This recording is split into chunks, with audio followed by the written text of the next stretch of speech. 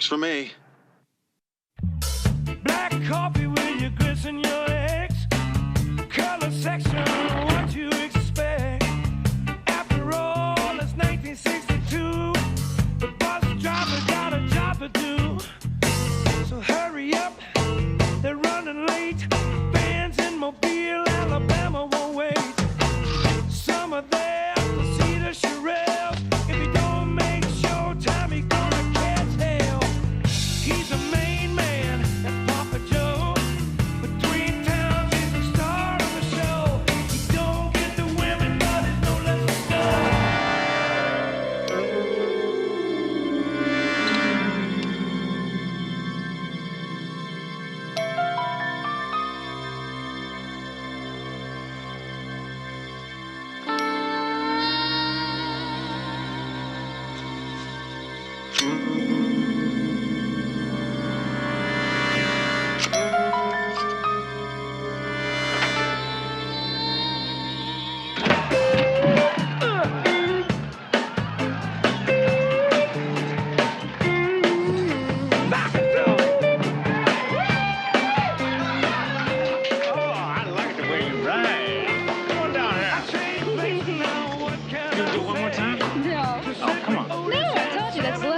Jesse. For me. No. I gotta work tomorrow, remember? See ya.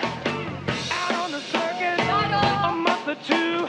Very well singing the one who really loves you.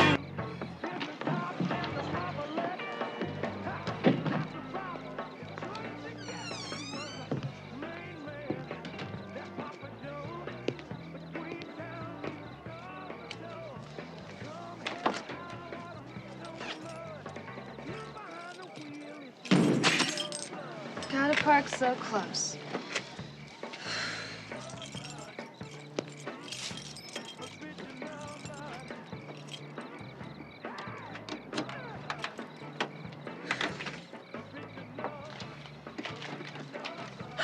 Oh, Jesse, you scared the pants off me. Well, that's one way to do it. I thought you might need some help getting home. No. Really, Jesse, I do have to get up early tomorrow morning. Well, I'd be gone by early tomorrow. But, either way, you drive safe. Thanks.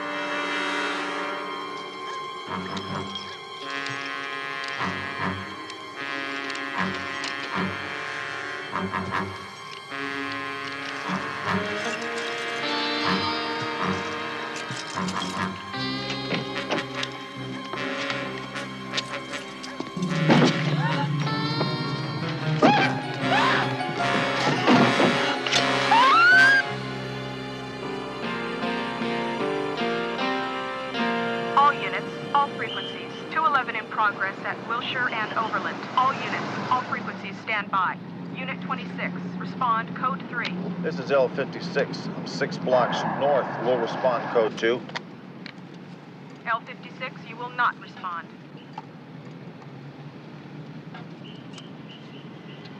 That's the second call you won't let me roll on. What am I doing out here, chasing gumball bandits? L56, meet me on TAC 2. Go have lunch, Hunter. Don't aggravate the situation. Captain Kane never liked you. Now that he's been demoted from the chief's staff to division command, he's been chewing on everyone. Go meet Tony for lunch. I don't think this Ferrari Kane's got me driving's gonna make it. It's good enough to get you where you have to go. Only thing this thing is good for is a deep sea anchor. There's got to be 100 regulations against Kane doing this to me. You'll get a new car and a new partner as soon as the shooting review board comes back with the rating. For now, stay out of trouble. Don't crack up any more police vehicles. There's nothing left of this crate to crack up. L56 out.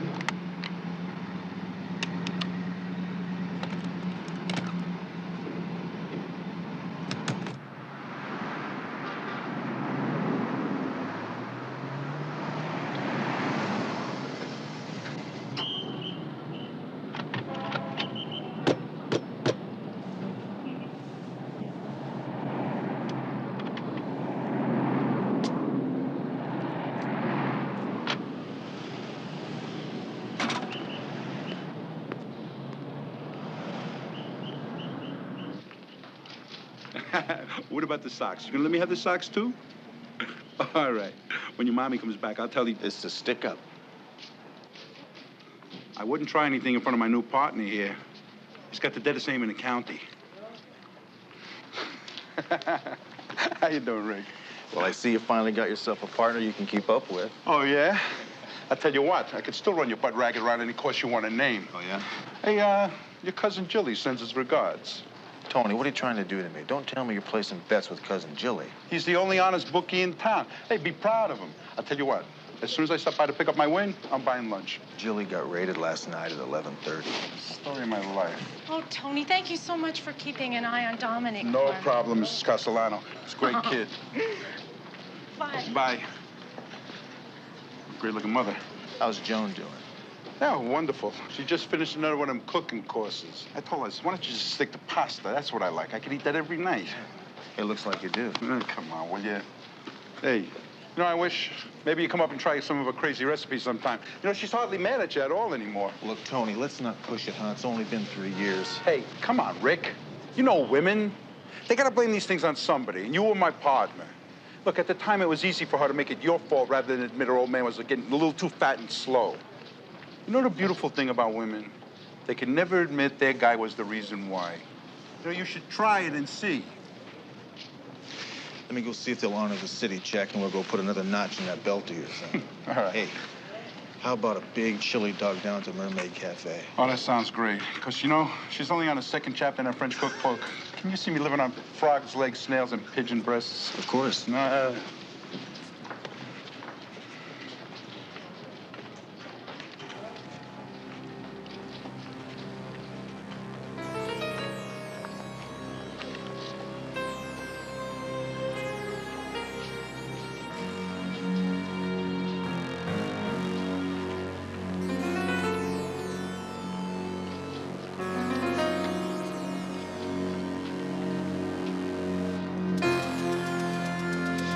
Excuse me.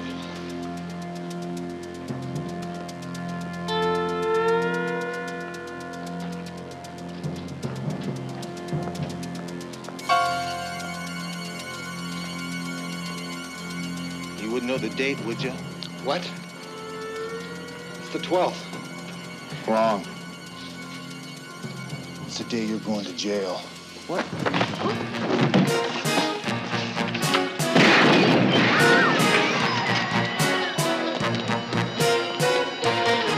Take this guy. I'm getting the other one. Get out of here, man! Joey and Cookie ain't it!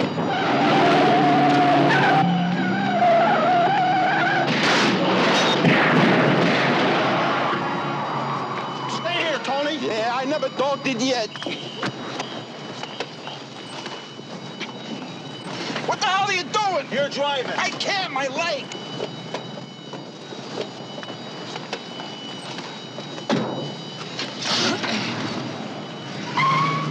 the air, Fatso. L56, we're in pursuit of a gray Chevy Nova. License 1, Charlie, Adam, Nora, 496. 2 male suspects armed and dangerous. We're code 3, southbound on. And what do we do now, Abbott?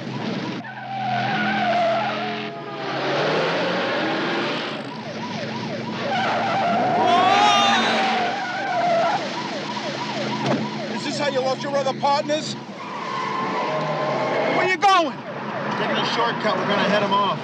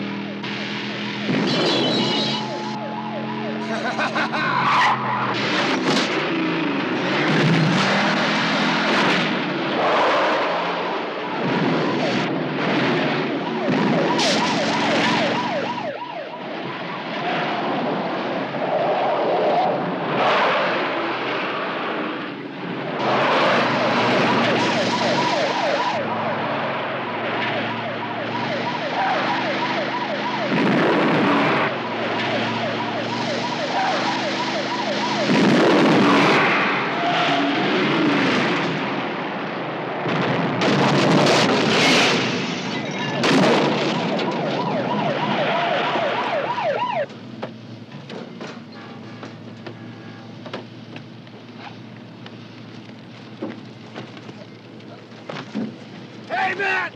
Hey! You're crazy!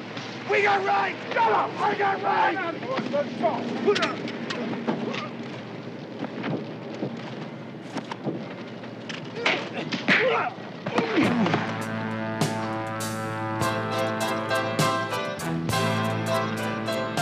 You have the right to remain silent. If you give up that right to remain silent, anything you say will be used against you in a court of law.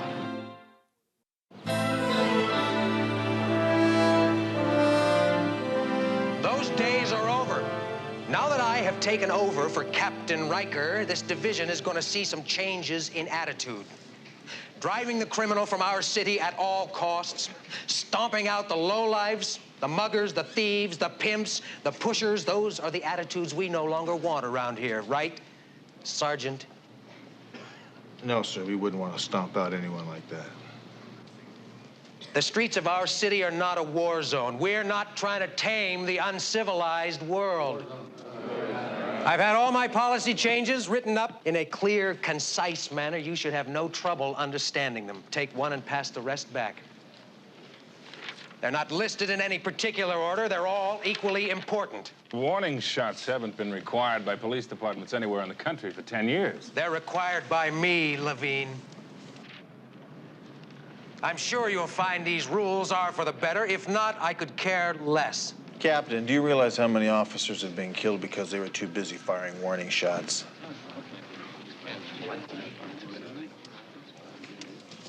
That memo is the 10 Commandments. Miranda's will be read from a printed card.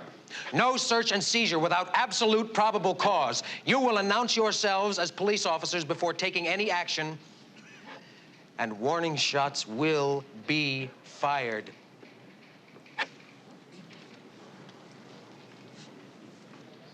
Another important item that I shall be instituting is full psychiatric profiles of all officers to be updated on a biannual basis.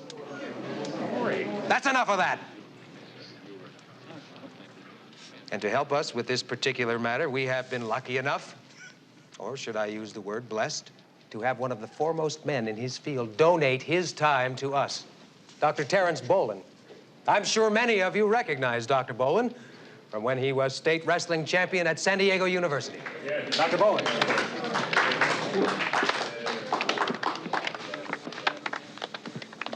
Gentlemen and ladies, there is no cause for alarm here. The mind is a part of the body. Like any other part of the body, it gets used and it gets abused. Oh. It goes wherever the rest of the body goes. The arms, the legs, the teeth.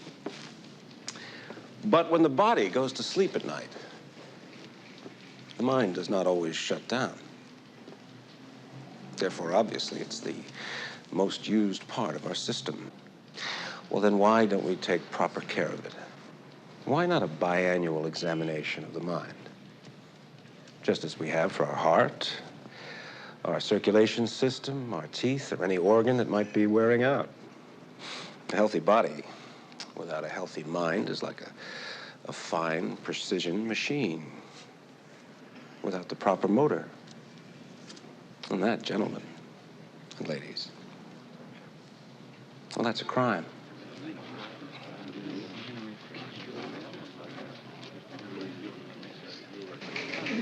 Hey, Rick, thanks for sticking up for us.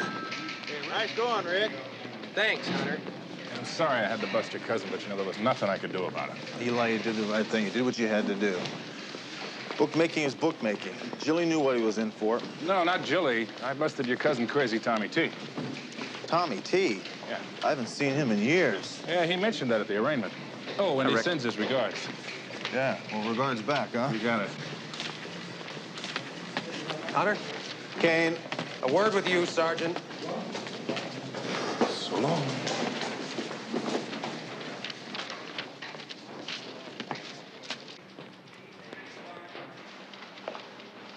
Dr. Boland, this is Sergeant Hunter. My biggest migraine. Oh, yes, Sergeant Hunter. I've read your file repeatedly. It makes for highly entertaining reading. I'm looking forward to our first session together. Well, I'll try to find some time. Your time is made when Dr. Boland requests it, Hunter. The sooner the better. Shall we say Friday at 11? I can't wait to hear what it must be like being a police officer, having been raised by a father who was as prominent in the underworld as yours was. It must have been very traumatic for the both of you when you told him you were joining the force. My father was in the front row on the day I graduated from the academy. Don't we all remember that? And now that you've heard that, Dr. Boland, maybe we can skip Friday's session. Be there, Hunter.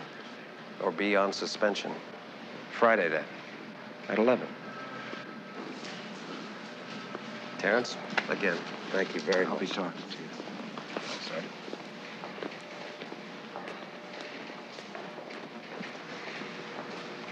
Captain, it's obvious you and I don't like each other very much, so why don't we just try to stay out of each other's target range?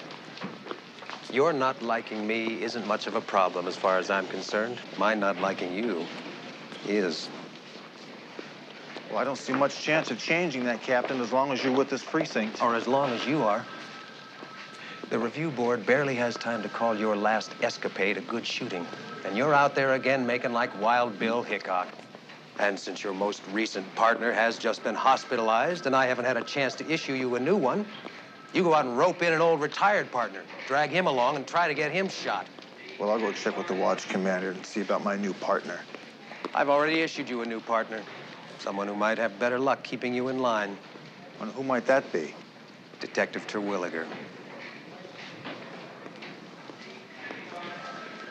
Bernie Terwilliger. Look, Captain, the department gives me a say-so in who I'm partnered with. If the other person agrees.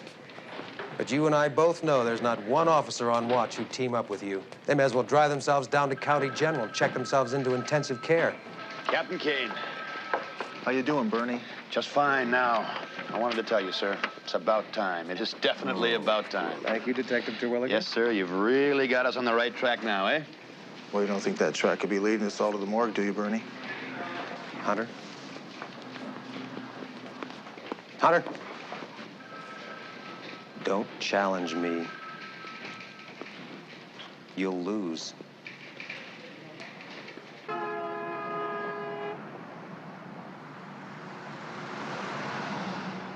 L56, where are you? I'm at 5th and Los Angeles. Bernie Terwilliger is looking all over for you. Where are you going? I'm gonna pick up my new partner. Hey, you want to be my partner? What are you trying to do, mess up my action? I only need a few minutes. Whispering really sees me shooting the breeze with a cop. What do you think he's gonna do? Nothing, because Willie's leaving. damn it.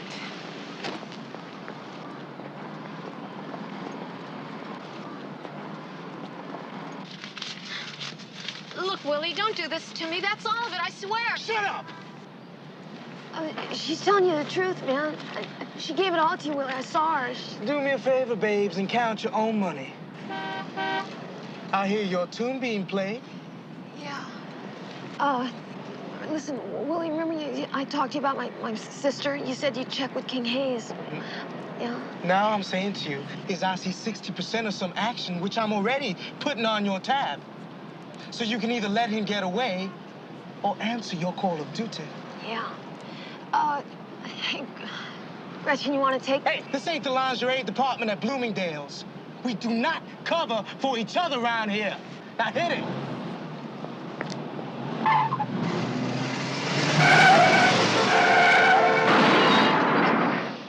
You stupid idiot! Willie! Hunter!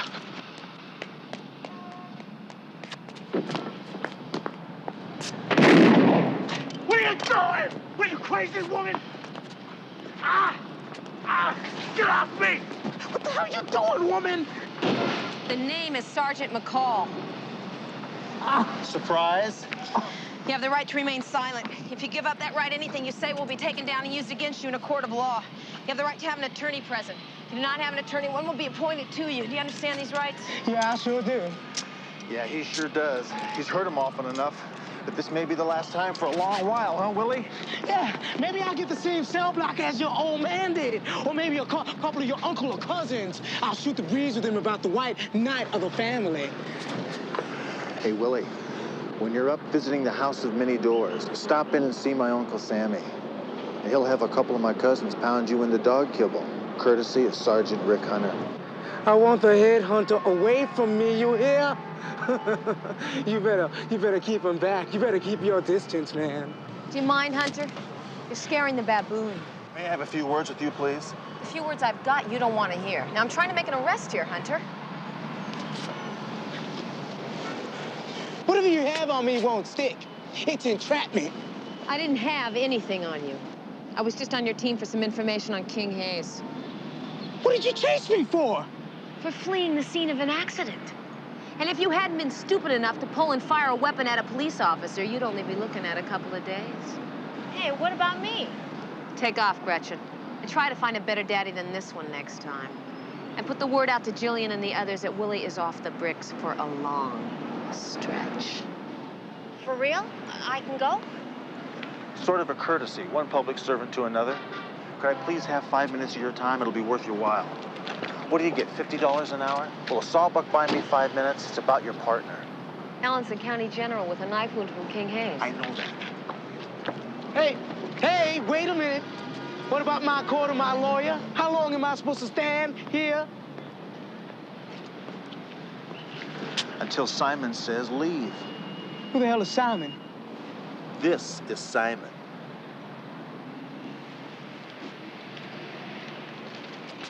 You be my new partner?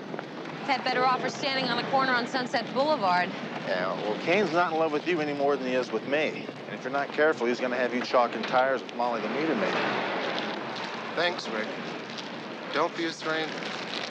Look, no matter what partners they give us, you and I could get killed trying to keep some greenhorn alive. Yeah, you and me? It's a marriage made in Disneyland. Not if we check in and check off a watch together. We do roll call, hit the streets, and go our separate ways. We regroup for EOW to sign each other's reports. After watch, we're on our own again. Beats getting a couple of partners we're going to have to visit in intensive care. Yeah, my florist bills are starting to look like the national debt. Well, you've got a real strange sense of humor. Comes with the territory. You need it to make it out there. And you also need it to dress like that. I'll dress any way I have to take down a toilet like King Hayes. A lot of people tried to nail him, and no one's even come close. He's got a sixth sense about it. He can smell undercover cops. Yeah. And there's only one person on this whole damn force who looks less like a cop than you.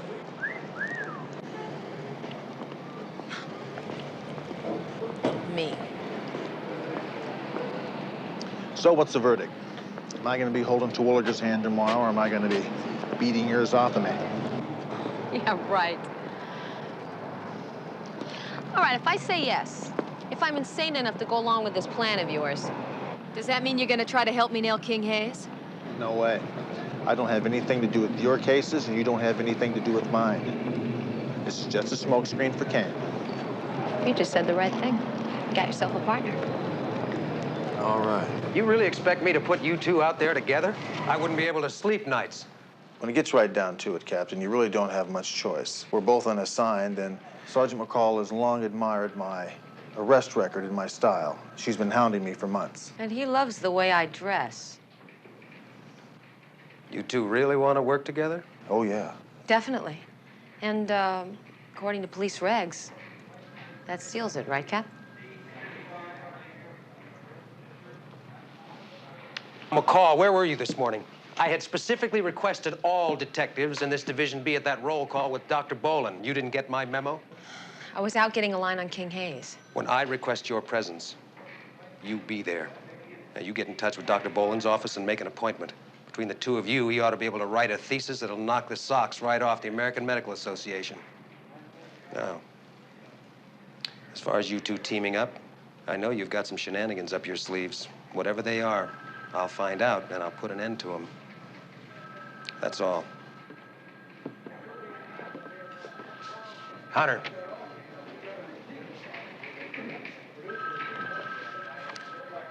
I see you've requisitioned another vehicle from the motor pool. Yeah. The one I had was kind of temporary anyway. It had a couple things wrong with it. Some dings and scratches. Windshield blown out, right side door bashed in, hood riddled with shotgun pellets. That's the one. And believe me, Captain, it wasn't in much better shape when it was first assigned to me. And somehow I think you knew that. Hunter, it was an available car. I assigned it to you. You wouldn't want me to play favorites, would you? Oh, that's something I'm deathly afraid of, Captain. Yes, sir. I'll see to it you're assigned another one.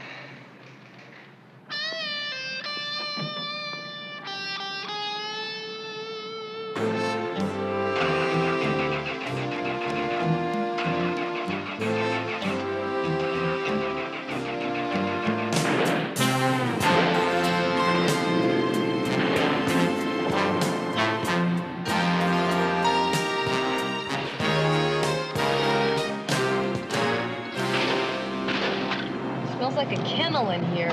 This car was assigned to Vice. Canine Patrol. Who'd they cart around in here? The hounds of the Baskervilles? That was Goliath. He was a dope sniffer. Unfortunately, he found a bag of stash and ate it before his handlers could stop him. Goliath went bonkers. Wouldn't let anybody in and wouldn't let Officer Culligan out for 10 hours. Hope he's all right. Goliath pulled through and returned to active duty. Culligan's on extended medical leave. What'd you do to Kane? I was born. That would do it. Do you mind? What are you doing? Don't you carry any backups?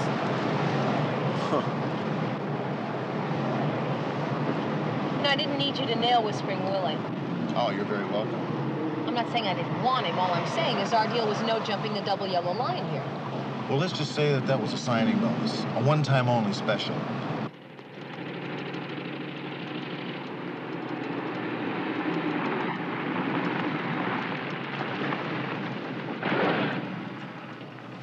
Hey, buddy, your car stinks. Why don't you just shoot this thing and put it out of its misery? Attention, any West Side unit. A possible 187 at 2100 block, Hancock and Lexington. See Adam 23 at location. This is L56. We'll respond. I am 3 blocks from Lexington and Hancock. You're 3 miles away. Well, that's a professional adjustment. I am rolling on 187 West Side. Out. L56, roger.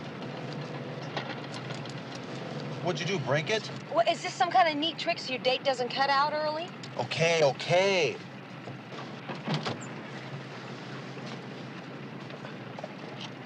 Would you just shut the door so I can roll on this murder call? Thank you.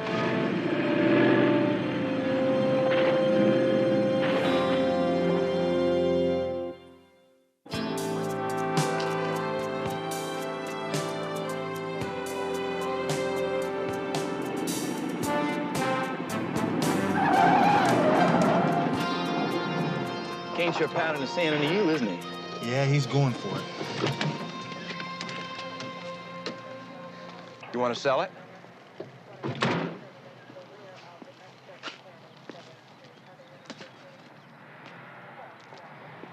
So, when she didn't show up for work this morning, they called. There was no answer, so they figured she was on her way in and gave it an hour. And then finally, they sent a company messenger out to see if she was okay.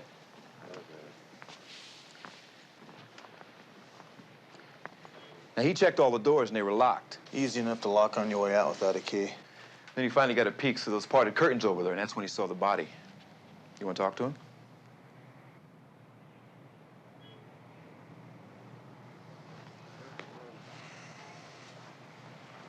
What do you think? Well, he's just a kid who works in her office. He's been pretty broke up since I got here, and I think it's legit. Get a number where he can be reached and send him home. Yes, sir.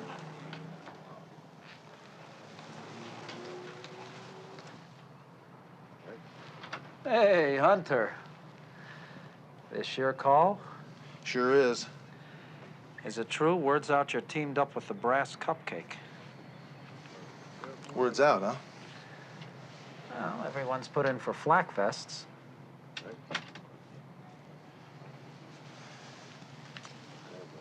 Hey, Petrocelli.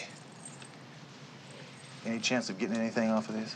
I'm gonna take them, okay? And I'll leave you a quarter where they're lying.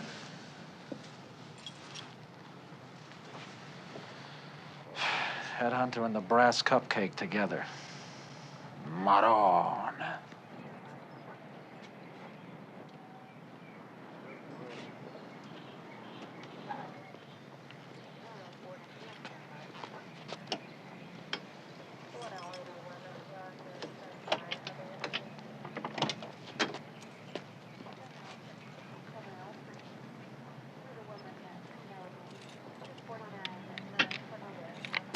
It might be madness, or it might be love. One sleight of your hand, I lose what I was thinking of. I think of oceans. I think you could find a better time to broaden your musical spectrum, Sergeant. What are you doing here, Captain? I heard you Roger the call on my way in, and I just had to stop by and watch Bonnie and Clyde in action. I was right. I couldn't sleep last night. Well, there are some things here to lose some sleep over, Captain. This homicide's like the one last week. Blonde, single woman, about 30, 35. Looks like she's had her throat cut. Hold it. Hold it, Sergeant. Let's not jump the gun here and cause a citywide panic by thinking we have a repeat killer on the loose. Well, there are some obvious similarities, Captain. The only obvious thing around here, Sergeant, is the absence of your partner. My partner? Yes, your partner. Sergeant Dee Dee McCall. About 5'6", dark hair, better looking than you, but after that, not all that much difference. Where is she? Well, she had some personal matters to attend to. I'll fill her in on the case. You don't have a case, Sergeant. Well, the first officer on the scene always gets the case, Captain. First unit on the scene, Sergeant. And since your unit consists of you and McCall, and only one half of you is here, well, your unit is not the first on the scene. Detective Terwilligers is. Good morning, Bernie. Well, sir, what do we have? A murder, Terwilliger. When somebody gets their throat cut, we call that a murder. One moment. Officer Tremaine, is it? Yes, sir. What are you doing? Well, I'm letting Mr. Peterson go. Sergeant Hunter says... Sergeant Hunter is not in charge of this case. Bernie, the guy was just sent down here to see why she was late for work. I will decide who should or should not leave the scene of this crime. Come along, son.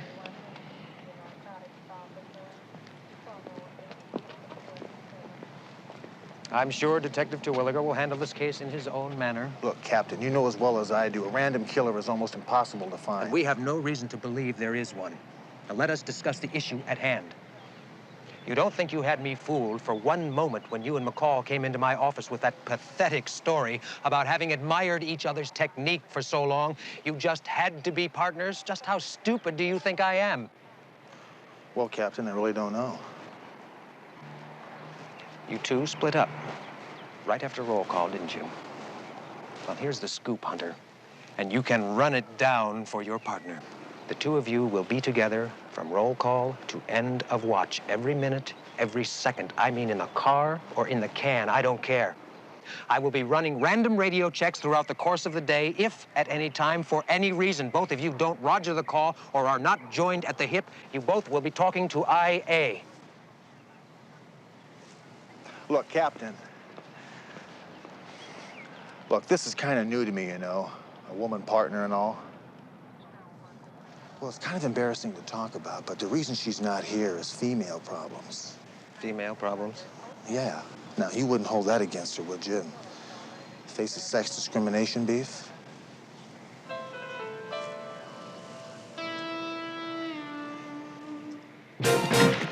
Look, King, I was just trying to say that you... Don't say nothing, woman. You don't twitch. You don't even take air up your nose unless the king says you can. You and me, woman? We gonna talk, huh? You ain't gonna like what I got to say. Please, King, I thought she was good merchandise. That's why I brought her to you. Hey, am I missing something here? You don't get paid to think.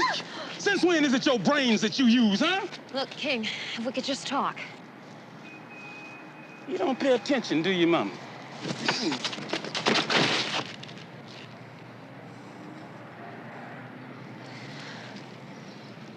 You like to hit women, don't you, King? Oh, well, no, that's not all I like to do to them. Is it, baby? Huh? Go ahead on. Tell this child what I do when I really get mad.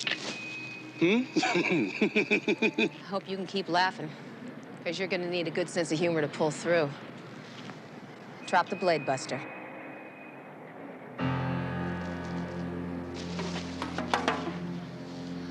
Unless you want this lady all over the beach, you toss away your piece, honey.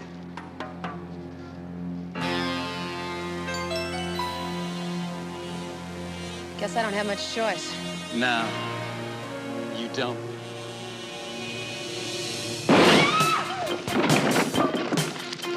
Oh, police! You shot me! Woman, you are crazy! You are verifiable, you know? Take it easy!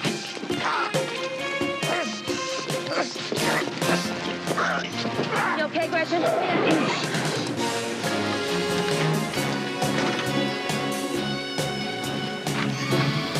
You want this guy? That would be nice.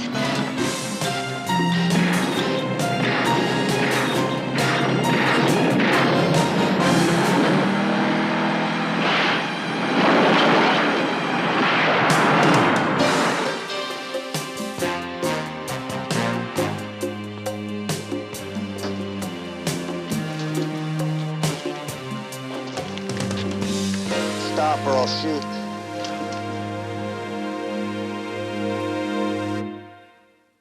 Female problems? You told Kane I had what? Well, I was a little underwater there and I had to think of something fast. But I also threatened Kane with a sex discrimination suit in your behalf. You know, for someone I wasn't supposed to see more than 2 hours a day, this is not turning out as we discussed. Or hadn't you noticed? Kane's gonna have our tails in the sling if we don't work this thing the way we sold it. So you and I are gonna work on that homicide together. I thought Kane assigned the boy Wonder to that case. Bernie Terwilliger couldn't catch the measles if a bottle of the virus was broken on his head. And I was the first detective on that call. Come on, Hunter, what's really pulling your chain? We could wind up hip deep in dead blondes before Kane admits we've got a random killer on our hands. We've got 2 dead blondes on 2 consecutive Wednesdays. That means every Wednesday night we're gonna have a dead body on our hands. You were on the Parkside Strangler case. The department just came up empty. He dropped out of sight, didn't he? Yeah, well, I'm not gonna lose this one. The chances of catching a random killer are slim to none. There were 50 men on that task force, Hunter. But you take it personally. Well, to stop something like this, you do have to take it personally.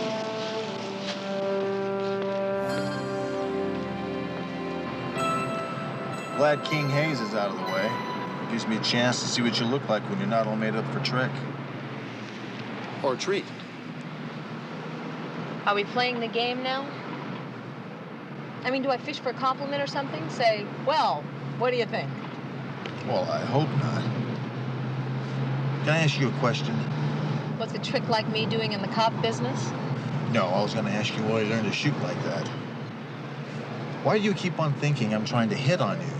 Because that's what I've been used to. And every partner I've been stuck with has hit on me. Except you.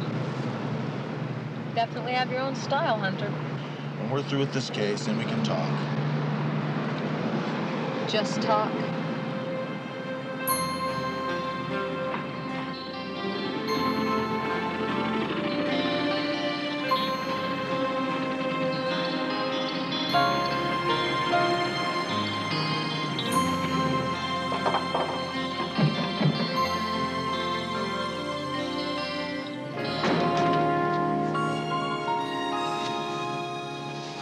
This is where Marge Harmon lived.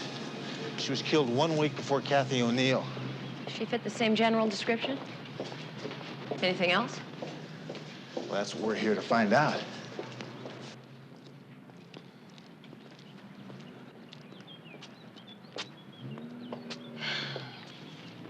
Well, that takes care of that. I don't think Kane is going to give us permission since he doesn't want us on this case in the first place. We don't need permission. Oh, I forgot. You have to be able to read to know what that says. Do not cross. Police investigation. And I'll be damned if that's not who we are. Hunter, you're going to get suspended. Us. We're partners, remember? Come on, open the door. What? Well, I heard you were good with locks. Come on, open the door. Oh, you did, huh? Well, some women get stories told about it. But come on, get your bobby pin out and open the door. Yeah, a bobby pin, right. What is that, standard police issue?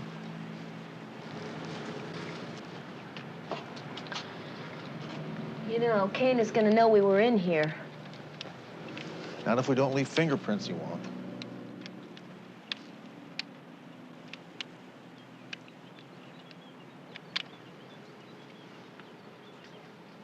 Well, can't you crack it?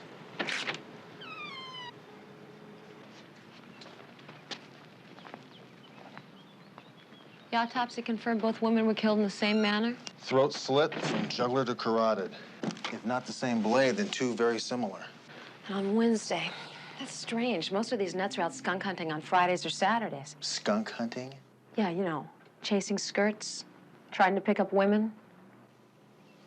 Right. So why Wednesday? Who knows with nuts? Maybe it was his mother's birthday. Maybe it was the day he failed his 10th grade math exam. Wednesday. Not a single connection between the two girls? They don't frequent the same places, have any mutual acquaintances? Except one.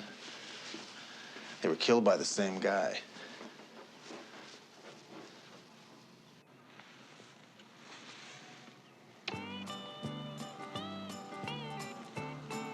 Marge Harmon was in the country and western. I also checked the radio in Kathy O'Neill's car.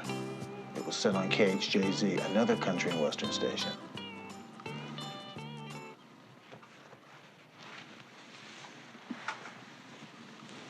Looks like we got ourselves a real rodeo rider here. And maybe a regular at a place called the Black Stallion. How many country western places are in this town? Well, I usually only buy something like this at a place you party at a lot. The bartenders or management give them to you. It's a safe bet you spend a lot of time at this place.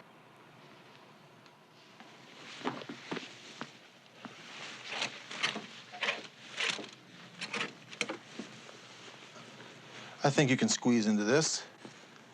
You got a blonde wig in your hooker's kit?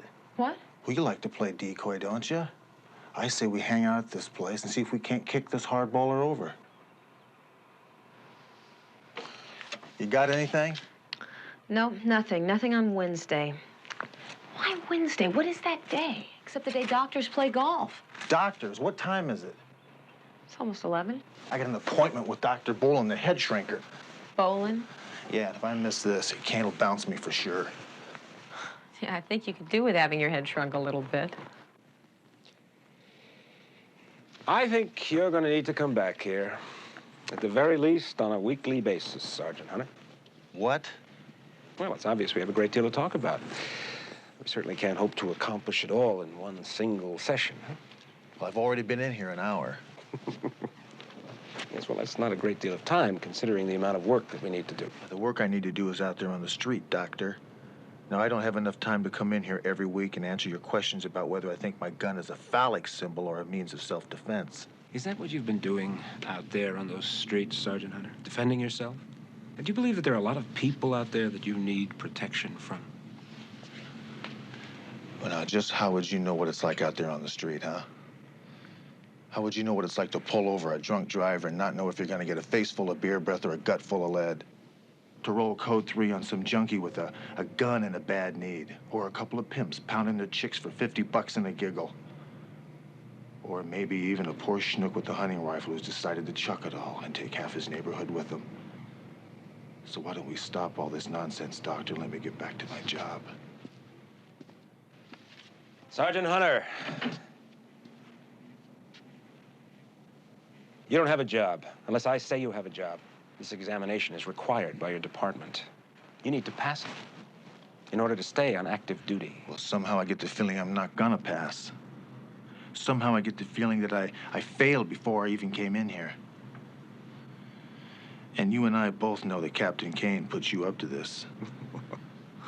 That sounds like paranoid tendencies to me, Sergeant. Just perceptive ones. It's not gonna be easy to run me off the force, Doctor. Yes, that's true. Unfortunately, I can't do it based on a single examination. The city requires me to review the patient on at least 3 separate occasions. But after that, with your case history? My case history is just fine. For a man who likes to use his weapon. The review board has never called one of my shootings bad yet. Tell me, Sergeant Hunter, do you enjoy playing judge, jury, and executioner? Do you?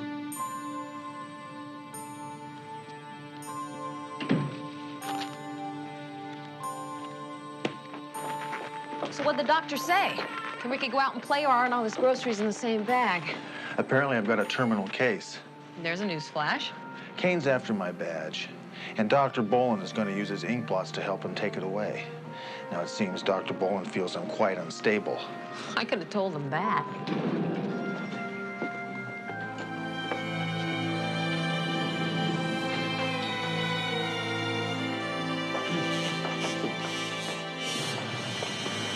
Bolin hit a raw nerve?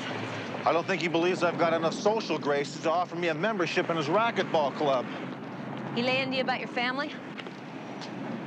Putting on a badge and strapping on a 6-shooter to go out there and make amends for what your father and his brothers did for a living? Well, I didn't let him get far enough to make that judgment.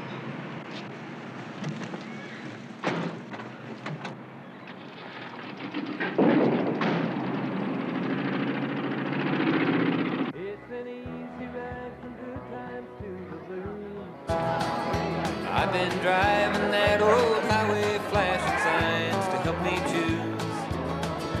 Well, I know I've done you wrong. It didn't take me long. It's an easy ride from good times to the blues. Driving 99 and making time, hauling for the red ball line. 100,000 hours behind the wheel. With a little smile from you, my rig is running true. It took me 50 nights alone to make me feel. It's an easy ride from good times to the blues. I've been driving that old highway, flashing signs to help me choose. Well, I know I've done you wrong. It didn't take me long. It's an 11:30, cowboy. Well, my watch says 11. 11:30 is what time I get off. That is what you were wondering, wasn't it? Well, I'd like nothing better than to wait on you, precious, but I got an old lady at home, meaner than a hound dog with an itch. Excuse me? My wheels call your name. San Antonio summer love, how could it be?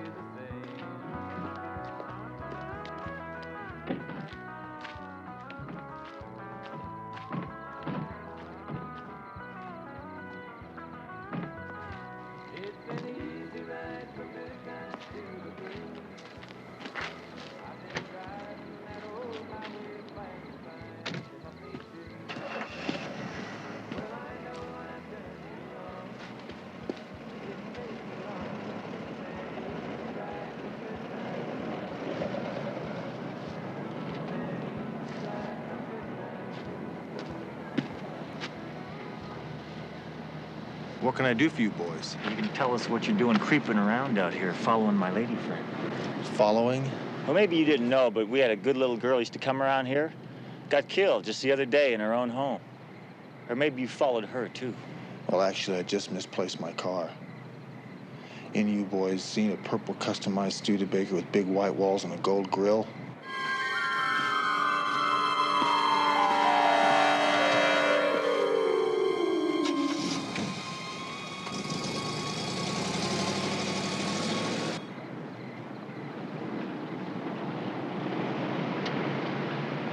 Well, I'll be damned. Right here, right here.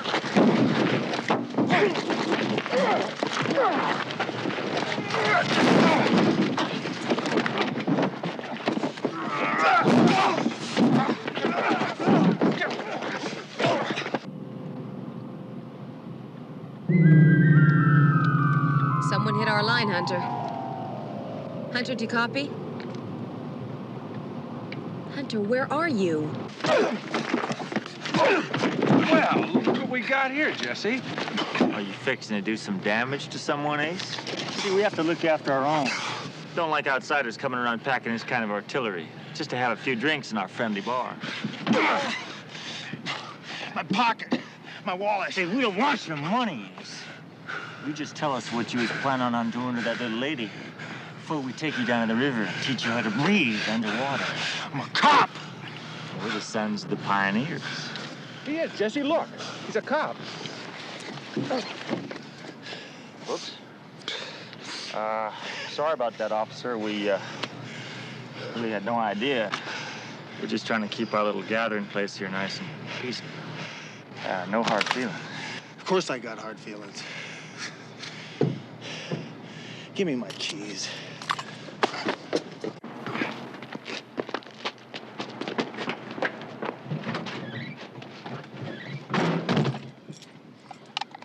McCall, you got somebody on your tail. McCall! McCall!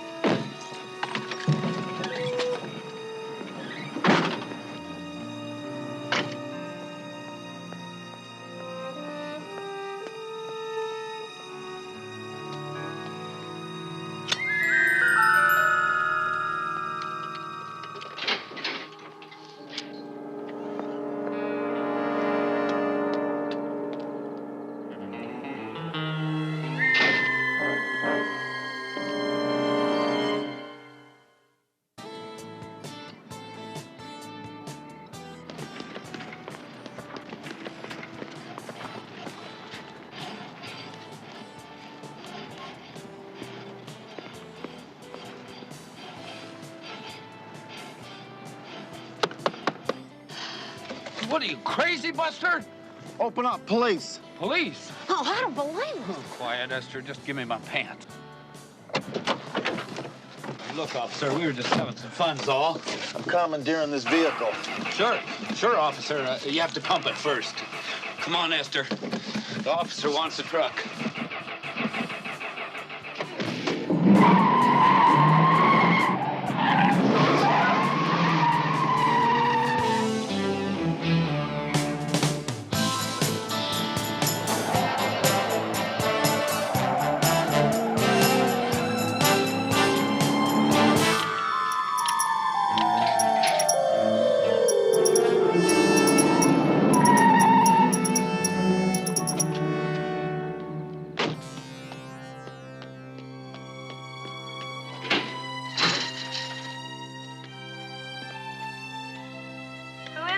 Yeah, what is it? Who's there? Can I help you?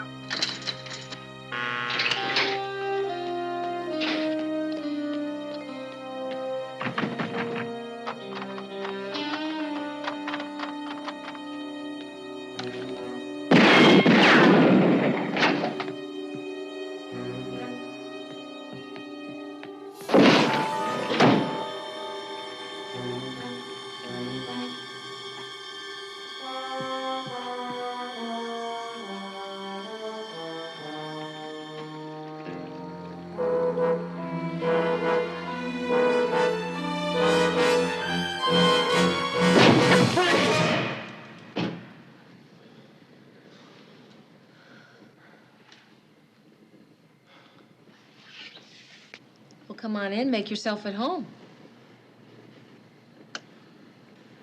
A water pistol? Where do you keep it?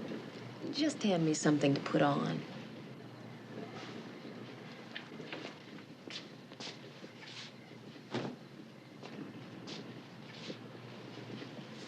Thank you.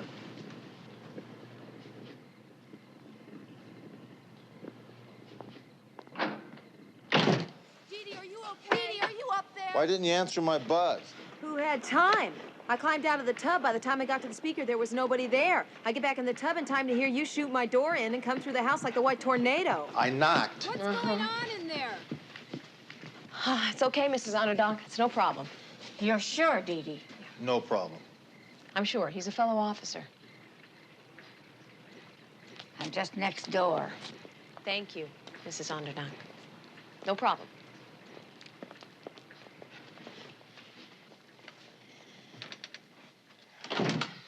You were saying? I saw the Bronco follow you home. Oh, no shucks, Sherlock. The one time I really need backup and you make like Houdini and vanish. Well, I'm sorry, but I ran into a couple of your pals. Some good old boys who didn't want me messing with little old Pumpkin. Well, they intercepted me before I had a chance to follow the Bronco, which is gone. That could have just been some guy who was turned on enough to follow me home. Maybe try to get up the nerve to talk to me. Or it could have been our boy, following his usual M.O., hang out at a country western place, pick a target, follow her home, and wait for Wednesday night. The night when he gets his motor up to speed for some reason. So we managed to snag something in our net. That's good. Did you get a look at the guy behind the wheel? Couldn't. It was too dark. Yeah, well, I did. I recognized him, too. It was Dr. Bolin. Our Dr. Bolin? The department shrink? Yeah, it was him. It was Bolin. I'd swear it. In court? It was Bolin. Why? Because he's a nut. Look, if the guy killing these women was a cab driver or a plumber, we'd say he was doing it because he's a lunatic, right? Yeah. Well, just because our suspect's a shrink, we think he needs a better reason. Would you be willing to take this to Kane? I'd have a better chance convincing him of the Easter Bunny.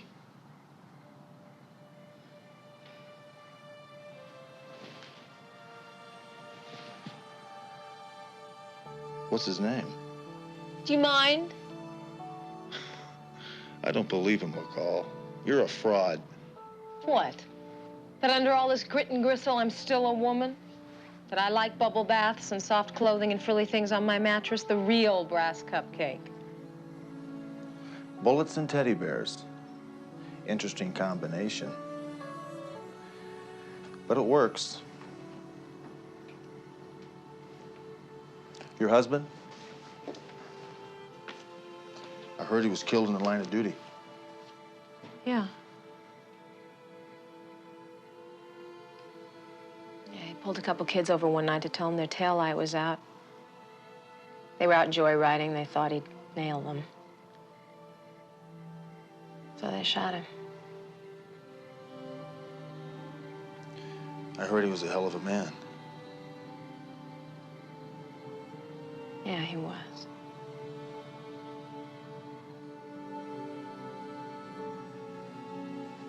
So what about you, Hunter? Where's your other side? What is it you go home to when you hang up your gun at night? This is it. Bull. Couldn't be. You wouldn't still be making it. The only way to stay tough out there is to have some place where you can drop your guard, take the load off. Well, I've never had a chance to find that place. To everyone on the force, I'm a cop who's a mobster's son. And to everybody in the underworld, I'm a mobster's son who's a cop. This is all I know. You know, Steve used to say you can't keep this up for too long. Being a policeman's one of the highest stress jobs there is. And the race drivers used to say, when you see the road move, it was time to quit. Yeah, I'm afraid of that day.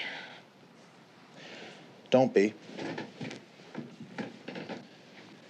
People like you and I never see it until it's too late, Dee Dee. And then we just hit the wall.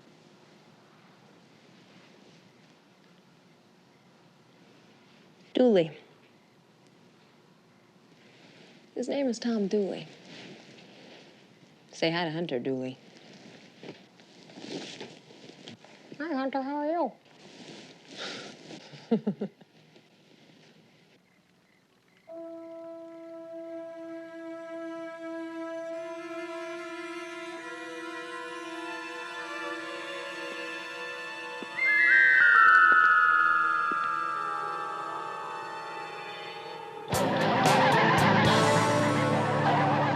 Bolin is our man, then what's our next move? I don't know. There you go. Well, my first order of business is to get you to pull over. You're a terrible driver. I'm a terrific driver. And how can somebody who's walked away from so many high-speed chases and car wrecks be afraid in a car? I'm afraid to be a passenger. I think it has something to do with not being in control of the situation. Oh, well, maybe you can discuss that with Bolin at your next session. Well, where are we going? You said there was a place you like to go to work out your problems. I do. I like to go to the source.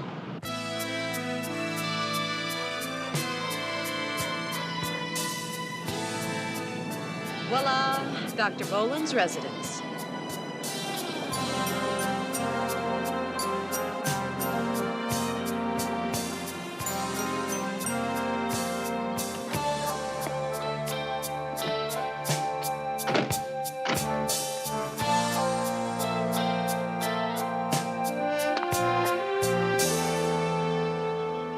He's not home, huh? Yeah. How'd you know I'd check? Well, you don't mind me looking like a fool, but you sure don't want to.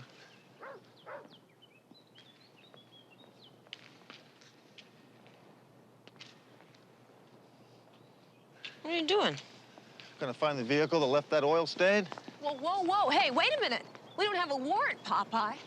It's in violation of Safety Code 977B for a vehicle to leak flammable fluids. It's our duty to find that vehicle and issue a summons.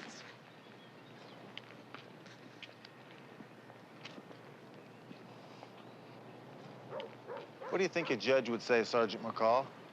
An open garage, an exterior, or an interior? Well, with the door open like that, it is a three-sided structure. It's like a carport, which would make it an exterior. That's what I thought.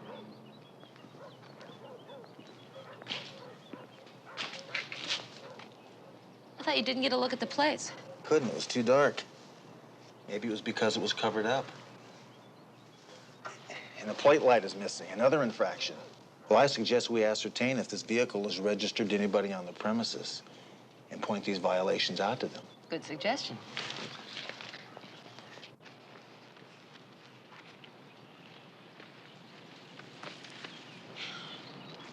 I gotta be honest with you, Hunter, this is shaky PC. I only want to find something that tells me Bolin's our guy. And if I'm right about Dr. Doolittle, we won't use anything we find here.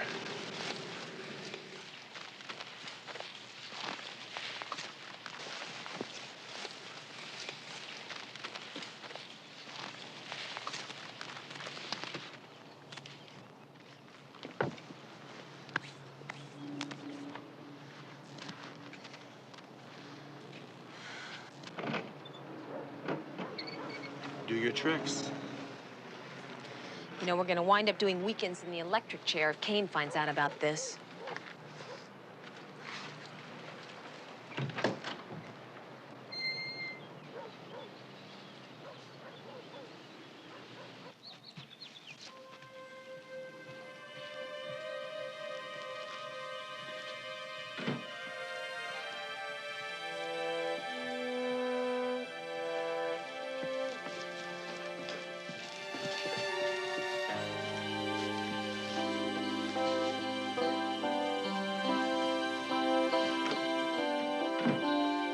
Check his drawers. I beg your pardon? Don't you want to ask me something? What? Why I'm doing this with you? Because no matter what kind of a clod you think I am, you know I don't make mistakes. Gotcha. And we got him.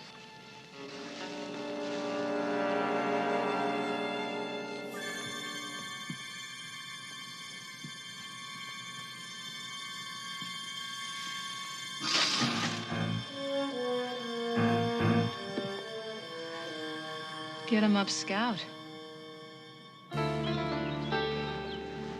I'll drive. No, you won't. What would I tell you? Yeah, okay. So this guy likes to dress up like Hoot Gibson and frequent C&W bars on his nights off. He even drives a Bronco, which we can't ID. I mean, that still doesn't prove he's a killer. So where do we go from here, Batman? Tomorrow night's Wednesday. You put on that little blonde wig of yours, and when he comes around to show you his brand of fun, we nail his hide. Let's do it. Works for me.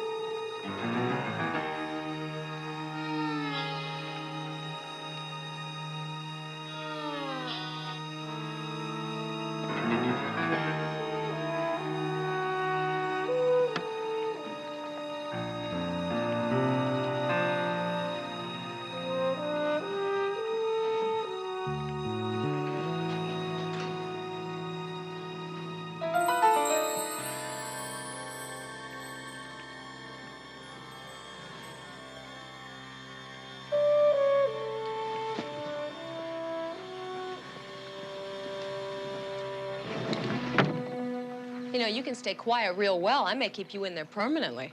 Oh, will you look at what you're doing to my red dress? And will you watch my shoes, please? Did you buy those, or did they jump out from an alley at you? Will you just get out there and get attacked like you're supposed to? Oh, well, we finally know the woman's place around here. Hey, don't put down my end. I'm in here smelling mothballs for the last 2 hours. Think you made a mistake? Maybe the guy's not coming. Maybe I've been using the wrong bait. Here, try traipsing around in this. Do you mind? Keep your hands off my stuff. And if you want to use a different bait next time, you'll get no argument from me. Oh, that'll be a first.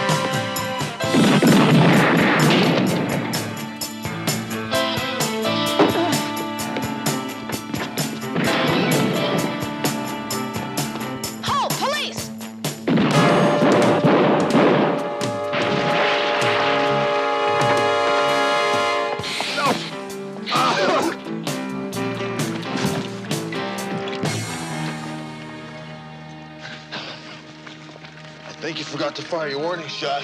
Wait for my backup call next time. You got a crazy lady for a neighbor, you know that? Party's over, Bolin. Well, looks like the doctor doesn't make house calls.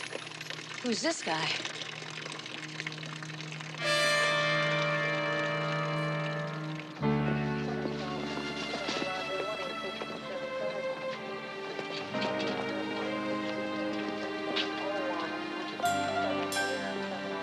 Let me know as soon as you get an ID. That may be sooner than we think. May have a record. I'm not sure. He looks familiar. I just can't place where I've seen him before. Oh, that's terrific, Sergeant. Less than 1 week together, you're beginning to sound just like your partner. You just shot a man, and you think you've seen him before. Well, you ought to get to know all of your attackers on a first-name basis. Don't get wise with me, Hunter. You're already working without a net. Now, what you two are doing running decoy on the O'Neill and Harmon cases is a matter we'll take up in my office tomorrow.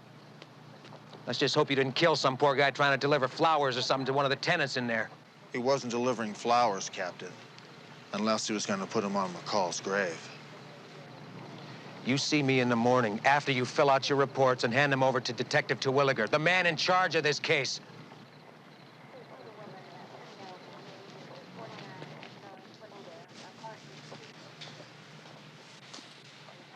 Guess we were wrong about Bolin. Yeah, we weren't wrong. Oh, Hunter, what's with you? If Bolin's our man, then who's this guy who attacked me tonight? Just another freak? It's too big a coincidence. Yeah, well, so is the fact that Bolin was at that club the other night and followed you home. Maybe Kane had him follow us to find out what we were doing on our own time. Put together one of his psychiatric profiles so he could wrap us up in newspaper, toss us out with the trash. And somebody else entirely new comes along and tries to kill you? Nah, no way. Maybe Bolin found out who you were. How? Ran your plates, checked with the building manager, realized it was a setup, and sent in a substitute. Maybe when we run a make on the dead guy, we'll find out something. You really don't think we messed up, do you? Oh, we messed up, but we weren't wrong.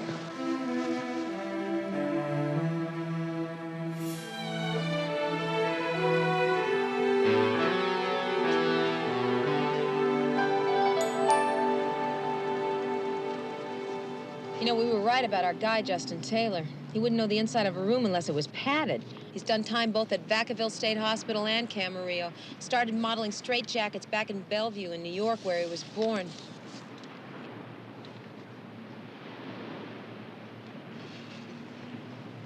What is that? That is a chili dog with the works.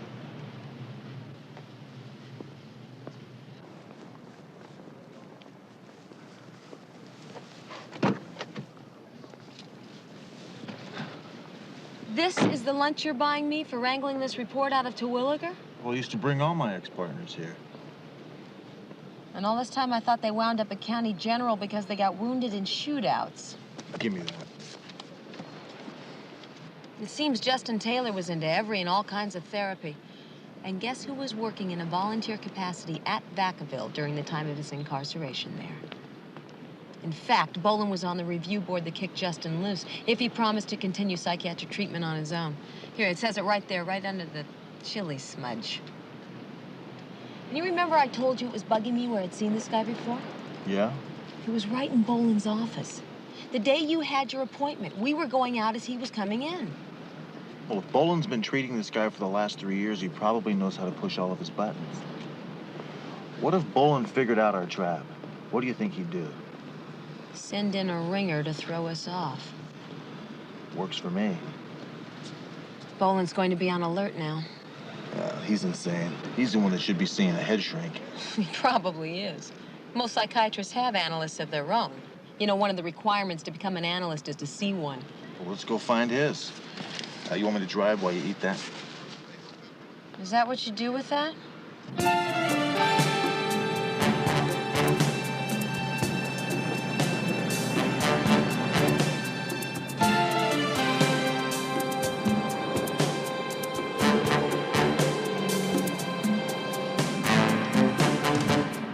Hey, Hunter, we're being followed. What? Hold on.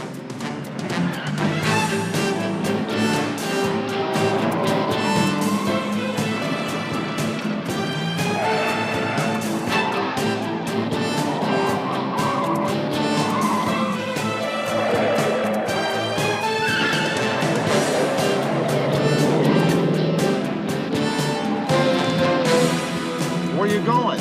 I'm gonna circle back to the pier and cut him off. Well, take it easy, Way. I want to get back there in one piece. Just eat your hot dog.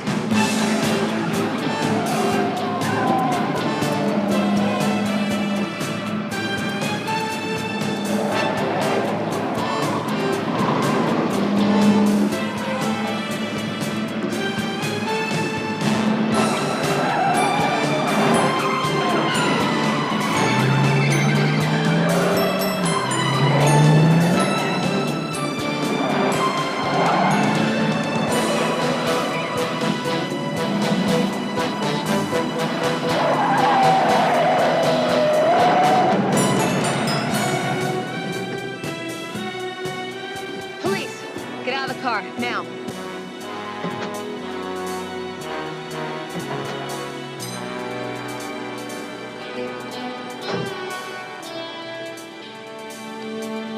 Well, excuse me, haven't you finished your lunch yet?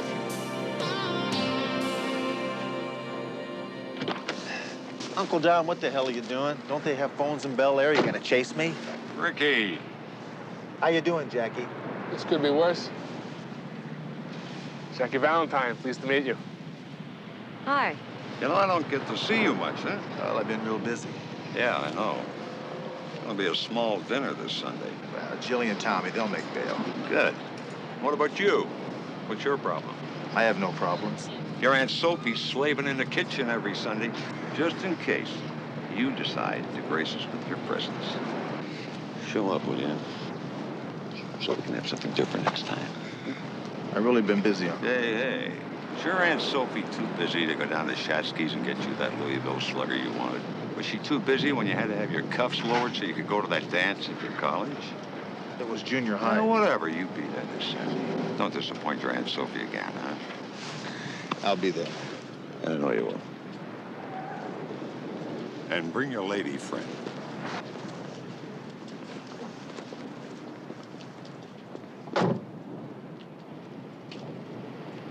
You always get invited to family gatherings like that? Beats a simple telephone call, doesn't it?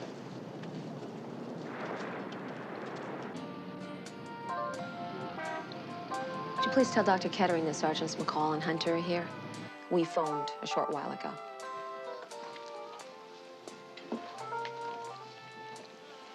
Pretty strange music for a doctor's waiting room, don't you think? Yeah, the doctor's into country western music, too. I'd sure like to know what the connection is between country western music and 30-year-old blue-eyed blondes. Hello, I'm Dr. Kettering. How may I help you?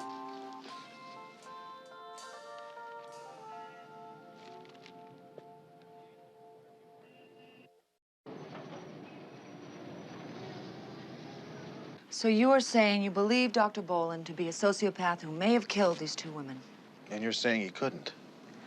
I'm saying as his doctor, I have certain ethical restrictions that I must deal with. Oh, well, that's nice, Doctor, but in the meantime, these girls just keep on dying, right? You have no evidence. Sometimes in police work, you have to operate on educated guesses, hunches. So how about it? Does Boland fit a sociopath's profile? Do you know much about sociopaths, Sergeant? Only that they have no emotions. That's right. None at all. They don't feel anything we feel. No love, no hate, no jealousy. They tend to be very, very smart. Often their IQs are somewhere in the genius range. They tend to be mathematical, usually very disciplined, often with good physiques. Finally, they are extremely charming, socially adept. They hide their illness very carefully, but when they are violent, they are killing machines with no remorse. Sounds like a fair description of Dr. Boland. In some ways, yes. Is that why you're treating him?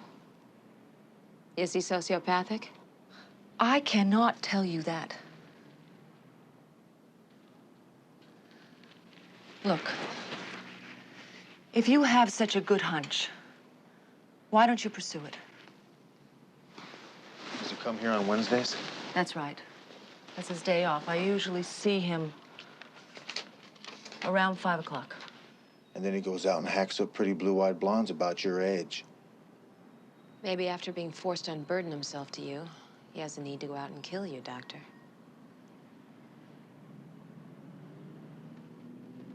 You people are practicing psychiatry without a license. It could work that way, couldn't it?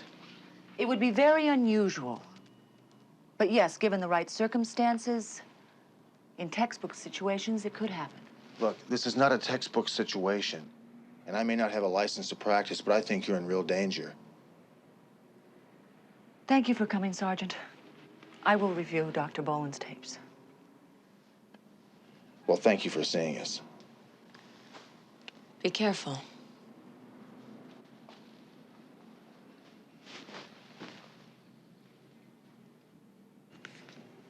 Stop chewing around the edges, Sergeant Hunter. You haven't come here for another session. What exactly do you want? I think I can speak freely to you, Doc. I mean, that's what this is all about, isn't it? Being able to talk about things? Talk away. Say whatever's on your mind. Kathy O'Neill's on my mind. One of the ladies who was murdered. Marge Harmon, the other dead woman, she's on my mind. Justin Taylor. You know Justin Taylor, don't you, Doc?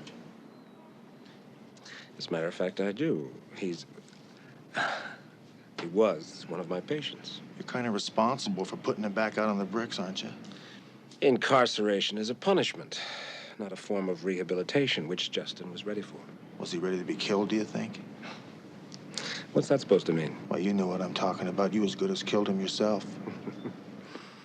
You mean I should take the responsibility for putting him out on the streets in his childhood, which led him to a life of crime, which in turn led him to being gunned down by some trigger-happy cop? I mean, sending him over there to kill Sergeant McCall when you realized it was a cop you followed home that night. You truly are a troubled person. Well, you should be the expert on mental disorders, being as screwed up as you are. You know, I had no trouble convincing your own shrink that I thought perhaps... My own shrink? Dr. Kettering. A lovely lady. Pretty, too. I like him like that. Tall, slender, blonde, blue-eyed. Sound like anybody you've come across in your travels, Terry? If I find out you've been harassing Dr. Kettering or any of my friends, I will personally call Captain Kane. And get me suspended for being unfit for active duty? Go ahead, that'll work for me just fine. You know, as a non-duty officer, I have 2 hours a day to work on your case. But once I'm on suspension, I'll have all the time I need to bust your butt. I'll be your worst nightmare. When you wake up in the morning, I'll be sitting on your front steps. And when you're driving into work, I'll be up there in your rearview mirror. And I'll be reading magazines out there in your waiting room and in the stall next to you when you go to the John. And on Wednesday nights when you're done with Dr. Kettering and you get that urge, the one you can't resist, to go out there and find your next innocent victim and purge yourself. When you really need it, when your every fiber is screaming out for it, but you know you can't. Because I'm gonna be right there. Shut up, shut up. Shut up. Shut up! Shut up! Shut up!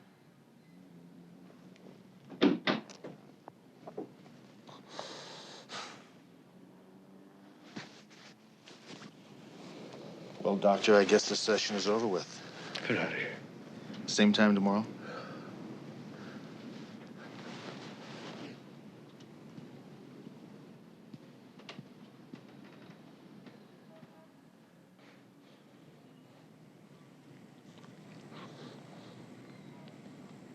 Get out of here.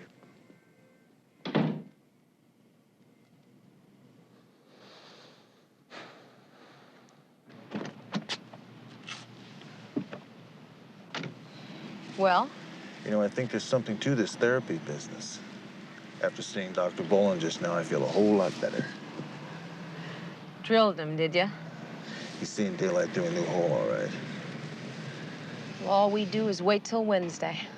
Then we sit on him from the moment he wakes up in the morning till he makes his move, and we have got him. Works for me.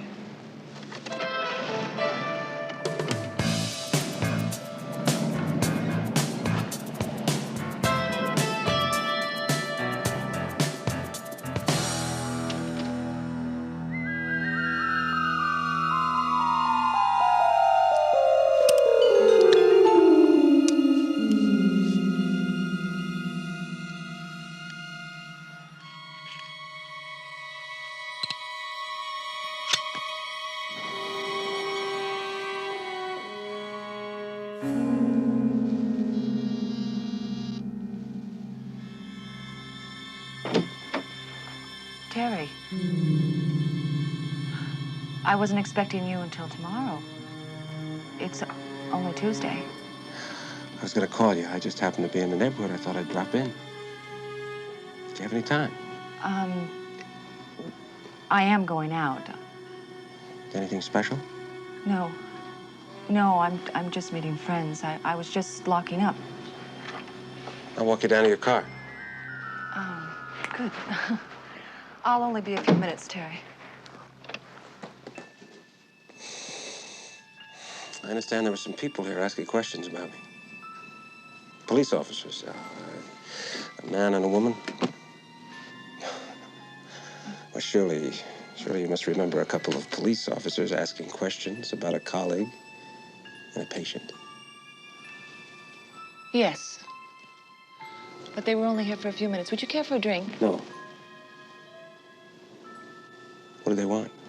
Well, I don't know, really. I just told them that I couldn't divulge anything that we've ever discussed, and that our dealings were strictly confidential. So you did tell them I was a patient? They already knew that, and you are. Yes. Sure you wouldn't like that drink now? I'm positive. Well, then, I'm going to have one.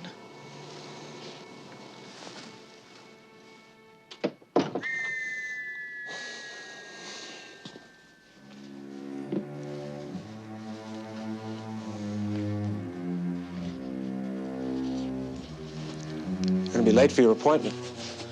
No, I won't.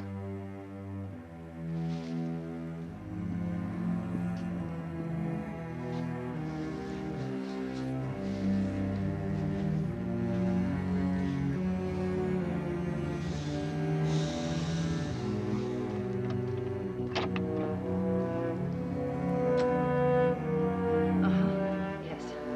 He's here right now. Uh-huh. He knows what we've talked about. He has a strange look. Yes. Yes, I do believe he is capable of killing me. As well I am. I'm afraid. Trick or treat. Yes, I'll try and keep him here as long as I can, but please hurry. Please. Back up. Turn around. Put your hands against the wall. Come on. Spread them.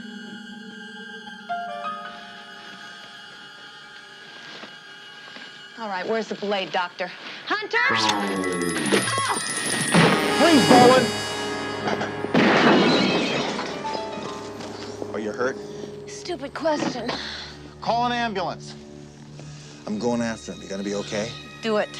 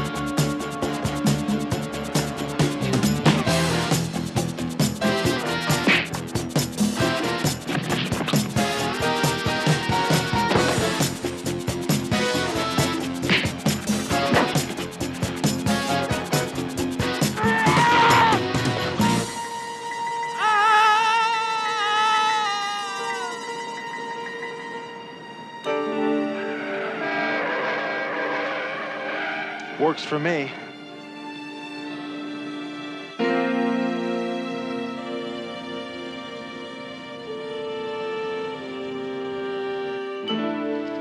Yay. About time. I got it. Oh, thanks. You know, this is stupid. I feel fine. I can walk. Well, I'm sorry. It's hospital regulations. Oh, I'll be right back. You know, this wasn't a fair deal, Hunter. Least you could have done was get shot or something. Well, maybe your next partner will be more considerate. This union is officially terminated, then? Unless I do most of the driving. McCall? I wanted to stop by and see how you were doing. Well, it was good of you to show up on the day she's leaving, Captain. I'm fine. Shoulder's just a little stiff, but it'll get worked out. And you can take your time getting back. When you do, you can remain desk-bound as long as you'd like before we get you a new partner. Well, she already has a partner, Captain, remember? Surely you're joking. No, I'm not joking. And my name isn't Shirley. Well, then, let's get a few things straight here. Oh, could you hand me my teddy, Captain? Don't think everything you two pulled is going to get washed out with the tide on this. You disobeyed direct orders from me and violated any number of policies listed on my memo. And caught a psychopathic murderer and probably cost you your guest membership to his Beverly Hills Country Club. I don't find that funny, Hunter. I kind of do. Just kind of, though. I don't know how tough it's going to get on you. You're going to be chasing gumball bandits, police and rock concerts, any garbage detail I can think of, and one slip, anything at all gets into the margins, I'll have both your badges. As long as you're in my division, Hunter, I want you to keep your nose clean and your gun holstered. Anybody suspicious in front of you, don't just cross the street. You go around the block and run to another neighborhood.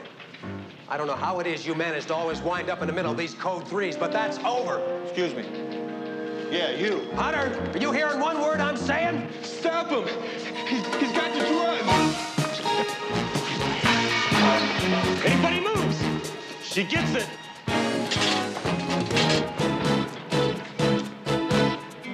Well, punk, you gonna go for it?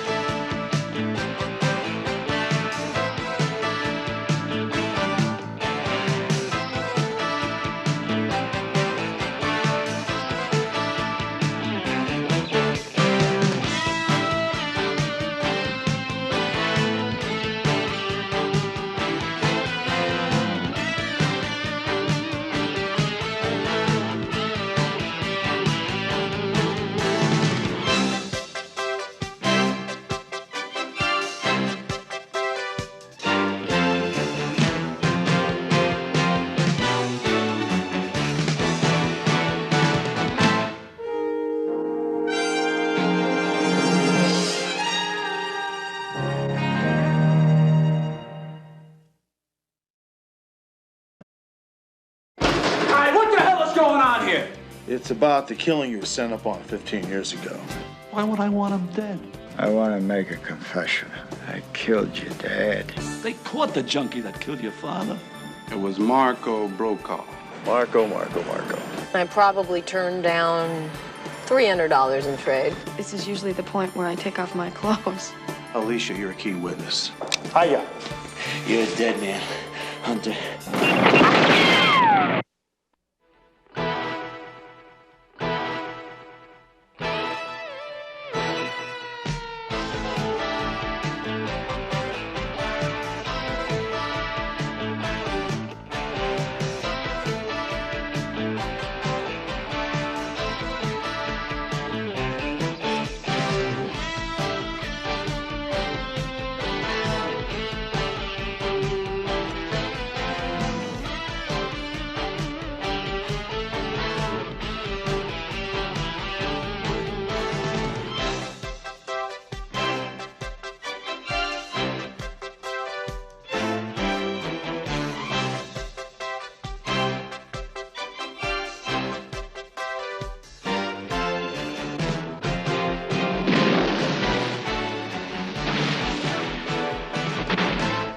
Works for me.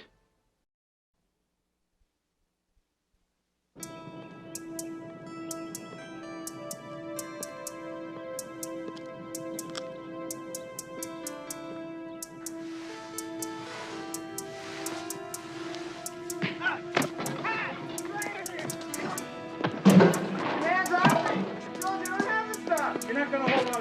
Not this time. Beat it, kid! Beat it!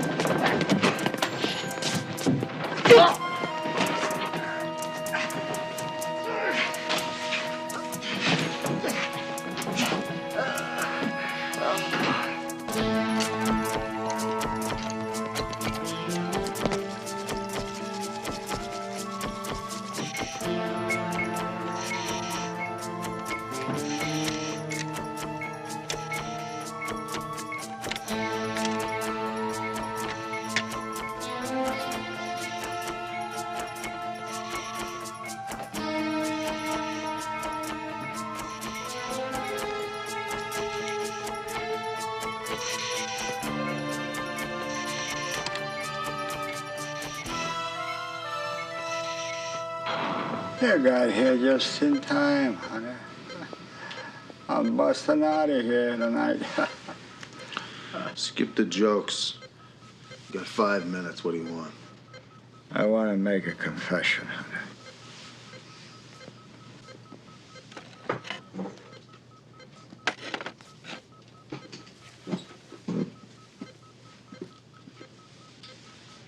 This one's for you. For what you did for me after that last bust. I killed your dad. What are you talking about, Draco? They got the man that killed my father, and you know it. That stupid punk. I did your old man in. Contract hit. Paid for and done by me. First time I ever ratted. That'll last. Who put out the hit? Vinnie Brokaw. My father's partner? You're a liar. Sent his kid, Marco, to cash. Not the order. That came from Vinnie. Look at me. I'm dying. Would I lie to you now? Huh?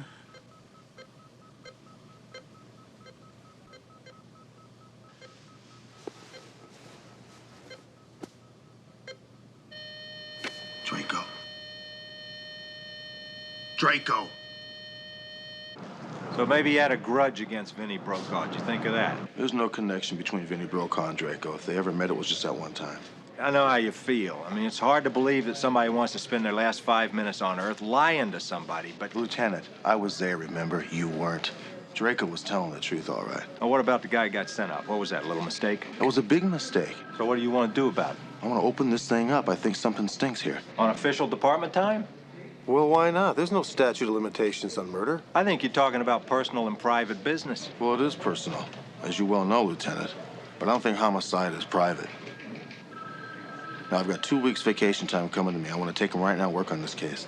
All right, you got it. Oh, another thing. If I find out we've got the wrong man in the murder of my father, I want to be put back on official duty time retroactive to today. Okay, it's a deal.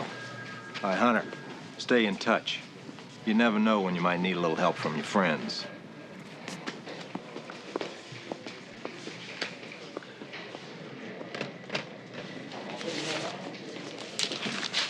Here it is. Just came in, last known address.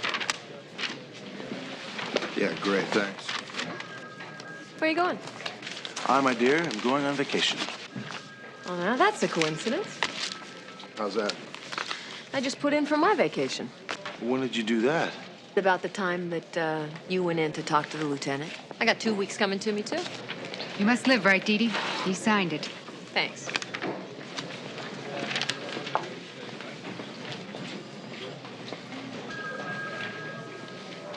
Okay, let's go.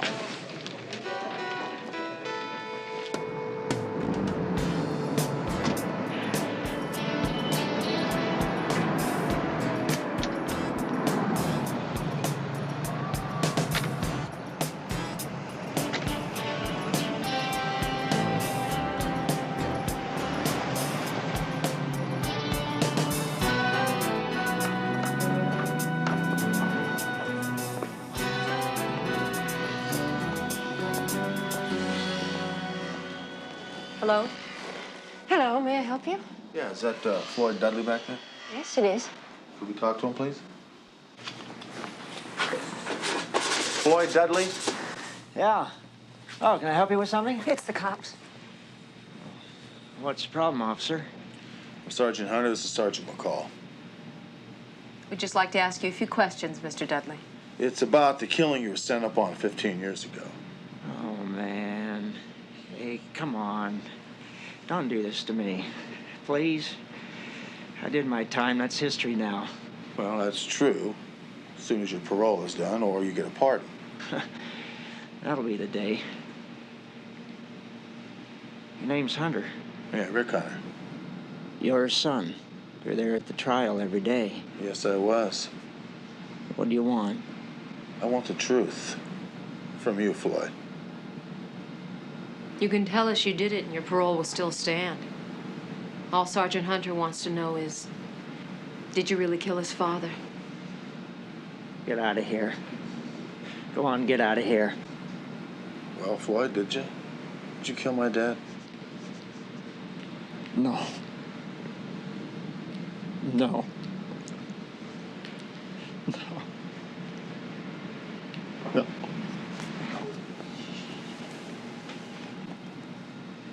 Yeah, I know you didn't, Floyd. What? But you did break into the H&B scrap metal yard that night, didn't you?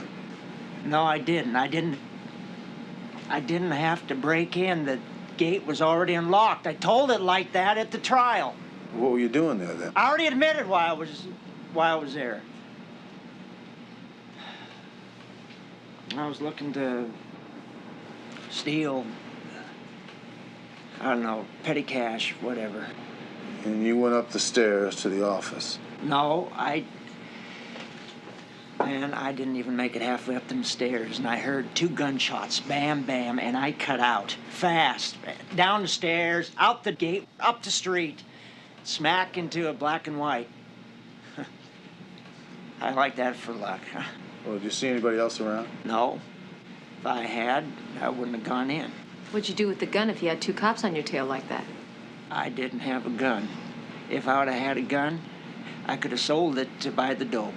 He did it for me. I was the one with a habit, not him. It's all right, sweetheart. All right. There, she's clean now. She hasn't even chipped for, what, 18 months now? 18 months. That's right, since I've been out. Why don't you go ahead and show him? No, you don't have to do that. That's not necessary. Well, thanks for talking to me, Floyd. I appreciate hearing it from you. And once this thing is all settled, I'll do everything I possibly can to get your name cleared. Yeah, well, it's all the same to you. We'd appreciate it if you just left us alone.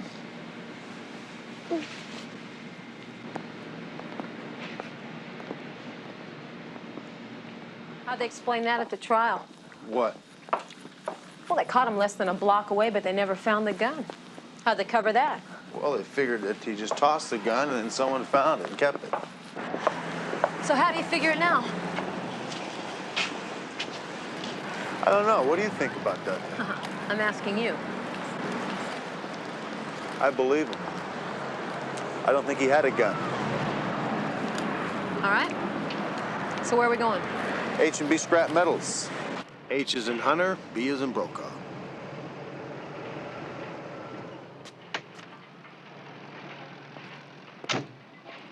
How you doing? Need to see Vince Brokaw. Oh, yeah? You got an appointment? No. Don't know appointment, but I've got this. Yeah? You got the warrant to go along with it? Well, I don't want to arrest him. I just want to talk to him. Why don't you use the telephone, huh?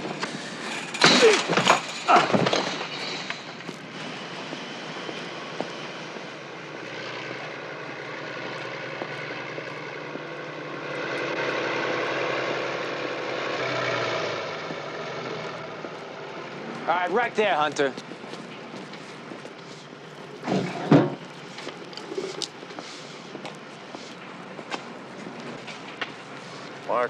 Marco. Ricky. I need to talk to your old man. He's not in. Oh, come on now. Why don't you give him a call? If he wants to see you, I'm sure that his secretary will set up an appointment. Always heard about Draco, huh? I don't know what you're talking about. And I could care less. Get out of here. This is private property. Well, tell him I'll be back. Right.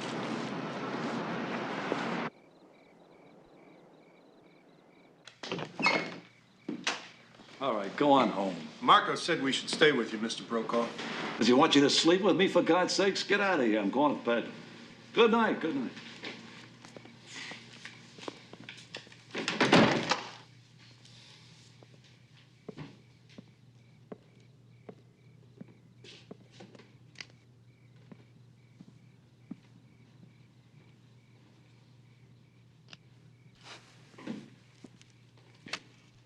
It's nice to see his son care about his father. Oh, Rick, you shouldn't go sneaking up on me like that. I could have shot you. Oh, I wouldn't let that happen, Vinny. Rick, you can call me up any time. You're always welcome here. Yeah, that's what Marco said. Oh, you know Marco. Sometimes he's too much. Can I get you anything? Yeah, you can get me a signed confession that you had Phil Draco kill my father. Come on, Rick. You don't believe that no-good bum? Yeah. Rick, don't talk like that, even in a joke. Draco hated my guts. He claimed I cheated on a deal. The only deal you had with Draco was the one to kill my father, Vinny. You're out of your mind. They caught the junkie that killed your father. Rick, your father and I were friends, partners.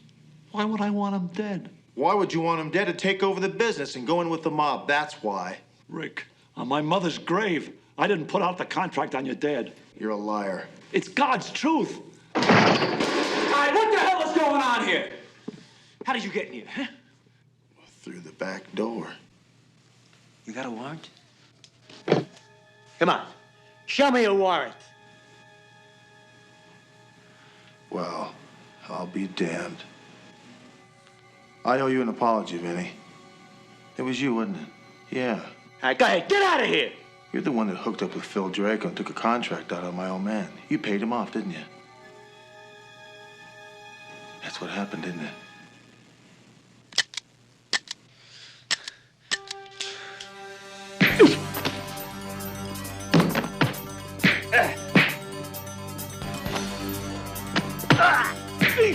Rick, stop it! Both of you, stop it! Marco has nothing to do with it! You're a dead man, Hunter. You got it wrong. You're the dead man.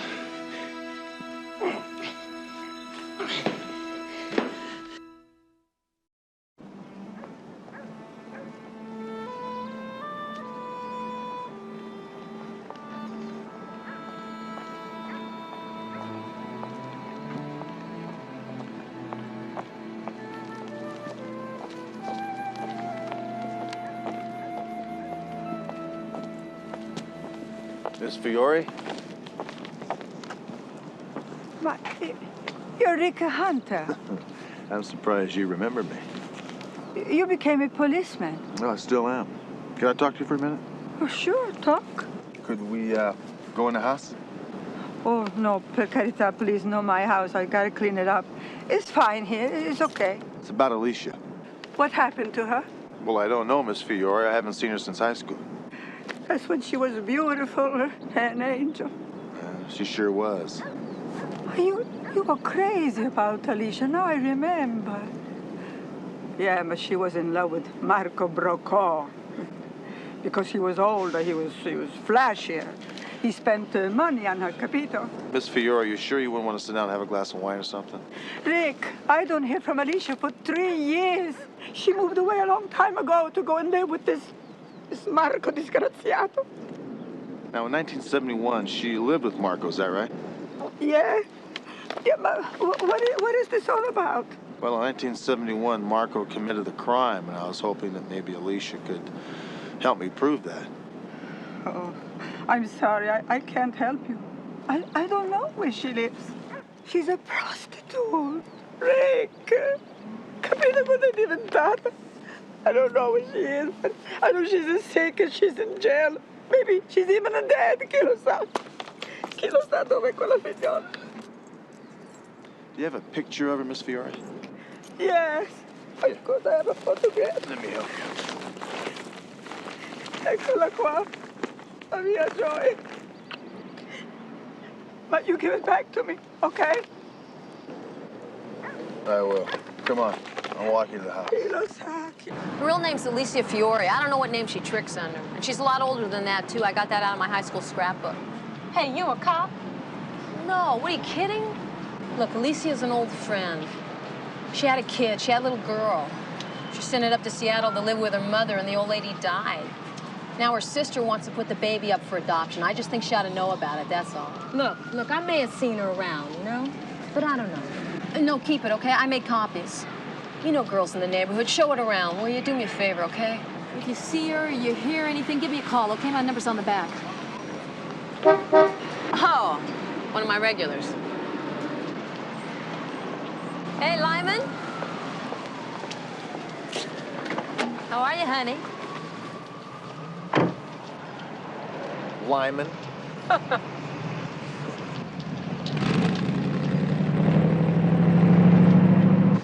So what do you got? Nothing much. Still a little too soon. What about you? Well, I had a meeting with this guy and he stood me up. Right after I drop you off, I'm gonna go find out exactly what happened. In the meantime, be careful, we picked up a tail.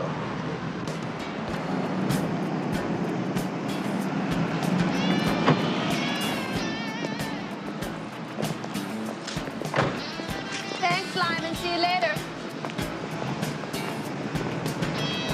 Hi, girls. What's going on?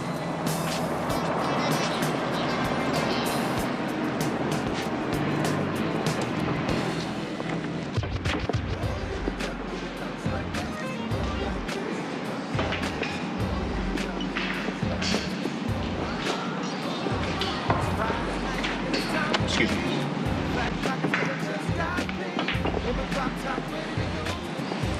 Hi, Bruce. Can't you read, sucker?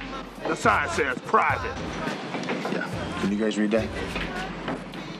Put that back in your pocket and shuffle it out the door, man, before somebody makes you eat it. You're right, I apologize.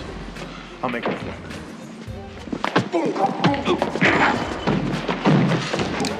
Back.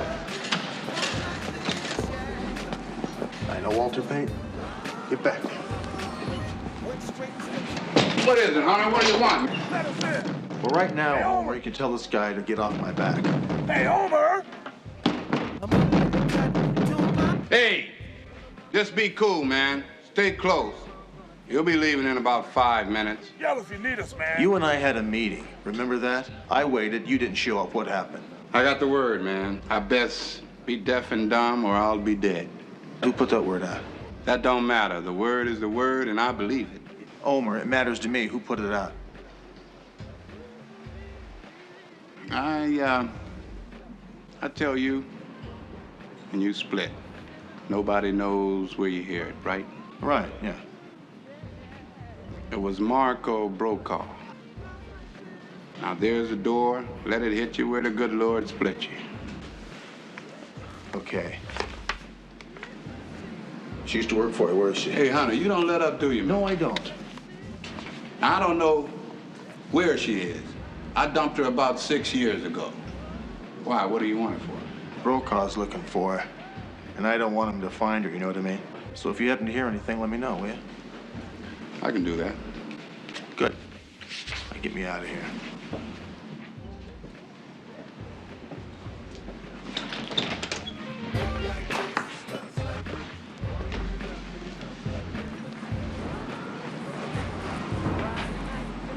Excuse me. A lot of beef, Homer, a lot of beef.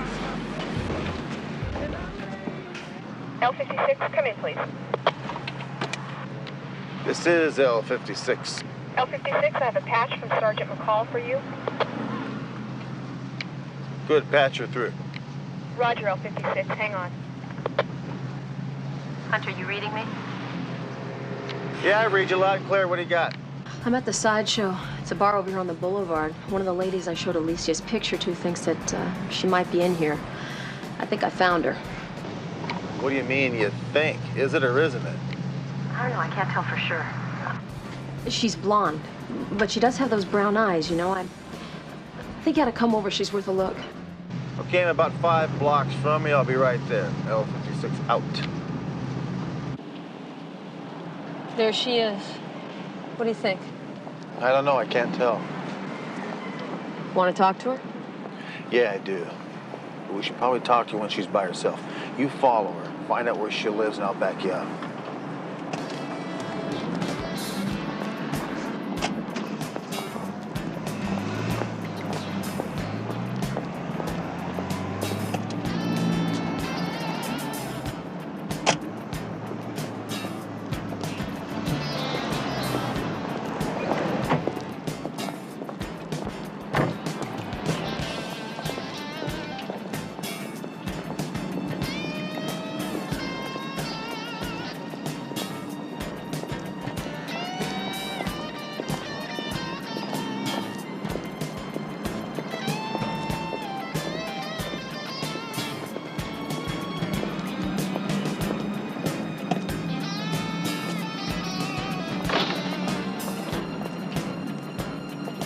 Hiya. Turn around. Come on, you know what to do. Spread them out. Come on! What's going on, man? We're just here to visit our mother. What's your name?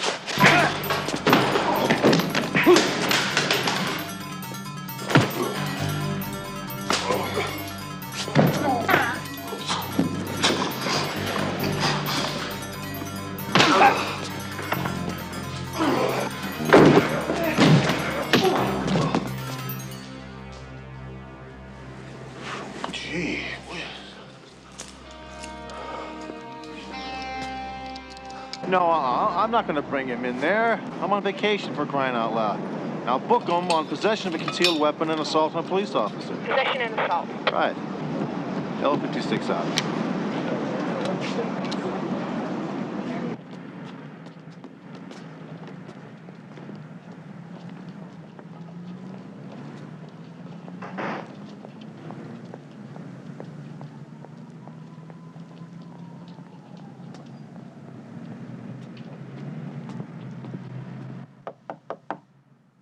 Yeah, what?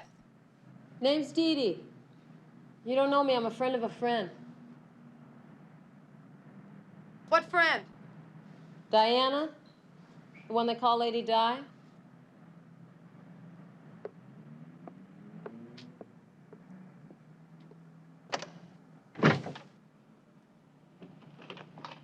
Hi. Hi. So, how's Di enjoying the country? She's making it. She's gonna be out next month. She asked me to look you up when I got into town. Well, any favor I can do for Di, just ask. Oh, it's the other way around. She's got a favor for you. She said to tell you Marco's looking for you and that it's real serious. Is that it? That's it. That's all she told me. She said you'd understand. Yeah. Well, if there's anything I can do for you. Thanks. Yeah.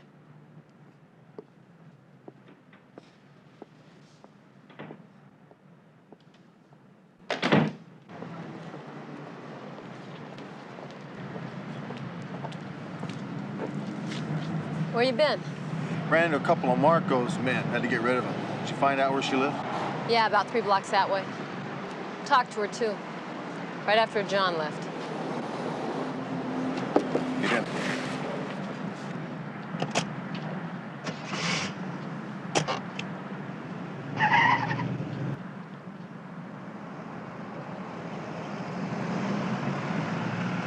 So what did she say? How did she react when you told her that Marco was looking for her? She didn't even blink. You know, I hate to say this, but I think it's her. Well, we'll know soon enough. If she runs, she is. If she doesn't...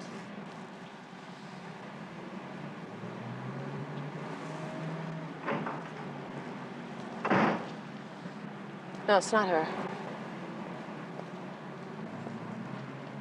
You and Marco and Alicia were more than just friends in high school, huh?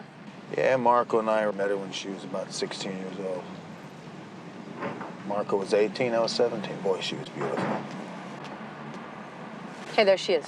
Let's go. No, wait a minute, let me. Alicia? Alicia? Alicia? Come on, now look. I gotta talk to you. You've got the wrong girl. No, I don't. I've got the right girl. You just bleached your hair. God. I hoped I'd never see you again. Look, we're both different people, but I gotta talk to you. About what? About a good old friend, Marco. Now, come on, let's get it off the street.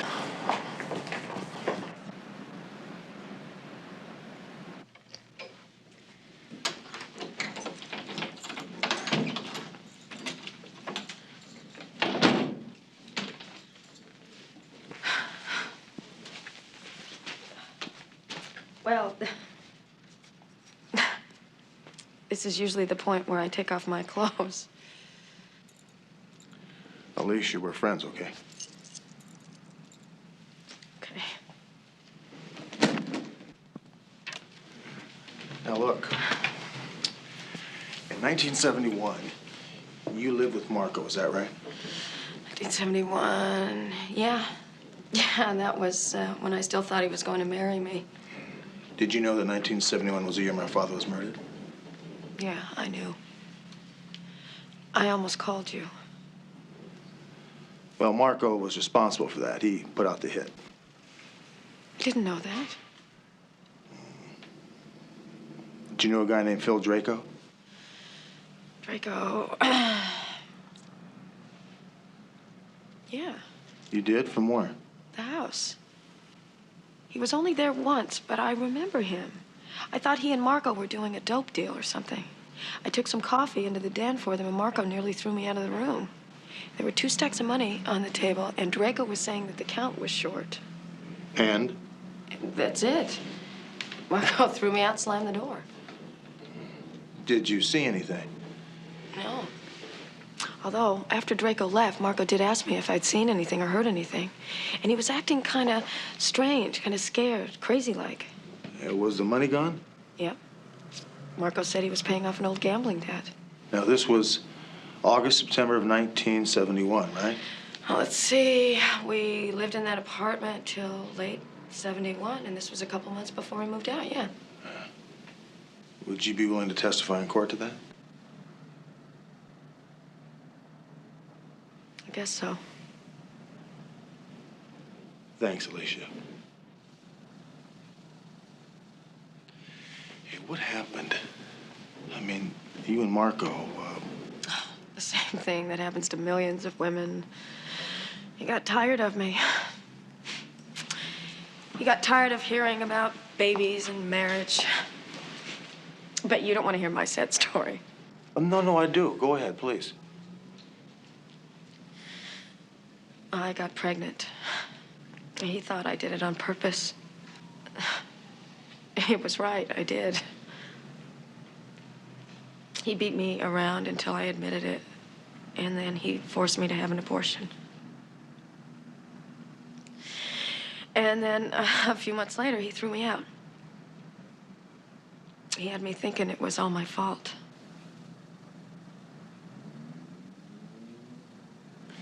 Alicia, you can't stay here. You know that. He'll be looking for you. Rick, I'm a streetwalker.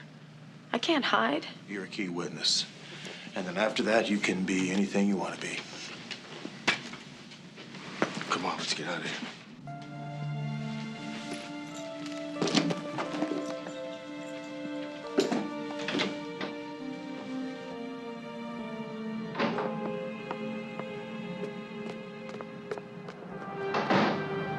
Get back inside.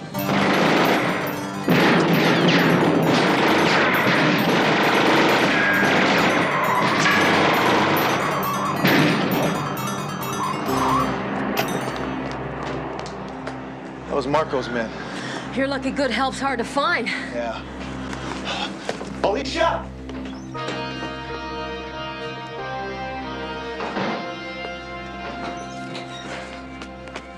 She's gone. I said I don't want to hear it. Now listen to me. I want that job done.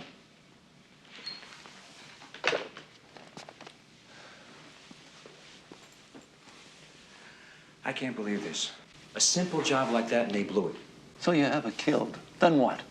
Then nothing, Pop. It's over. She's the only person who ever saw me with Draco. There's still Hunter. I'm gonna take care of Hunter in my own time. She's the only one that can prove anything. Even with her, he can't prove anything. Can't you see this, I Marco? can't take a chance, Pop. She saw me with Draco 5 days before the hit. She saw the money. Only God knows what she heard. Look, let it go, Marco. Hunter's got nothing to take her to the courtroom, even though he finds her. I'll take care of this.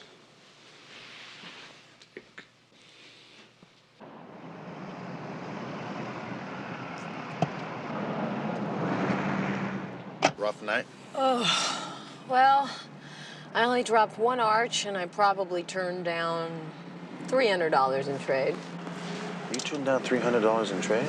Listen, maybe you ought to become a sleazy prostitute and stop being a cop. Just because you don't have anybody out there to talk to you, Hunter, don't take your frustrations out on me. L56, come in.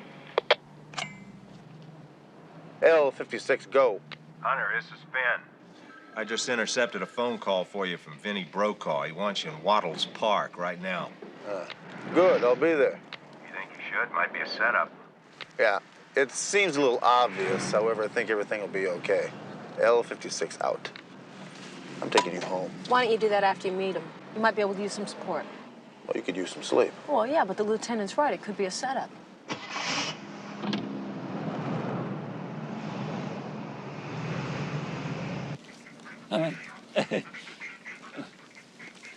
Hey, Rick. Rick, I want to turn myself in. What, for feeding the ducks? You know what I mean. It's about your father. It was me. I put out the contract. Really? The mob wanted to lend your father and me money. I wanted a piece of the action. But your father didn't want to go along with that. He wanted out of the mob scene. He didn't want to go further in. So you had him murdered, huh? I'm telling you the truth, Rick. Look. H&P scrap metal is one of the biggest operations in the state. We control more than half of this county. The mob gets 25%, right? So I got rich. Let me tell you something, Vinny. You were a drunken old man when my father was alive doing 90% of the work, and your kid was spoiled rotten. So I spoil him. So what? He's my only son. I was the one that put out the contract. So your job is done. No, my job's not done until I nail Marco. But don't worry, Vinny. You'll be an accessory after the fact. Rick, I'm offering you a full confession. Look it. Draco already fingered Marco for the payoff, okay? It was in a sealed envelope. Marco didn't know what was in it. You're a liar, Vinny. He knew what was in it. Draco was paid in bundles of cash, and I can prove it. Rick, please. I'm a sick man. Dug my own grave for a long time. Whatever's bad about Marco is my fault. Let me do it. I'm responsible for what happened. You're right, Vinny. You are sick. You're also very stupid. You have no idea what a godforsaken pig your son is, do you? You have no right to say that, Rick. Look, Vin, let me just tell you something. Your son's having me followed right now. Did you know that? He knows we're talking. And you know what he's probably thinking? My old man's snitching on me. You don't know my son. I know him better than you! When you talk to him, you better talk fast because he's gonna have a gun pointed at your tiny head. Wake up, Vinny.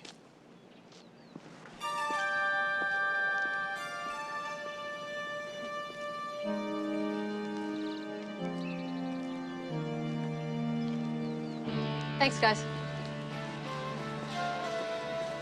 Hi. What are you doing here? Well, I couldn't sleep. Thought I'd come to the park, get some fresh air.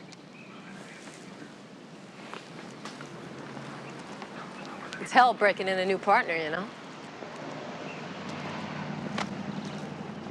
If I know where she lives, I go talk to her myself. Now, her name is Tracy. She's looking for McCall. She hangs on the boulevard near La Brea. Now, you find her now. You got that? You just had a secret meeting with Hunter. Go ahead, lie about it. And I'll blow your head off right here, Pop. Go put that gun down. You just met with Hunter in the park. What? I want to know what you told him. Oh, Marco, You know what the doctors told you. I haven't got too much time. You think I care what happens to me? Hey, I don't want to hear that! I want to know what you told Hunter. I told him I took out the contract on his father. I was willing to give myself up. Ah, come on! What did he get out of you? Nothing, Marco! Now, you listen to me. Now, don't you ever talk to anybody without talking to me first. You got that? I got it. I'll take care of this.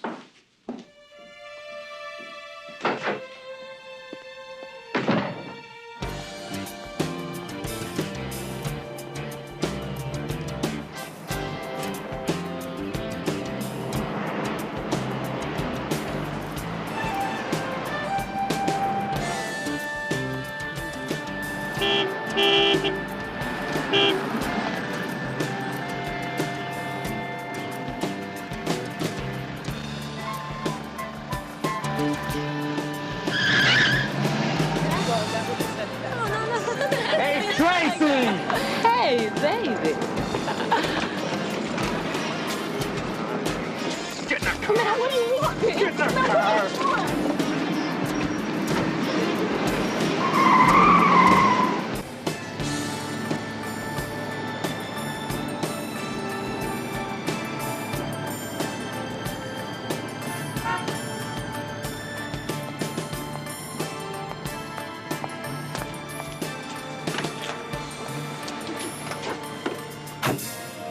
Thank God, Hunter, you just saved my other arch. What'd you come up with?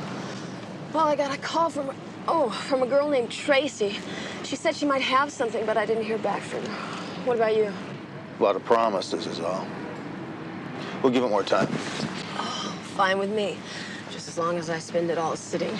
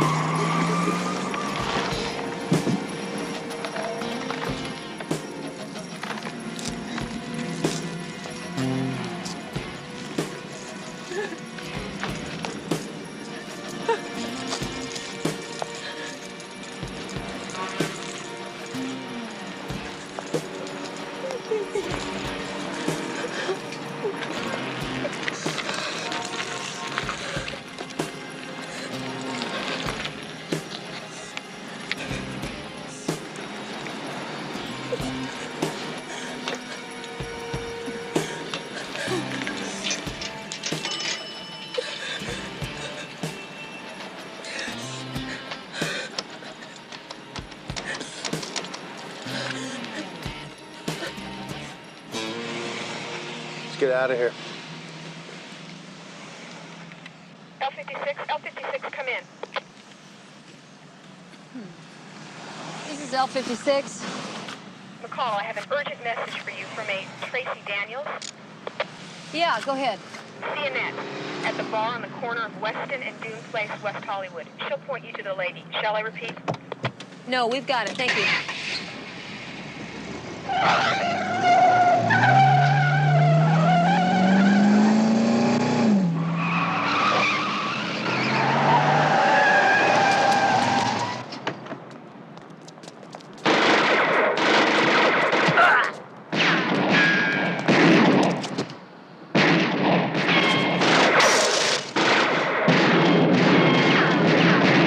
All right, throw it down.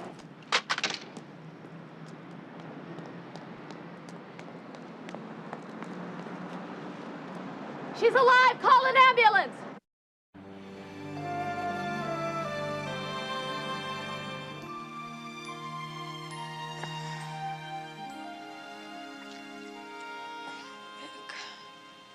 Take it easy, Alicia. You're gonna be just fine. Pie in the sky. No, the doctor said you're doing just fine. You may have a little scar, but it won't show unless you want it to.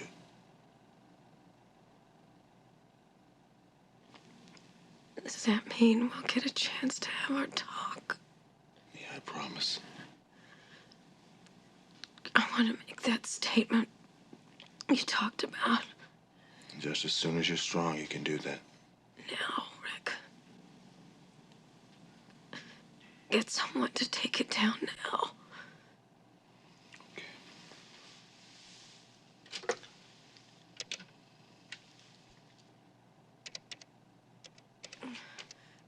Yeah, it's Sergeant Hunter. Put me through to Sergeant McCall, please. Aditi, listen, I'm still worth Alicia down at the hospital. Now listen, bring a stenographer and a warrant for the arrest of Marco Brokaw to the hospital immediately. Okay, I'll wait here for it.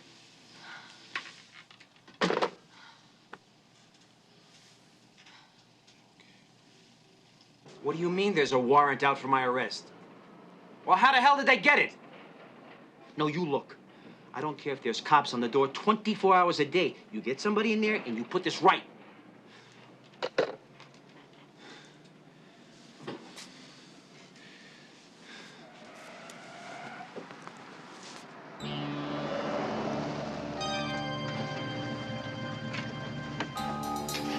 Marco, you're crazy if you use that gun.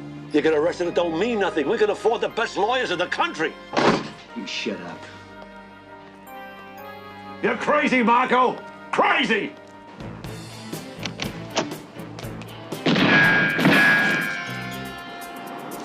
Go around the other way.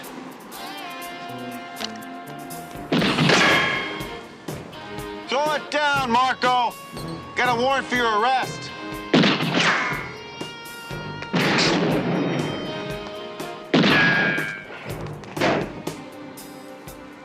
Come on, get out of here, please.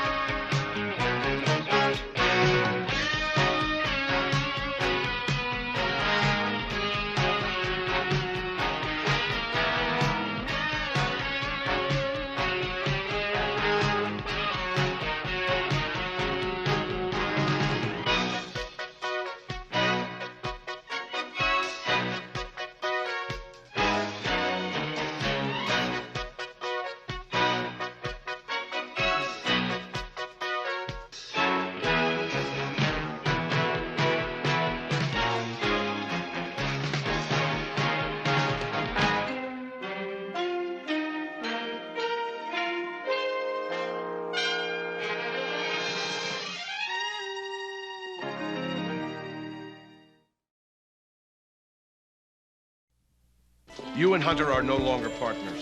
Why? Tell me why. You and Hunter have gotten too close. So, I guess we're gonna be partners? Each your new partner. He was the target. Can't you see that? I told you that's crazy. .22 caliber pistol, silencer, 1 shot in the head, 1 shot in the heart. Rick, I cannot believe that you are telling me that it is that easy just to write us off. Some things just are. The separation will be permanent.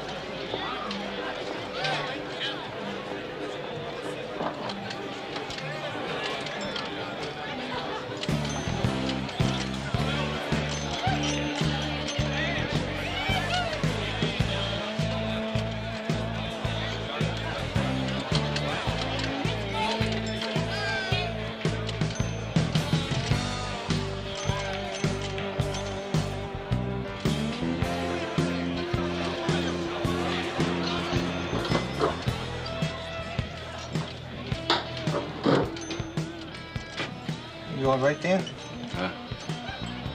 Yeah, fine. Have another. I think you had enough. What, are you worried about a lawsuit if I drive home? Don't worry. I was gonna call a friend anyway.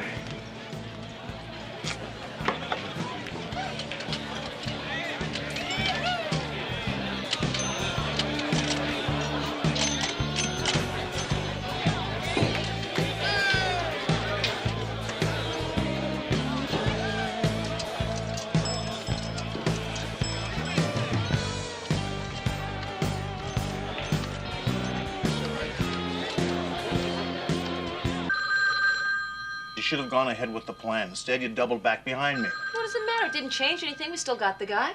That's not the point. The point is why you doubled back behind me. I don't know what the big deal is. The big deal is you cared more about me than the plan. You are supposed to care about your partner. Hold on just a second, Leah. Look, we were very lucky last time. When partners cared too much about one another, they put themselves in jeopardy as well as the plan. Hello. Hunter. Dan Winslow. Dan, you all right? No, I gotta unload about something. I was too drunk to drive. I need to talk to someone. It's gotta be somebody I can trust. Don't let me down. Please. Where are you? Okay, now just stay there. I'll be there in 10 minutes, you understand? All right, look, so I was wrong. So I made a mistake. You don't have to jump all over me for it. All you have to say is, please don't do it again, and I won't. Please don't do it again. All right, I won't. Eat all this food. I'm not gonna eat all this food. And by the time I get back, have us all cleaned up. Everything. Clean everything up.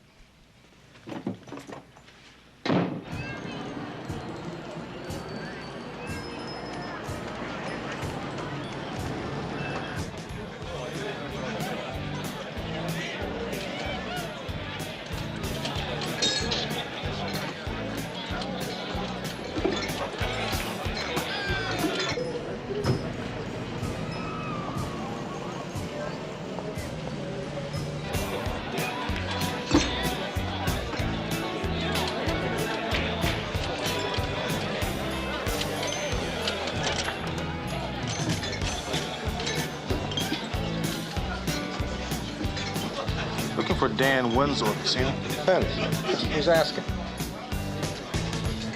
Just went out the back way.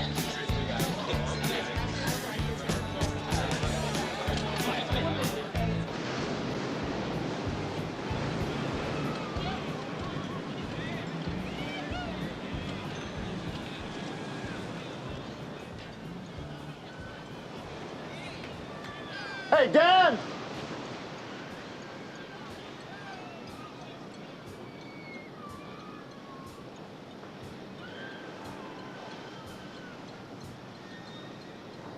Dan!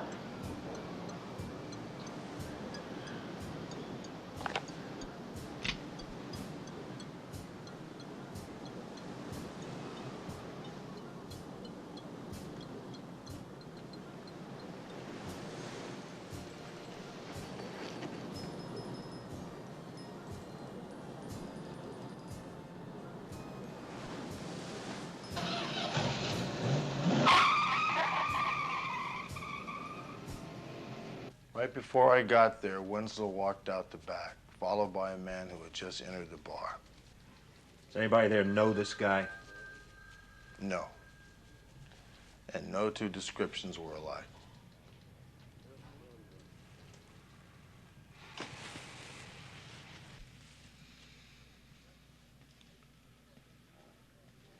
First one of our guys to go this year. First one in 9 months. Has all the earmarkings of a professional hit. Like what? .22 caliber pistol, silencer, 1 shot in the head, 1 shot in the heart. Wallet and watch was still on him when I found it. Get on it.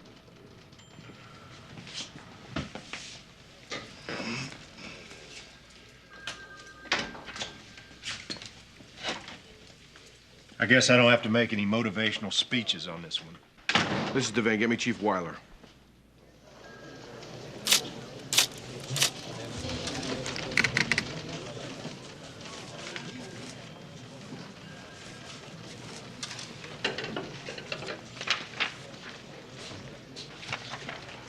Three professional hits in the last 18 months with the same MO, right down to leaving a murder weapon.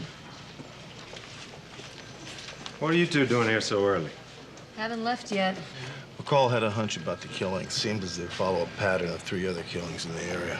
Yeah, the murderer gets close to his victim. He pops him once in the head and once in the heart with a .22. He unscrews a silencer. All the weapons were fitted with silencers. Yeah. He drops the weapon and he takes off. Well, a gun's a liability in case he gets caught with it.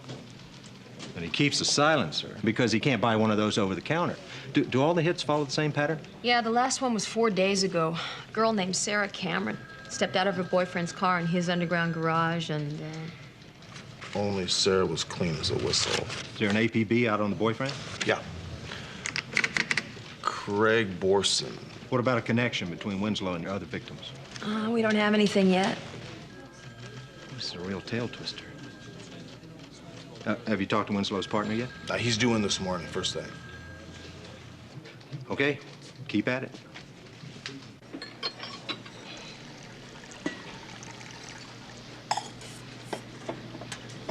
You ever thought about eating healthy? You're talking about healthy. This is very healthy. This is a completely well-balanced meal. That's not what I see. No? What do you say? I see a lot of calories. And calories, I happen to love calories, Hunter. They keep me alive, all right? I see you got bacon there, sausage. Bad combinations. I see a lot of heartburn for you. I happen to love everything that you just said. And as far as heartburn, I don't ever get heartburn. At least not from my food.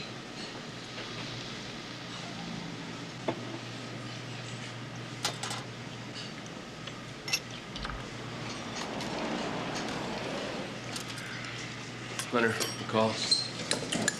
Harry, good morning. Sit down. We're really sorry about Dan. Yeah, it took me 10 years to find a partner that I could put up with in this. Would you like some of McCall's food? No, thanks. I got no appetite. Devane won't let me within shouting distance of this investigation. Too closely eyed, too emotional, all that crap. Look, I came down here to tell you guys that I want to be involved. If there's anything that I can do to help, just let me know. I'll do it on my free time. Yeah, sure. Well, do you think what happened to Dan could have been a result of what you were working on? No, I've gone over it and over it. I don't think so. You know, I hate to say it, but, Well, if Winslow was hit because of your investigation, they could be coming after you next. Well, I hope they try. I really do. When's the last time you saw Dan alive? We checked off duty at 6 o'clock. He called me from the bar. He was drunk. He wanted to talk. I was busy. You didn't go? Look, Hunter, every time Dan poured a few cocktails, he always started in about Janice. Why did she divorce me? How can I get her back? I gotta get her back. I thought it was more of the same old... I don't think I'll ever forgive myself.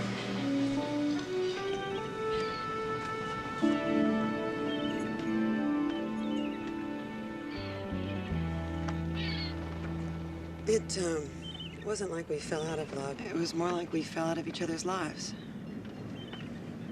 9 years. We grew in different directions, wanted different things. I guess I just got tired. Tired of being a cop's wife. It's not easy, you know? Janice, did Dan mention anything that was bothering him lately? We haven't talked much since the divorce. But Dan always remembered my birthday and our anniversary. He'd send me little gifts and a note, always asking me to come back to him. Well, I wish I could be more help. You've been a lot of help. We're really sorry about Dan. Rick, just get whoever killed him, please. We will.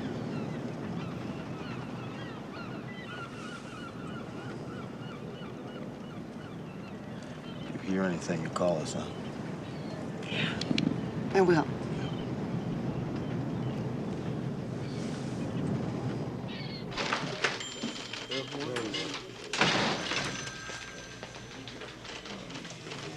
Lucy, tell McCall I want to see her right away. Yes, sir. Are you sure it's Borson? Great. Hey, Hunter. Hunter. Hey. Hey. What? No. Keep him there until I get there, all right? Yeah, and thank you. Dee Dee, Captain Devane wants to see you. okay. Dee Dee, now. Yeah.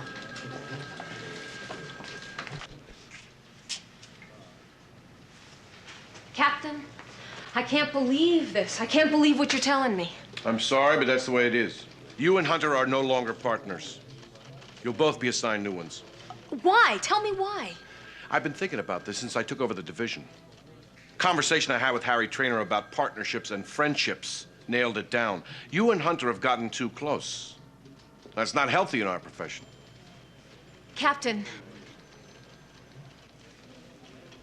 Send Carslin in. Now, let's give it some time before we start registering complaints, okay? There will be no permanent partnerships in this division, at least not while I'm running it. Any questions? No, sir.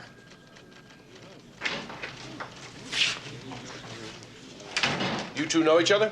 No. Yes, sir. Yeah. Carslin, right? Yeah, we met, at the survival seminar last summer, right? Right. So, I guess we're gonna be partners? Yeah. Yeah. So let's go to work. McCall, I'm gonna leave you two on the Winslow case. I got some other plans for Hunter.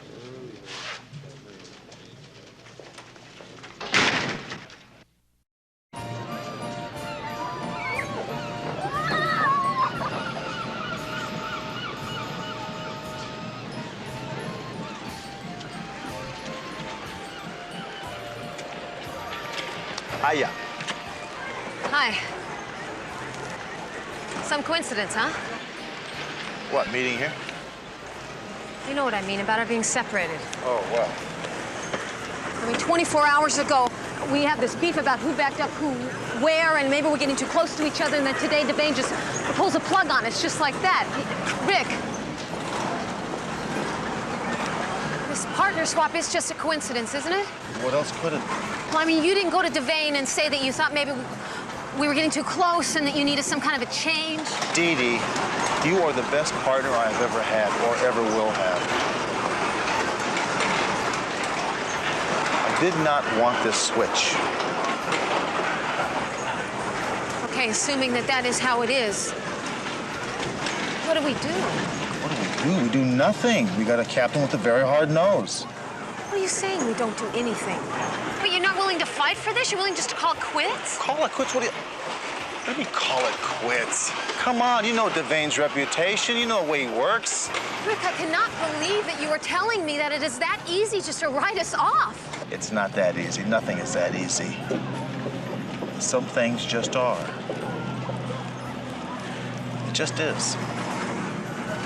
Look at me and swear to me that you did not go and ask for this.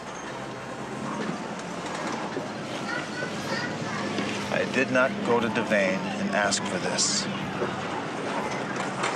Did not want this. Well, you're not going to fight. No. No.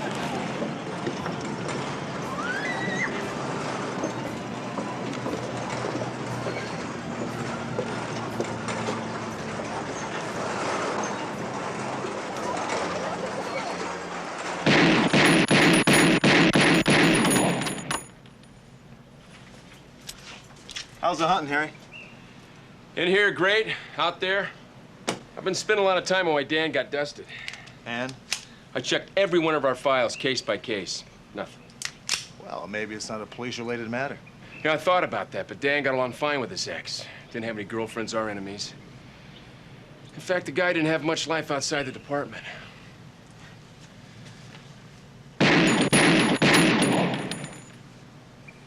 I understand he went through a couple of partners over the last couple of days. You're not gonna believe this. They stuck me with Coslin. The guy spent the last 3 years in computers. Some green kid, hadn't even been to detective school yet. Right off the bat, we're in this situation with some crud. And we get into a standoff with the guy, right? We all got our weapons out, but nobody fires a shot, nobody. Then this kid turns into mush right after the guy surrenders. Well, we've all done that, right? Yeah, but did you ever puke in the patrol car? The guy pukes? Next day, they give me Weber. Dennis Weber? Yeah. I swear, Hunter, I never saw a flask or a bottle, but the guy was out of it from 9 to 5. So I don't know. I figure I'll burn through a dozen losers before I can find a partner I can put up with. Well, read that, Harry. What's this? No. Yeah, eat your new partner. Devane did this morning. Wants me to make a detective out of you. Oh, wait a minute. That means you and McCall got to split up, right? Well, Devane doesn't believe too much in long-term partnerships. Well, okay, partner. First thing you got to do is learn how to handle your weapon. You still use that? Yeah. Bill!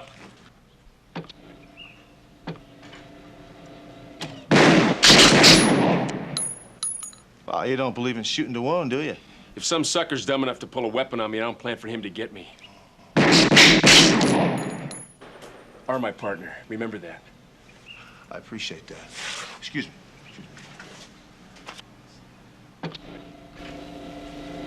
There are times when you have to take someone alive, you know. I mean, they may have some information for you. Or they may be a witness. Or he just may owe you a lot of money. But if it's very necessary...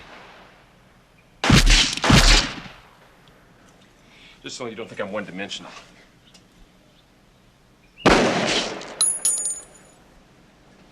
Wow.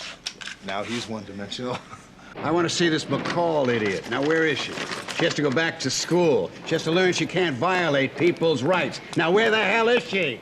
You want to see me? You're McCall? Yeah. By what rule of law did you have my client arrested? We brought him in for questioning as a material witness. Material witness to what, for God's sakes? His girlfriend was driving his car. She took it back to his underground garage parking area. She had short blonde hair cut very much like his. She had on a jacket and jeans, and when she stepped out of his car, someone shot her once in the head and once in the heart with a silenced .22 pistol. Now, we've determined that that was a professional hit gone wrong, and Mr. Borson over there doesn't seem to have any comment on that. Mr. Borson was on a plane to Reno. How could he make a comment? He was the target. Can't you see that? I told you that's crazy. I don't know. Somebody must have been after Sarah. I don't know. I only knew her a couple of weeks. 2 days after that, the same killer took down a police sergeant. Now, I think that you know who that was, Mr. Borson, and you'd be doing yourself a big favor if you'd let us in on it. I told her I don't know what the hell she's talking about. All right. Just found out you used to work over at Bartholomew's. Yeah, I used to be the maitre d' at Bartholomew's, so? Bartholomew's is a known high roller sports book. Oh, come With heavy on. action from football to Formula One. You don't have to respond. If you're so damn sure the place is dirty, why don't you close it? We're talking about you, Mr. Borson, and our mutual interest in who wants you dead. I already told you. Nobody wants me dead, okay? You're gonna keep that attitude, huh? Till he comes after you? It is in your interest to help us. Oh, get off it. Do I have to listen to this? Sergeant, unless you have further information to give.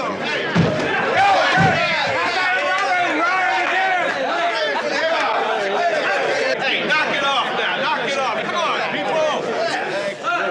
Nobody got hurt. Well, the telephone's ringing off the hook. Everyone with a stripe on his sleeve has got something to say about you two. It's not funny, Trainer. A jewelry store full of hostages? You two come on like Butch Cassidy and the Sundance Kid. Wait a minute, Captain. That psychopath in that store was about to kill everybody in it. We moved in like clockwork and closed the clown out. I swear this guy and I can read each other's minds. Let's get something straight. There will be no more unauthorized guerrilla operations. You're not trained to defuse a hostage situation. You leave that to the negotiators and the SWAT teams. And I want a full report from each of you on my desk before you leave. Sergeant, unless you have some information to give me, this meeting is over. You're making a stupid mistake by not cooperating. We're trying to keep your client alive. Hi. Congratulations. Thank you. Was that Borson? Yeah, Did you time in with my partner's death? I think so. Winslow was killed exactly the same way Borson was supposed to be killed, only they screwed up. What did he give you?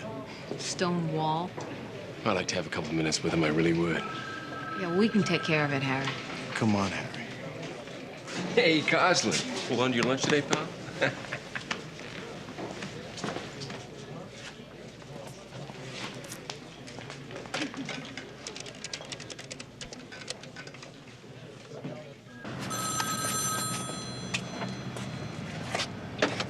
Woody James Enterprises. Yeah, is Sporty there?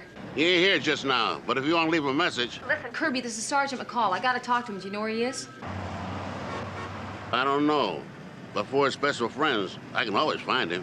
Okay, do me a big favor. You find him, you tell him I want to see him. I have a real important job for him.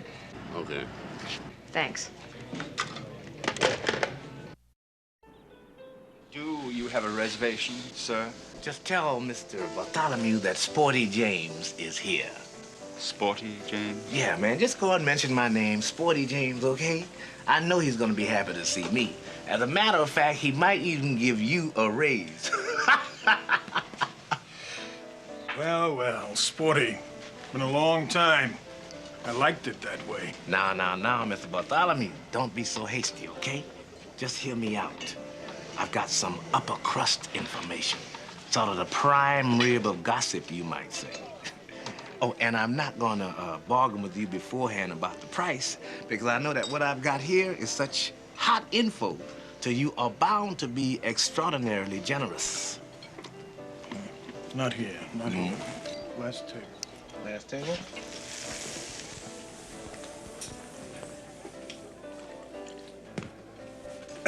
You have 2 minutes, Sporty. I suggest you omit the big words. Like I said, you will not be disappointed. Now listen to this. I was down to police headquarters today. Just clearing up a little misunderstanding. When I look across the room, and who do I see? None other than Craig Borson himself. Well, I know he used to work here, right? And word has it that, he didn't exactly quit because he was upwardly mobile. Am I right about that? Well, okay, listen. He had a lawyer with him, and he was talking to 2 homicide detectives. It's not for me, Sporty. It's nickel and dime stuff. Now, Mr. Bartholomew, Henry, you see, I provide a commodity that has value. See, a highly specialized service that you will surely need sometime in the future. And I can't be running my business on goodwill alone, you dig?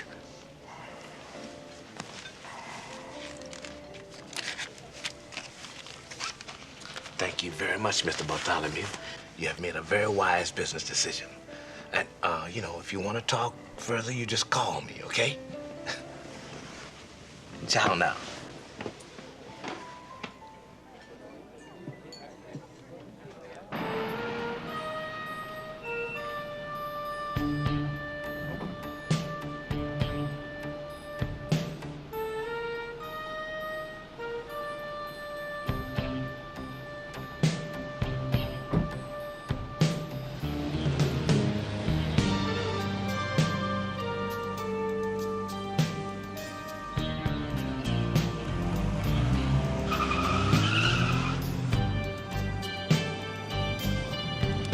L42, this is L57.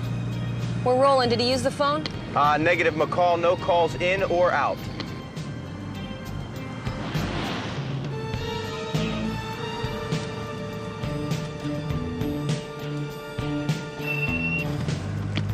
He is turning north on Whitworth. I'm going to have to fall off. Taking over. All right, look, I'll catch up with you just past Wilshire if he goes that far.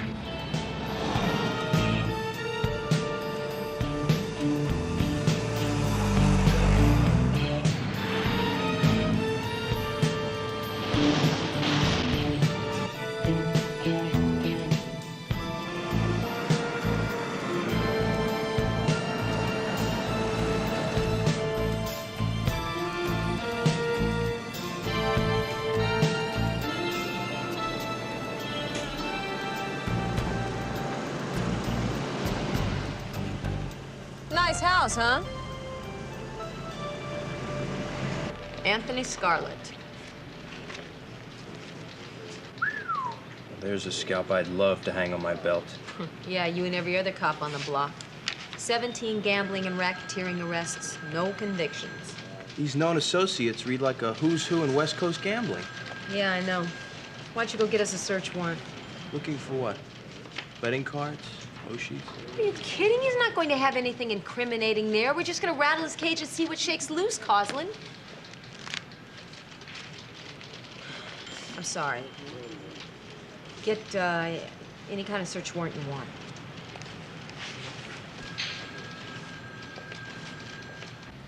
Dan and I not only worked together, we partied together. After the guy got divorced, we took a trip to Hawaii that you wouldn't have believed. They will be making a movie about this one. You like the islands, huh? Oh, yeah. All right, man, I'm out of here. Thanks for dinner. Hey, my pleasure. It's customary for the senior member of the firm to pick up the tab. I'll get the next one. Okay. Hey, listen, Rick, tomorrow you drive, okay? Got it.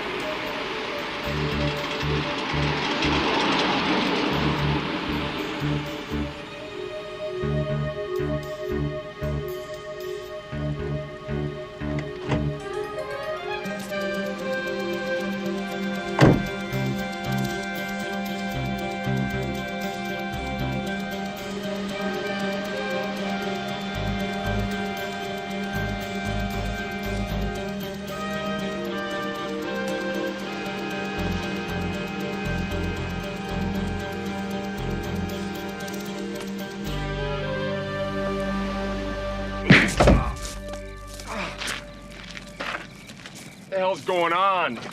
I wanted to do this ever since you called me to tell me that you blew it. And now I find out. You didn't just give me a bummer.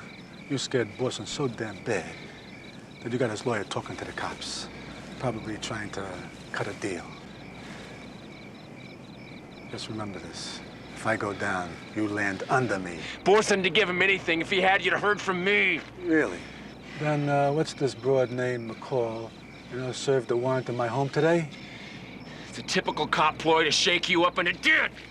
Talking about cop boys. What the hell happened to your partner? He went soft. Suddenly he develops a conscience because we blew away Borson's girlfriend by mistake. I had to take him out. He would have rolled over. Don't you see? And you whack out a cop just like that. I was covering your butt and mine, too. Listen, my friend. We both got one foot in the gas chamber because you turned out to be a screw-up. I'll take care of Borson. You do that, and you get it right this time. You got 36 hours. Start counting. Wait a minute. You just don't walk into a bowling alley and blow a guy away. These things take time. You gotta plan it. You've had the time. I don't care how you do it. Just do it. 36 hours. Or you could say hello to your dead partner for me.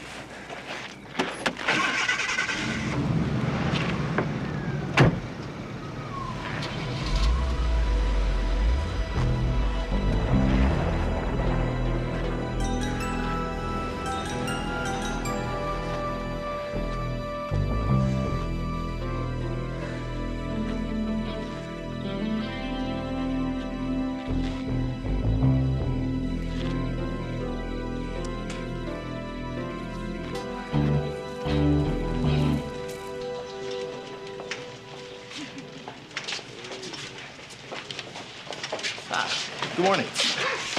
Morning. Nut. No, thanks. Good for your feet. Thanks, no. You know, I don't think we'll ever get used to walking by this desk. Know what you mean? Coslin, you know, Trainer has a tendency to push a little bit. I wouldn't let that bother. I don't. I wasn't scared that night. I had the stomach flu.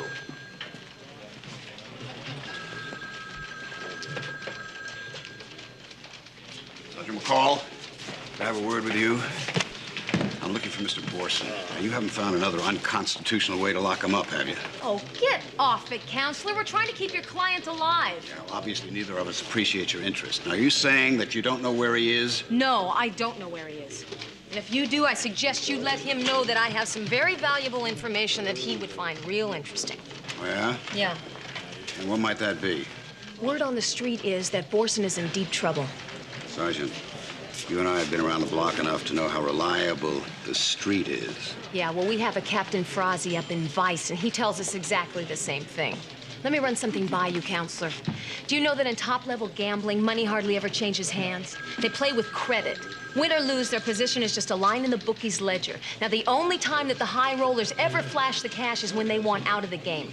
If they're down, they pay off the balance. If they're up, they collect. What's your point? My point is, a few weeks ago, somebody laid a long odds bet at Bartholomew's, and they won. They won real big, $400,000. Now, the guy wants his winnings, right? So they send a messenger over with the money. The only thing is the messenger doesn't arrive because somebody kicked him over for 400 G's. Now, the boys at Bartholomew know it was an inside job, and they have narrowed it down to Mr. Borson, your client. Sergeant, if you ran that by Mr. Borson, even if it's true, which... Do you think he's going to admit to any of it? No. But you and I both know that his next move will supply us with that answer. Detective Coslin. Another thing. You better hope we find him before they do. Thanks, Sergeant. That was Dan Winslow's ex-wife. She wants to see us. Let's go.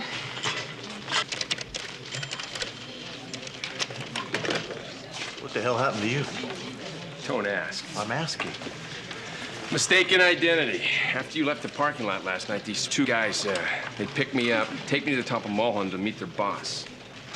And? The idiots actually hit the wrong guy.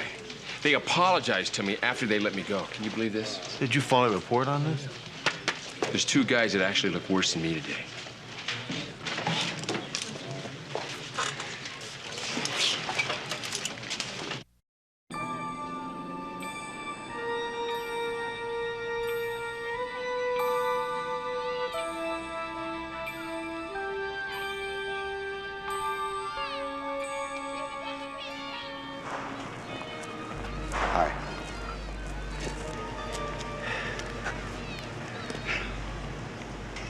You know, if what McCall told me was true, I shouldn't even be sitting here. They might miss you and hit me.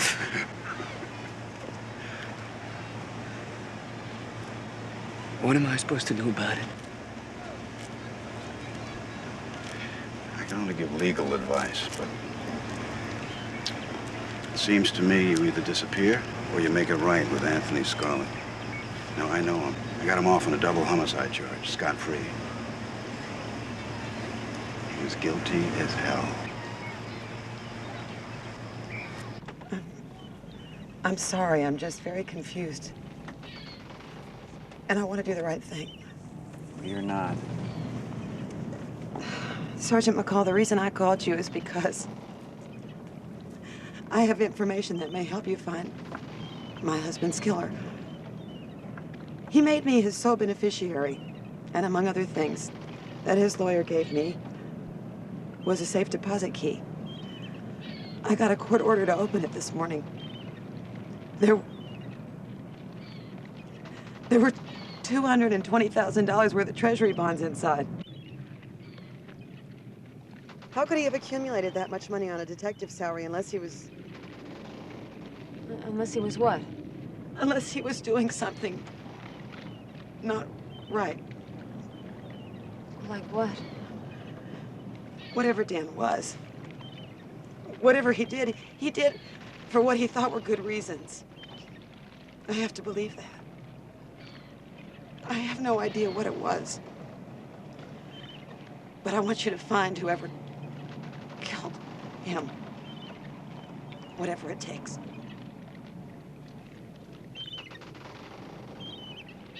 Mrs. Winslow, we'd like to get a look at those bonds as soon as possible.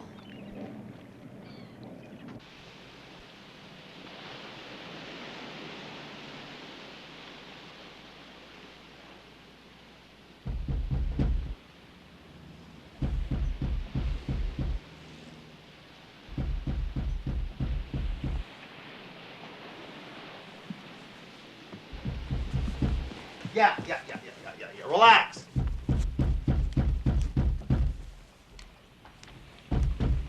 Who is it? It's McCall. Open up the door. Hey, it's 1:45 already. I know what time it is. I've been up all night and I'm mad as hell because I finally figured this whole thing out. You know what? I can't believe that. The really sad thing here is that you lied to me. You said you didn't have anything to do with this breakup. No. You see, what I said is I didn't go to Devane and ask for the separation. Oh, I see. Now we're gonna have word games here, huh? This whole thing was a setup so that you could be partnered with Traynor. What are you talking about? What do you mean what I'm talking about? Cut the party line, Hunter. I know what's going on. I figured it out. Traynor's dirty. He's a wise guy with a badge, and your job is to nail him. Well, aren't you going to ask me how I figured it out? How'd you figure that out? I put 2 and 2 together and I get 4. It's called brilliant police work. Would you like a standing ovation now? How about apologizing to me for not telling me what was going down here? Well, in the words of our brand new captain, he said, Hunter, if you let McCall in on this, the separation will be permanent. Oh, that's great. Oh, I see. Okay, so I have to suffer so that the game plan isn't blown. Is that it? I also found out that Dan Winslow was dirty. Yeah, well, I figured that. Left his wife a whole batch of treasury bonds. $250,000 worth. Well, now what we have to do now is get some solid evidence on Traynor. Pretty hard to be dirty and not have your partner know about it, you know? He purchased the treasury bonds in 6 installments, and it coincided with 6 Head and Heart silencer hits. The first 3 we knew about from L.A. The other 3 I got off a CII computer run. One was in Reno, one was in Vegas. And one in Hawaii.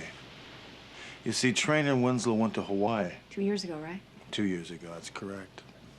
I can't believe they were hitmen on retainer. They sure were.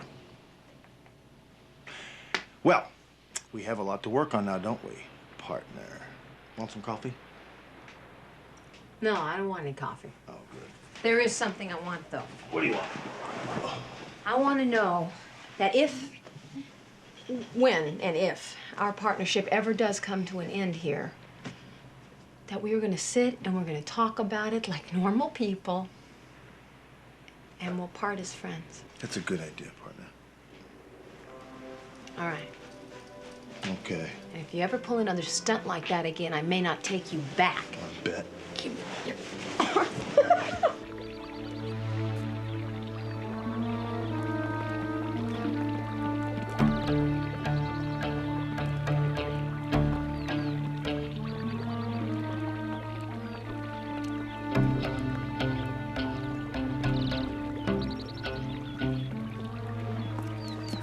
Mrs. Scarlett? Oh, Mrs. Scarlett! Out! Out! I have to talk to you, Mrs. Scarlett.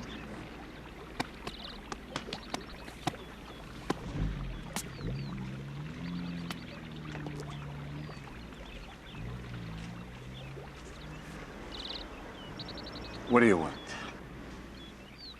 I know I don't need to say this, but I ripped off the 400 grand. I did. And I want to make it right.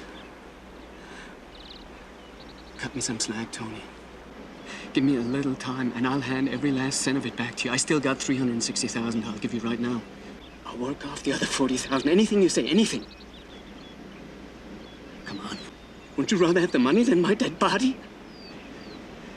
Tony, I made a dumb mistake. Believe me. I won't ever make another one. You got it with you? No, but I can get it. All I have to... By this evening. You bring it to the Secret Harbor restaurant Yeah? in the marina. Right, I know that place, yeah. And you be there 6 o'clock sharp. Okay, thanks. Tony, Mr. Scarlett, thanks a lot.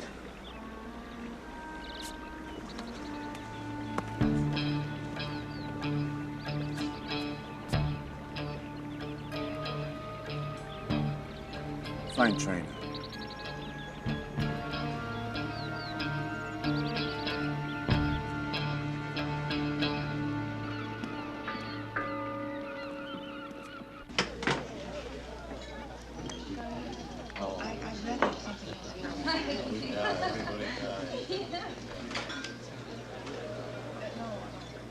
You Mr. Borson? Yeah? You got a call on the payphone back there.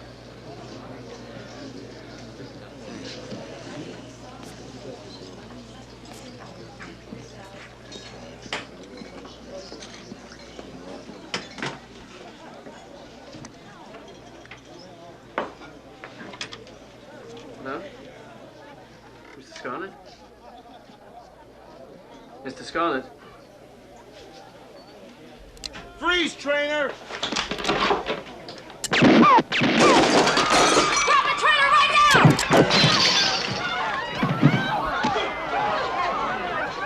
Need to get the back door. Get Borson.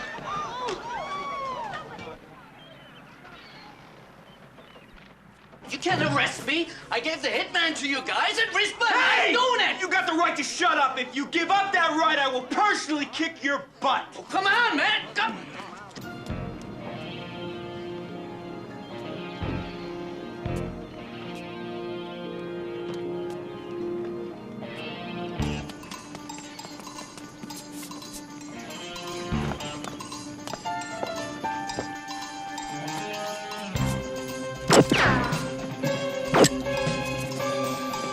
Traitor, drop the gun!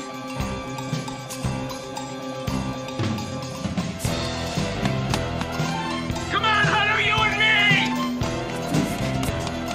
Come on!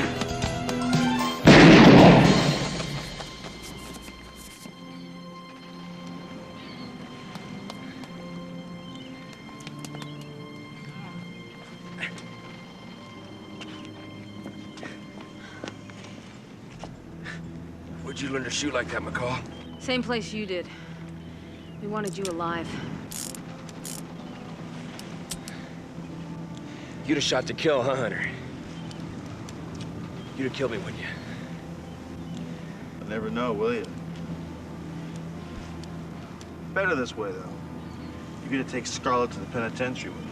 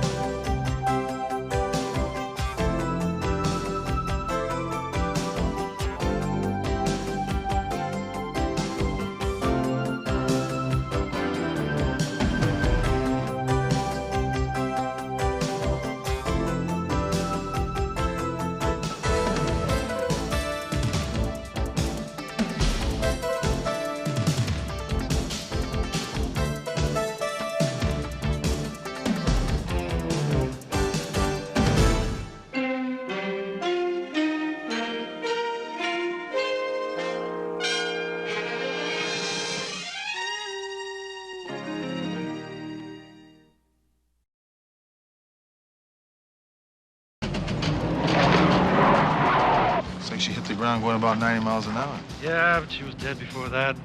Shot in the head. That one. Shut the whole thing down.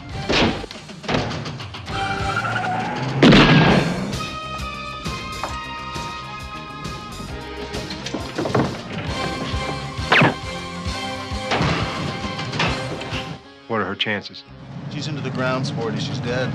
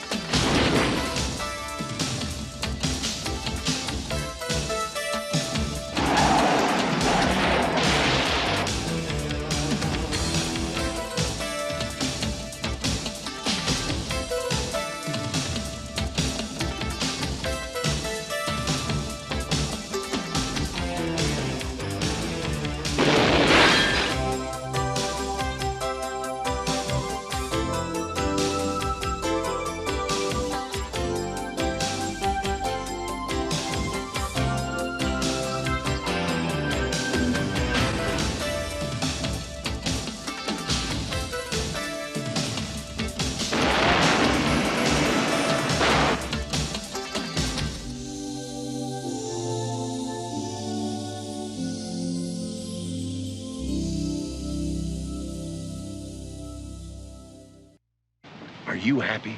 Huh? I mean, ask yourself. Are you happy? How can you be happy here with this city life? Hemmed in by concrete and glass and steel. Huh? Barking dogs just driving you mad. Neighbors all over the place just hemming you in. Huh? Being terrorized by animals and hoodlums. Well, of course you're not happy. It's driving you crazy. It's driving you nuts. Well, friends, here's the solution. Big Jack's Camperland. Whoa, whoa! Where your fantasy of freedom becomes an RV reality. We've got 4 acres of fun and freedom here, folks. Motorhomes. We've got the biggest selection of country comfort cruisers this side of the Mississippi. Whoop! How'd that get there? Big Jack's Camperland, open from 9 to midnight, huh? You come and see us, you hear? Big Jack loves you. Got the picture?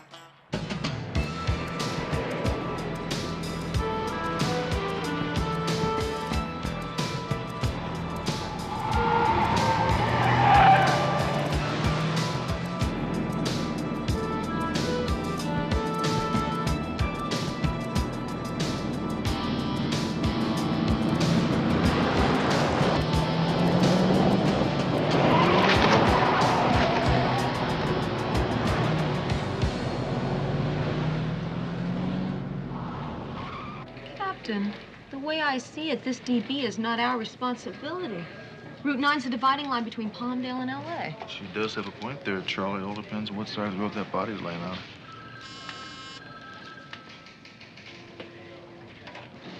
Hello. Why today of all days? Don't take it so personally now. Just relax. Hello, Ernie. How are things doing in Palmdale? Yeah, so, I hear we've got a DB up on Route 9, and there's some question as to whose side of the road she's on. Ah, okay. Ernie, a pleasure, as usual. Yeah, so long. Well, McCall, unless you want to drag that body to the other side of the road, she's all yours. Great. What's the matter with her? Well, today's her birthday, Charlie. You screwed it up.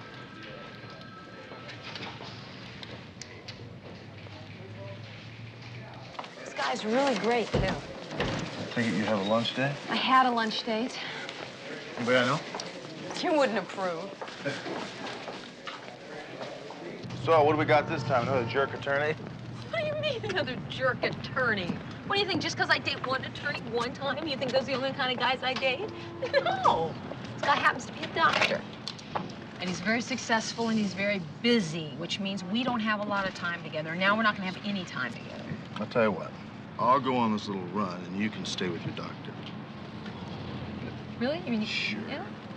You cover? Sure. Oh, mwah, you're an angel. Yeah. Take it easy on him.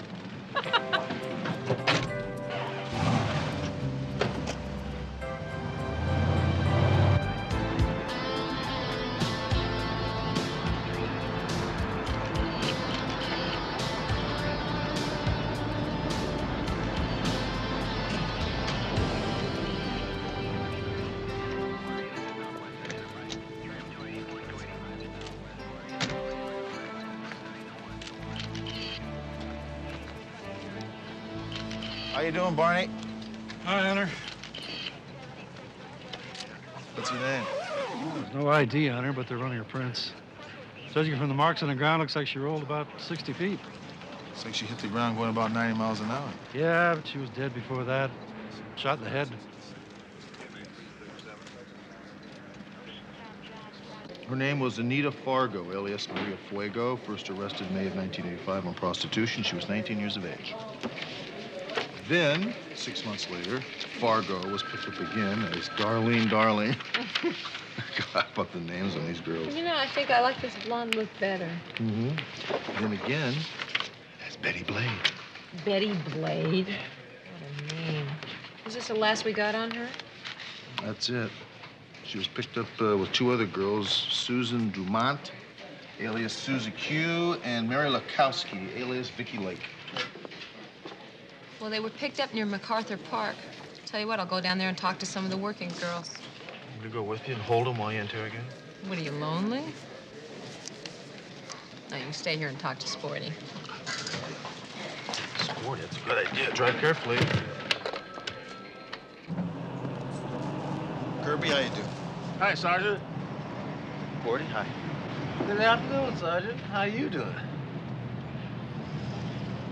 I'm not interrupting a big, important business meeting, am I? No interruption. I'm just boning up on a new tax law. Oh, trying to figure out how you can lay off some of Bogota's million? Me? Bogota's million? Are you crazy, Sergeant? I told you I don't have it, but I wish I did, because it would be worth every cent just to get you to drop the subject. Consider it drops. I need some info. Anita Fargo. She's a hooker. You don't sing. Yeah, I've seen her around, but not lately. What's she into? She's into the ground, Sporty. She's dead. You see, I'm looking for a couple of her co-workers, Susie Q and a Vicky Lake. Yeah, well, you know how these girls are, Sergeant. They come and they go. Every time you drag them into the station, they got a new name. But I will see what I can do. Sporty James Enterprises. Appreciate it, Sporty. Just doing my duty as a law-abiding citizen. It's for the sergeant. Thanks, Kirby. Hi. Where are you? I'm at a phone booth. I found Susie. Well, that's very fast work, McCall. Where'd you find her? I don't really have time to go into it, but get a load of this. She and Anita Fargo were working for a guy who runs RVs from here to San Francisco, servicing truckers and traveling salesmen. Gotta be kidding. That's just the beginning, too. Listen, she wants to talk, but she's real scared. Why don't you meet me at my house of safe at 7 o'clock tonight, okay? Yeah, see you there. Ta-ta. Ta-ta.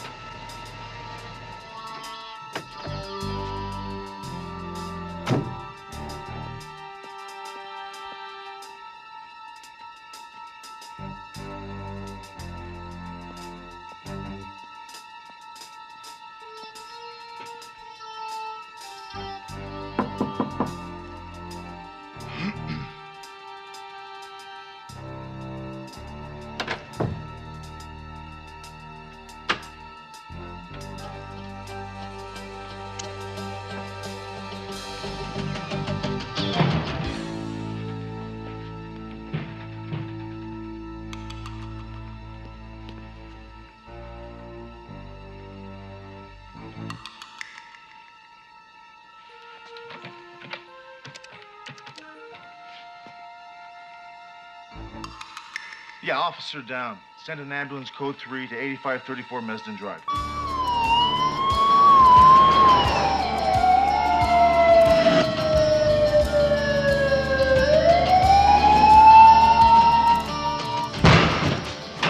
Code blue, ICU. Code blue, ICU. Nuclear medicine, call the operator. I'm sorry you can't come in here. You'll have to wait outside.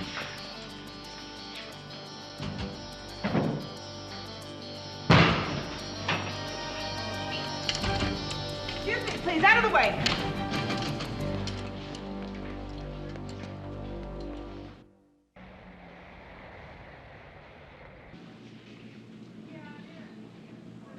Dr. Parker, 3 North. Dr. Parker, 3 North, please.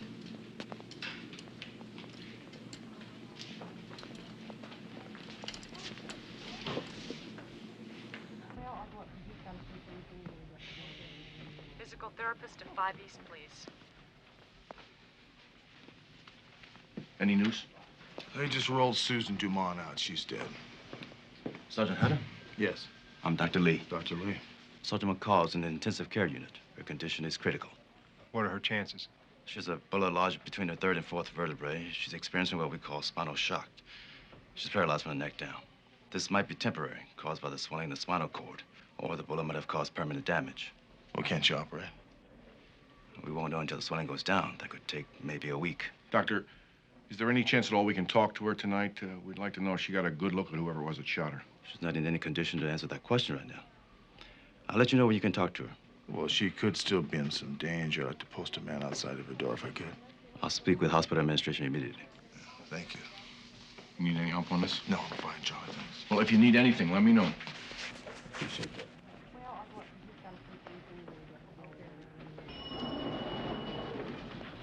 Volunteer to 6 West. I just heard what happened, man. Is she all right? No, she's not supported. She's in the ICU. Oh, my God. Nurse administrator to pediatrics, please. About a year ago, some guy comes into town and starts checking out some of the choicest girls, right? Now, none of the pimps took him seriously until they woke up one morning, checked out their inventory, and realized that 2 or 3 dozen of some of their choicest girls had disappeared. Nurse administrator to pediatrics, please.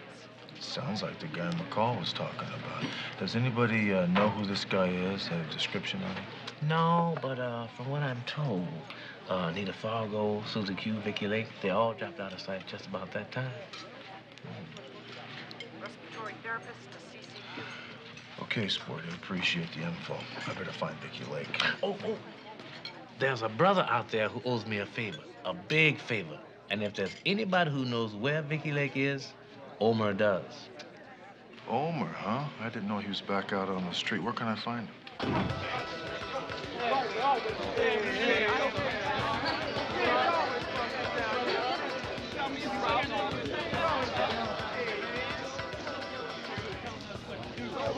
Homer, how you doing? Early. You're not still mad at me, right? What are you looking for me for, Hunter? Well, actually, I'm looking for somebody you might know. And just who might that be? Vicky Lake. And you expect for me to help you find her? Someone's killed 2 of her friends, Homer. She might be next. And you're not looking to bust her? Just want to help her? Yep. Tell me why I should believe you. People after Vicky, they shot my partner, Dee Dee McCall. She's in the hospital, paralyzed from the neck down. Think he's telling the truth? Okay, Hunter. There's a massage parlor over on Fremont and Hill. You can't miss her. She's a dirty blonde, real skinny, but she's got a hell of a profile. Thanks, Omar. I owe you one.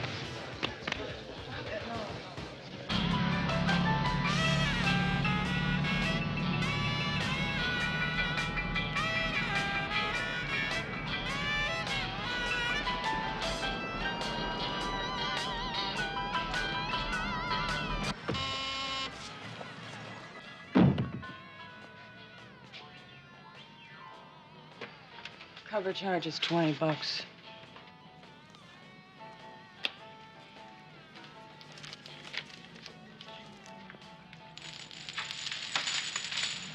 Right this way.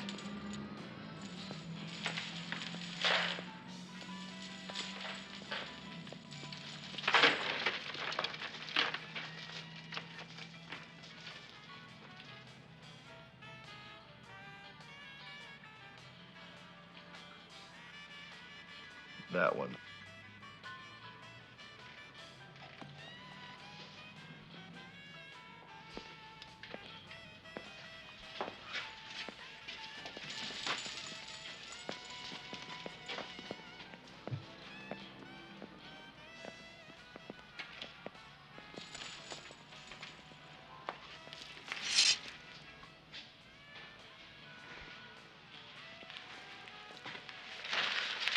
Okay, that's a minimum $10 tip. What are you gonna do, bust me? Vicky, I understand you know a man who runs girls up and down the highway in motorhomes. Is that right? Look, come on, Vicky. I don't know if you know this or not, but your girlfriends, Anita Fargo and Susie Q, well, they're dead. You could be next. Now, come on, talk to me.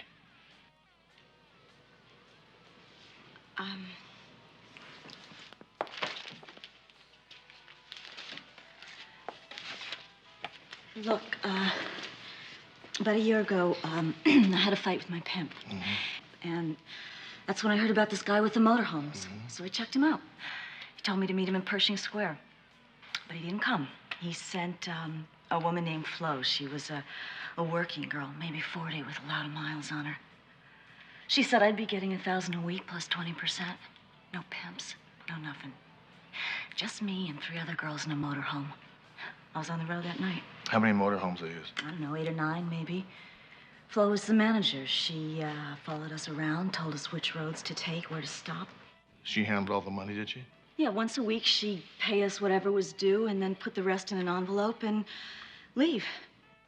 I saw her one time give the money to somebody in a big black Rolls, but I didn't see who was inside. What does Flo look like? Can you describe her to me? I don't know. A red hair. She's maybe 5'6", 5'7". Kind of heavy, maybe 130, 140. Oh, yeah. She's got a tattoo. It's a rose on her shoulder up near her back. What highways did that take? All of the major truck routes. All we had to do was just get on the CB and say the Wild Bunch was pulling into a truck stop and we'd be turning tricks like crazy. Wild Bunch? Yeah. Yeah, each RV had its own handle. Soft shoulder, hot pursuit, stuff like that. And $1,000 a week and 20%, that's a lot of money, Vicky. Why'd you quit? Vicky, come on now. You're in danger. Your friends are dead. Talk to me here. Yeah, that's right. I am in danger, all right. Talking to you. I have answered all your questions. The well is dry. Your time is up.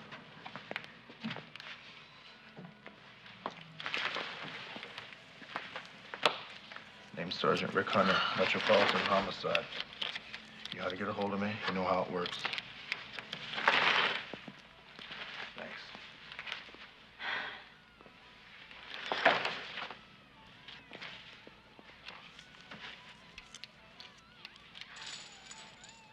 Sergeant, please don't ask her to talk too much. She's in pain and under a lot of medication. Thank you. Code blue, ICU. Code blue, ICU. Dr. Lynch to radiology. Dr. Lynch to radiology, please.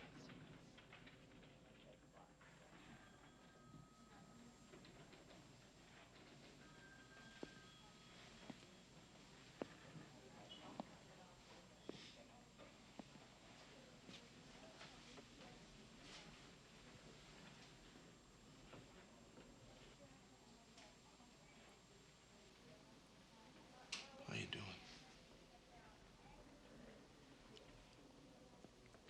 Okay. Doctor told me not to have you talk too much.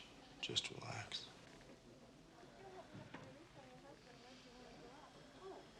Found Vicky Lake. Susie, okay?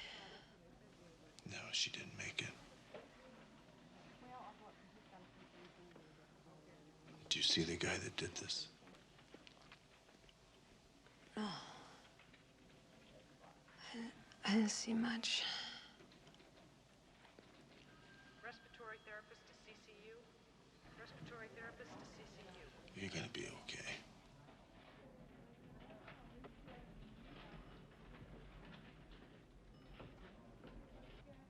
Hey, go ahead, Breaker. What's your 20? 10-4. What's on your mind, driver? I need a 20 on the nearest public scale. I gotta make sure this thing's legal before I leave the county.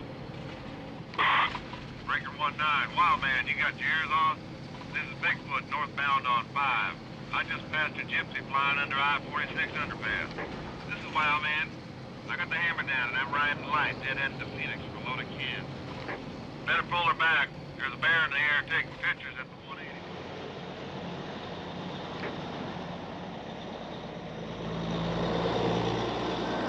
Breaker 19, Breaker 19. Anybody out there? I got 300 miles to go and I need somebody to keep me awake. If you're really hard up, there's an old geezer on 16 who's been singing up a storm for an hour and a half. I'm not that hard up. Guess I'll pull over and hit the box for a couple. KNX 60 off.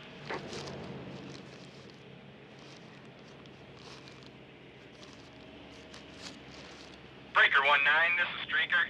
I'm at the Gag and Puke on 5 and I got Shagman looking for a ride. Anybody doing a sleeper run and needs a hand? Which way's he heading, Streaker? He's heading east, but he'll take any ride he can get.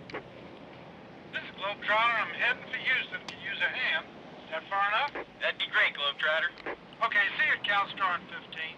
I got a tilt cab and I'm hauling metalwork tin. Be ready, cause I'm running behind. Right, see you in 15. Streaker out. Breaker 19, BKA trucking northbound on 99. This is Sleepy Bear. You got your ears on? This is BKA. What's the word? Looks like you're riding heavy. If that's true, better pull off at 152 and go around. The county managers are out for bear at inspection 190. 10-4, Sleepy Bear. Catch you on the flip-flop. KMA 70 off. Breaker 19, Breaker 19. This is Old Yeller, southbound on 99. Fancy footwork? You still pulling in at CalStar on Route 5? Negatory, Old Yeller.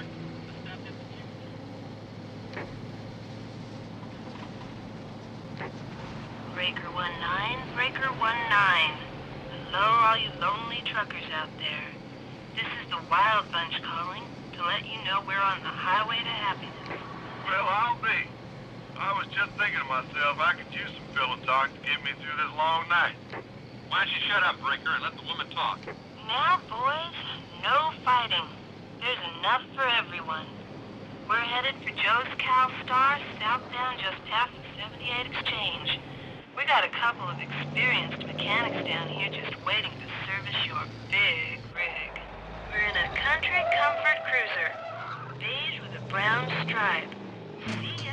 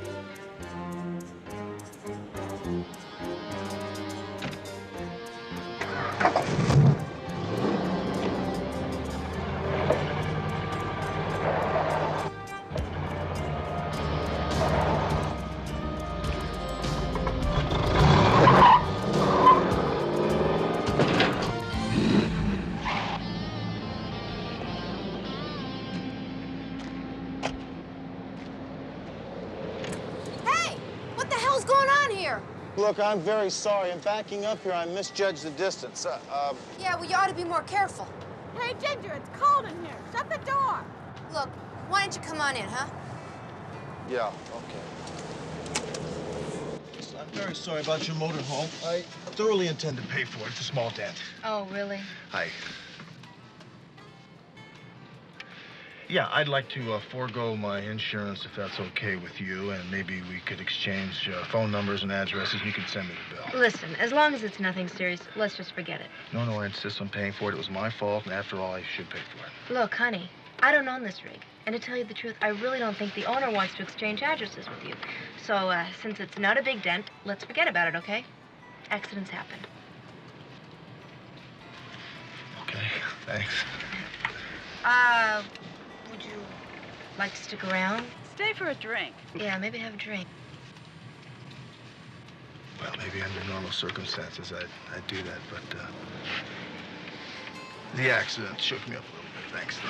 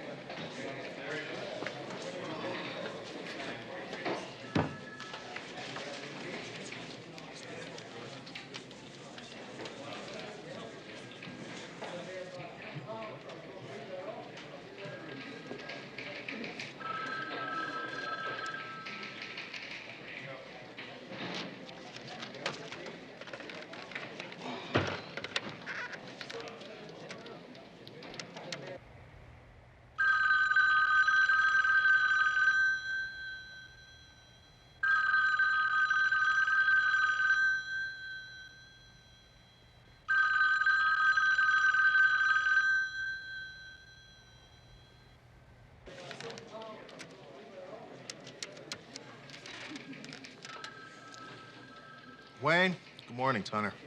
Listen, do me a favor, will you? I need an address for the following phone number, 555-7843.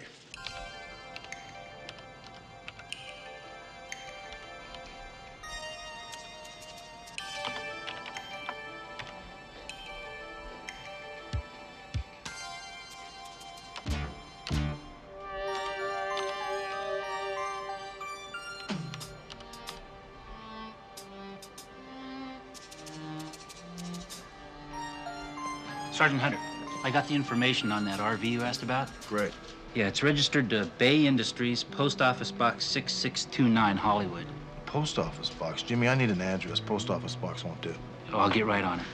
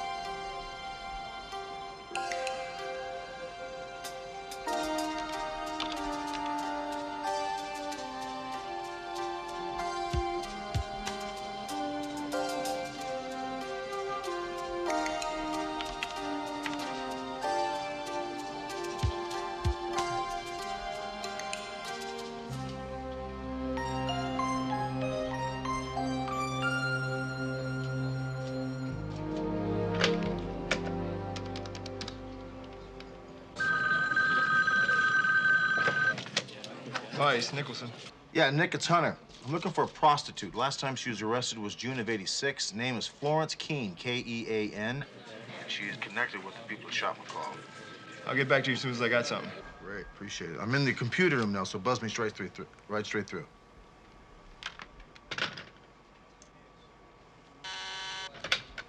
Hunter. Hunter. Yeah, Wayne, great. Terrific. That helps me out very much. Thanks.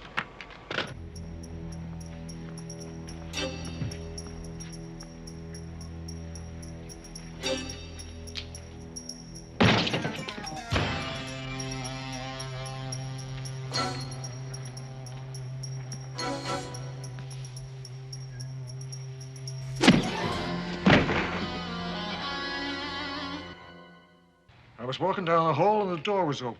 What about Saw it, the two Rick? bodies there, and that's when I called you guys. Yeah, well, you better go to the hospital and have that x-ray. Yeah, I'll get right on it. You listen to what the man says, you take it easy. The DB's name is Mary Lakowski. Whoever shot her was standing behind that door when she came in, shot her in the back. Ambrose, Mary Lakowski is the real name of a hooker by the name of Vicky Lake. That is not Vicky Lake. See ya. Hey, I already told you she hasn't been here since the last time you came in. Hey, what do you think you're doing? Hey, you just can't come barging in a place like this. Get out. Jerk. Look, I'll do my best, Sergeant, but I got a feeling that Vicky is long gone. Now, look here, Sporty. Vicky knows an awful lot. That's why they're after her. Do me a favor, will you? Stay with me on this? You know I will. Thanks.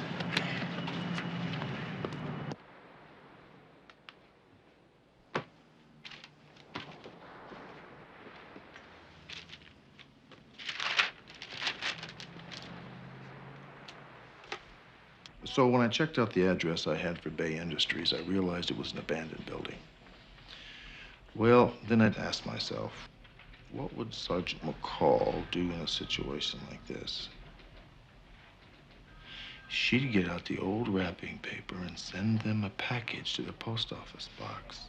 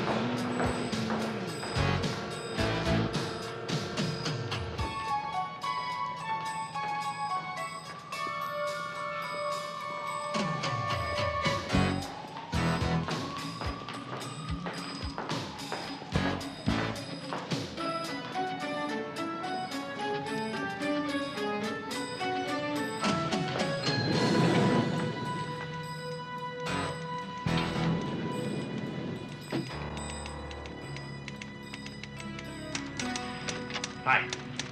Sorry, no solicitors. Look, Phil, I don't care what you're selling. I don't want any. I was wondering if you could answer a question for me. How is it that a little office like this could house what appears to be one of California's largest conglomerates? I just work here, mister. Can I talk to your boss? You got a warrant? Because if you don't, I don't have to talk to you. Freewheeling wholesale. Could you hold, please? Are you just gonna stand there? Because if you are, I'm gonna hang up. You've got 5 companies in an office that big, Jack. One of them belongs to your wife, Louise Hemmings. The rest belong to a John Arthur Hemmings. That is you, isn't it? Mr. Hemmings' corporate holdings are a matter of public record. If this is some kind of official... You're also running hookers up and down Interstate 5 in motorhomes, Jack. That is a damn lie. It's also slander. Now, I run an honest business, and I've got a good name in this community. Unless you're here to arrest me, I want you out of my office. You're a pimp, and you're a murderer, Jack. And you paid some punk to shoot my partner. Now I'm gonna get you. You get out of my office. Certainly. You've given new meaning to the term recreational vehicle, Jack. Call me when you want to confess. Nice shoes.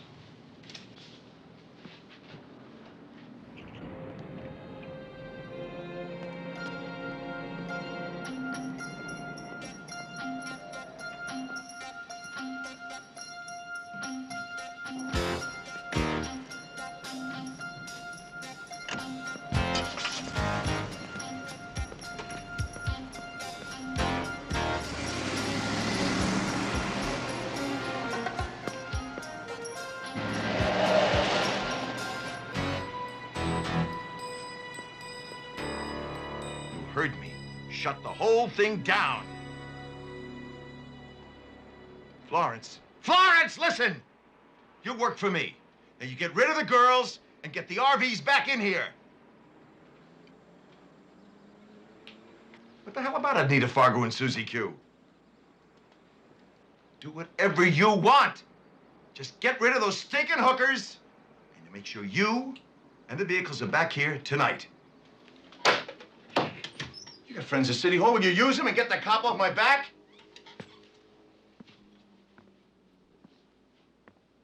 Yeah, I know, Hunter, but we gotta be careful about this because you know what this sounds like.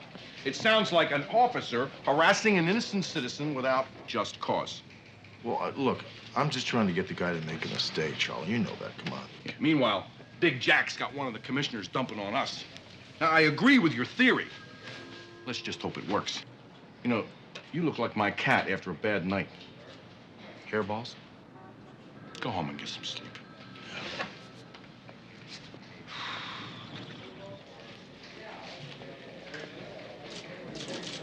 Sergeant Hunter? I'm Laura Decker. I saw you today at Big Jack's. Yeah. Well, I heard what you said to him. I took this stuff from his office. I want to help you get him. Why is that? He killed my father. Dad and Mom were going to see America, but they had so much trouble with that damned RV. Dad finally had it checked out. It turns out it had been sold at least once before. Dad sued. And right in the middle of the trial, he had a heart attack and died. I canceled a trip I planned to Paris and got a job with Big Jack, hoping I'd find some way to make him pay for what he did. When you came in today, I decided I'd found the way. These are his in-house originals. They haven't been doctored yet by his CPA. You mean the guy in his office? Yeah, Roger Adler. Big Jack pays him a lot of money to make sure everything adds up. Now, what about Big Jack's wife, Louise? Now, she's on record as the owner of one of his businesses. Probably a tax scam. Louise is a real cheap-looking bimbo who can't balance her checkbook, let alone run a company. She's in New York right now. Jack sends her away a couple of times a year to help support the fashion industry. Okay. This is good. Do you have any cream? Yeah, I'll get it for you. Jack finds out these files are missing, he's gonna come looking for you. I highly suggest you not go back to your house until this whole thing blows over, so you might as well stay here.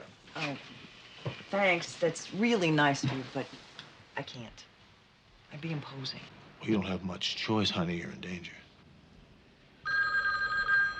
Excuse me. Hello. Great. I'll pick you up at the precinct in about 20 minutes. I'm gonna go out for about an hour, hour and a half. If anybody phones, don't answer it. If anybody knocks on the door, call the police. Well, nobody knows I'm here. That's fine. Just do as I say. I'll be right back.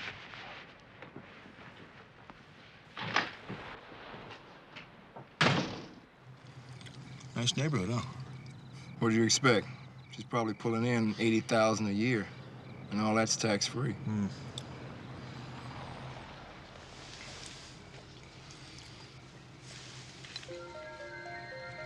Yeah, that's Flo.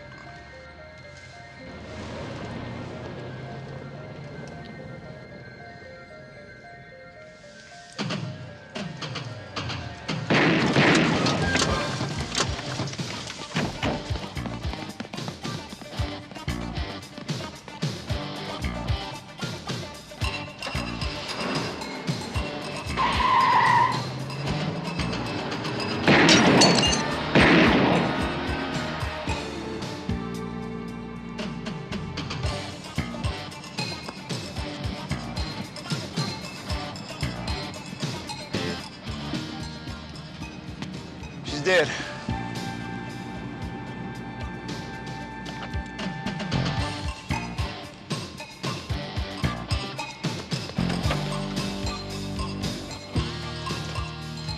This is L56. I've got a 187 victim. Suspect last seen driving a late model sedan with the left rear taillight out. Last seen headed east on Green Craig Avenue near Cantor.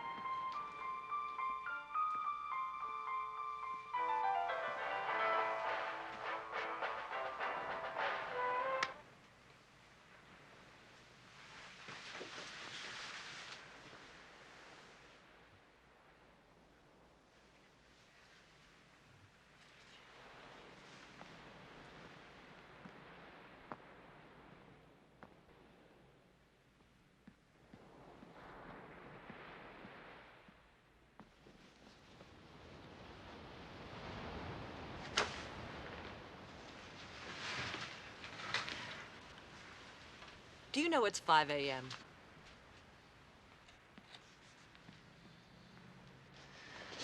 Whose initials are these? The bank inspectors. See, dealers buy their inventories with borrowed money. Then when they sell a car, or an RV in this case, they repay the bank. The inspectors' initials tell the bank that the vehicle's still on the lot, unsold. All these loan agreements show that the RVs were sold before, weeks before, these pages were initialed.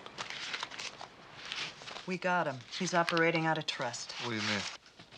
He's selling RVs, and he's not giving the bank their money.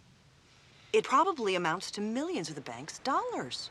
Big Jack plays the stock market all day long. I've heard him buying options, commodities, warrants. Rick, if we take this to the bank, we've got him. You take this to the bank, you'll be arrested for theft. Let me ask you a question. What happens to Big Jack's business if his RVs stop coming in?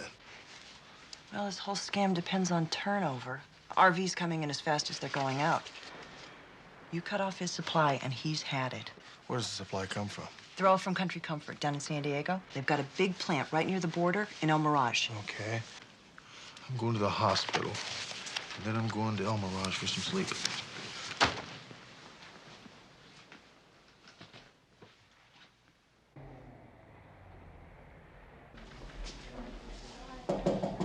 Can Sergeant McCall come out and play? Hi. How you doing? Okay. You know, you may not see me tomorrow. I gotta go down to San Diego. Why San Diego? Well, I'll talk to you about that when I get back from San Diego. How's it going? I can't feel anything yet, you know. Well, the doctor said it'd take about a week for all the swelling to clear up. Then what? Dr. Parker, 3 North. Dr. Parker, 3 North, please. You're gonna be all right.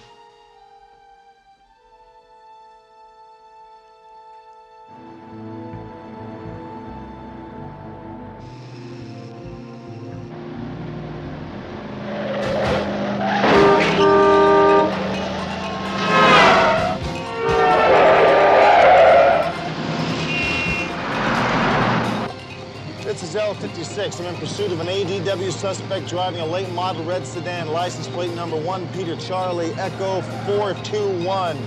I need immediate backup at Mason Drive and Spring Street. L56 out.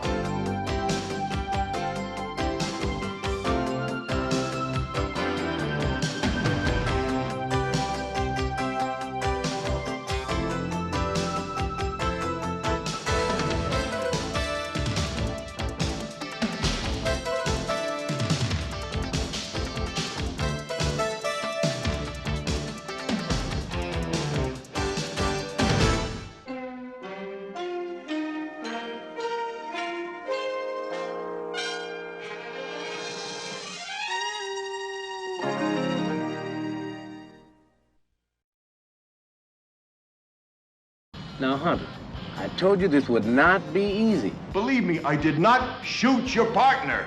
Oh, I haven't even started yet, Jack.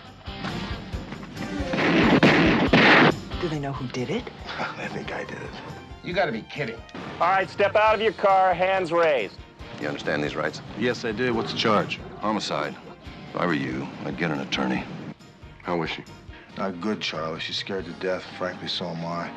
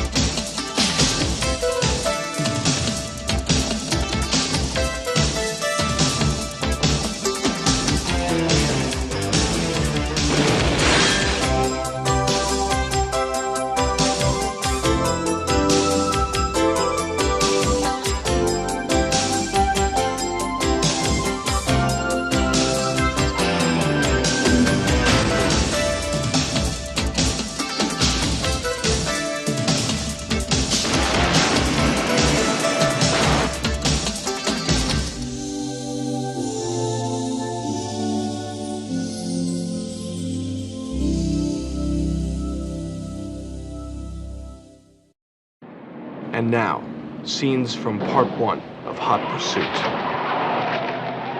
She was picked up with 2 other girls, Susan Dumont, alias Susie Q, and Mary Lakowski, alias Vicky Lake. I'm at a phone booth. I found Susie. Well, that's very fast work, McCall. Where'd you find her? I don't really have time to go into it, but get a load of this. She and Anita Fargo were working for a guy who runs RVs from here to San Francisco, servicing truckers and traveling salesmen.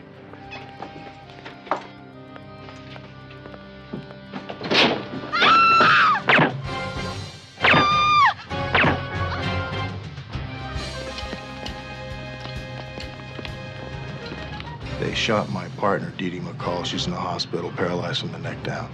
Look, come on, Vicky. I don't know if you know this or not, but your girlfriends, Anita Fargo and Susie Q, well, they're dead. You could be next. Now, come on, talk to me.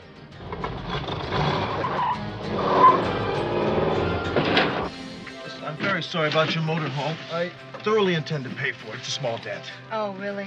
Hi. Look, honey, I don't own this rig. So, since it's not a big dent, let's forget about it, okay? Accidents happen.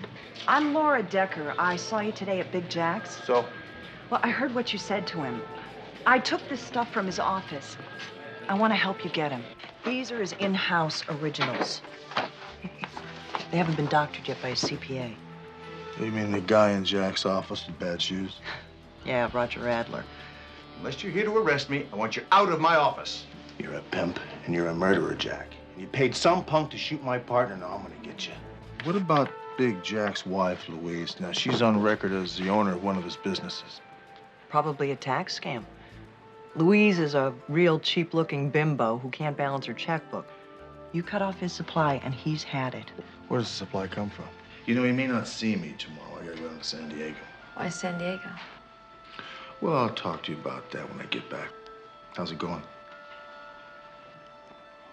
I can't feel anything yet, you know. Well, the doctor said it'd take about a week for all the swelling to clear up. Then what?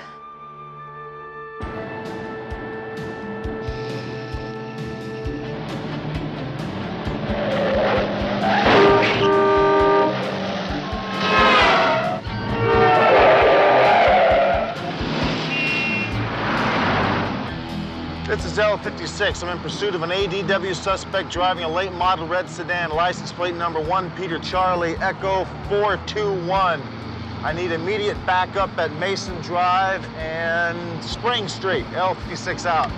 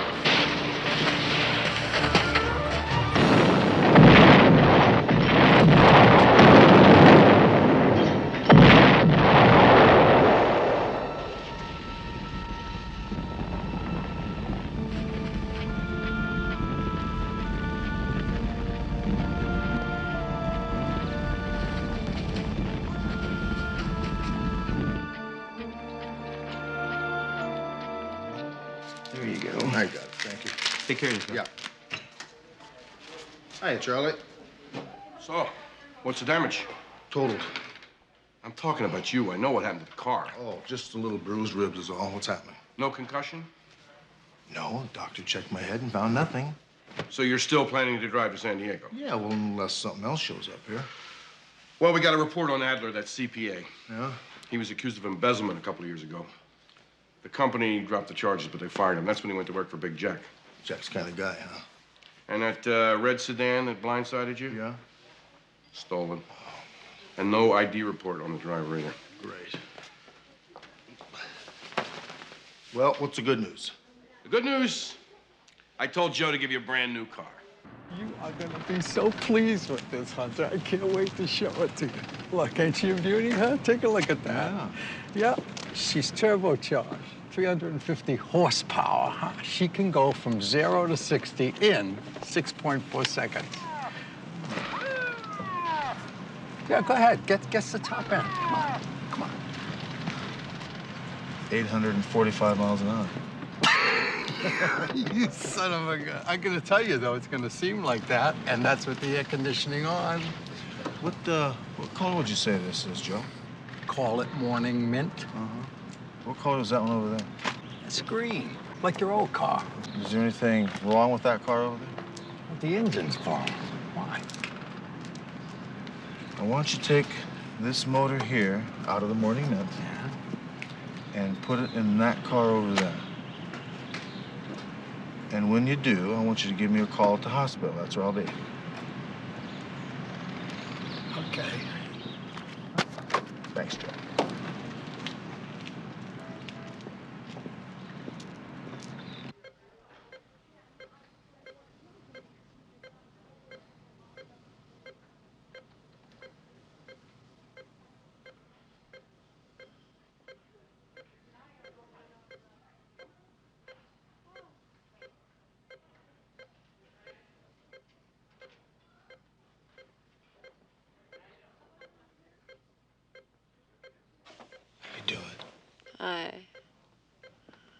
I thought you were going to San Diego. Oh, I'm going. I just got detained by some bad car trouble. You know how that goes. Yeah. The doctor tells me that you're doing so well that they're going to operate and take the bullet out in a couple days. You're gonna be here? Yeah, I'll be here. Thanks.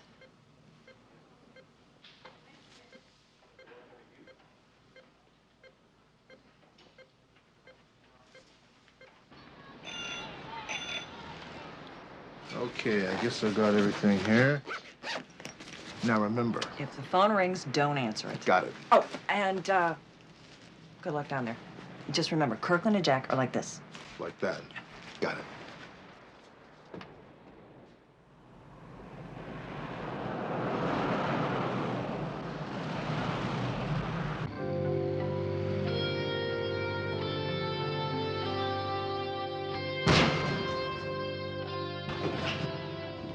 I like you.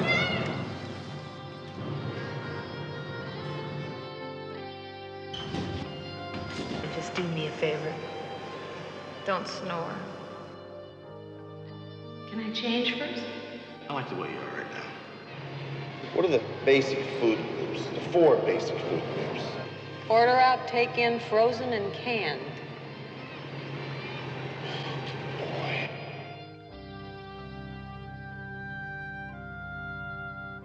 Gee, what is your problem anyway?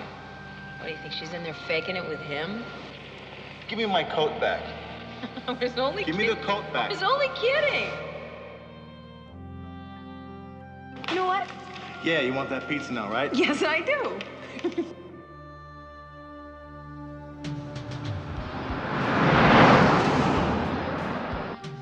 Jack Hemmings moves RVs, my RVs, faster than any distributor in the country.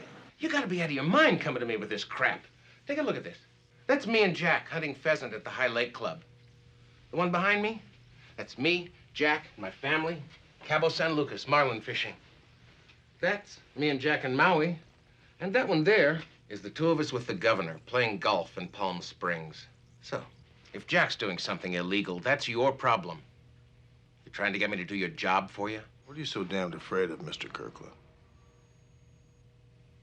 I'm sure not afraid of some low-rent cop from Los Angeles.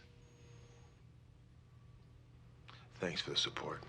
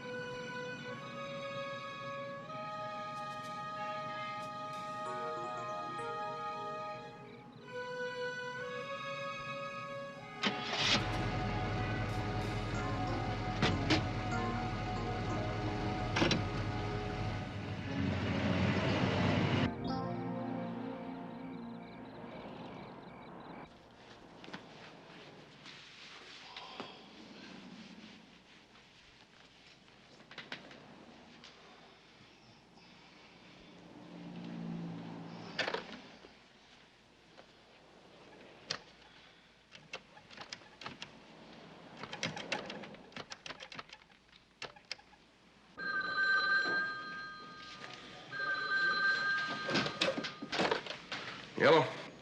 Charlie, Hunter. Where are you? Well, I'm down in a motel in El Mirage. So how'd it go today? Not good. Kirkland and Big Jack, same joint at the hip. So what are you still doing there? I don't know. I seem to make Kirkland nervous. Maybe I'll make a stupid mistake. Like what? I don't know. You talked to McCall? Yeah, talked to her about, 15, 20 minutes or so ago. How is she? Not good, Charlie. She's scared to death. Frankly, so am I. I tell you, I don't think I want to do this job without her. Look, she's tough. She'll make it. I should be up there with her right now. Now stick to Kirkland. See what you can find out. I'll go to the hospital myself. I'll tell her you're thinking about her. Thanks. I appreciate that. Okay, I'll talk to you later. Yeah, I'll see you.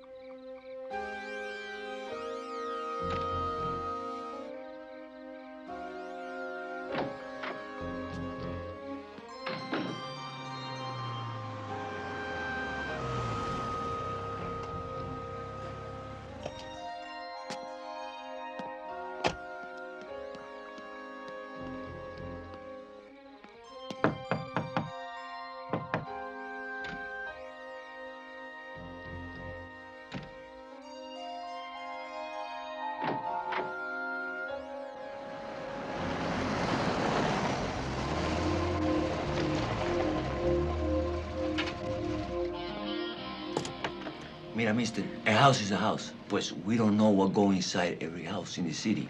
I understand that. Could I please speak with your superior? Okay, go Jack. Sí, capitán, tengo un gringo aquí que dice que es una casa misteriosa. Pues sí, capitán. Está bien. Follow me. Muy bueno. Muchas gracias and total bill. Captain, how are you? Hello, Sergeant. I understand you have a problem. Tell me, how can I help you? Yeah, the house at 516 Paloma. I need to know what goes on there. Please, come sit down. Thank you.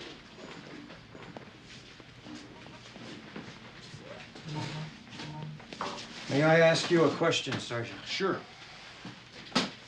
Why do you want to know this, and what do you intend to do with this information that I may or may not give you?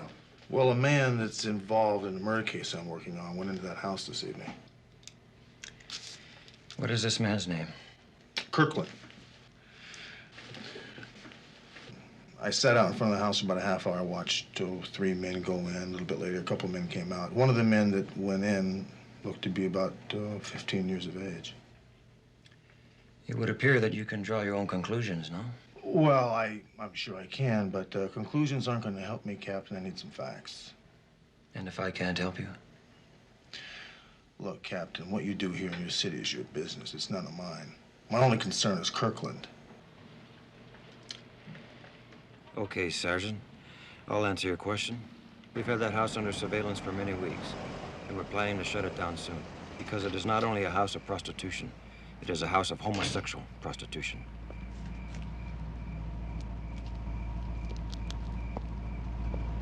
Could you pull into the inspection area, please? Something wrong? Pull up right over there, please.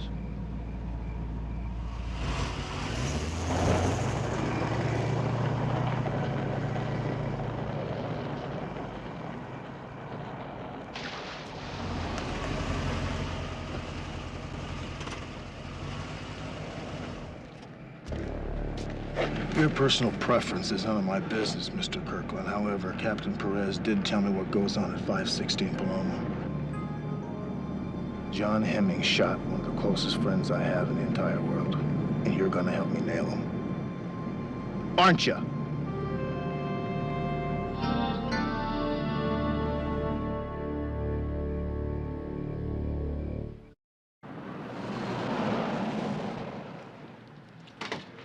Work, Charlie. Kirkland pulled Big Jack's franchise. I'm gonna put Big Jack under 24-hour surveillance. You got it. See ya. Hunter, I got a couple of messages for you. Hold on, Ambrose.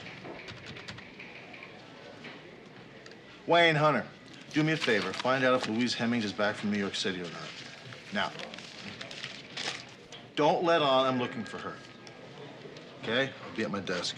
Hey, one of these messages is from a John Hemmings. He says it's urgent. It's about the case you're working on. He wants you to see him at his house right away. Yeah, wait. I got another one from Sporty James. He's waiting for you at this phone booth. Oh, yes. Great. You gotta talk to him? Excuse me, don't you have your own phone? I like this store, Ambrose. Hello. Sporty Hunter, what do you got on Vicky Lake? Now, Hunter, I told you this would not be easy. Vicky Lake left town. She went to Phoenix. Sporty, this girl is the key to this entire case. We'll find her. Don't worry about a thing. Good, call me. As soon as you get something, you make sure you call me. You got it? Okay. Nice phone. Yeah, you owe me 4 bits.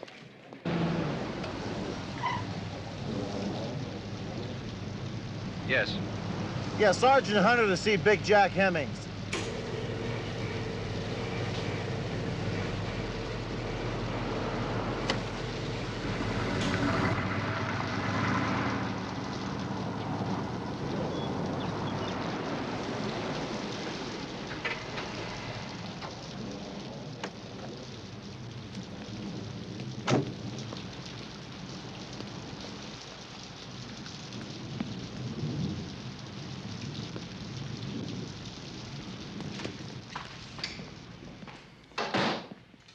Mr. Hemmings upstairs, first door to the right.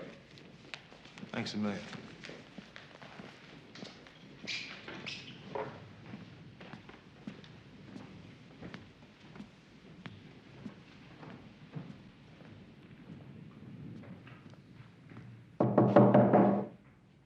Men.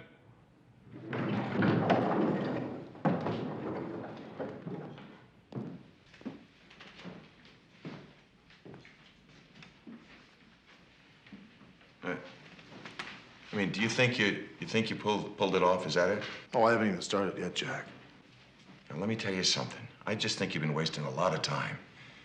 I mean, you're the same place you were when you came into my office, and that's nowhere. I mean, yeah, I lose. You ruin my business. You lose, too. All the time you wasted. Big deal. That's it? You brought me down here to tell me that? No, I brought you down here to tell you the truth. Listen to me. I did not shoot your partner. I never shot anybody. The girls in the RVs, okay, I did that.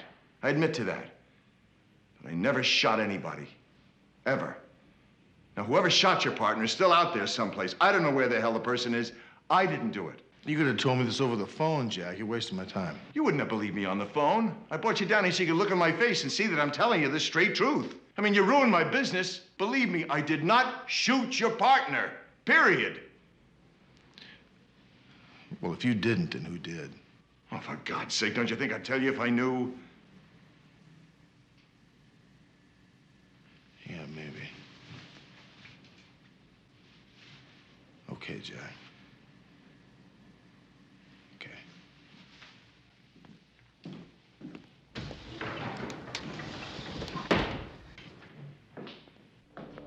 Louise, what the hell? I just talked to you in New York. No, Jack. You just thought I was a New Yorker.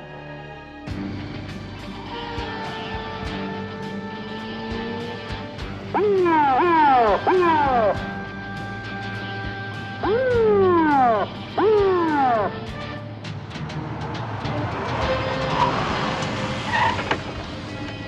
right, step out of your car, hands raised. Now turn around and put your hands on top of the car. I'm with Metro PD. Yeah, we know you're an LA cop. This is Beverly Hills. You know the drill. Hands at your back.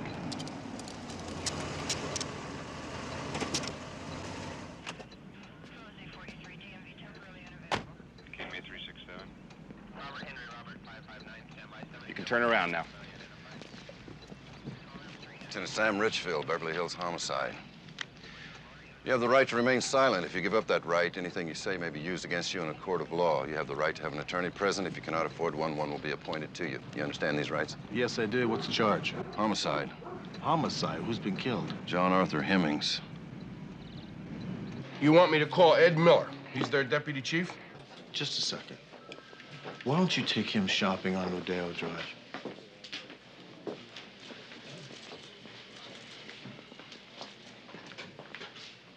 Thank you. Boy, this Lieutenant Richfield here is absolutely positive I killed Hemmings. I can't believe it. Anyway, call Mike Snow for me. Mike Snow? Are you crazy? Just do it, Charlie. He's perfect for this situation. Yeah, I guess you're right. And he'll laugh when you call, but call him. After I call Ed Miller, he'll make sure that you're treated like a fellow officer. Appreciate it, Charlie. I'll be here.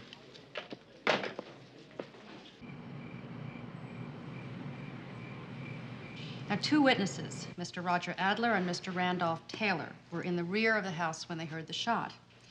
Mr. Adler was the deceased's accountant, and Mr. Taylor, as we know, is one of the most highly respected attorneys in this city, a former president of the California Bar. When these witnesses got to the study, Sergeant Hunter was not there, even though he had gone up to the study only 5 minutes earlier. Sergeant Hunter wrote out for me exactly what was said by him and by Mr. Hemmings, verbatim. I timed it. Their conversation lasted less than 2 minutes. Now, that leaves 3 minutes unaccounted for.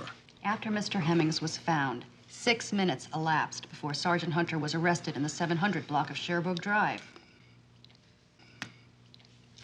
That seems accurate, but very peculiar. Mr. Adler finds his employer dead. A gun in his hand, gunshot wound to the temple. Yet instantly calls the police and asks them to arrest Sergeant Hunter for murder. Never even questions suicide. Hadn't Hemmings just been informed he faced bankruptcy and possible charges of bank fraud? A paraffin test was conducted on Mr. Hemmings' right hand. It was negative, indicating that he was not holding the gun when it was fired. Matter of and fact, the powder burns also indicate that that gun was over 2 feet from the victim's head when it was fired. This was not a suicide, Mr. Snow. This was a murder. I ordered paraffin tests to Sergeant Hunter's right hand. In fact, both of his hands. Oh, I see. Lieutenant Richfield didn't tell you. Well, I'm sorry about that. As with Mr. Hemmings, the tests were negative, so that to quote you, Ms. Wyman, he was not holding the gun when it was fired. There's a bathroom in the foyer of the Hemmings house. Hunter could have, and I'm damn sure he did, wash his hands before leaving. Are you out of your mind? You mean to tell me you actually think I went downstairs and washed my hands before I left? You're an experienced detective. You know about powder stains on your hand and what to do about it. Thank you, Lieutenant. I was about to make that point. Sergeant Hunter is indeed an experienced, knowledgeable detective who knows about such things. And if he wanted to fake a suicide, he'd have put the barrel of the gun against the victim's head. Am I going too fast for you? I think that Mr. Hemmings jerked away from the killer just as the gun was fired. Now, even a smart detective couldn't do anything to fix that after the fact. Ms. Wyman, are you going to file a charge against my client? We certainly are. Sergeant Hunter once angrily accused Mr. Hemmings of shooting his partner, and he then threatened to nail him. That gives us motive and premeditation. In other words, murder one. Well, unless you'd like to offer us a lesser plea. I assume that's why you asked for this meeting. No, Ms. Wyman. I just wanted to know if you had anything we should be concerned about. You don't. Now, here's some advice. I wouldn't ask the district attorney to let you file even a misdemeanor charge against my client because your promising career as a deputy DA would come to a thudding halt. And now, since it's almost 4 in the morning, I'm leaving. I'll be with my client. Please don't take too long coming to a decision. Hunter's still in custody. See, he doesn't leave the building. We can't file a charge. You'll have to go back to the drawing board. The man is guilty. What are you afraid of? Your job? The answer is yes, Lieutenant. I am.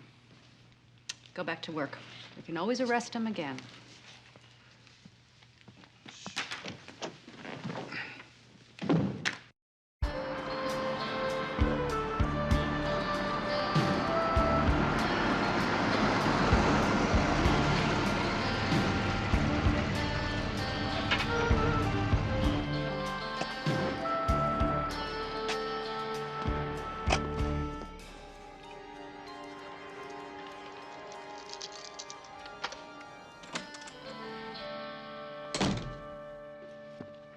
I've been so worried about you. Really? Well, it has been an interesting day for everybody concerned, Laura. Big Jack is dead. What? Yeah. What happened? Well, it was made to look like a suicide, but it wasn't. It was murder. Do they know who did it? I think I did it. Yeah. Anyway, my call gets operated on in about an hour. I'm gonna go make some coffee. DA doesn't think they have a case yet, but that doesn't mean they won't arrest me tomorrow. Well, what has this Lieutenant Richfield got against you? Oh, I guess he hates LA cops. Did you believe, Jack, that he didn't have anything to do with what happened to your partner and the others? Yeah. And who could it be? Roger Adler? He was with Randolph Taylor when the shot was fired. Did you ever meet Louise Hemmings? Could be her, you know. Well, sure. I told you, remember? She's a bimbo. Complete airhead. Well, with Jack dead, there goes my only excuse for staying here with you. Guess I'll just pick up where I left off, go to Paris. But I will stay if you think there's any chance you might need me. No, don't stay here on account of me. I think everything's all taken care of. Thanks anyway. Okay. While you're at the hospital, I'm going to go to my apartment and pack. You will take me to the airport, won't you? Sure. What if you can't get on a direct flight to Paris? I'll fly to New York. I can make the Paris arrangements from there. Good, okay. Where's my coat? Oh, behind you. Oh, okay. I'll call you from the hospital. Okay. See ya.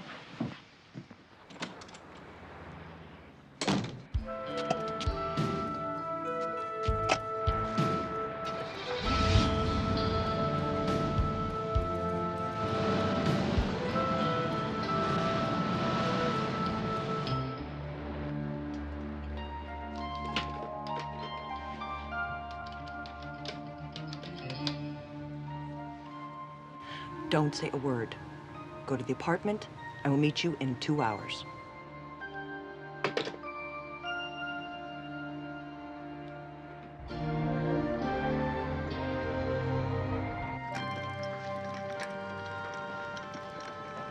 Code blue, ICU.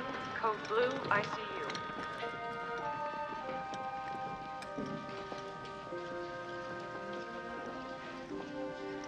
Dr. Parker, 3 North. Dr. Parker, 3 North, please. This is as far as you go, Sergeant. I'll be waiting right out here when you get through. Thanks, big guy.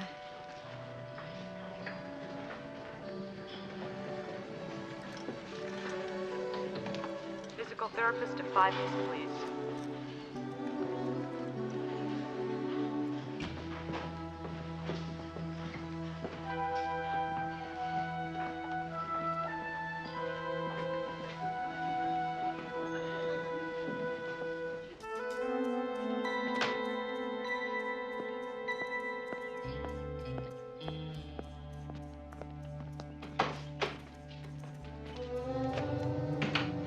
Maybe I missed you. Oh, Roger. I'm scared. They didn't buy the suicide thing. Something about the powder burns proving that the gun wasn't close enough to Jack's head. We've got nothing to worry about. Nobody saw you come in. Nobody saw you leave. Well, you're kidding yourself if you think Hunter's gonna lay down for this. He's a cop. And what about Vicky? Has Louis found her yet? Tracked her to Phoenix. Missed her by a couple of hours. He says she's back in L.A. You'll find her. He better. And this time he better do it right. Don't worry. Why don't you go to New York now? I'll stay here till everything's safe. I'll meet you in a couple of days. Give me 3 days. Okay? Okay.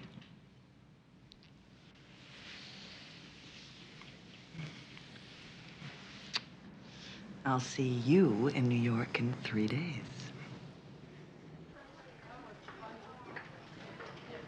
Volunteer to 6 West.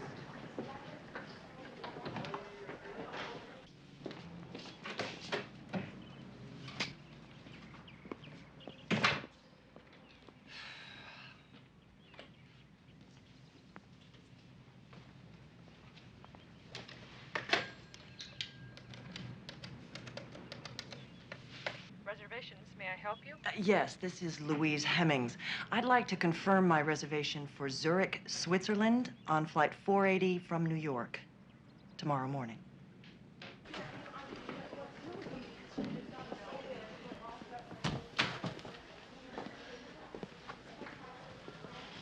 Sergeant Hunter. Yes. She did fine, and she'll recover fully. Thank God. It'll take some time, but she'll be good as new. Thank you very much. Can I see her? No, she'll be in recovery an hour or so, then she'll sleep for the rest of the day. Beautiful. Tomorrow will be fine. Anytime tomorrow in the morning? Or... Oh, sure. Great.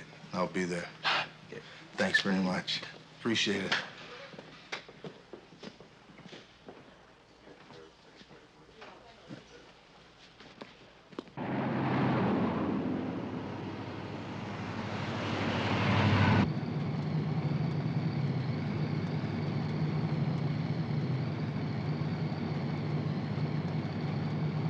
Do you always drive with one eye in the rearview mirror? Oh, yeah. Especially when we're being followed. Who do you think they could be? Oh, a couple of Richfield's boys making sure I don't leave the country.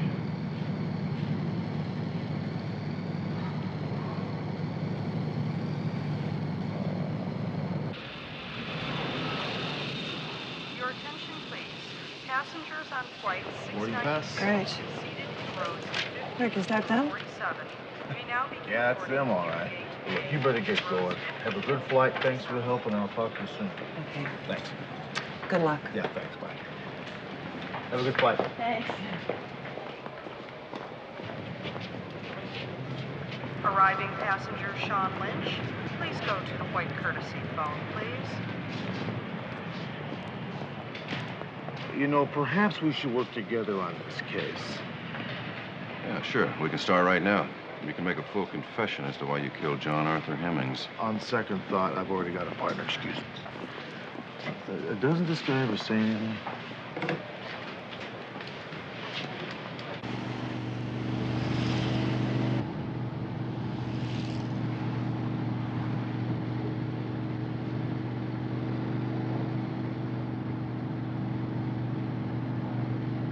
L56, come in, please. This is L56, go ahead. Mr. James Arnold, or maybe it was Arnold James, called and said it was urgent to get you this message. What's the message? He wanted you to know he finally found Vicki Lake. She's staying with her grandmother. The address is 753 Hobart Street. 753 Hobart. Got it. Thank you. L56 out.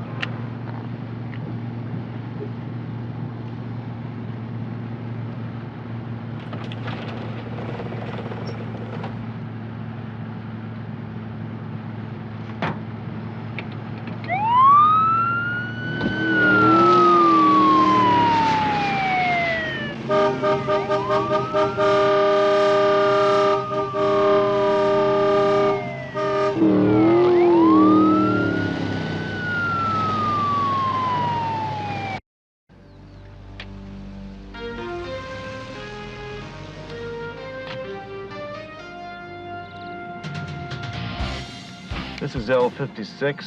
I'm requesting an immediate backup at 753 Hobart Street. L56 out.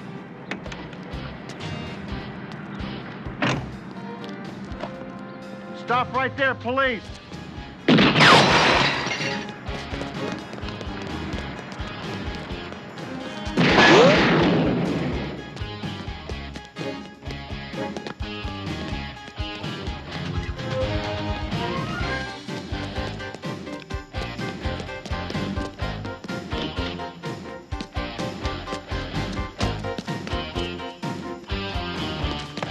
Freeze, police!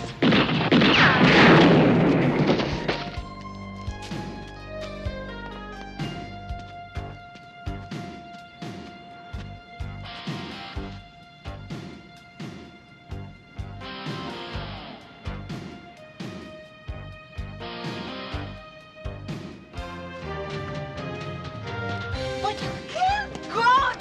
Stop!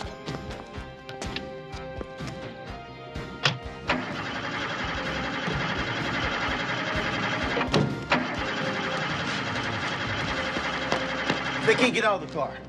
Come on. Everything is all right. Now, you called my office and left an urgent message.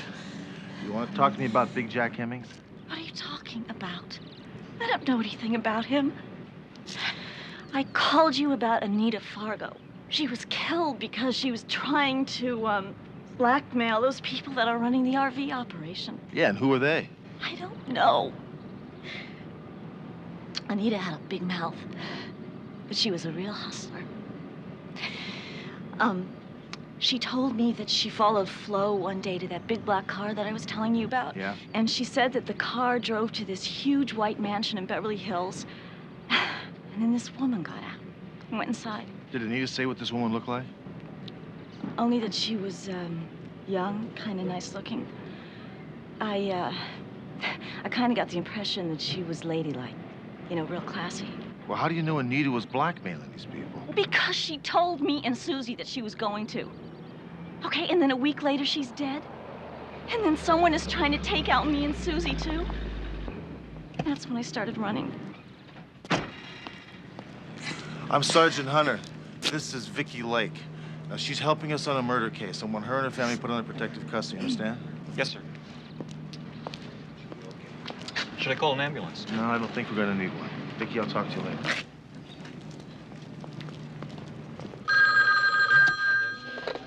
Lieutenant Richfield, homicide. Hunter, I'm gonna be on the next trans-global flight to New York City. I just thought you'd like to know that.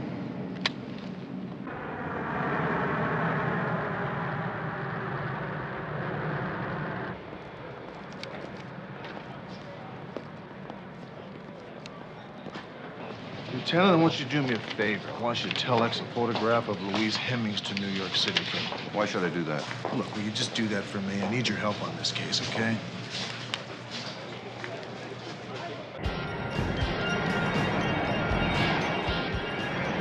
Your attention, please.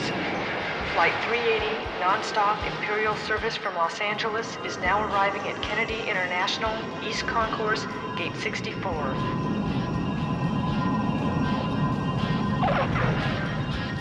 Flight 380 from Los Angeles, now arriving at Gate 64. Your attention, please. First-class passengers on Flight 480 to Zurich may now begin boarding through Gate 12.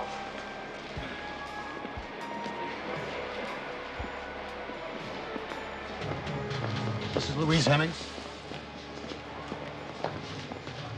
Hi, Louise. You remember Lieutenant Richfield, don't you? You're under arrest for the murder of your husband, John Arthur Hemmings.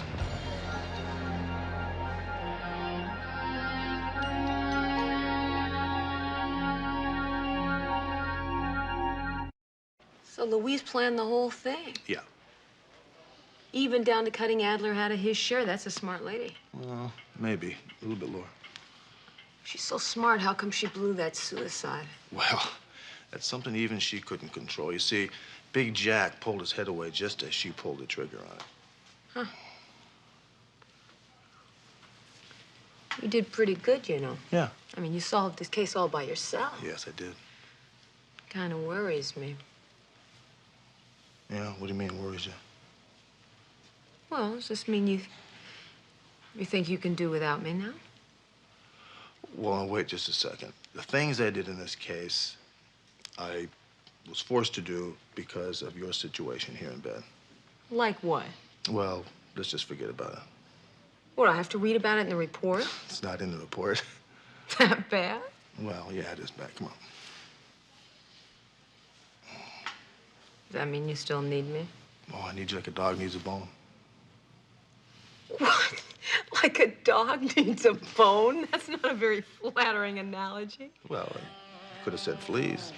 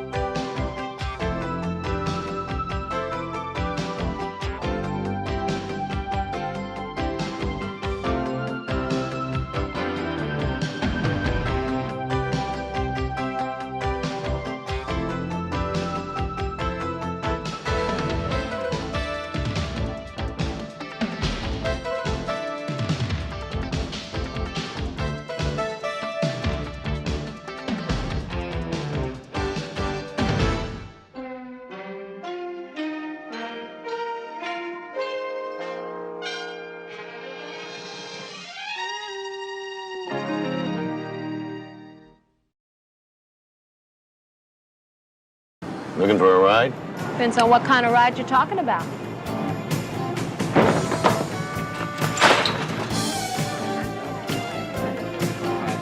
They took me in the spooky room and they rubbed blood all over me. I made a quality arrest yesterday, and I have a feeling it's all starting to come apart. I'm concerned about you all of a sudden. Maybe I should have put you under protective custody. Someone had to die before you people would do something about a rapist, huh?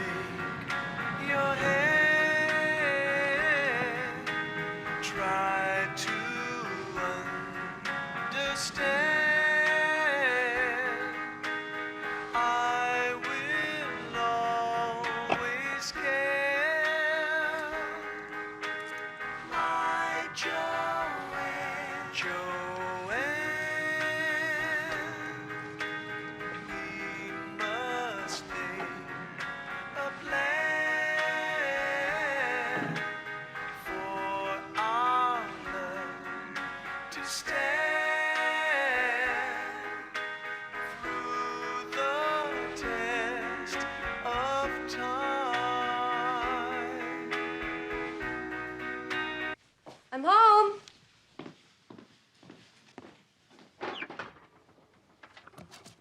It's dinner time, boys.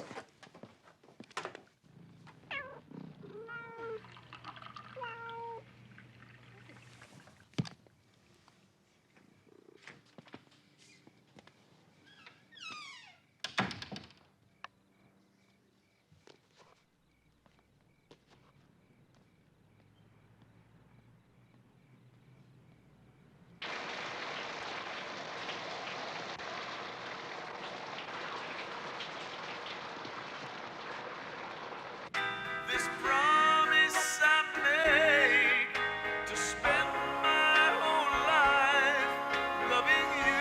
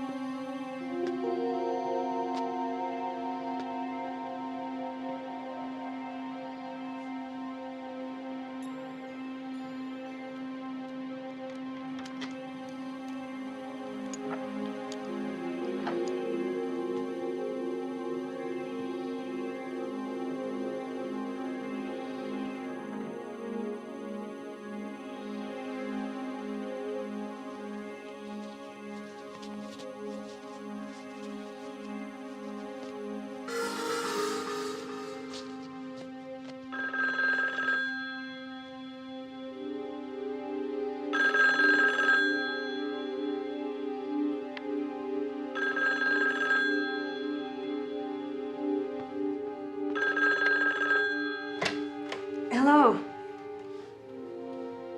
Oh, no, I can't. Oh, have you tried Kimberly?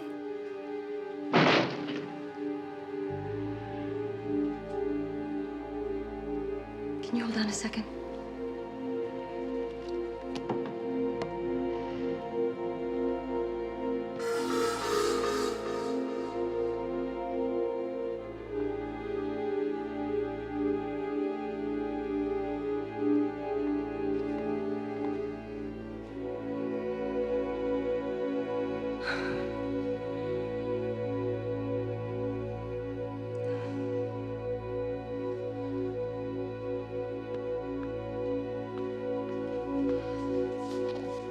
Hi.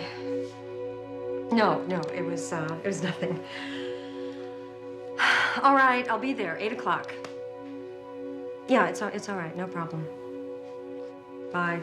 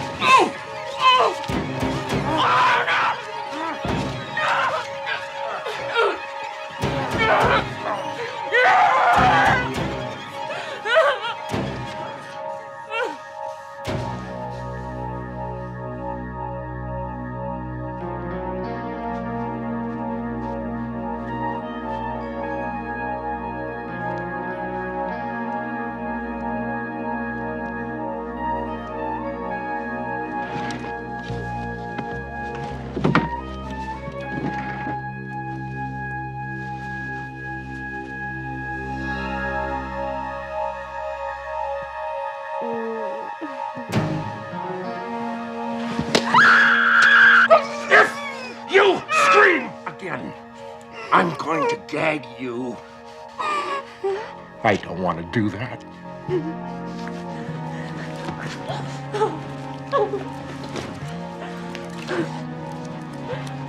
Oh, God.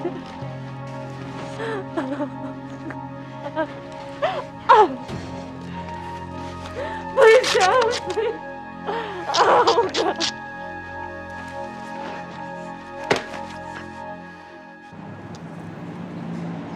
Oh, my feet are killing me. Jeez. Now I know why they charge so much money. They don't give it to their pimps, they give it to their podiatrists. Don't worry, you will get used to it. No, I won't. This is simply a one-day loan out. One more bust and I'm heading back to homicide where a girl can be safe. Who's back? Look, right over there. That's 3 times around the block, right? Think he's interested? Yes, he's interested. Hey, you, brunette.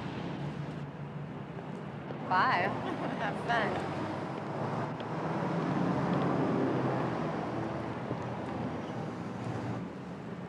Looking for a ride?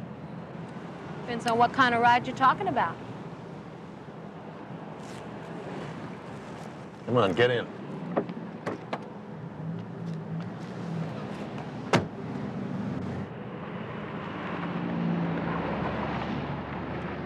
Nice car. Where are we going? How much? That depends on what you want. Got a few friends coming over to my house tonight. Thought you might like to join us. Party? 4 or 5 of us. Well, You don't have to worry, it's nothing kinky. Straight sex. Put your hand in my shirt pocket. will I find something special? $100? 100 now, 100 when you show up. Bring another girl. 100 more. $200? That's right. No, that's wrong. See, that's called soliciting for purposes of prostitution. Pull over to the curb, you're under arrest. Now, you listen to me, officer. You are about to make one big mistake, but I'm willing to overlook it. Overlook this. Pull over to the curb.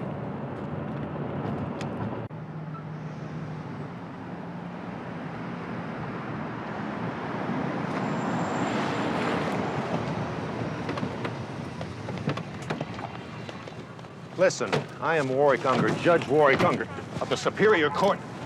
You're making a bad arrest here, friend. This is pure entrapment. Take my word for it, Judge. It isn't. I'll have your butt for this. Careful, careful. That's what got you in trouble in the first place.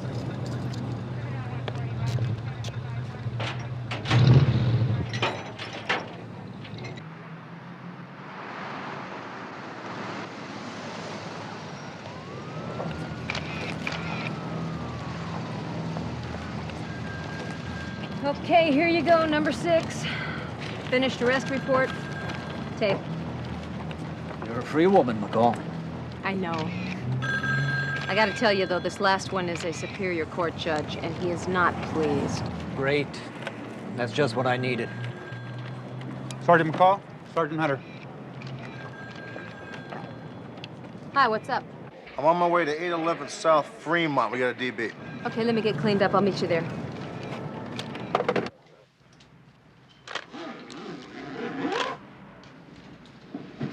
Get a shot of the living room before it's dusted, would you? He tied her up with nylons. Looks like he got them from her dresser. Any sign of forced entry? None. No evidence of any tampering with any of the locks. Maybe he had a key. Maybe she let him in. I'll have the print report and his blood type in a couple of hours. Reuben, take a look at this. Looks like a size 14.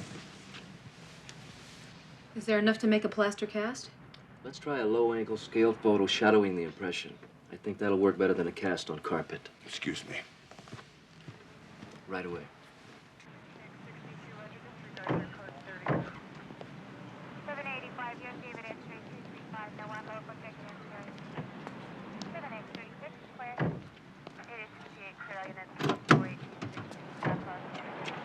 L56 to William 90. Have Brad Navarro meet me on tack 2, please. Was there any sign of forced entry? Uh-huh. Sounds like Bigfoot, all right, Hunter. But we both know criminals don't change their M.O. Bigfoot never kills his victims. Well, I think this killing was an accident, Brad. She choked to death on her own vomit. The murder seems incidental to the rape. Otherwise, the MO is identical to the 8 other rapes. The semen on the sheet is type O. The shoe prints are size 14. It all adds up to Bigfoot. And Ann Mapleton fits the victim profile all the way. White, single, between 28 and 35. They all have good jobs. Professionals mostly. They date, but they're not promiscuous. Well, the media interest in this Bigfoot thing's gonna go through the roof. We may as well face it. Our serial rapist is now a murderer. I want you four to all work together on this. So make copies of all your reports, get them to Hunter and McCall right away. We're gonna have to do some regrouping around here. Let's go.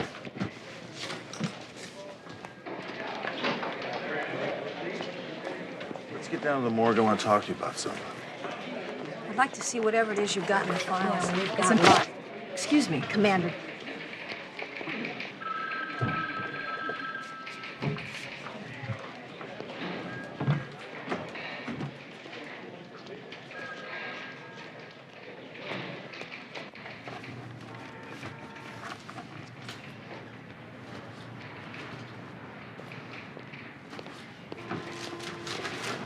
The DA's been trying to reach you, sir, all afternoon. Did you tell him I've been at a budget meeting? Yes, sir. He sounded very upset about something. Said to call him no matter how late you got in. Thank you. Good night. Mr. Bendici, Commander Kane is on line 1. Commander Kane? Mr. Bendici, what can I do for you? At noon today, one of your officers, Sergeant Dee Dee McCall, arrested Judge Warwick Unger during a Hollywood Vice sweep. My prosecutors were of the opinion that the case against Judge Unger smacks of entrapment. What, can't your people simply issue a standard DA reject? No, they can't. This office could be accused of offering the judge preferential treatment. Now, Unger is a recent appointee of the governor. You understand these political situations, don't you? Yes, sir, I certainly do. I'd consider this a great personal favor, Commander Kane, and I'm sure the governor would too. Of course, I'm not asking you to do anything out of line. You feel the case against Judge Unger has merit? Please proceed with it. I'll look into it right away. We need an answer soon, Commander, before the press gets into it. I understand. Thank you for bringing this to my attention, Mr. Bendici. I'll get right on it.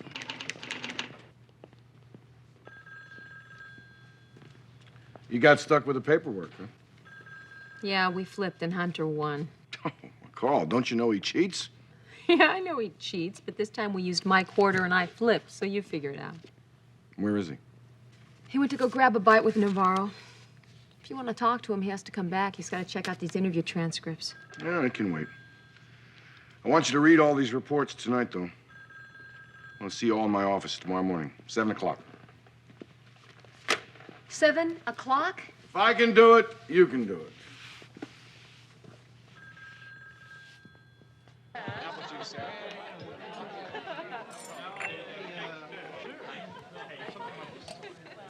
Anyway, by the time the ambulance got through traffic into the intersection,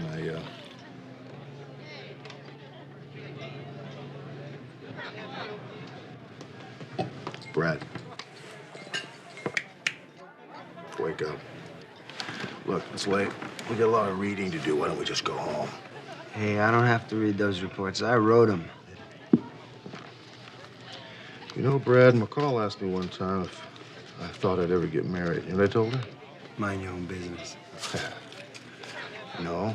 I said if I could ever find a girl like Kathy Navarro, I would. McCall must have loved that. Yeah. Well, she agreed with me. About Kathy, that is. See you tomorrow, Brad.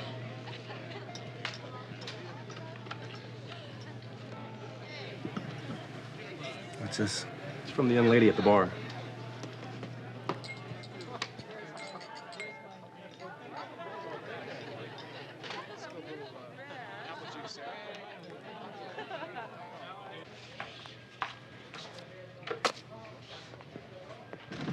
Hey, you still here? No, it's a bad dream. I'm not really here. You didn't look very good. You had to get some sleep. So should you. But you know, I think you ought to check out the note on your desk first. Oh, yeah? Mm-hmm.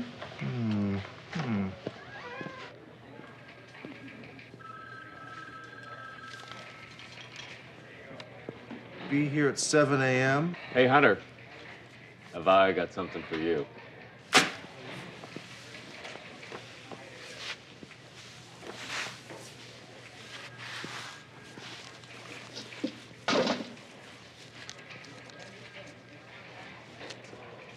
You're pretty handsome for a cop. You think so? Yeah. Thank you.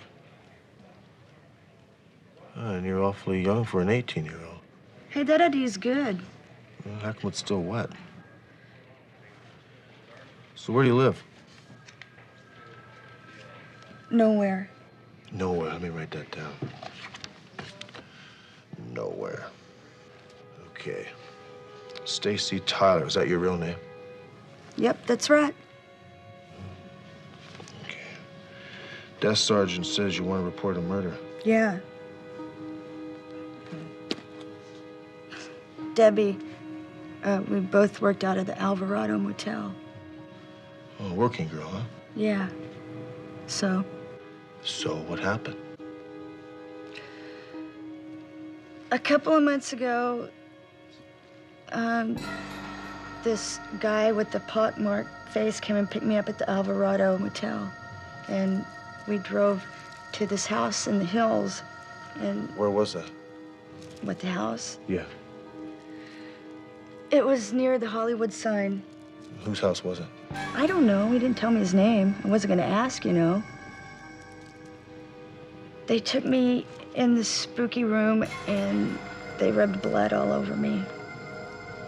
There must have been about 4 or 5 of them. I remember one of them was a woman, and they didn't really ask me to do anything. This happened for about 2 more nights. Then the man who owned the house told me about this big party that they were going to throw out in the desert, and if I brought a friend, there'd be more money. Debbie had really bad vibes about it, but she needed the cash.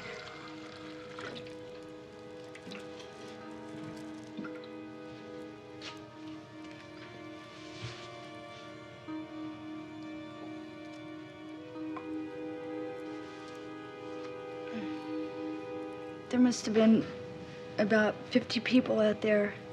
They all stood around us. It was horrible. They killed this cat.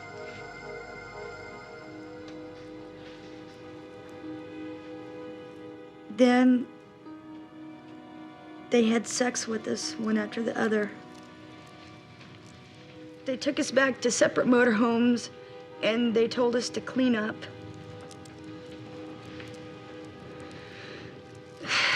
They took Debbie, and the man who owned the house was there. He had a knife. I got so scared. I tried to open the door, and the door was locked. So I looked around, I couldn't find another way out, and there was a vent on top of the motorhome, so I crawled out of it. And then I ran back up to the highway, and I hitched back to LA. They killed Debbie. You saw them kill Debbie. No, but they did. You think they did? She hasn't called or nothing for 3 days. Please help me.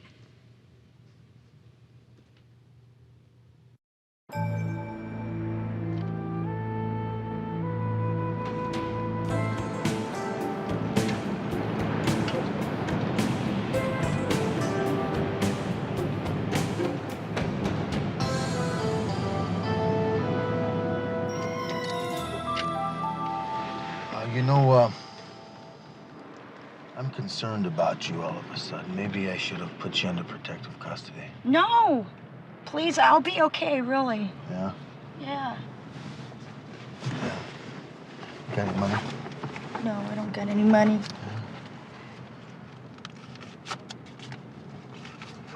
Yeah, $30. Thanks. Do you want to come in or something? No, that's okay. I'll walk you to the door. No, it's okay. I'll be all right. Yeah? Yeah, thanks. I'm gonna call you tomorrow. I want you to be here, Stacy. Yeah?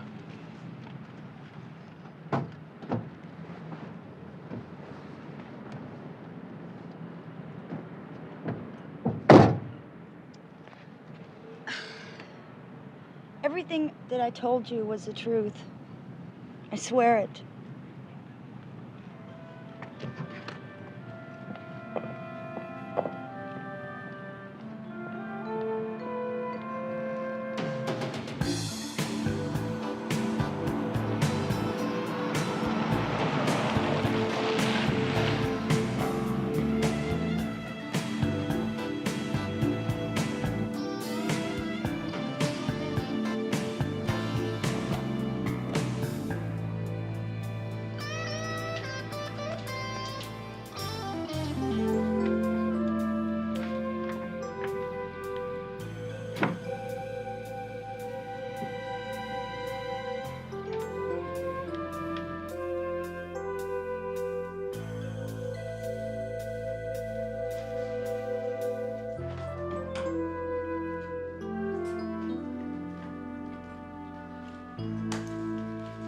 Hello, Brad. You didn't have to wait up. We have to talk. Can I wait until tomorrow? No. Please, sit down.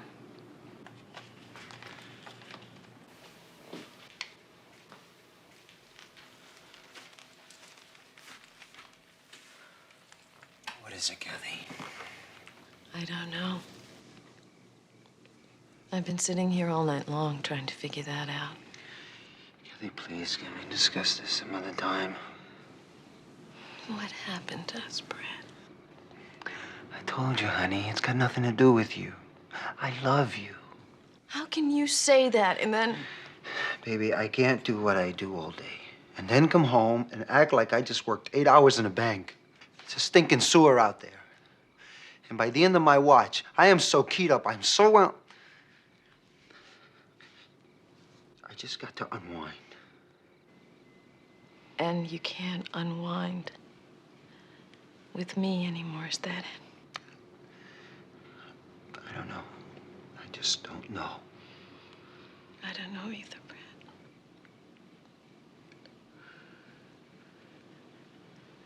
Are we gonna make it?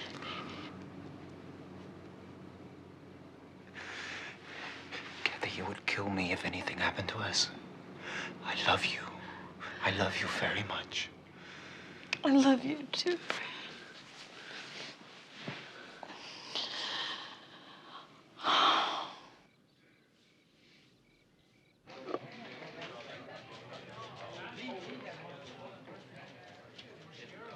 Even though all these women have a lot in common, we still keep coming back to the one thing we're missing. There's a key. We just haven't found it yet. Well, you're just gonna have to re-interview all the victims then. There must be something you're missing here. Any idea when he'll strike next? It's hard to say. If he sticks to his schedule, he'll hit in 3 to 7 days. Now, this Lisa Cartwright, where's her statement? It's not in here. She's still in the hospital. We haven't been allowed to speak with her yet. I'm not gonna accept that. You've got to talk to her, and you got to do it quick. Now, come on. Let's get on this thing.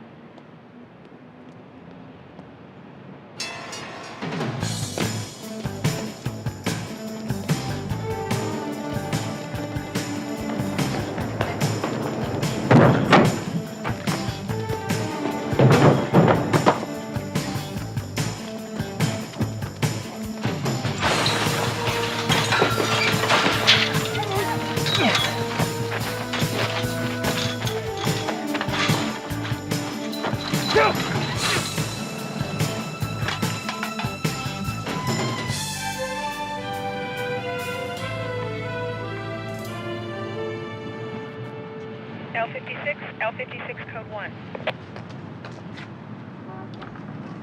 This is L56. Go ahead. L56, William 90 requests for call report to Commander Kane's office, code 2. L56, Roger, dispatch. What was that all about? Judge Unger, who else? I knew he'd be a big pain in the...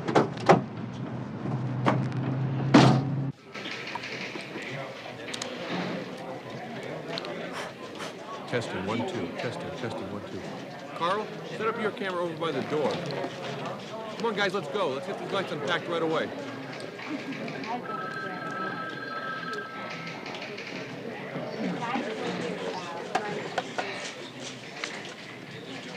Looks like you're in for a bumpy road, huh? Good luck.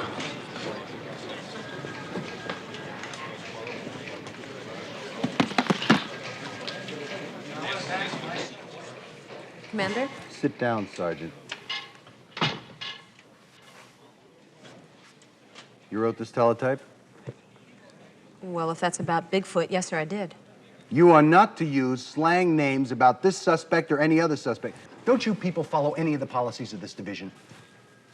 Sergeant, before you decided to link a series of 8 rapes with a homicide case, did you have this reviewed for approval?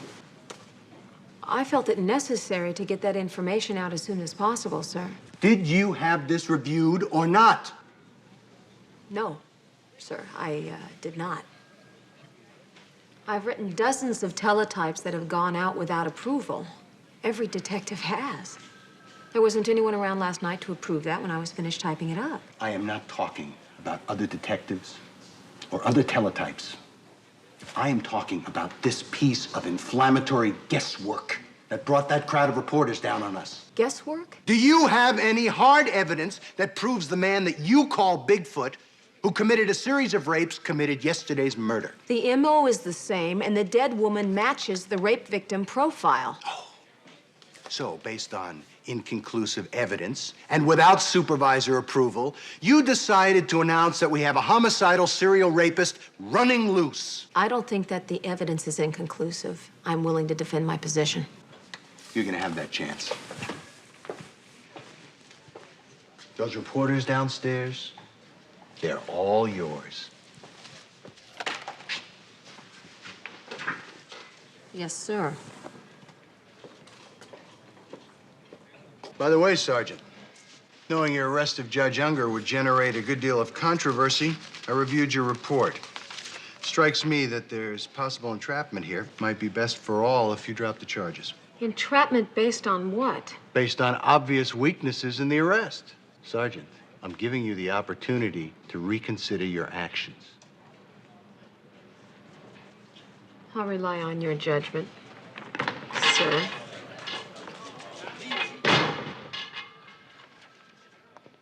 When I'm almost out the door, Kane brings up Unger.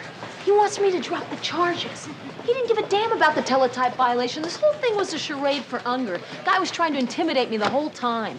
Well, what did Charlie have to say about it? He didn't say anything, nothing. He just stood there and let me take it. Well, I'm sure he had a reason for that. Yeah, I'd like to know what it is. He doesn't even like Commander Kane. What are you doing sitting down to get a whole room full of reporters to talk to?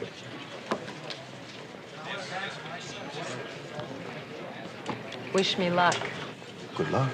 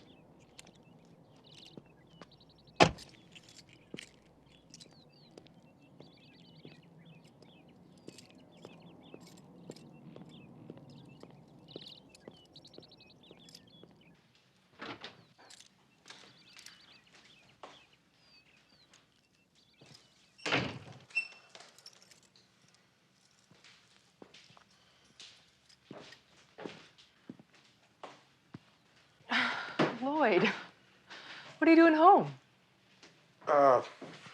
decide to come home for lunch?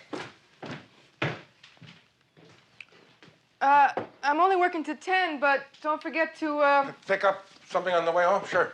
No problem. Wish I didn't have to leave. Bye. Bye, Claire.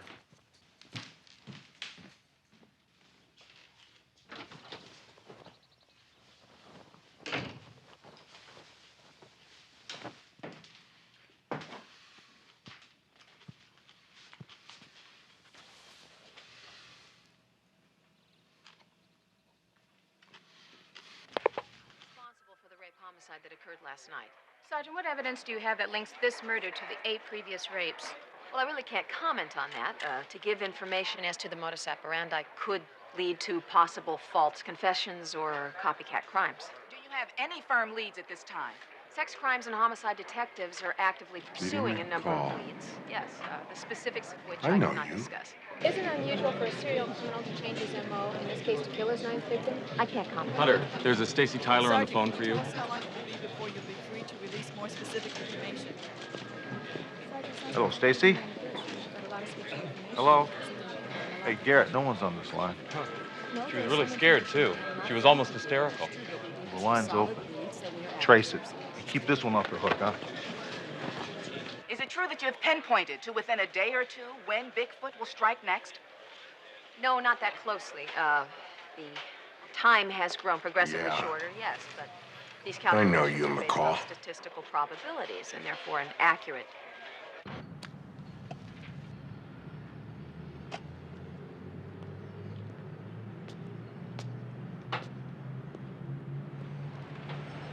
Looking for Stacy Tyler's room? She split. Where'd you go? How the hell should I know? I'm not a pimp.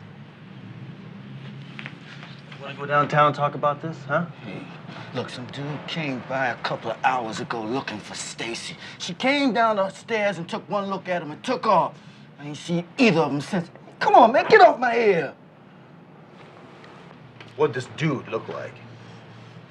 Ugly white cat with pock marks all over. Yeah, with them things, huh? Now, did Stacy have a girlfriend? Maybe a girl about her own age? Yeah. What was her name? Debbie. And I ain't seen her in a week.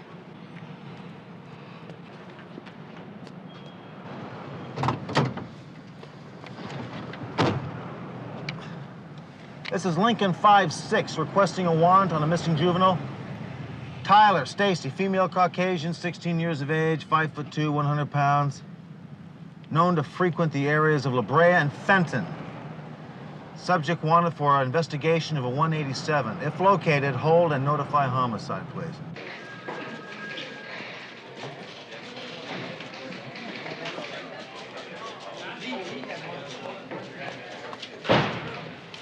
Dee Dee, you were great. Yeah, right. No, really. We were watching on the TV in the captain's office. Don't even mention the captain to me. That guy's on my non-person list. Oh. Well, you can tell me all about it on the way to see Lisa Cartwright. Hospital released her an hour ago. Really? What's wrong? I made a quality arrest yesterday, and I have a feeling it's all starting to come apart.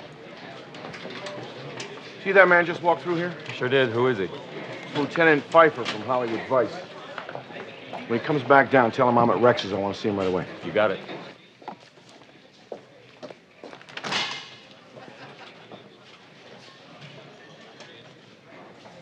I left a message for you to call. You didn't have to come all the way over here, Lieutenant. You called about one of our arrests yesterday, Commander. I figured it's about Judge Unger, and that's not something I want to talk about over the phone. As a matter of fact, it does concern Unger's arrest. Please, sit down. I can assure you, it's a good arrest, sir. I'm afraid I can't agree with you. I've reviewed the case. It looks like marginal entrapment to me. I know the case law on entrapment inside out, Commander. I can assure you we're on solid ground here. Lieutenant, I did not call you to open up a debate. I have read the report.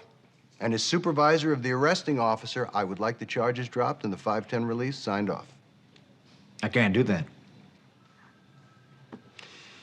Lieutenant, Section D67 of the Manual Arrest, Detention, and Criminal Complaints clearly gives me the authority to order the charges dropped.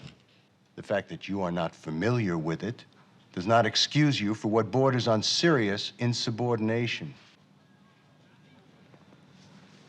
You discussed this with Sergeant McCall? Yes, I have.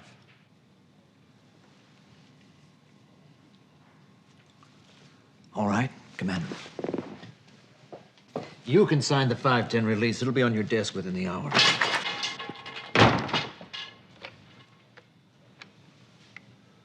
Yes, Commander?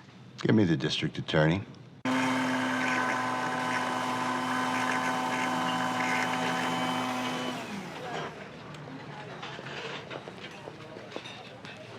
Hey, Charlie boy.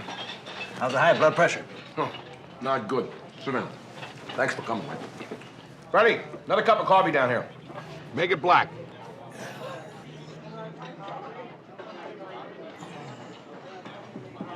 Well, we both know this place hasn't served a good cup of coffee in 20 years, so, what are we doing here? That visit you made to Kane's office, that's about the Unger arrest, isn't it?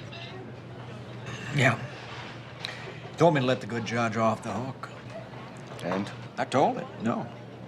Said it was a quality arrest. So then he quotes me some obscure manual article and threatens me with insubordination. I'll send him the 510. If he wants to let the guy off the hook, he's gonna have to sign it himself. Charlie, this whole thing stinks. And the DA is in it, up this neck. Sent one of his boys over yesterday to pick up McCall's tape. Asked me if there were any other copies. So I made one. Just in case something happens to the original. I'll send it to you.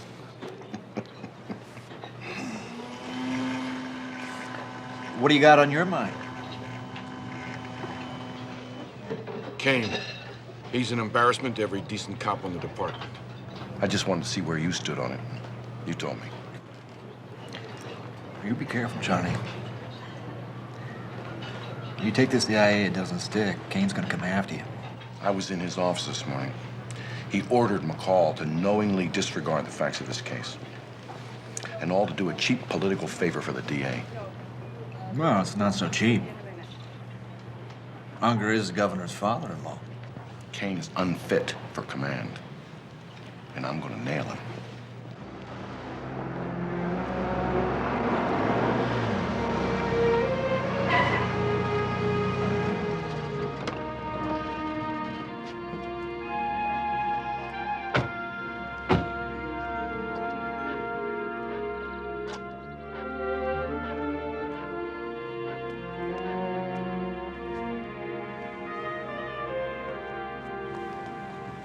Miss Cartwright, I'm Sergeant O'Hearn. This is Sergeant McCall.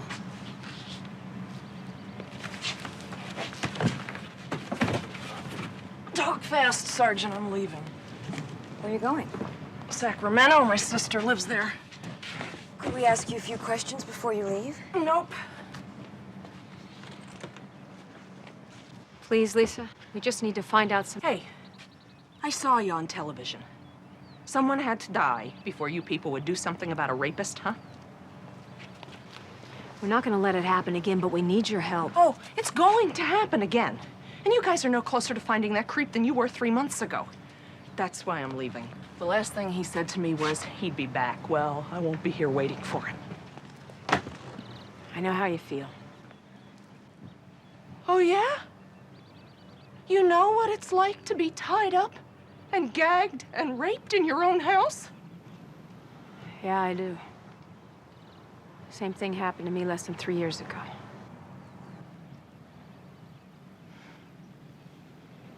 Well, then maybe you do understand how I feel. I bought this house 6 months ago. And now I'm selling it.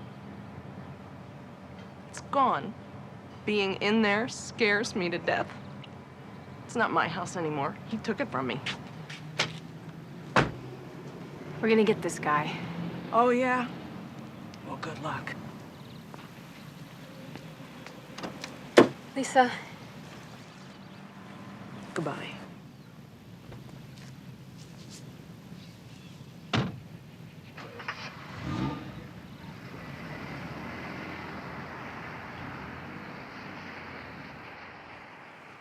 I don't mean to pry or anything, but Was that true, what you said back there to Lisa about being raped? Yeah. Guy was a diplomat. I was questioning him on a case we were working on. Guy found out where I lived. He showed up one day, wanted me to go out with him. When I said no, he attacked me and he raped me. He had diplomatic immunity and nobody did a damn thing about it. My God. I did the same thing Lisa did. I sold my house to the first people who made an offer. Hey. What did she say? What did she say? She said that she bought her house 6 months ago? Uh-huh. So how many of the other victims do you think bought their homes within the last 6 months? I don't know, kid, but let's find out.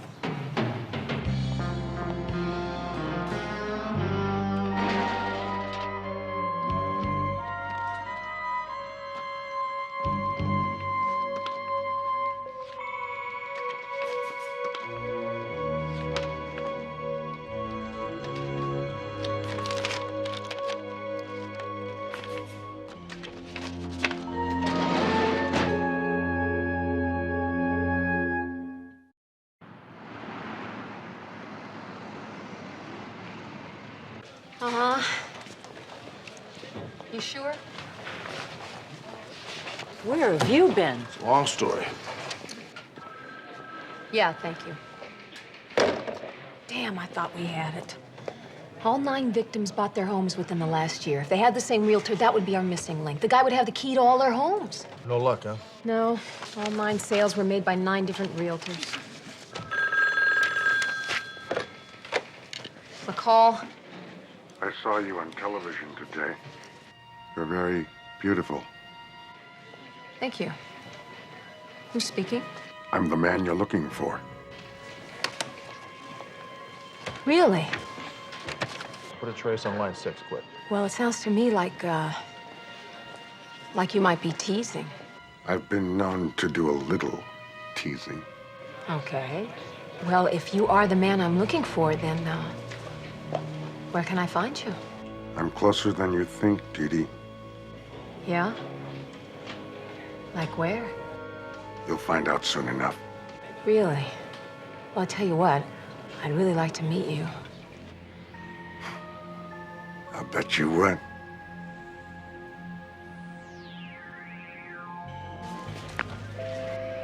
He hung up. What do you got? Run up on me again. Yep. Thanks. This guy's calling from your house.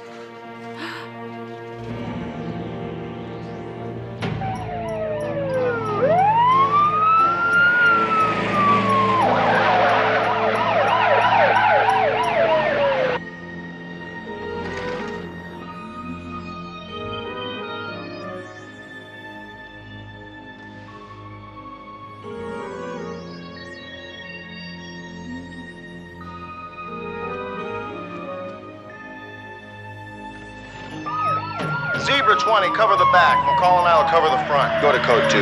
Roger, L56.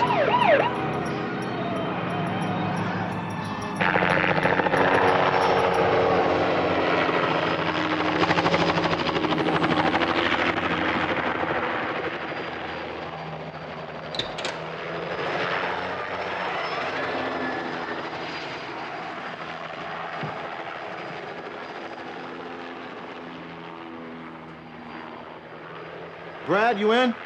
We're in.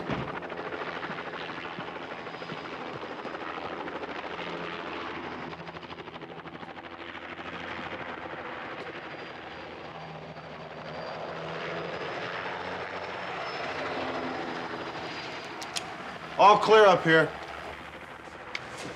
He's gone. Nothing looks disturbed. You smell that cologne? Yes, and I smelled it before. That's Bigfoot. He was here. Brad, put out a code 4. Get rid of the Air Force. Maybe we can turn this thing around on Bigfoot. Turn it around. Well, he doesn't know that we know he called from here. Maybe he'll be back.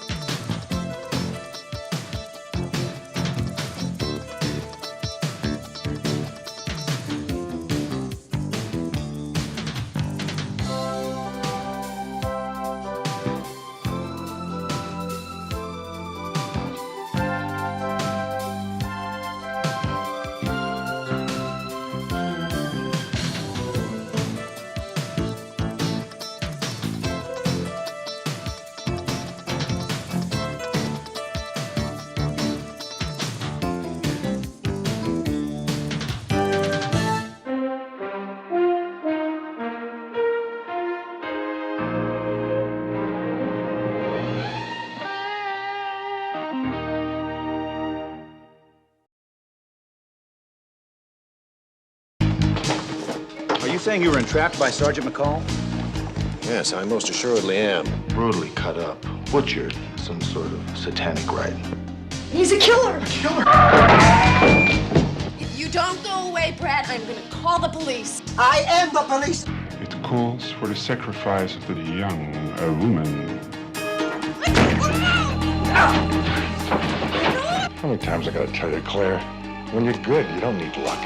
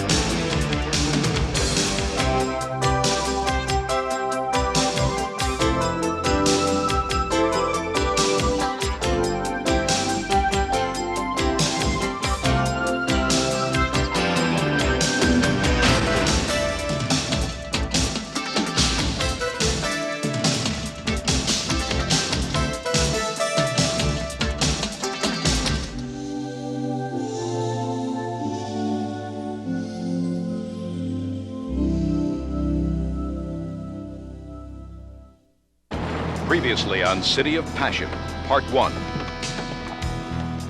Listen, I am Warwick Unger, Judge Warwick Unger of the Superior Court. You're making a bad arrest here, friend. This is pure entrapment. Take my word for it, Judge. It isn't. When I'm almost out the door, Kane brings up Unger. He wants me to drop the charges. He didn't give a damn about the teletype violation. This whole thing was a charade for Unger. Guy was trying to intimidate me the whole time. Lieutenant, I did not call you to open up a debate. I have read the report. You discussed this with Sergeant McCall? Yes, I have. Kane is unfit for command, and I'm gonna nail him. You be careful, Johnny. A couple of months ago, this guy with the pockmarked face came and picked me up at the Alvarado Motel. They took Debbie, and the man who owned the house was there. He had a knife. They killed Debbie. I work out there, and it's a sewer. By the end of my watch, I am so keyed up. I'm so wound up in... Kathy, I just got to unwind. And you can't unwind with me anymore, is that it? Any sign of forced entry? None. No evidence of any tampering with any of the locks. Maybe he had a key. Maybe she let him in. The murder seems incidental to the rape. Other than that, the MO is identical to the 8 other rapes. The semen on the sheet is type O, the shoe prints are size 14. It all adds up to Bigfoot. We may as well face it. Our serial rapist is now a murderer. I want you four to all work together on this. He is also responsible for the rape homicide that occurred last night. Do you have any firm leads at this time? Sex crimes and homicide detectives are actively pursuing a number of leads. Yes, the specifics of which I cannot discuss. Well, if you are the man I'm looking for, then where can I find you? I'm closer than you think, Dee Dee. Like where? You'll find out soon enough. Really? Well, I'll tell you what, I'd really like to meet you. I bet you would.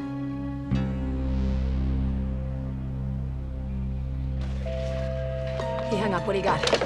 Run up on me again. Thanks. This guy's calling from your house.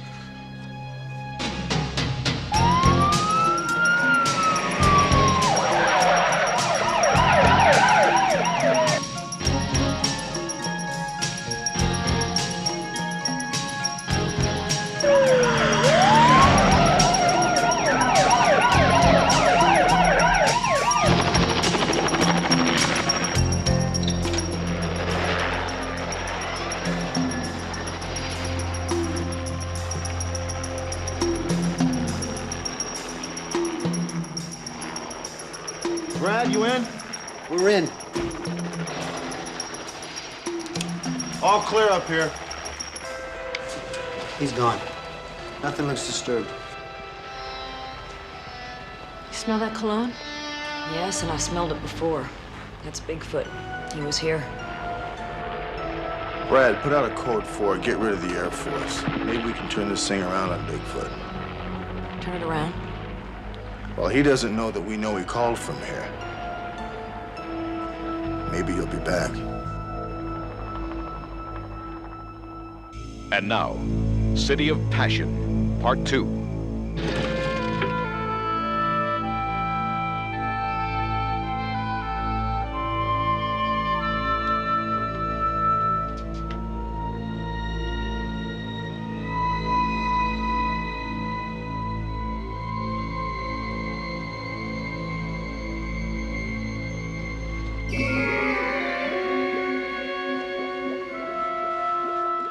Hunter?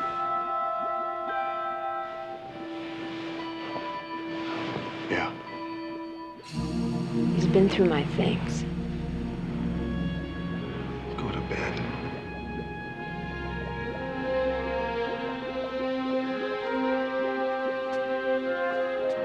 How long did the realtor have the key? 8 hours. Okay, Mr. Trepp, please keep this confidential. Thank you. I think we've got him. The 4 victims I checked all used the same appraisal service when they bought their home. Image Market Appraisals. How did you know? I thought you were checking realtors. It's the same company that appraised my house. Come on, let's go round up the troops. Are you crazy? You pick him up now? All you got is a DA reject. For God's sake, Skipper, what more do we need? Every victim's home, including McCall's, was appraised by the same guy, Lloyd Fredericks. A male Caucasian, 6'2", 220 pounds, DOB 11-1851. That makes him Bigfoot. What about the stuff you don't have? His blood type, for example. Well, we do have that, Charlie. The Navy says he has a blood type of O. Also, he wears a size 13.5 shoe. If the shoe fits, Charlie. I still say the DA is going to throw this one out. All you've got is circumstantial evidence. Meanwhile, what we're doing is alerting him. I agree with Charlie. I think we ought to put a 24-hour surveillance on Fredericks and see what his next move is. And we have a pretty good idea what that will be. Yeah, well, I'm ready. Not to mention I'm covered. Not if we put the surveillance on Fredericks. Well, come on, we're on a budget here. We only got so much money, so many men, so many hours. Now, we either cover McCall or we cover Fredericks. Which is it going to be? Cover Fredericks. I'll change my locks. Yeah, well. In that case, we're going to need a 24-hour, around-the-clock double team, Charlie. Sorry. 1 team at a time, 4 hours at a time. That's all I'm going to be able to sell Kane. I wish it was otherwise, but it isn't, so let's get on it. Judge Unger, do you have any comment to make about your arrest in Hollywood? My arrest, Miss Pedrosa, was an outrage. Obviously politically motivated. I've asked for a full public airing. Are you saying you were entrapped by Sergeant McCall? Yes, I most assuredly am. I was flagged down by a woman who, for all I know, was having car problems. And what followed was a pure case of entrapment. Is it true you stepped down from the bench? No, it is not. I am on leave while the circumstances are being investigated. I'm sure it won't take District Attorney Bendici very long to settle it. Thank you very much. Judge, can you tell us why you were in the area to begin with? Whose great idea was it to give us the point with Fredericks from 3 to 7? Well, it doesn't make any difference. We'll have breakfast at your house. Oh, great. Why is that? Well, because you haven't changed the locks, and besides, you get the couch tonight. Great.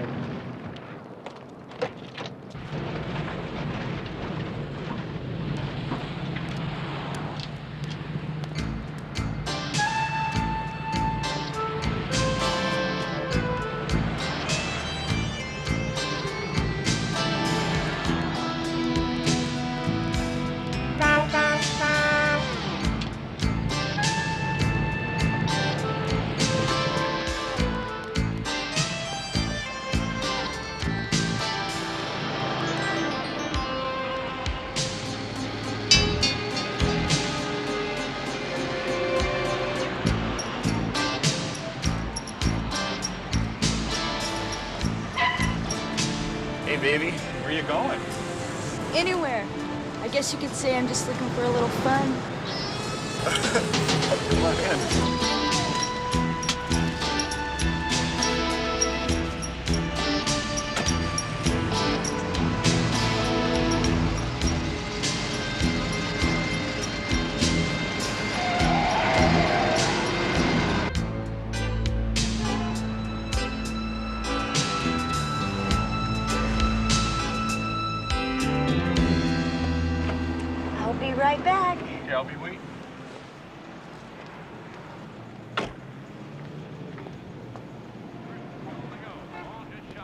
6-yard line. First and goal to go. Just shy of the Pittsburgh 6. I need a room for an hour.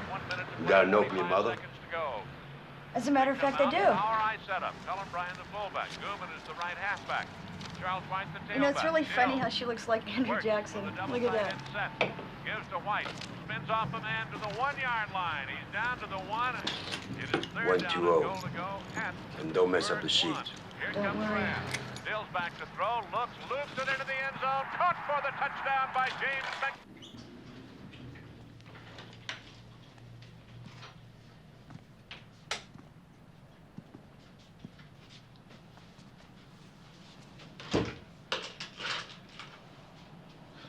Come on.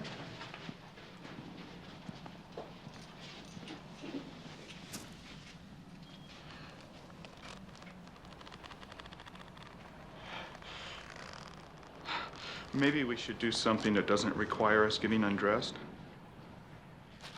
Whatever turns you on. Look, I really like you, but I got expenses, you know? Oh, sure. I'm sorry, how much? $50. 50 more? I just gave you 20. Hey, what's going on around here? Police, open the door. Oh my God, he's lying. He's a killer. A killer? Open up! Open up! The girl's not here. She went out the bathroom window. I'm calling the police, you little whore!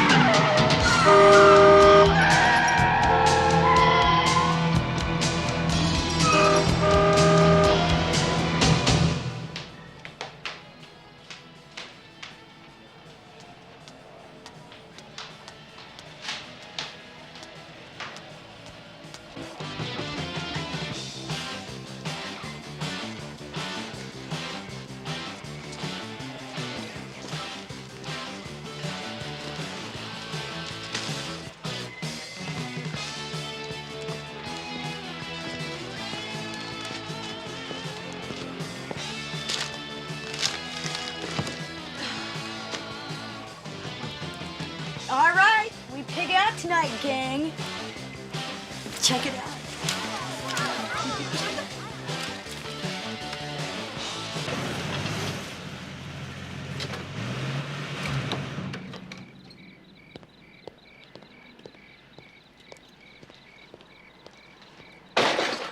What the?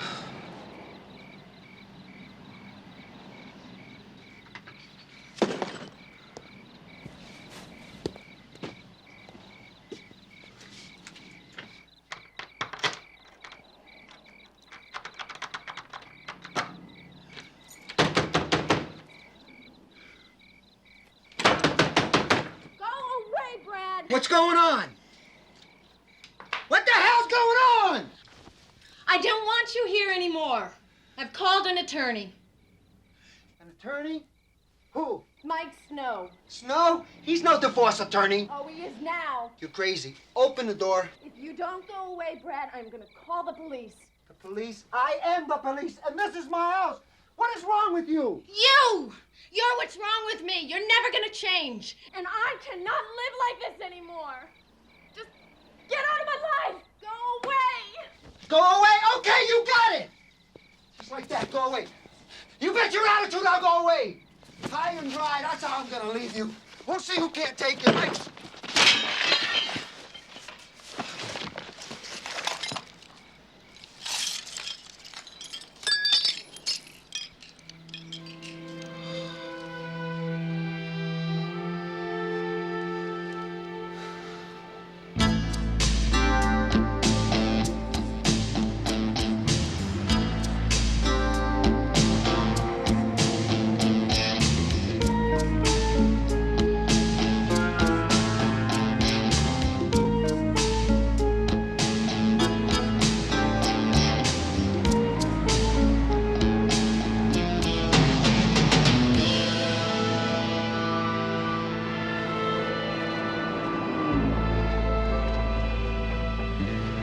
Bill and Bob.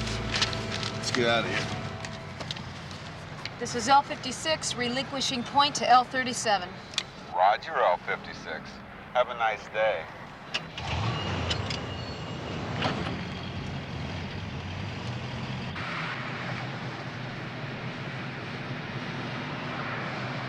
Staff 1, contact Command Central on the Delta frequency. This is Staff 1. This is Command Central, Staff 1. Advise you use the private entrance upon arrival at base. Code 20P.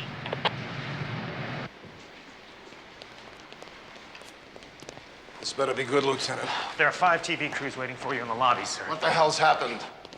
Well, as you know, Judge Warwick Unger was arrested in a 647B during a Hollywood Vice. So why should that bring out 5 TV crews? Commander Kane ordered the charges against him dropped. The charges dropped? If there was something wrong with that arrest, why wasn't I notified? You weren't notified, Chief, because there's nothing wrong with the arrest.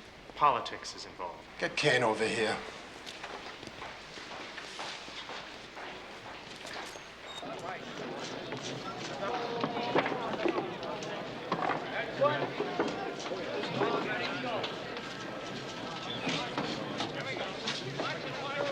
Looks like half the press in the city's out there.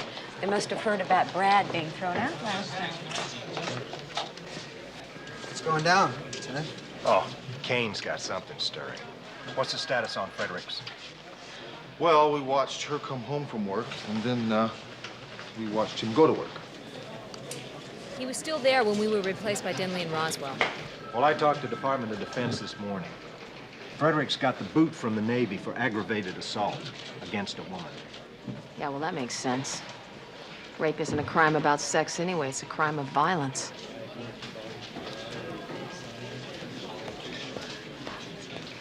Sergeant O'Hearn? That's O'Hearn. You Sergeant Navarro. No, actually, I'm Ernie Benedetto. All right, look. When I call your name, raise your hand, all right? Navarro.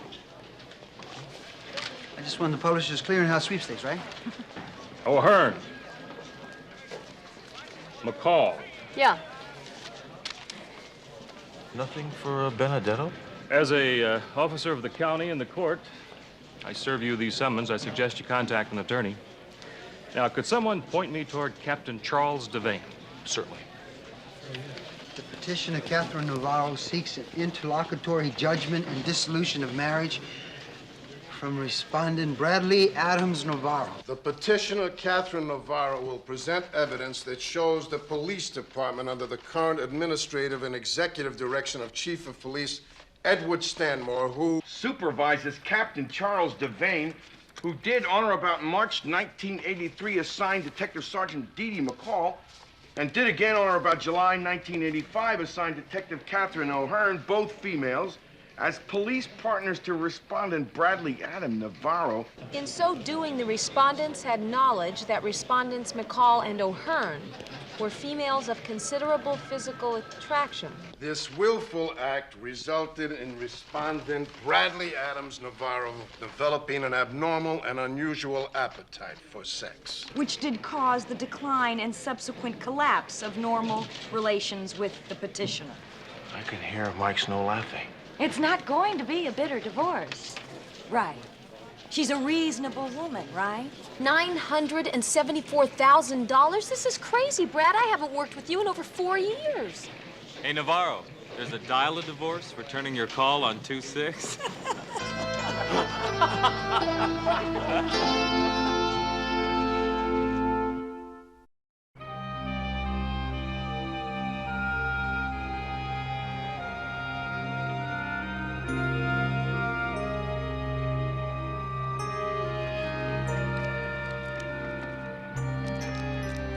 I thought about seeing an attorney, but I don't think Kathy Navarro is serious about this lawsuit. Yeah, I think it's an interesting case. You kidding? No, I'm not kidding. I mean, come on, it's a well-known fact that police officers spend more time with one another than they do with their families. I mean, think about the wedding vows. I mean, they're a distant second to the unspoken bond between two partnered police officers. I mean, you and I are supposed to die for one another, right? Charlie asked me to go to Internal Affairs over Kane dropping the charges against Judge Unger. Yeah? What would you do? Go. Tell the truth. Yeah, that was my first instinct. But you know what it's like after a cop goes to IA. Hard enough being a woman on this force without being labeled a snitch. Lincoln 56, be advised McCall's meeting at Parker Center is confirmed for 0800, room 306. Well, there you go. L56, message received. Let me have that. This is L56. Request an update on the APB on Stacy Tyler, please. Stand by, Lincoln 56. You worried about this kid, huh? Yeah, I think almost she's gone. Lincoln 56, there's been no response on the want on Stacy Tyler. L56, roger. Here we go.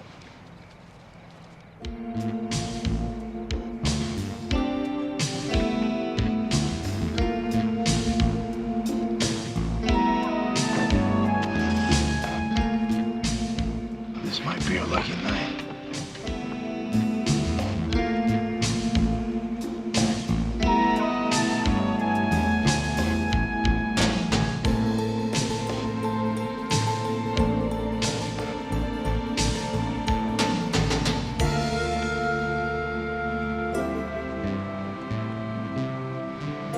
You think he made us? No, he needs a pair of binoculars to see us. Maybe he got spooked by one of the other surveillance teams. Maybe.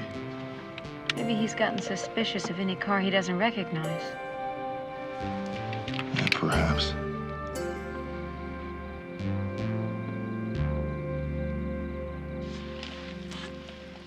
If you want to drink it all, Jamie, still your own.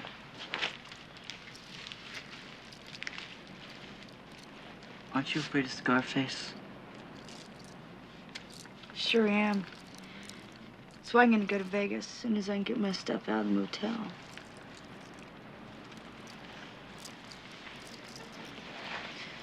It's a lot warmer in Vegas, you know.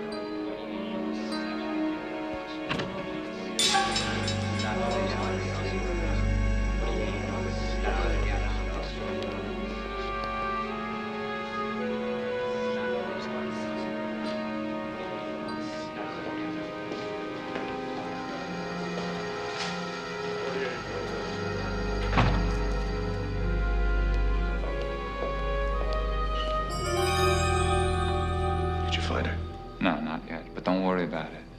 I got somebody watching the motel. She hasn't picked up her stuff yet. I'll get her.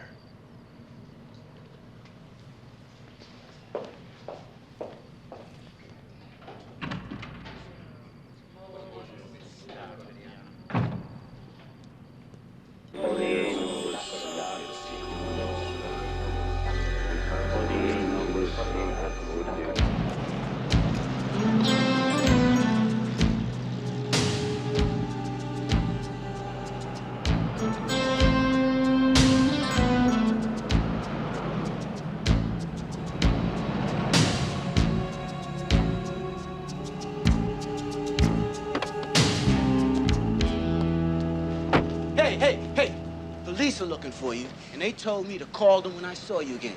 I don't want no trouble, so I'm putting you on notice. Can you at least give me 20 minutes, Sam? 10. I don't suppose I could have a refund. You suppose? Right. Now it's 9 minutes. Okay.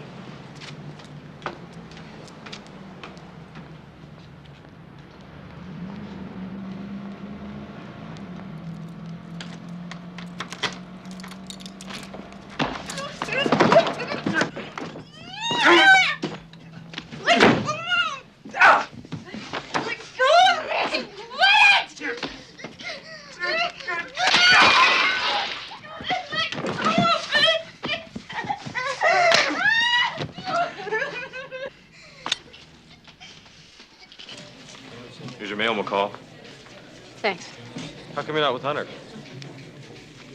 I had a meeting down at Parker Center.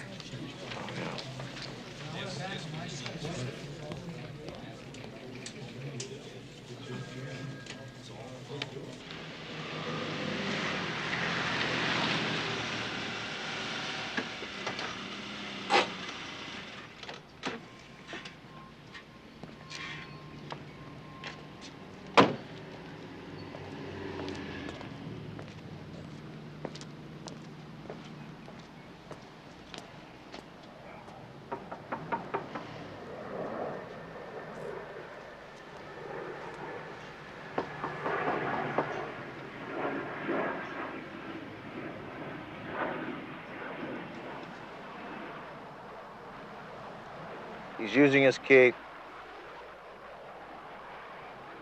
He's going in. Roger, 5-6. We're on Elm at Shadow Drive. We show entrance at 0912. Yeah, he spent 18 minutes at the last house he was at. Lincoln 56, code 1. Lincoln 5-6, go ahead. Lincoln 56, 7 Adam 43 is standing by at the Galaxy Motel on La Brea. They have a 187, a female juvenile. A business card with your name has been found on the body.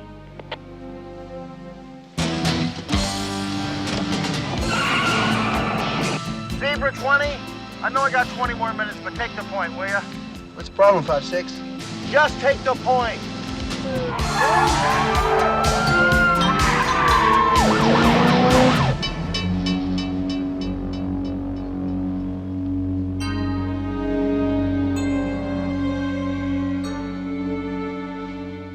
Found a gun in one of her bags. Put a make eye away. Any witnesses? Yeah, a guy in a service station across the street. Don't touch anything, I'll be right back. Yes, big ugly man. Park here, or watch motel. I tell him go. He say, get lost. I get lost. Did you see him go into that motel right over there? I see him go. I see him come back. What kind of car was he driving? Lou, a Lou Ford. I smell rat, you know? So, I look at number on plate. 540. Then customer blow horn. I go, I come back. Car gone. You sure it was 540? I'm very sure. You remember the letters? No. Can you remember if they were before or after the numbers? After. After. Good. Bag her hands, I want nail clippings. Take the sheets. And we'll also do an anhydrous spray on the body. Yeah. Yeah, I'm here. What? Are you sure about that? Give me the address. Okay. Thanks.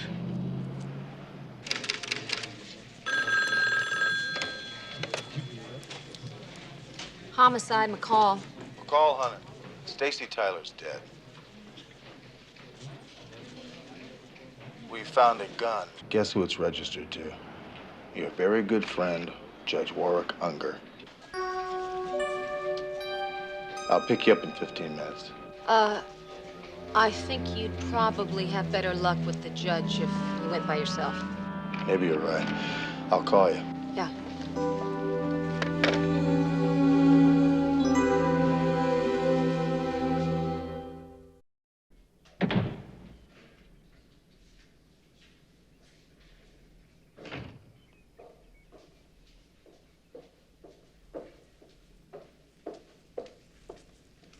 The judge is in the garden. He'll be with you in a moment. Thank you.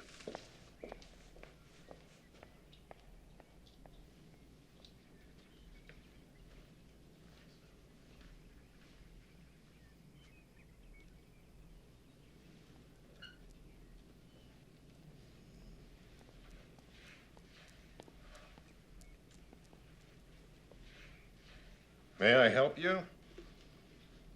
Well, I hope so. I'm Sergeant Hunter, Metropolitan Police. Well, what do you want? Well, I'd like to talk to you about a gun you own. A gun? Yeah. Stay.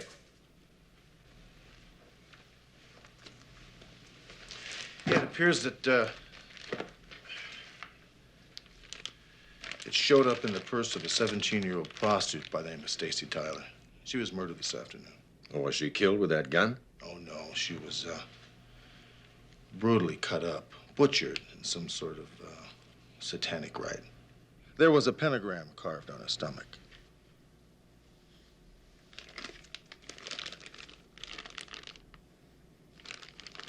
Well, it looks like a gun that I keep in my garage. If it is, it was obviously stolen, and I was unaware that it was missing. You keep a gun in your garage? Sergeant, you are obviously trying to implicate me in a serious crime of which I have no knowledge. And that would make 2 false charges by you people, and I believe that I am being harassed. I'm not here to harass you, Judge, really. I just thought you'd like to tell me why your gun turned up in Stacy's purse. Get out. And the next time you talk to me, the first words out of your mouth better be the Miranda warning.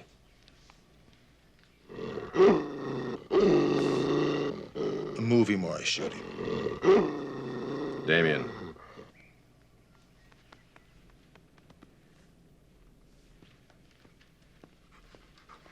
Good boy. Good boy.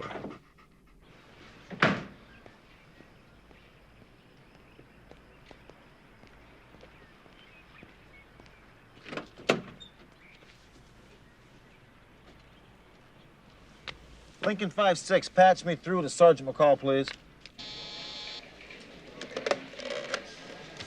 Homicide, McCall. McCall, you know anything about the occult? What? That's what I figured. I'll pick you up in 15 minutes.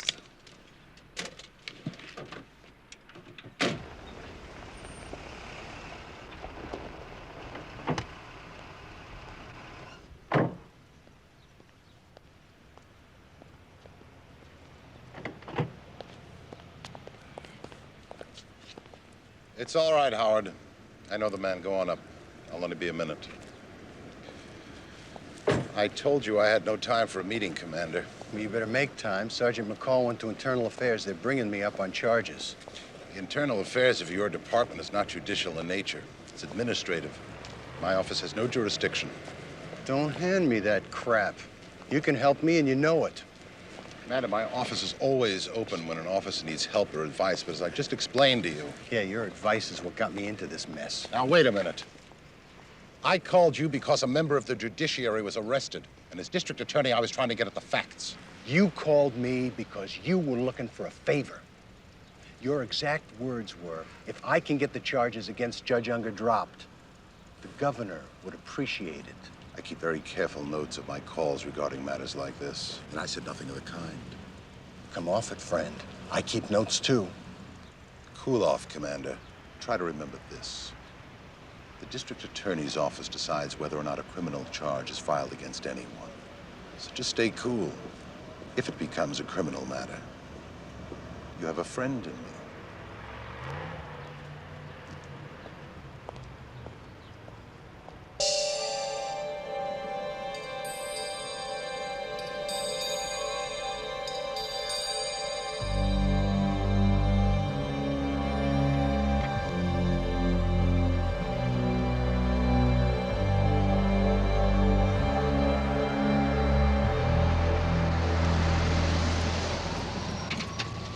Did you bring any garlic? We could tie it around our necks.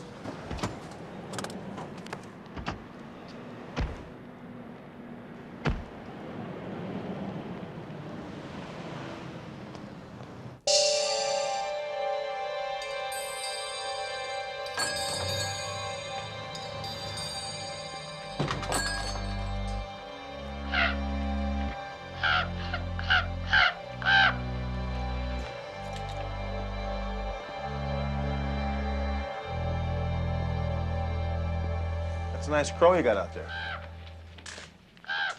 It's a raven, my friend. Crows are in cornfields. Ravens are, well, they're ravens. How may I help you? Well, I got a friend who has a human skull with a dagger through one of the eyes. Does it have two intertwined snakes holding a single red stone? That's it, yeah. It's the eye into darkness. All priests of the inner court have one. Priests of the inner court? The sons and daughters of darkness. They are one of the oldest and most active of satanic cults. But you mean they worship Satan? Many do, but mainly it's a philosophical basis for a certain lifestyle. What kind of lifestyle? I would say a free one, liberated. Others might call it bizarre, even kinky. To each his own, I say. Well, what kind of people are these sons and daughters of darkness? Membership is secret, very exclusive. Some are doctors, attorneys, other professionals. It's not a poor man's activity, you know. Some of the rituals are quite elaborate.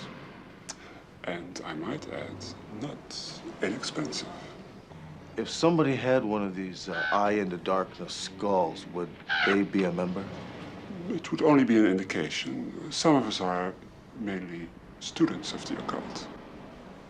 I heard of a ceremony out in the desert a couple of weeks ago involving a lot of people, mostly men and women, and some very young girls.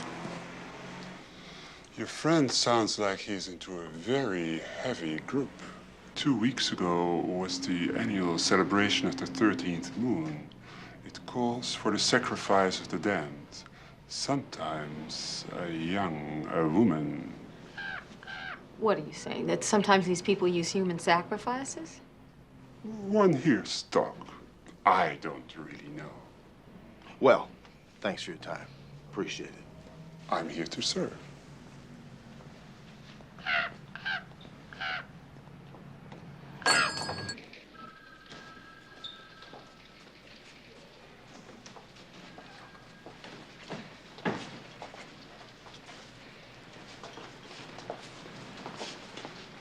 Why is everything so quiet? Commander Kane has resigned.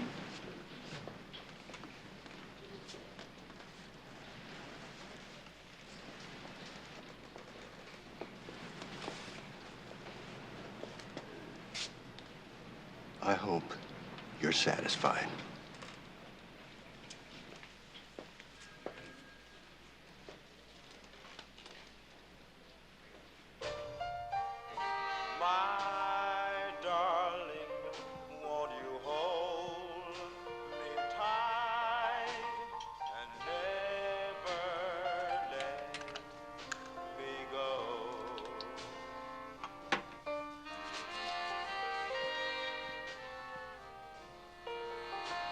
You're going out? Yeah. Ted and I are going to go bowling. He's picking me up in a couple minutes. I asked for a transfer to the day shift. Give us more time together. That's nice. I'd like that.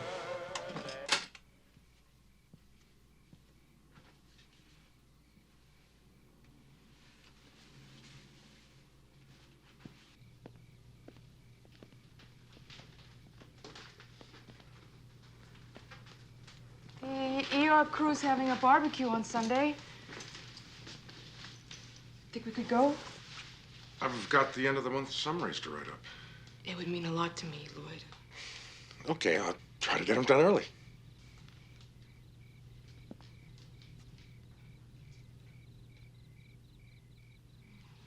Good luck with your bowling. How many times I gotta tell you, Claire? When you're good, you don't need luck.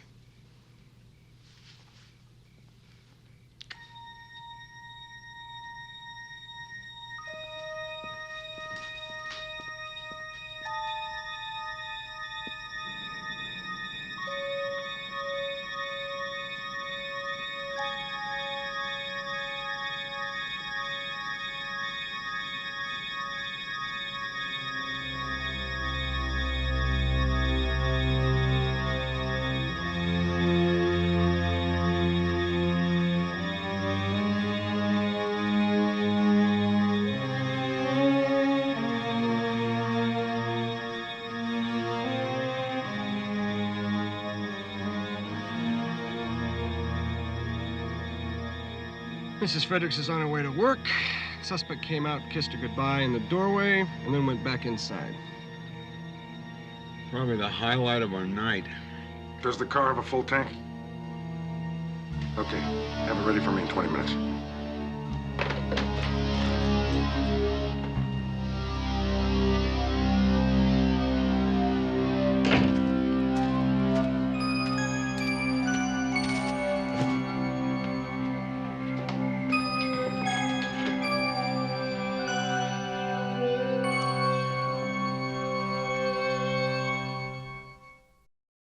To Denley and Roswell, may they catch Fredericks in the act tonight. Here, here. You know, I had a funny thought about that guy. This should be interesting. Well, it wasn't exactly funny. You know, sometimes you sound just like a woman. What if it's not him? Did you ever think of that? I mean, maybe we're following the wrong guy here. If I thought there was any possibility of that, I would insist you stay with me tonight. Oh, with me?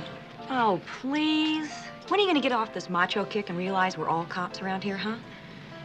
You know, she's right. We're all cops. We've all had the same training. We're equals. Thank you. But only two of us are wearing pantyhose. Oh, to the moon, Alice. You wearing pantyhose? Lieutenant, assault battery and a police officer. Forget about it, Navarro. You've already got the department involved in one lawsuit. Hey, I'm an innovative guy, Lieutenant. You've heard of alimony and palimony? Well, now I've introduced police-amony. Hey, that's very good. When it's all over, maybe you'll still have a job among me. Or maybe you'll like this one better, Hunter. You remember that 3-digit license possibility you requested on the blue Ford? Yes, I do. Well, they've come in. All 2,752 of them. The printout's waiting on your desk.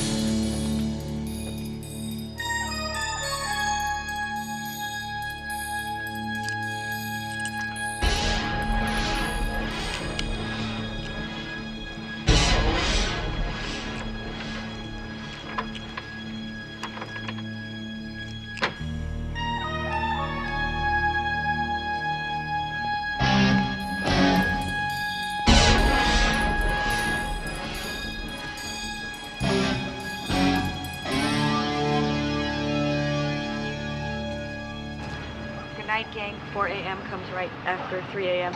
Yeah, I can't wait to get back to my one-room suite overlooking the flood control channel. McCall, that invitation still stands, you know. Good night, Brad. Say goodnight, Gracie. See ya. Now, I'm going directly home. I will be there before you get home. When you get home, you call me, or else. I'll call you. Drive carefully.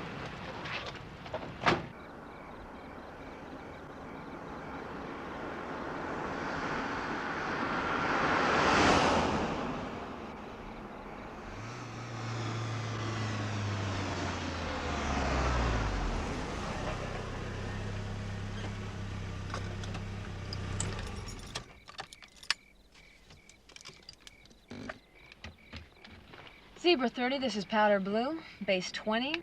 Anything stirring? Negative, Powder Blue. All's quiet. Okay. Give me a landline if anything happens, all right?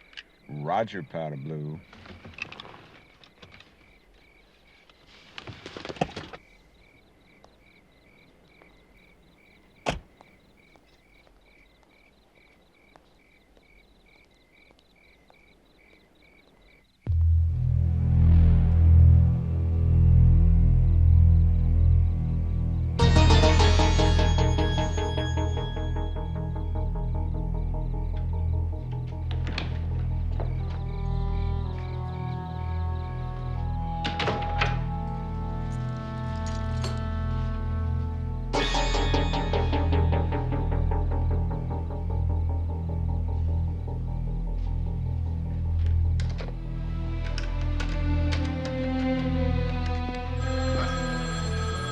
Anytime.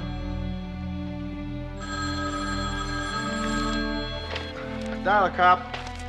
Hey, dial a cop. I just want to make sure you got home okay. I'm home safe and sound, McCall. I checked all my doors and windows. How about you? I checked in with Denley and Roswell. They say that Fredericks is still on his perch. Well, if he makes a move, give me a call. I'll be right over. Sometimes you say the sweetest things. Yes, I do, don't I? Good night. Night.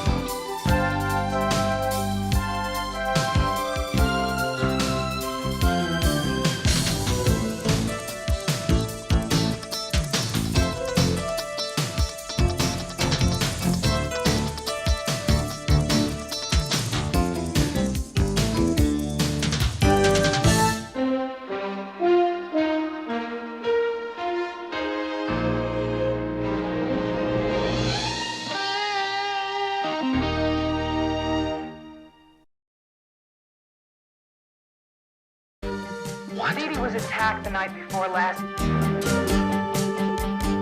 Love is more than just passion. That slut lured me there. It was a setup. The DA treats us like dog meat. What the hell's going on here? I told you never to go into my things, didn't I? Please do something stupid. You can rape 9 women, but don't abuse the division's budget.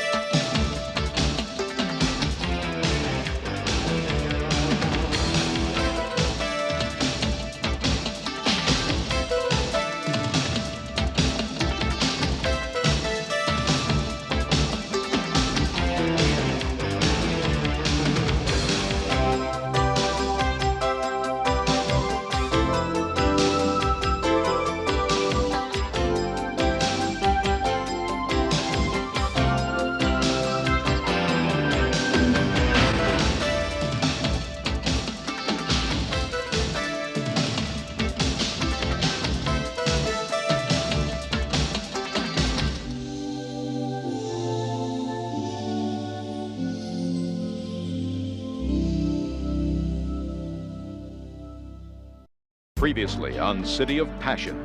$200? That's right. No, that's wrong. See, that's called soliciting for purposes of prostitution. Pull over to the curb. You're under arrest. What the hell's happened?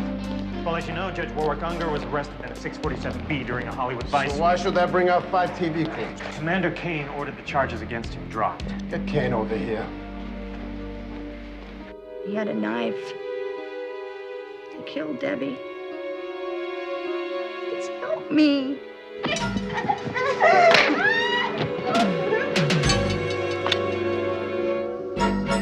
What do you want?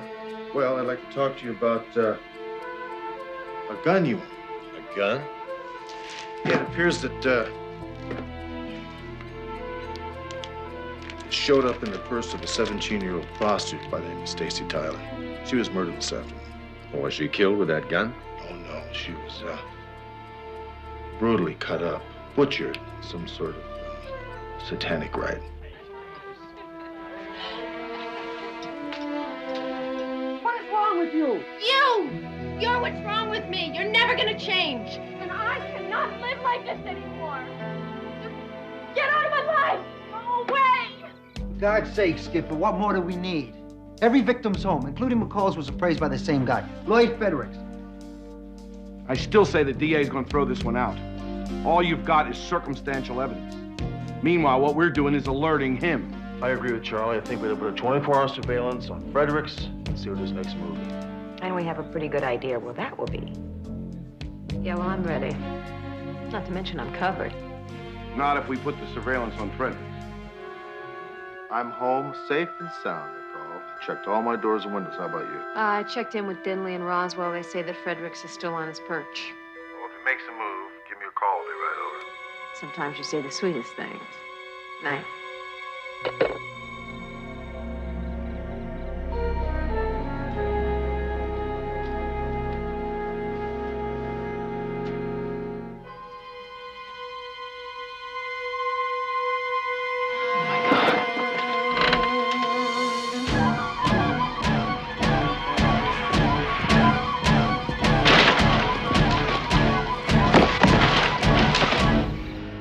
And now, City of Passion, Part 3. Lights are still on. Cars in front of the house. No movement.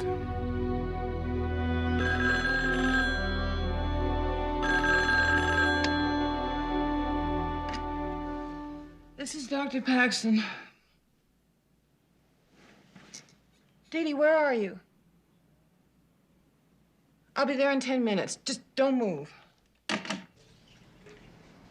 Well, you have 2 broken ribs, a dozen contusions, some severe abrasions, and a probable concussion. Most of the abrasions are on your inner thighs, Dee Dee. It's obvious it was intended rape. Who was the man we're supposed to have under surveillance? Bigfoot. I can't believe you fought him off with 2 broken ribs. I fought him off with everything I had. He let me go because he heard a siren and he panicked. I guess he thought it was one of our surveillance teams or something. I don't know, but he ran. Wasn't the surveillance team? No. They're probably still sitting in front of his house. Did you call Rick?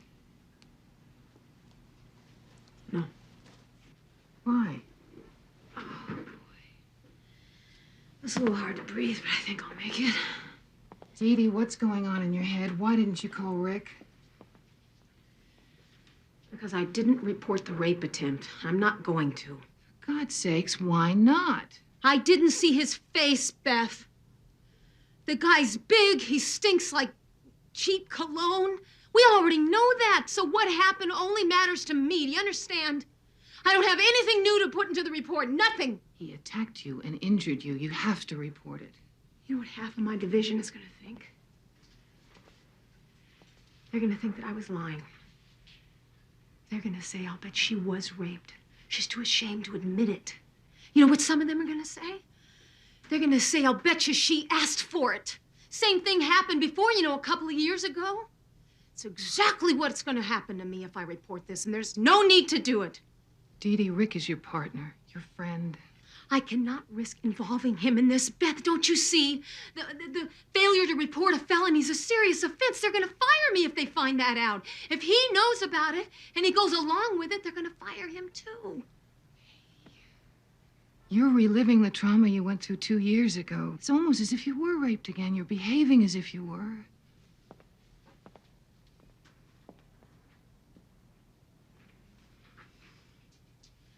Chances are 10 to 1 that Lloyd Fredericks is never even going to be brought to trial.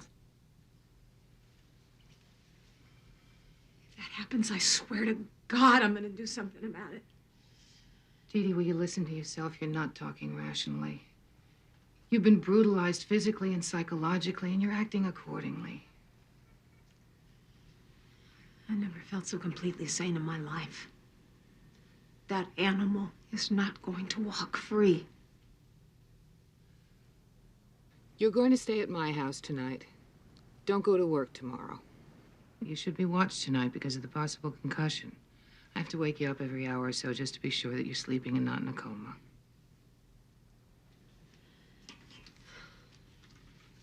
won't go into work, but, I think I should be home just in case Hunter calls. I'll take you home in the morning early.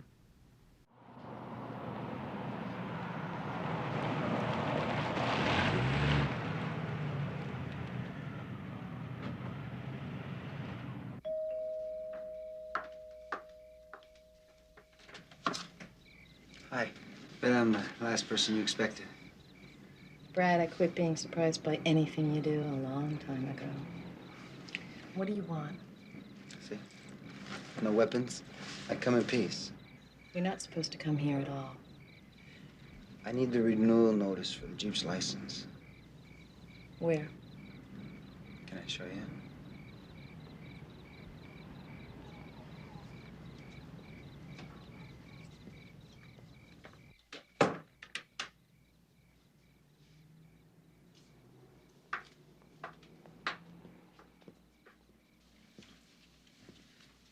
Should be in my desk.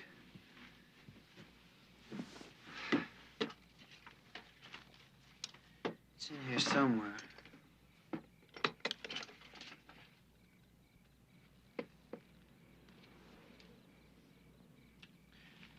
Our cruise is St. Thomas.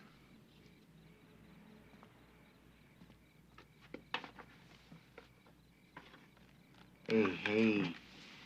Remember this bikini, Mrs. Navarro? In that remote beach? I remember what you were wearing when you took that. Those were the good times.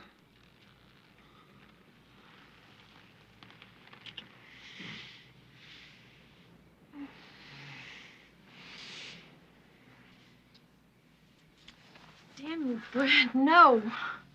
Not this time. This is how you always try to solve our problems.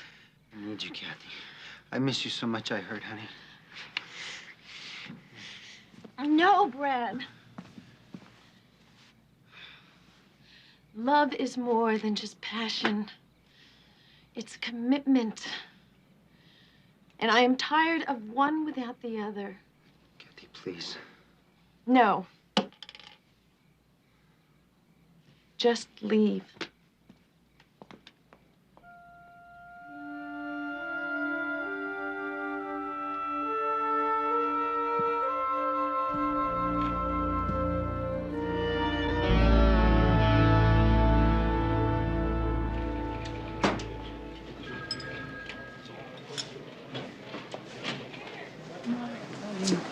Any movement on Fredericks? Stanley said it was lights out at 11 like usual. Where's McCall? Late, that's where.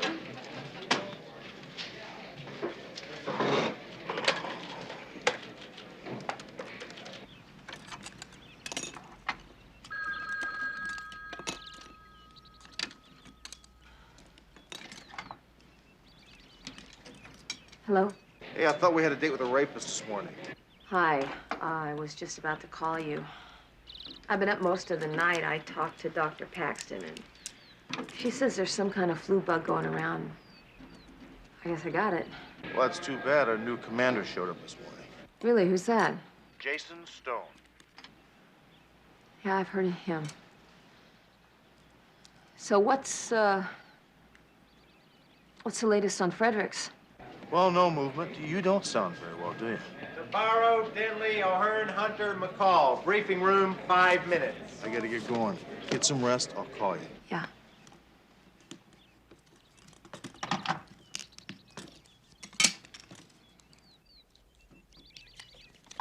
How long is that gonna take? 10 detectives on this case for 5 full days and nights. And we've got zip. We're up to our tombstones in gang murders, robberies, freeway shootings. And we're babysitting a rapist. So what do you suggest we do, Commander? Drop the surveillance on Fredericks? I mean, the guy's gonna move any day now. What I suggest, Sergeant, is that you arrest him. You can't solve something like this with just 10 men anyway. 10 men is all Commander Kane would approve. And damn it, that's 10 too many.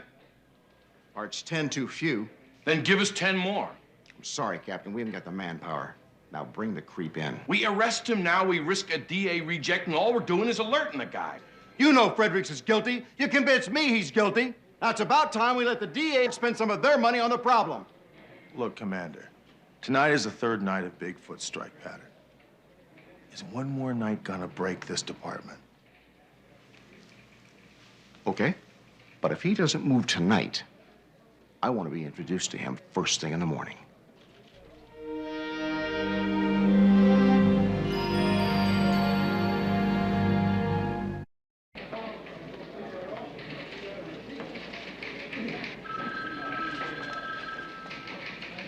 Hi, guys. Take a day off, dump your work on others, and expect to be welcome back, huh?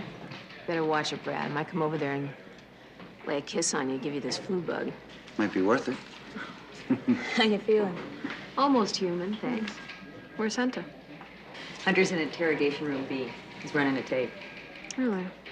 Sounds serious. What's going on? Lloyd Fredericks. We arrested the dirtbag this morning.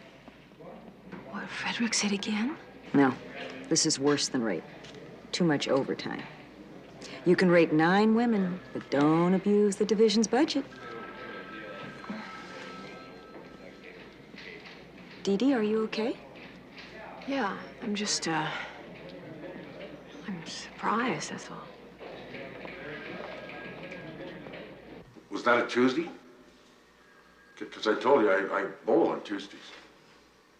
Was it? 17th was a Tuesday. So then I went bowling. Doesn't make me a rapist. Who'd you go bowling with? I went by myself. You went bowling by yourself. Sure. A lot of people do that. He's wearing that same cheap cologne he was wearing the night he phoned from your house. If you don't believe me, ask the manager of the bowling alley. I bowl there all the time. He'll confirm I was there. What's his name? Mike, I think. Yeah, Mike something. Mike something. Not exactly close buddies, are you? Hey, look, my life is an open book. In my job, she all right? I have to keep a record of everything I do. Every appointment. Still fighting the flu.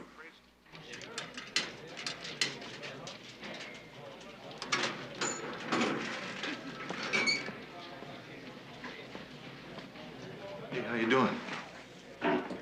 Semi-rotten. So you got Bigfoot, huh? Yeah. He's talking, but he's not saying very much. He hasn't admitted to anything? Nothing yet.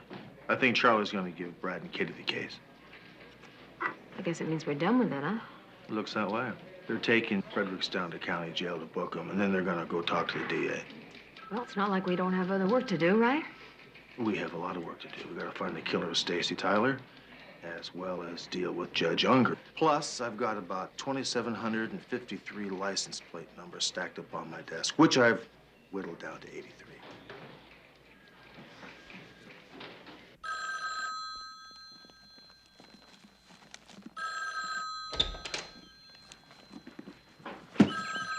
Hello. Claire, where the hell have you been? I worked a couple of hours overtime. Lloyd, what's wrong? I need you to go to my desk and find the deed to the house. The deed to the house. Why? Because I need it. I gotta have $2,500 cash from my savings for a bondsman. A bondsman. Lloyd, where are you? I'm in jail, Claire. But I got an attorney working on getting me out. As long as you bring the deed and the cash. Oh, my God. Lloyd, what have you done? Nothing. I'm gonna sue these jerks for every damn penny they got. Lloyd, just tell me what it is you've been arrested for. Rape. Claire? Claire? Claire? Claire?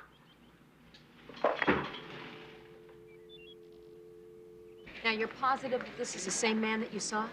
No doubt. He's same man. Scars. No forget scars. And eyes. He have cold eyes. Mr. Ho, you hit pay dirt for us. Hagley has a record as long as you're on. He own a Lou Ford? Yeah, he owns a Lou Ford. Oh. Thank you. I go back to work now. Thanks very much for coming down. I appreciate it. You're welcome. Okay. Goodbye. Hagley was released on parole 5 months ago. His parole officer says he's working as a laborer on 5th and Hill, a construction site. Let's go get him. Hey, you all right? Yeah, I just, I got up too fast. Yeah? Well, you're still sick. Why don't you just relax? I think I should go with you. I'll be all right. No, I think you should stay here in case I need you. Right? Right.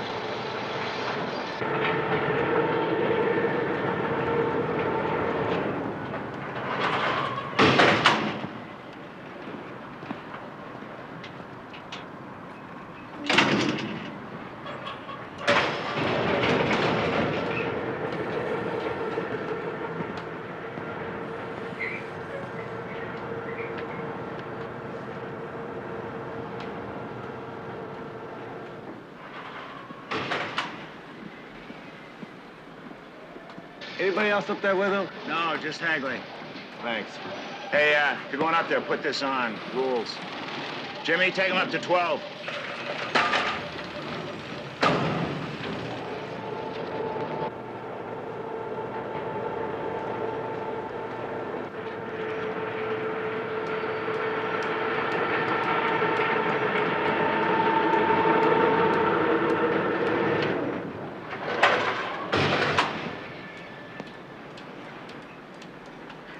Okay, take this thing down 3 floors and wait for me. Don't come back up until I call for you.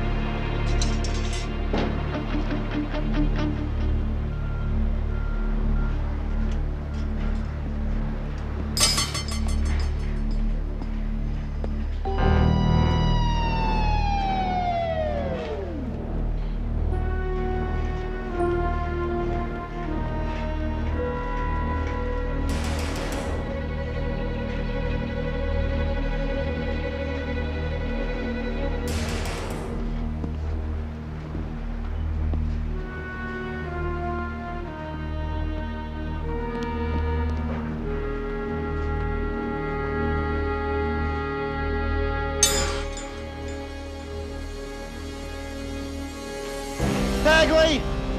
You're under arrest for the murder of Stacy Tyler.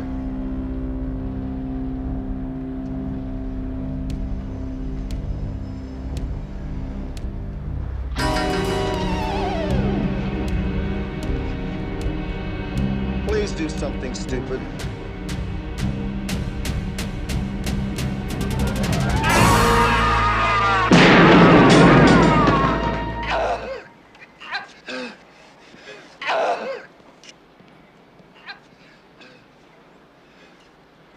For Stacy. Get up. Hagley was here, 4 or 5 feet away, with a weapon in hand. With a big weapon in hand. I told the guy not to do anything stupid. He wouldn't listen, he kept coming, so I shot him. In the knee. Right smack in the knee. You are familiar with the term capping? Oh. It's when you deliberately shoot someone through the kneecap, gives them a crippled leg for life. Listen, my intent was to protect myself and take the guy alive. Deliberately shooting to wound is a violation of policy. I know that. You guys are something else. Look it. I'm gonna tell you this one more time. Hagley was the only link we had to the murder, the brutal murder of 2 teenage girls. You think I was gonna kill the guy? Look, I was doing my job. You guys want to pass judgment? Be my guest. Our job is not to pass judgment. We're just here to gather facts and present them along with a recommendation to the Shooting Review Board. They determine whether it's in policy. Now, let's go over this one more time, Sergeant. Is he kidding? You're taking this too personal, You Brad. bet your badge I'm taking it personal. I'm the one who's got to tell 8 women no one cares they were raped. This is where the case belongs, in the trash. Brad. Internal Affairs follows us around. Attorneys are filing million-dollar lawsuits. The DA treats us like dog meat. What the hell's going on here? I'll tell you what's going on here. Justice is dead. This great city is a whore. What are you talking about? The DA rejected the case. Fredericks is gonna walk. 7 months of blood, sweat, and tears. Gone. Just like that. What's the DA's story? He says we don't have it. Not one eyeball witness, not one solid link, all circumstantial. What he's afraid of is he's gonna lose the case and look bad on TV. Okay. O'Hearn, if I were in my office, I want to hear all the details. We'd love to, Captain. But we have to go down to Central Jail and kick Fredericks loose. I'll do it. Okay, let's get this over with.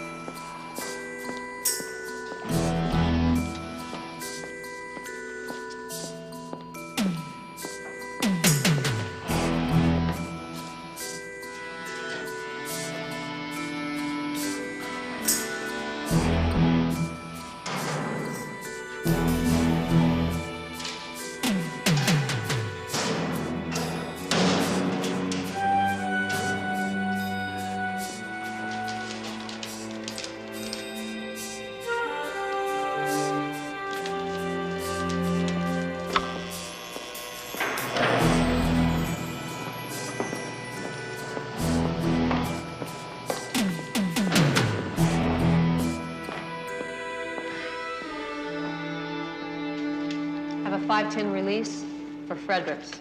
Lloyd. Number 613-7742. Hey, Potato Head, wrap up Frederick's cell. Booking number 742, he's out on a DA reject. And send him to interrogation 2 for a final. Fredericks, L742. Over easy and on his way. Interrogation 2 will be right up.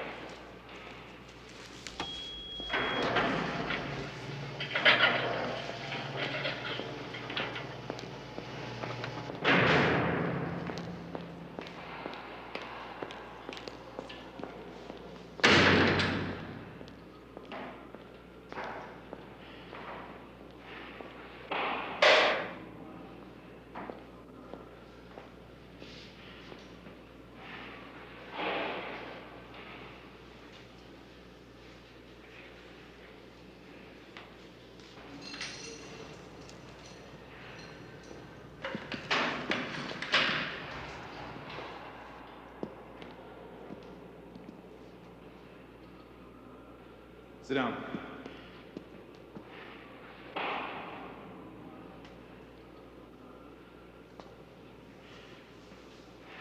Give me a show when you're finished.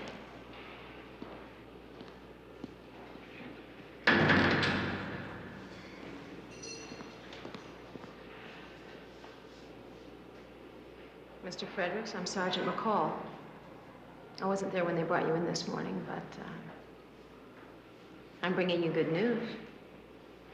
You're being released. My wife got my bail? No, bail isn't necessary. The DA reviewed your case and determined that there's insufficient evidence to take you to trial. In other words, they got nothing on me. Basically, that's it.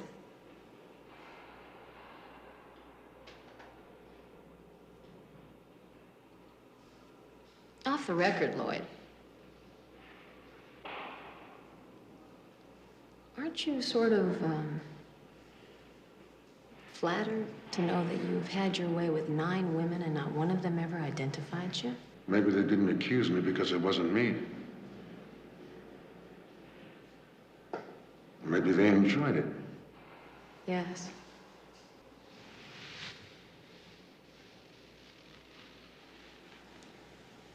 I've heard that some women enjoy bondage with a dominant partner. Ever tried it? That's for me to know and you to find out.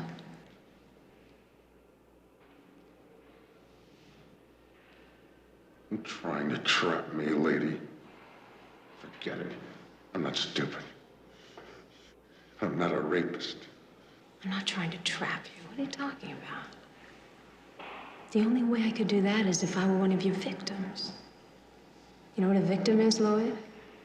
A victim is an unwilling participant. If a victim doesn't file a complaint, there's no crime, right?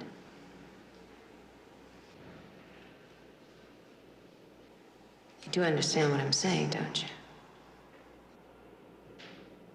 No, I can't say that I do. Say that I'm listening. I'm sure you've heard that old saying, we don't regret the things we've done, we only regret the things for lack of courage that we don't do.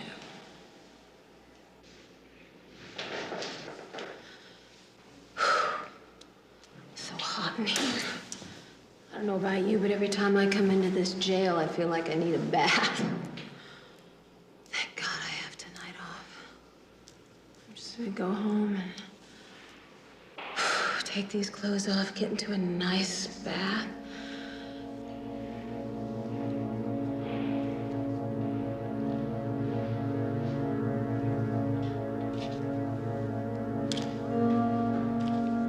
Is your birth date 11/18/51? Yeah. And do you still live at 4500 Lakespur Drive? That's right. Guess that's it.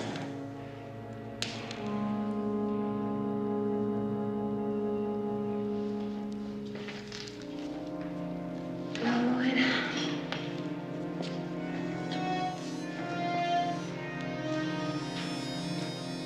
Maybe we'll run into each other sometime. Never know. Never know.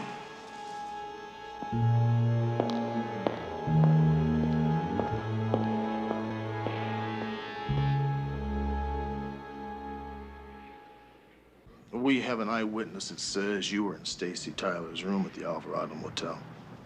The one thing that really puzzles me is why Judge Unger would want Stacy dead. Judge who?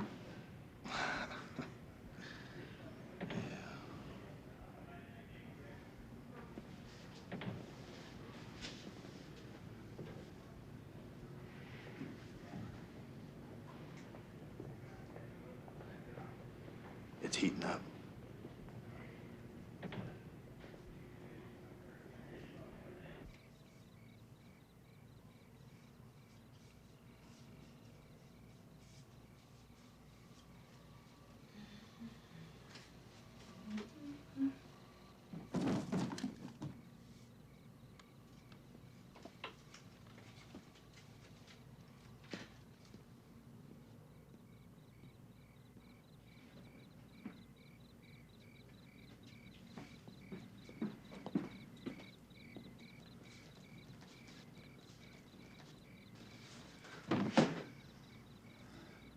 I'm home, Kathy.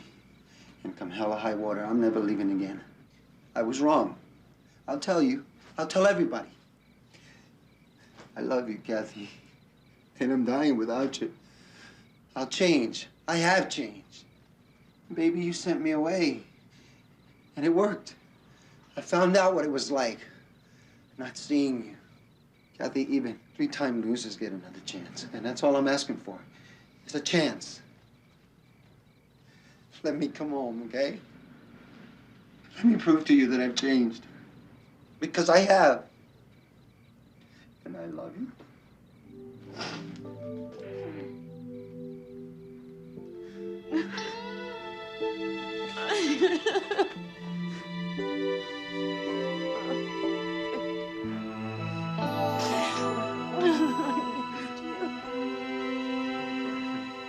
I'm home. I'm home. Don't cry, sweetie. Don't cry.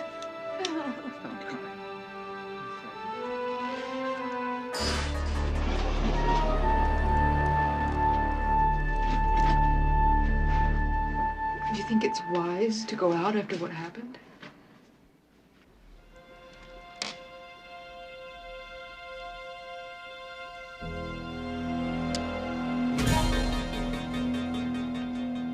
What happened was not my fault, Claire. And after 12 hours in that jail, I just gotta get out for a while. Lloyd, why did they think it was you? Damn it, Claire. They made a mistake. That's why they let me go.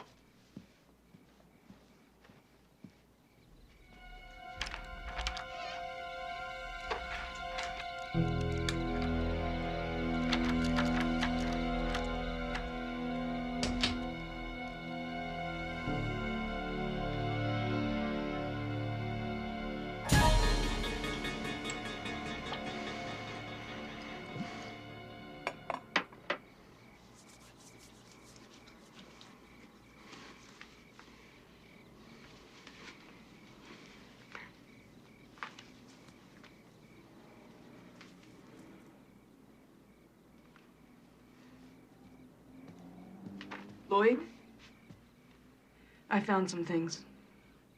Some dates marked on the calendar and some pantyhose in your car. I told you never! Never to go near my things! Didn't I? Didn't I? Never! Now you leave me alone!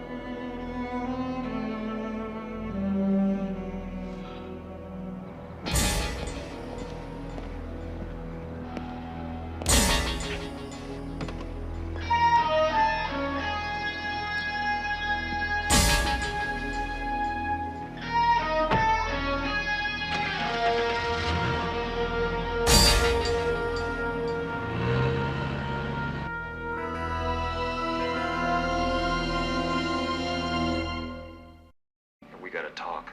You idiot. Don't you know better than to call me here? Don't you call me an idiot or Where the hell are you anyway? at a county hospital in the jail ward. You moron. They don't have phones in county jail wards. I'm trying to tell you, that cop Hunter, he knows. He knows everything. Don't say another word. I'll take care of it.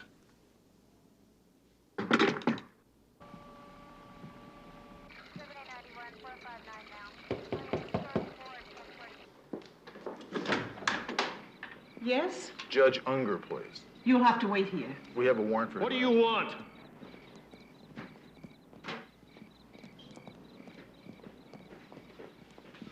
What the hell are you doing here?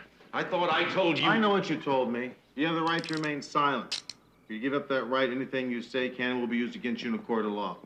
You have the right to have an attorney present during questioning. If you cannot afford an attorney, one will be appointed for you. You understand these rights as I've explained them? What's the charge? Murder of Debbie Keelan. The accessory to murder of Stacy Tyler. I want to speak to my attorney. I think you should.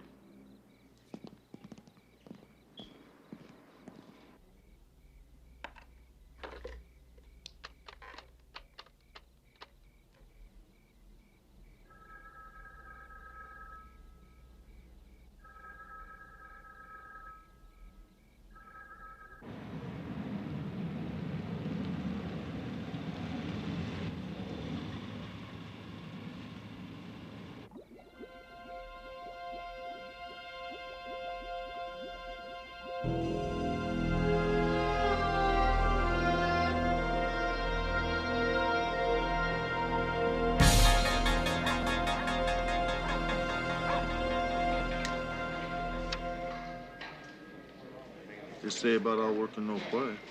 Is that an invitation? Saved by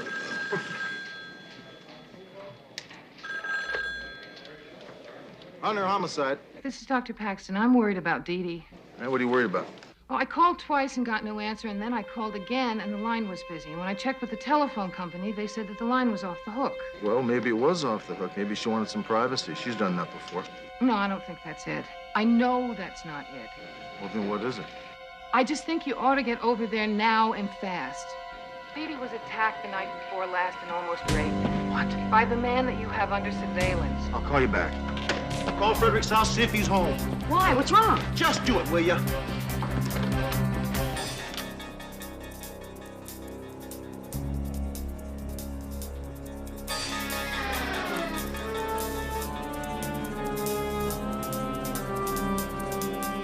Mrs. Fredericks, do you know where your husband is right now? Has he been arrested again?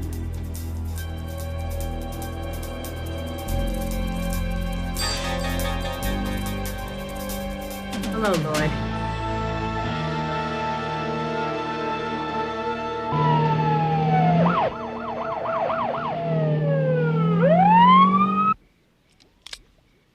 Please. Please. Please don't. How many of your victims said that to you?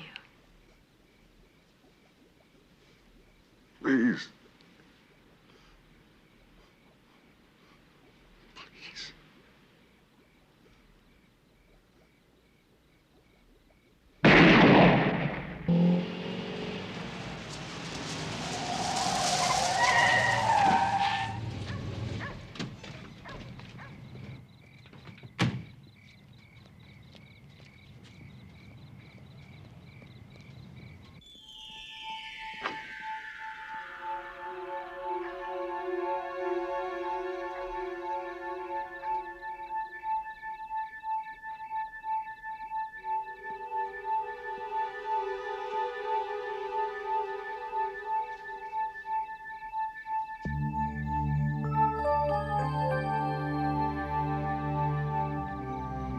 I wanted to kill him.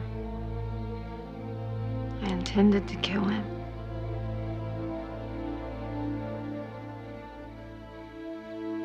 I couldn't.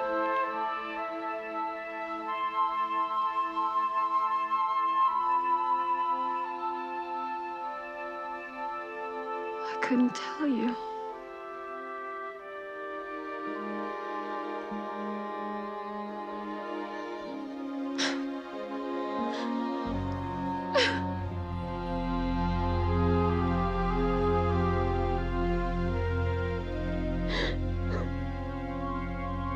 I don't know what happened. McCall arrested the guy at her house. That's all they told me. Yeah. Thanks, Lieutenant. You bet. Pardon me, Lieutenant. Yeah. This lady claims Detective O'Hearn called her. Oh. O'Hearn will be back in just a few minutes. That's her desk right over there. Would you like to wait there?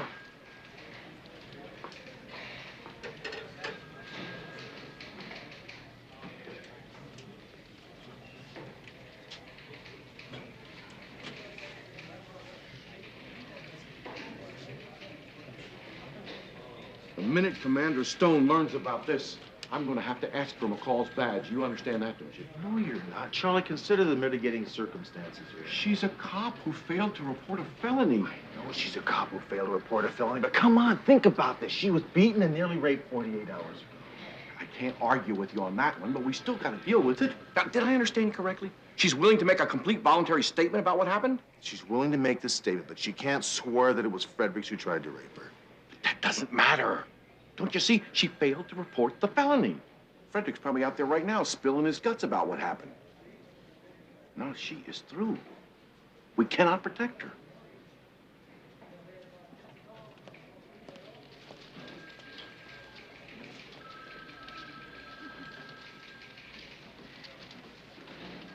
We gotta talk about this, Charlie. That slut lured me there.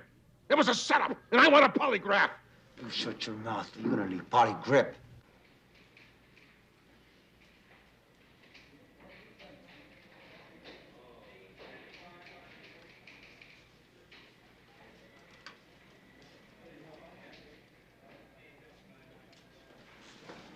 Mrs. Fredericks, you didn't have to come in.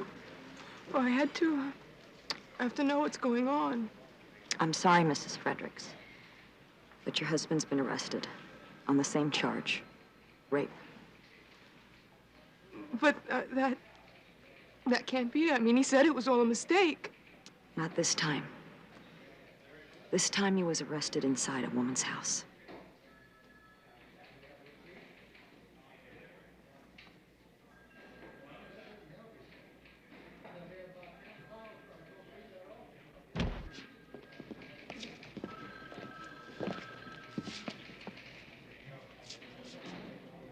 What the hell are you doing here?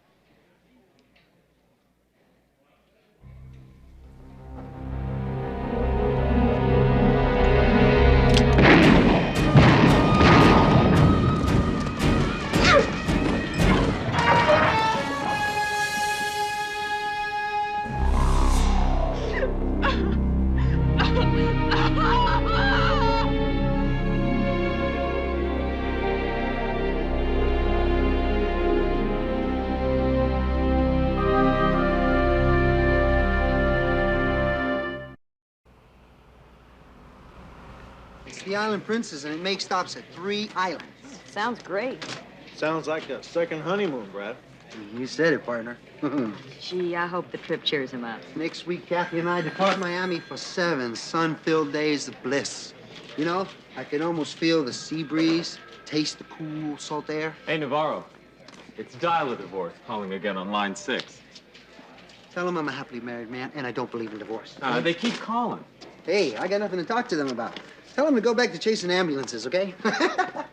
They want the $2,000 you owe. $2,000.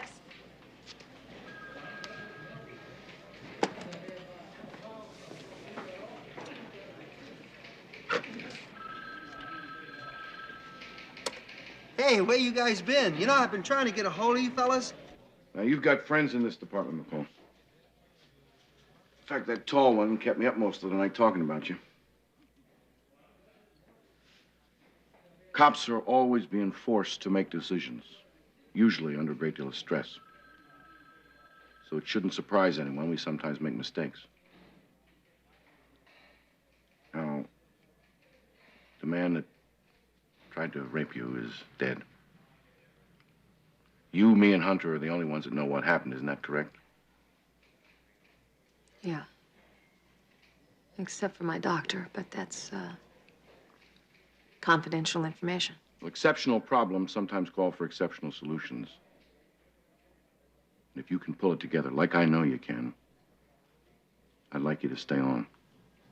Good cops are hard to find. I would like that very much, Captain, but, I see no earthly reason to report Frederick's attempt to rape you. The case is closed. It would serve no purpose to... Now, with your approval, we'd like to forget that this whole thing happened.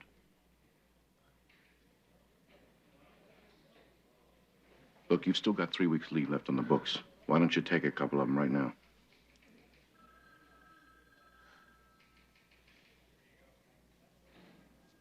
thank you, Captain, but I think that, I think I'll be able to deal with this better if I just keep right on working. Okay. Get to work. Yes, sir.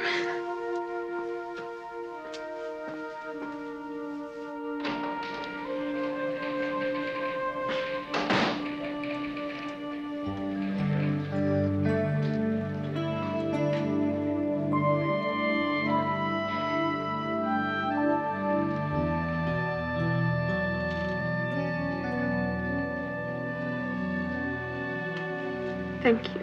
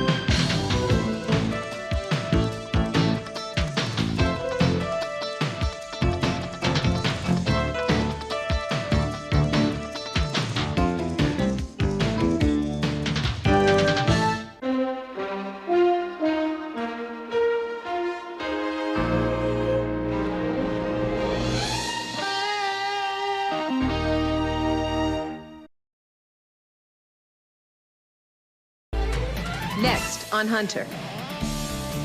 Hold it! We found a flashlight with Kay's blood on it. I didn't kill that lady, and you know it. Well, is this the man or not? You know that I eventually want to hang all this up. Any little McCalls hopping Well, around? yes, exactly.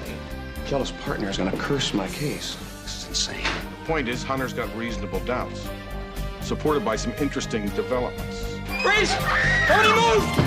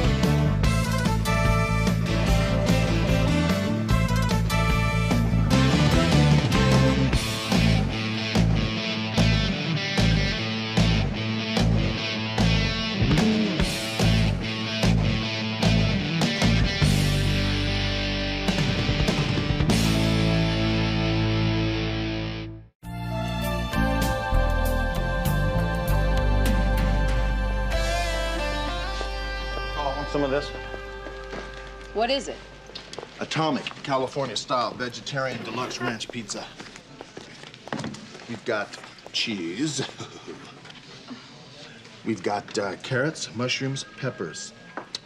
And, oh, pineapple, and I believe we've got a little bit of kiwi in here. That's the grossest pizza I've ever seen. Thank you. Thank you. I'm gonna say no. A big pass here. I've got my own dinner date anyway. Again? Then why'd you ask? Guess you had something better, but it's obvious you don't. Get out of here. Bye. I'll save you some. It'll be in your drawer.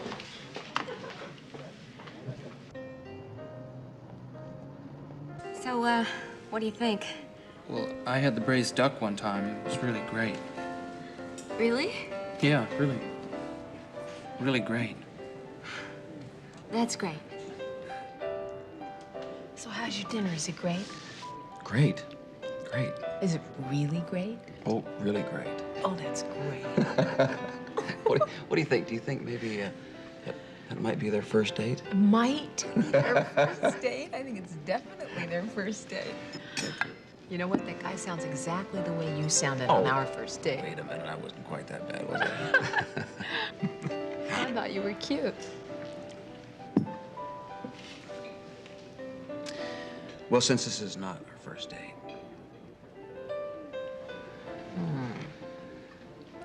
Jason, I would love to. It's just that I promised to go back to the office and give Hunter a hand tonight. Well, you see, that's what I get when I proposition a cop. I guess that's what I get for going out with a deputy DA who's not willing to plea bargain. Meaning? Meaning, maybe we can compromise.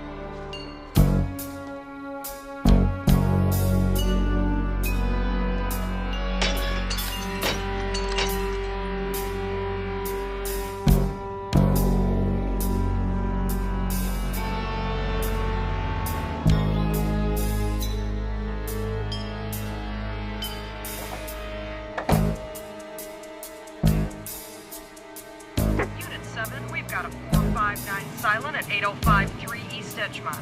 The PD is already running.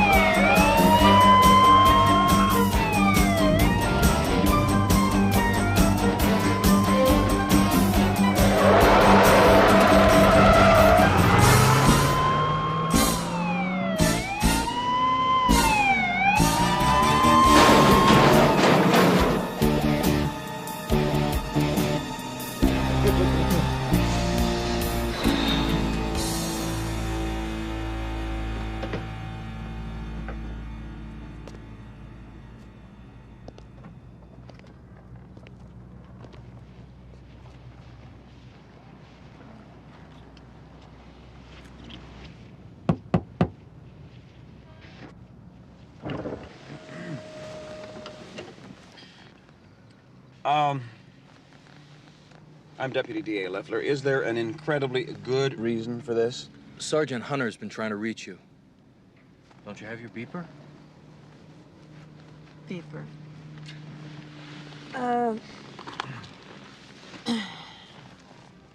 Yeah, oh, it's off. Must have been off. Thanks, Bennett. I'm never gonna live this down.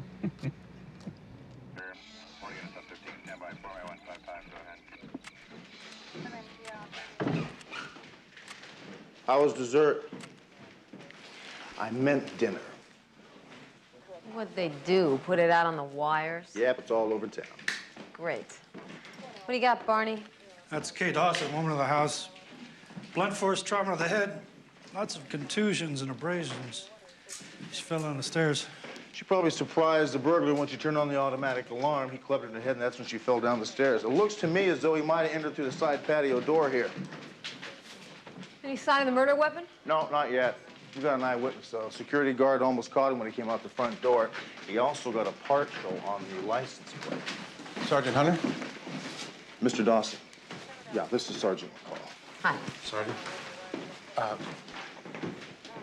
Thank you for calling me. I'm sorry it took so long to get here. We were busy with work, and I ran into a lot of traffic on the...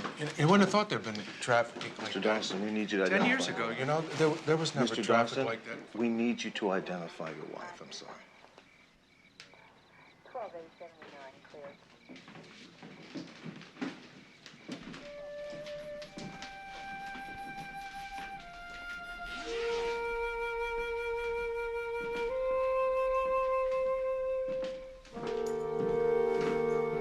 I'll try to pin down that license.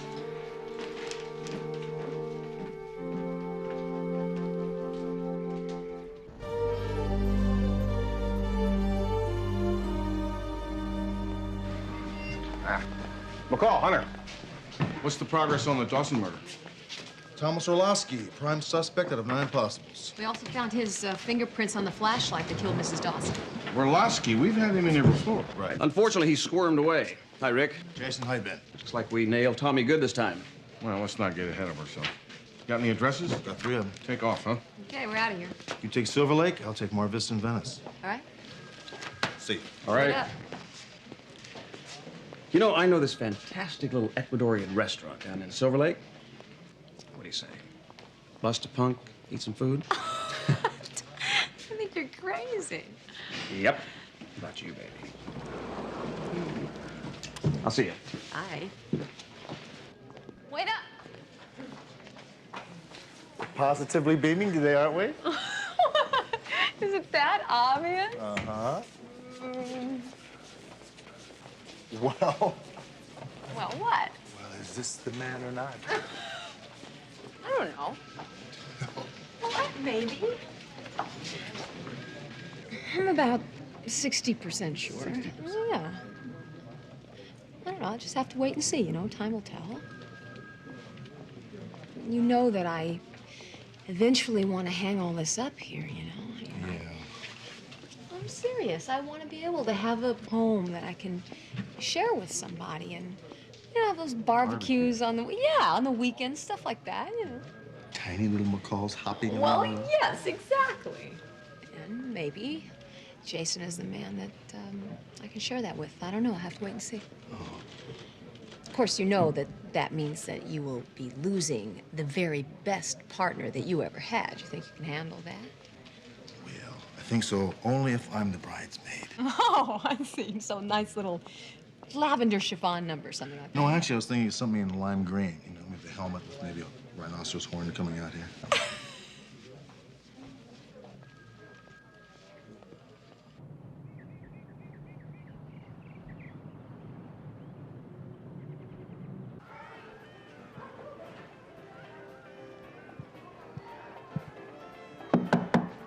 Open up, police.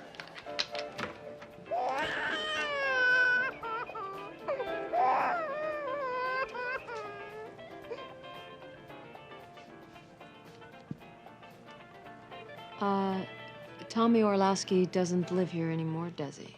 No. Didn't think so.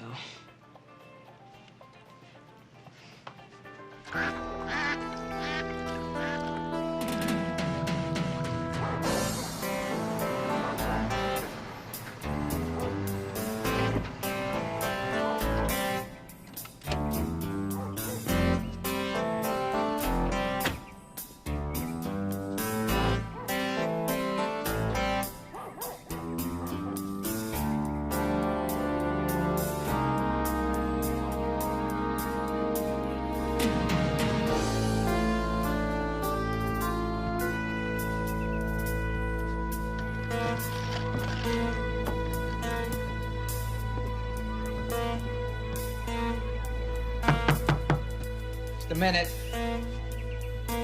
Who is it? Police, open up. You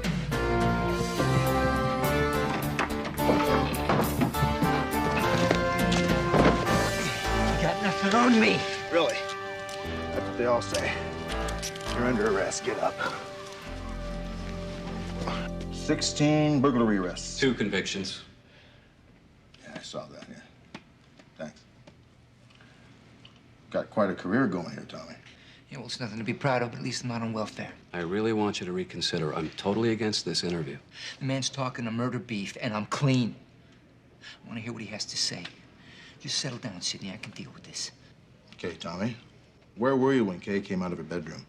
Upstairs? I was downstairs. I didn't know the lady was home. I heard a noise upstairs. Will you look at my rap sheet? I'm not a hot, prowl man. I didn't know anybody was home. I heard a noise, so I split. End of story. I don't think so. You see, someone hit Kay in the head and pushed her down the stairs. Well, it was somebody else because it wasn't me. Really?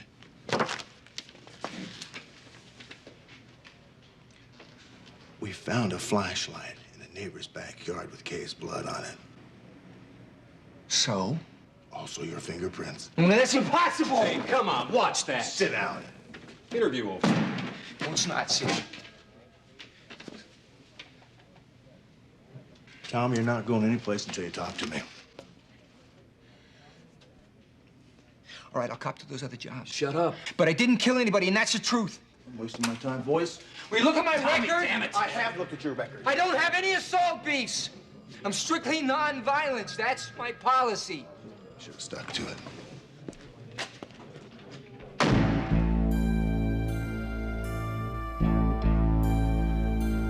All right. I want you to go through this whole thing again, from the top, and this time tell me everything.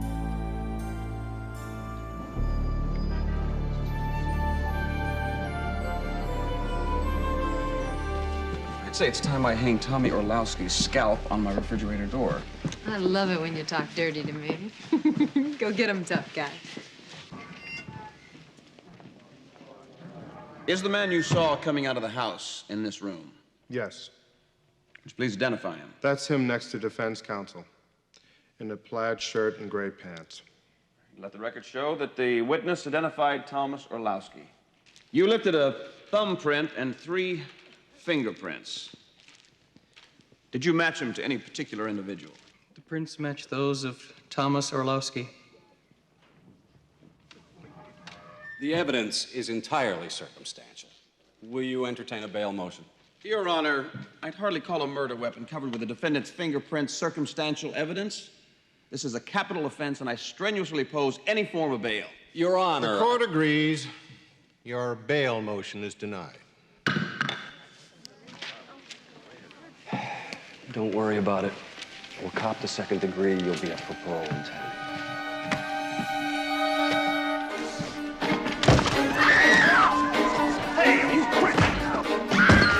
Freeze!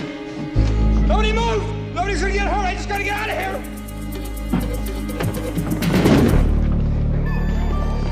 How do you do it, man? Gotta help me. You can do it. Help me.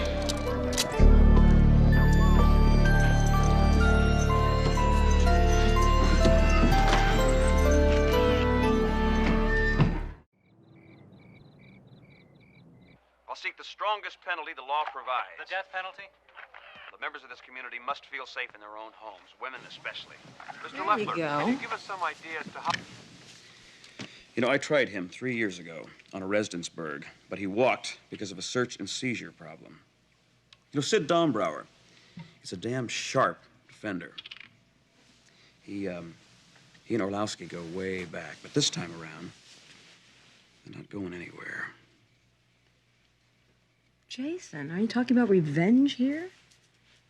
I thought you were trying to make the community safer for women. I think I'm gonna have to reconsider about you. Is that what you think? Yeah. I think maybe I should do something to possibly redeem my good name, don't you? Yes, I think you should. Oh!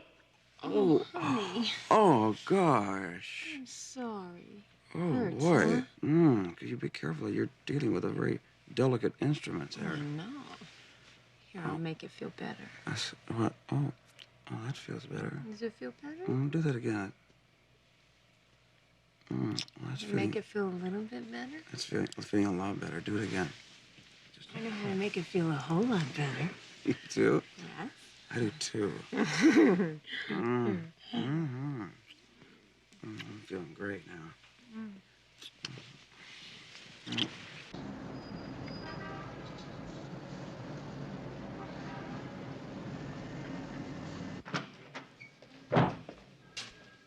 Get him out of here. I'm not talking to him. Not talking to you. Me? Not you, him. Tommy. Don't Tommy me, you Judas bastard. Get him out of here. I don't want to talk to him. I don't want to look at him. You sure inspire your clients, don't you? I ought to object to this. Look, you can object all you want, okay? I'm talking to him, and I'm talking to him alone. You need me, I'll be right outside. Yeah, right.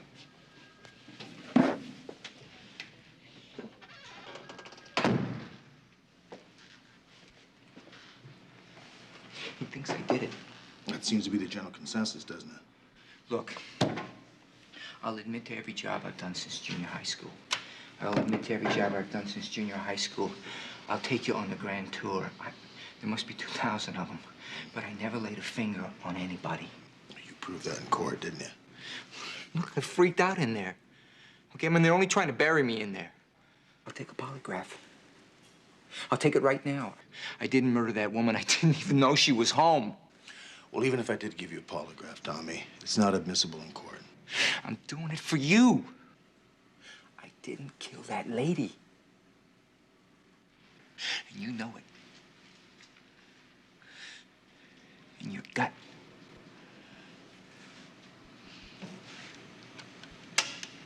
Boy, I thought I was early. What you got? Oh, nothing. I'm gonna go talk to James Dawson. Why? We've got a lot of work to do on this drive-by. No, I know. We'll get it done. I just want to go see him. He's called and said something about some property missing from his house or something. I'll see you later.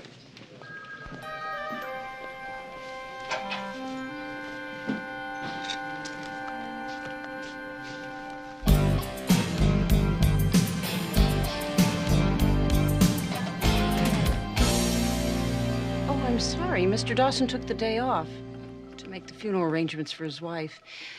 I thought I told you when you called. No, you did, Caroline. It's just that I thought I might come by and see if I could talk to somebody about Mrs. Dawson. A couple of questions. Well, there's Susan Stevens, our manager. She worked a lot with Mrs. Dawson. I think she's in Mr. Dawson's office right now. Oh, great. Sure, dude. Thanks.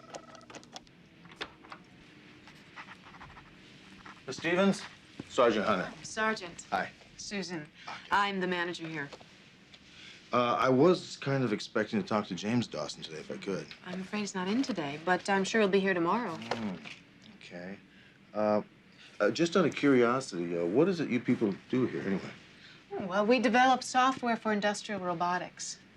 About 5 years ago, we opened up the entire Asian market. We now sell systems to both China's, Korea, even Japan.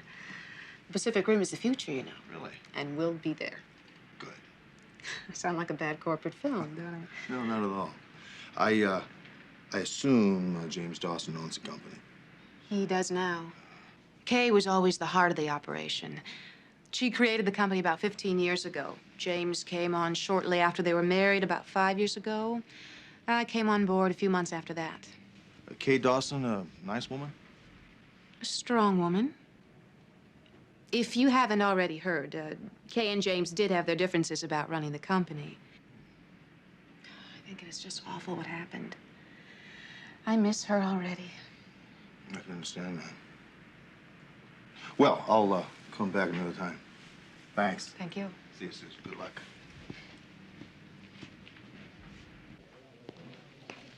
How's it going? Great.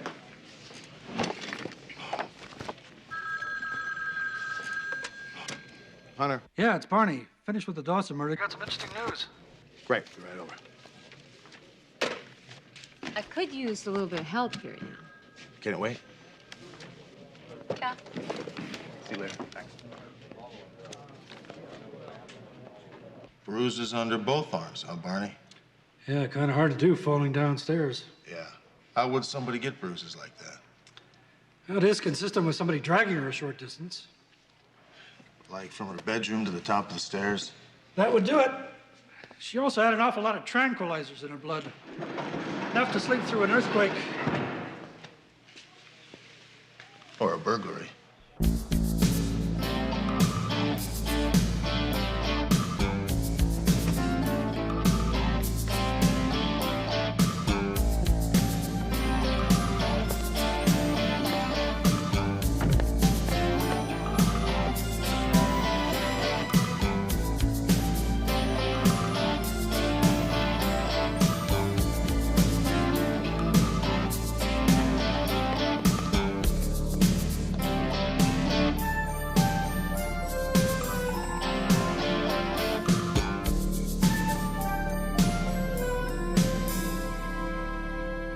Look, it was no secret that Dawsons fought like cats and dogs, Charlie. James Dawson was having an affair with Susan Stevens, the manager of his company.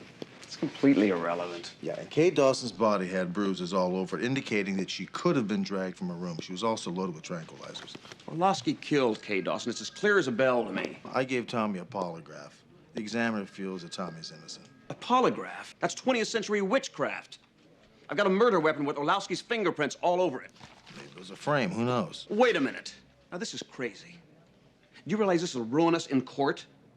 If Dombrower tells a jury about your damn polygraph, it doesn't matter what the judge will say. They'll never forget it. Who the hell are you working for, the public defender? You think Dawson killed his wife? It's a strong possibility, Charlie. Look, individually, what Hunter has isn't much, but collectively, I think it makes for a kind of weird wrinkle. Let's continue this investigation. Thank you.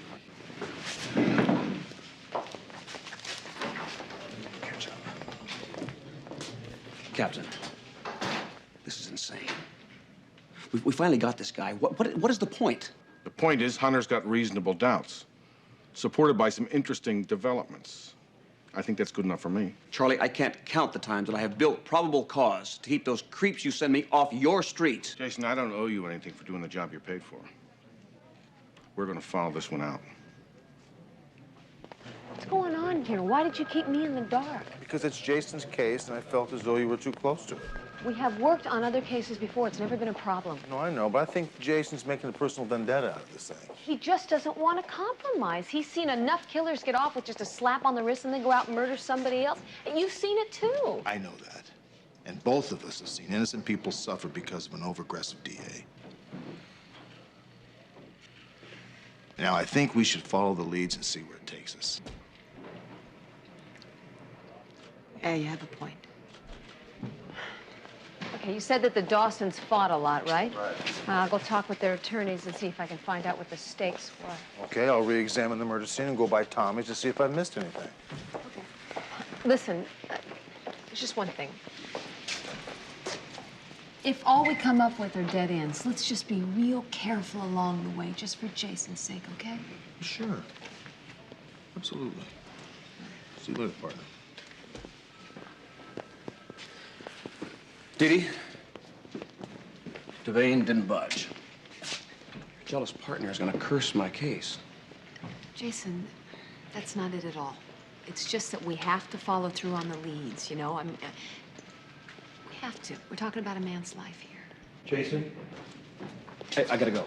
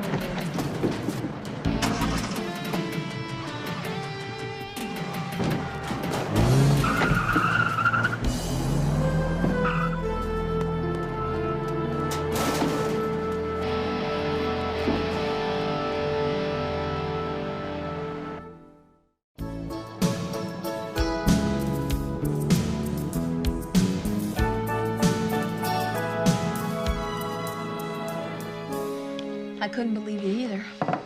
It's really starting to look like Dawson had a strong motive for killing his wife. It'll be real interesting to see what Hunter comes up with. Jason, are you listening to me? Yeah, I'm listening, Dee Dee. It's just that every time I see you, it gets a little worse. Well, yeah, worse from your point of view in the case, but You know, the bottom line here is I'm just trying to get at the truth. And I'm trying to maintain it. Maintain the fact that Orlowski is the one that killed Kate Dawson. That is my job. And I'm just trying to do my job.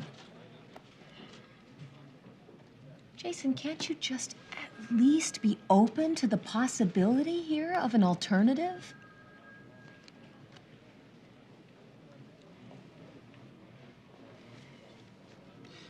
It's getting late, and I'm really swamped. We'll get together tomorrow.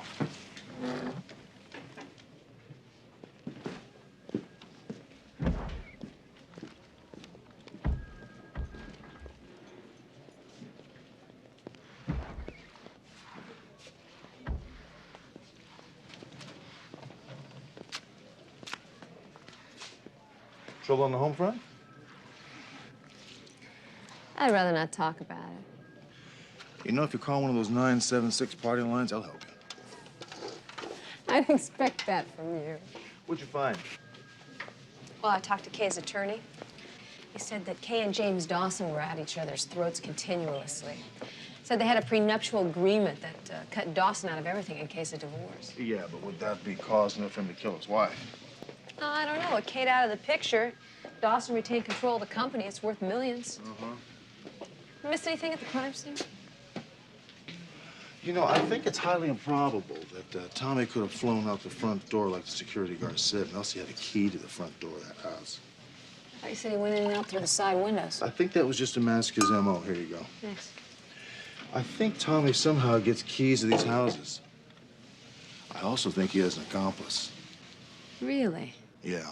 When I went to Tommy's house to check to see if he might have any type of machinery to duplicate keys, I ran into a blonde woman. Now, she took off before I could grab her, but I got her license plate and I ran it. Car belonged to Tommy.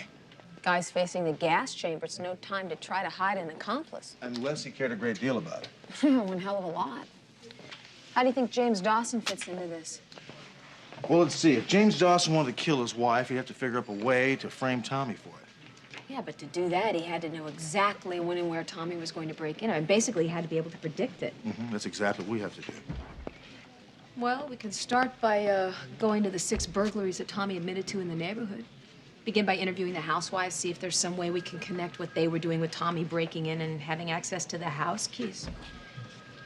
Okay, I'll round them up. You talk to them. On the day of the break-in, can you tell me where you were and what you were doing? I had breakfast at the Bel Air Hotel and spent the rest of the morning with Sam, my personal trainer. I see. Then, it was lunch at the Ivy, and, well, it was Wednesday, so I had a facial at the Beverly West. Then I went to Trump's for high tea. That's nice. You ought to go there sometime. Yeah, maybe I will one day. Brunch at the Polo Lounge, and then I did some shopping on Canon. I bought a new skirt for next season. Then I went to the salon, Beverly West. Then I'm pretty sure I took Maurice for shots. Maurice, your son? No, my dog. Say hello to the policeman, Maurice. Dog in your purse. I had lunch at the Four Seasons, and then I took a walk along Rodeo. I might have picked a little something up, I'm not sure. And then I went to Beverly West for a facial. Of course.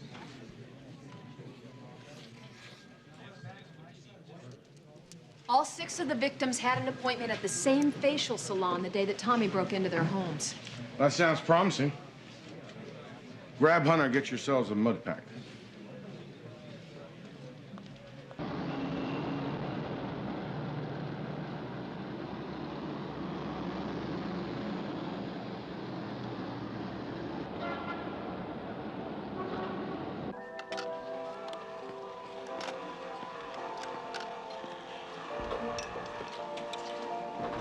Hi.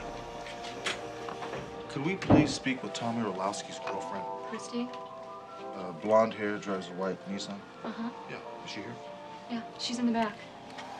Yeah, that's her. Thanks.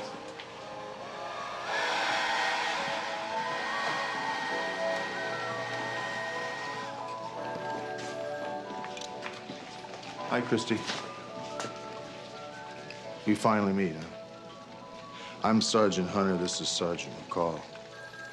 I saw you yesterday at Tommy's. You were going out as I was going in. I don't know, Tommy. Well, it's funny. The car you were driving is registered to him. Tommy must care for you an awful lot. He's willing to be put away forever to keep you out of it.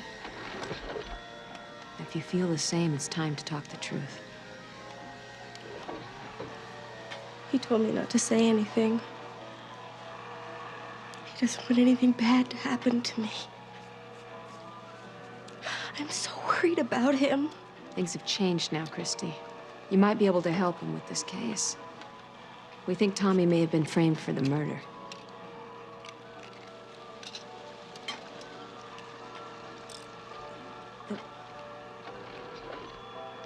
The ladies always tell me what they're doing that night.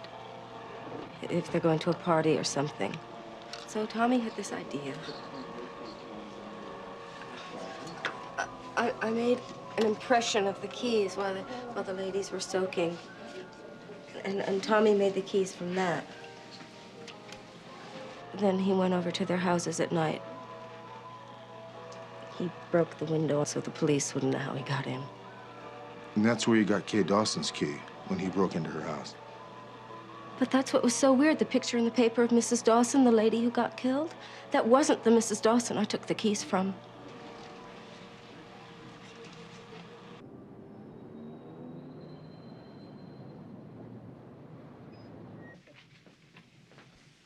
Hi, Caroline. It's me again. Mr. Dawson in? In his office with Miss Stevens. I'll just tell him that you're... Oh, so this is what you guys were doing the night of the murder. What are you talking about? Well, after you figured out Tommy's MO, you sent Susan here to the salon as your wife, with your keys in her purse. That's just not true. Uh-huh. You drugged your wife so she couldn't hear Tommy come in. Then you smacked her in the head and pushed her down the stairs. I was here. James. No, you turned the alarm on, and then you came here. Excuse me, what about the flashlight? James, don't say You could have anything taken the flashlight out of Tommy's truck at any time. You know something, you're crazy. Yeah, I am. And you both have the right to remain silent. Anything you say can and will be used against you in a court of law.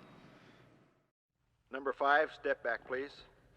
All of you, please, remain facing forward.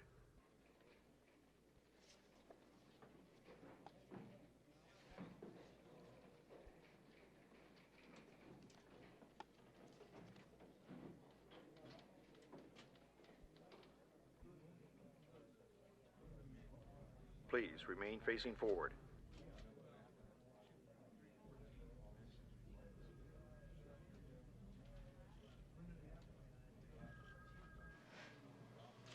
I'm sorry. What do you mean you're sorry? I don't recognize anyone. What do you expect? Jason, Christy, just take one more look. Are you absolutely sure that the woman who made the appointment as Mrs. Dawson isn't in the room? No, I did look 3 times. She isn't in there. Release Mr. Dawson and Miss Stevens, please. Of course it was a real Mrs. Dawson that came to see you.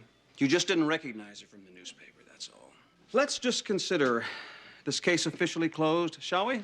And get on to the more important issues like solving crimes.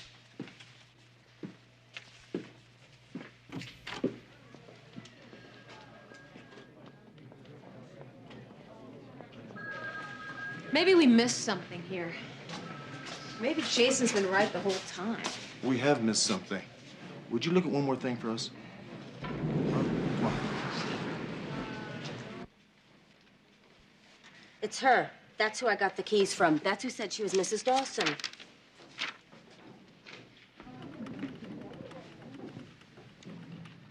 You have something to tell me, Caroline?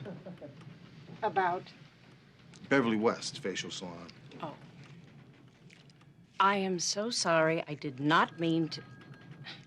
Miss Stevens told me to... I'll pay them back. Susan set up the appointments, didn't she? A bunch of them. They were a present for Mrs. Dawson. Susan paid for them in advance. Right. And then she told you Kay couldn't go, is that right? Uh-huh. And then she sent you instead. That's right. And to tell them that I was Mrs. Dawson, and so they wouldn't go to waste. And then I was supposed to tell them that I was going out of town that day. And I needed a refund on the rest of the appointments. Now, did anybody give you any house keys? Whose car did you take? Mr. Dawson's. She told me to get it washed. Is Mr. Dawson or Susan in the building? They were. They left together.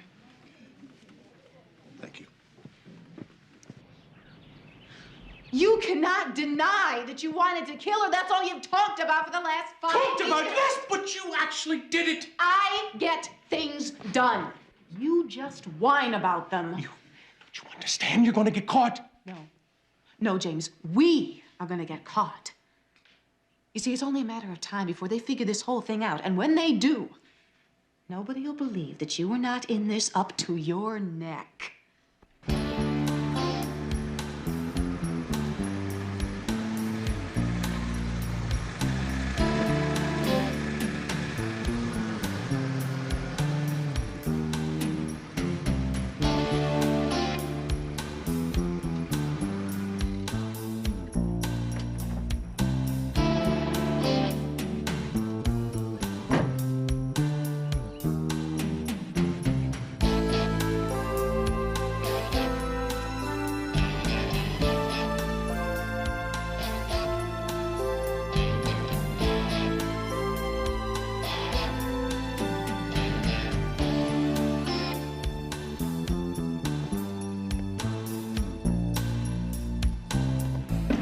You treat me this way. We don't have time to go searching for your manhood. Why should I give up a fortune? The company's mine now. And where will you take it without me or your wife? Hey, I didn't need her. I don't need you. Somebody has to yank your chain. Don't talk to me that way. Let go of me. Not leaving here.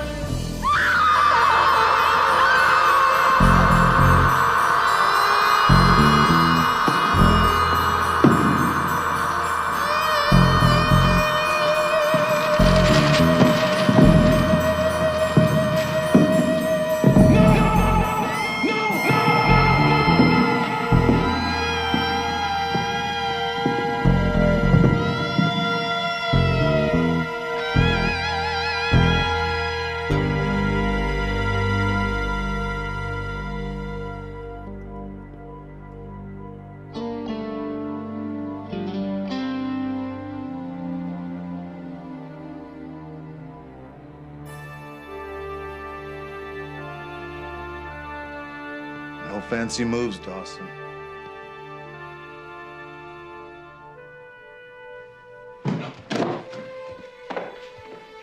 It's not what it looks like.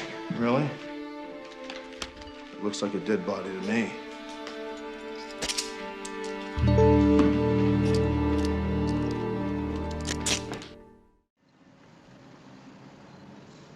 Susan Stevens saw Mr. Orlowski's girlfriend lift the keys from a client's purse. We believe that she and James Dawson conspired against Dawson's wife. What's the charge? First-degree murder. What do you think will happen to Mr. Orlowski? Well, as you know, he's going to be held for burglary and illegal. Oh, the perfect frame. But as you'd expect, Good enough to fool me.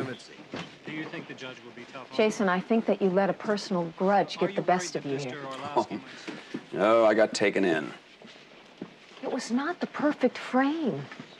I tried to show you that. You refused to even look at it. Do you understand that my career demands that I have to prosecute criminals to the full extent of the law? You blinded yourself to the truth. You refused to listen to anyone or anything that threatened your possibility of moving up the ladder. You wouldn't even listen to me. What does that say? I was just doing my job.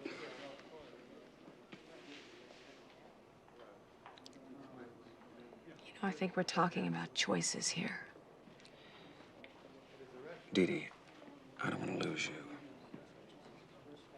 But I think we operate from different places. Maybe. Maybe we're just different kinds of people. I guess so.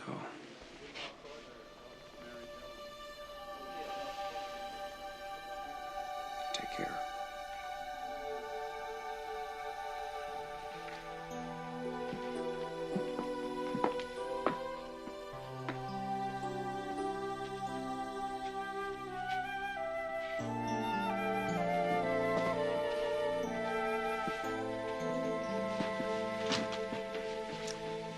guess it's good to find these kind of things out now instead of later.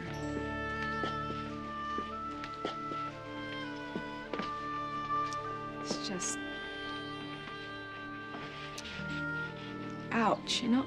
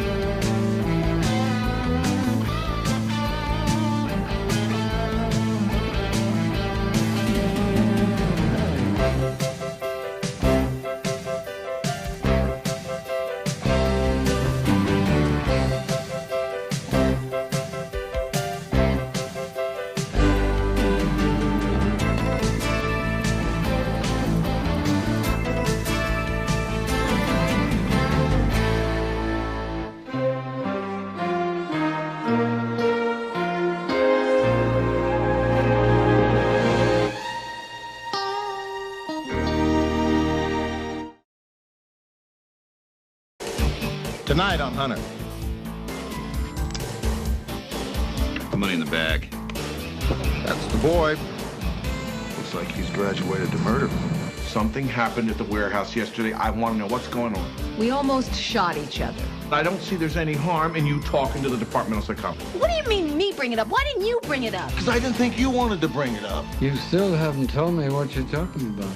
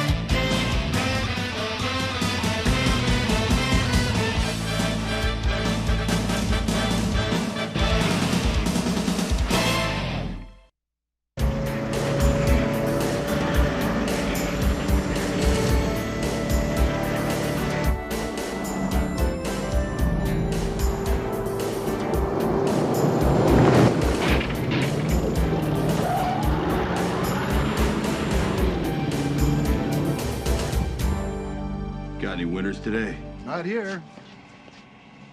You want to bet? The money in the bag. Come on, hurry.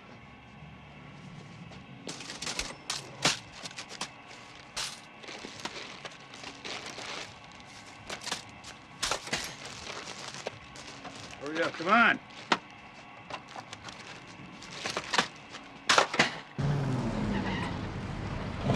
What do you want? I want a cheeseburger and a large soda. Any fries? No, pass. I'm buying. I'll take a large order. You know, you're the Jack Benny of fast food. All units in the vicinity of 1 Adam 29, possible to 11 there now. Maolin Market, 10th and Alameda, code 2 high. That's 4 blocks from here. Let's take it.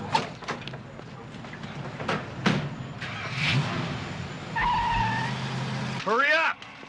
Take it and go.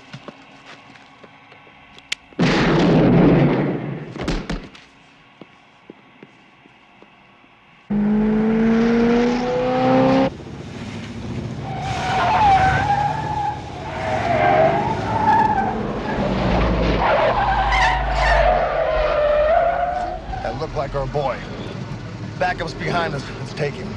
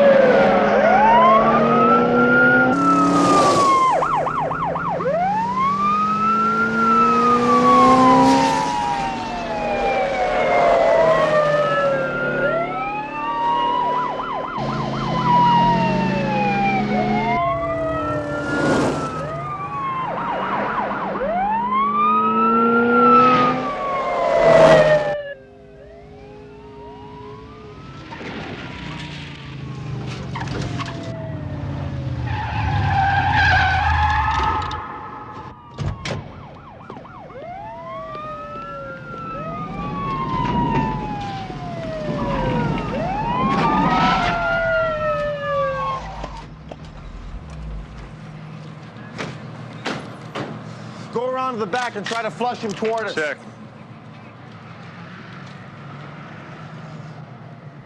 Check the van.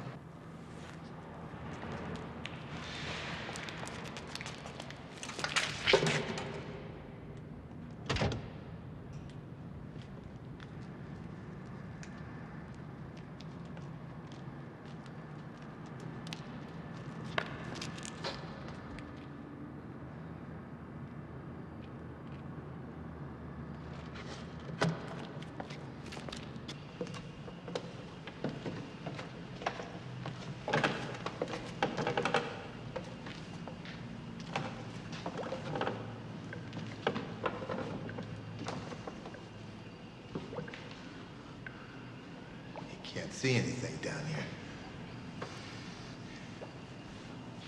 If you go left, I'll go right. Watch your step.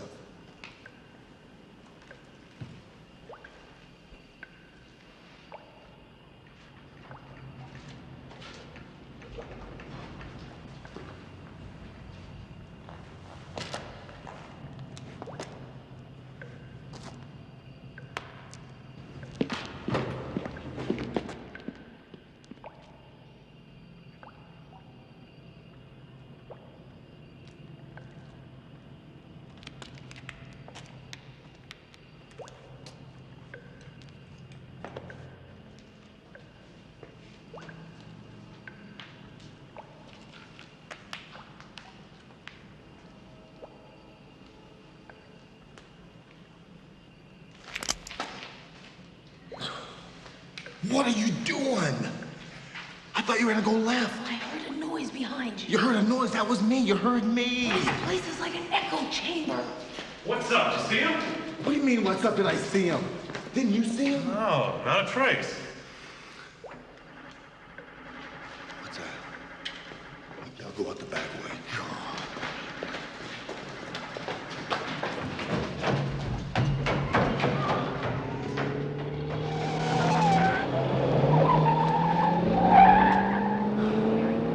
What a day it's been, huh?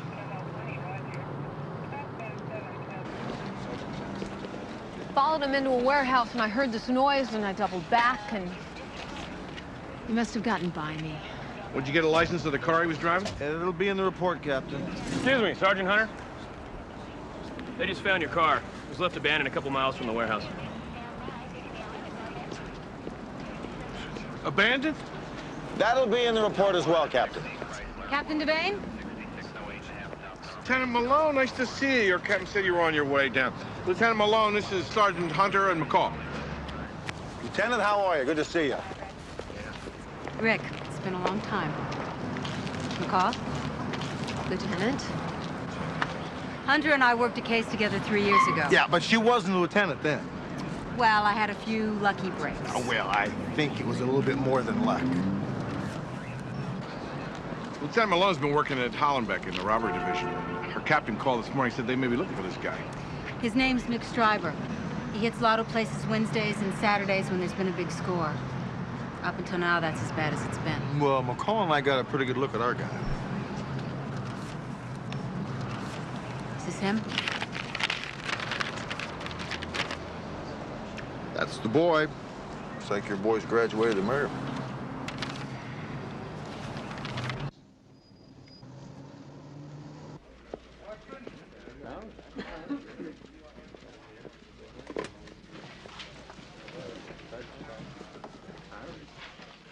I want to take this opportunity to apologize to you for what happened in the warehouse yesterday. It was a big misunderstanding. I'm very sorry.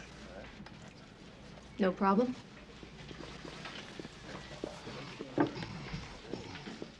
Oh, Megan sent over all of her information on Stryber.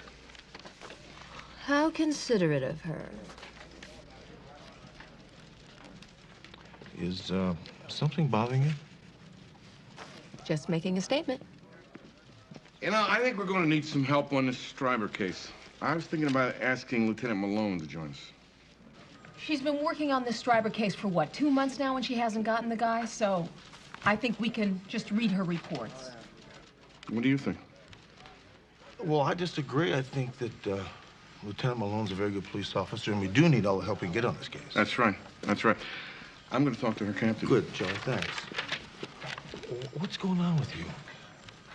There's nothing going on with me. Can't I have a different opinion other than yours without it becoming a big deal here? I just asked a question. It sounded more like an inquisition to me. Well, maybe you're not listening to me clearly. I suppose like yesterday. Look, I didn't say that. That's exactly what you're thinking. Well, you know, come to think of it, it was a very standard tactical procedure that you blew yesterday. What are you talking about? Standard tactical procedure. Right. I'll go in this way, you go in that way. That's textbook strategy right there. Look, let's not discuss it, okay? Fine. Drop it. Good. Hunter, McCall. Come in here.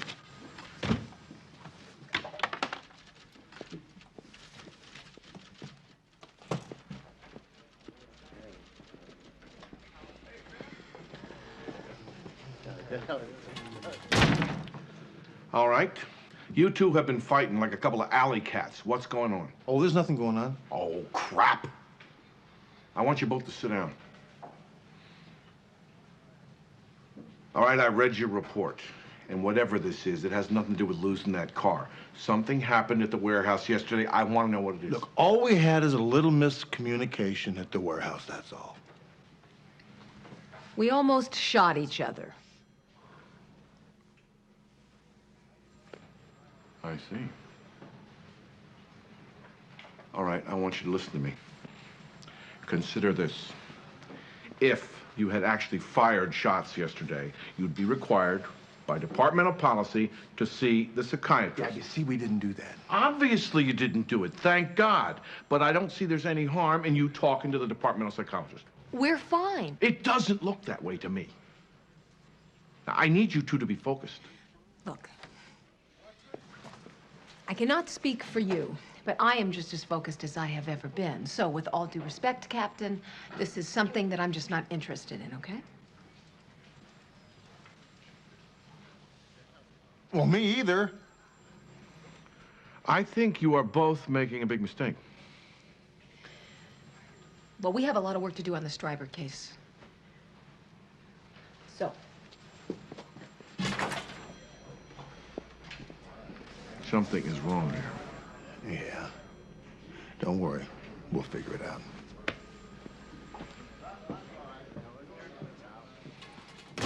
I hope so.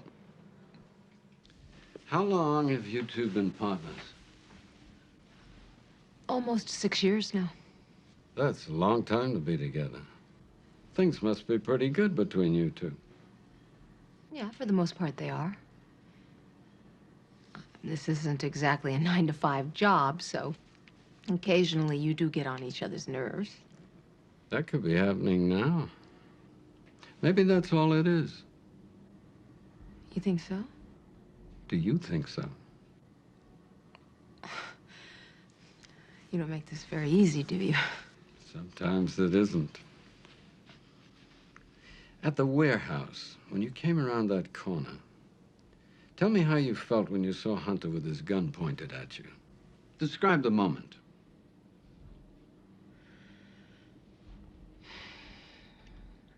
Well, it's just like everything goes into slow motion. My heart was really pounding, and my finger was just starting to pull down on the trigger, and we just came around the corner. We saw each other. We froze. You know, you just... And in that instant, one of you could have died. Yeah. But sometimes things like that do happen. That is part of the job. It's what happened afterwards. We had gone back to the crime scene, and we are doing our job just like we always do. And up steps this Lieutenant Malone from robbery, who just completely takes over. And that bothered you. Well, yes, it bothered me. I'm just standing there, and all of a sudden, she and Hunter are just talking up a storm, and oh, remember this, and all about these old times, and I felt like I felt like I wasn't even there. Well, the lieutenant's a woman. Right? Yeah, she's a woman, but that's not really the issue here. It's, you see, this is the second time this has happened. Tell me about the first time. Well, I don't know. I don't think it's that important. It may be. It won't hurt to tell me. Well, it was 3 years ago. I'd just gotten back from the 6-week training course that the FBI gives over at Quantico. I walk in, and there's Hunter with Megan sitting at my desk. And they're both very wrapped up in the D'Angelo case, which, by the way, was mine before I left. I talked to a friend in the DA's office. The warrants are no problem. You do such good work. Oh, hi, McCall. Welcome back. Hi. I was just on my way back from the airport, and I figured I'd stop by. Yeah. Megan Malone, Dee Dee McCall. Hi. Hello. Rick, we don't want to be late for the DA's. Oh, you're right. Our case is the D'Angelo case. D'Angelo case? I thought that was thrown out in arraignment. We reopened it. Yeah, we got some new leads. Listen, we'll take care of this. Why don't you go home and relax? Change your clothes.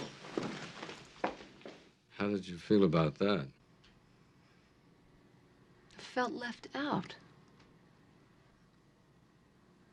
It was like I wasn't even there. He wasn't glad to see me, or I felt very left out. It seems to me that you and Sergeant Hunter have some unfinished business. This is a pretty safe place to talk about it. Would you be willing to talk with him here? Well, me? Yeah, but he would never come in here. People change. Keep it in mind. Anyway, our time is up. I'd like us to keep talking. You game for another appointment? Yeah, I guess so. Good. Same time tomorrow? Yes. Thanks.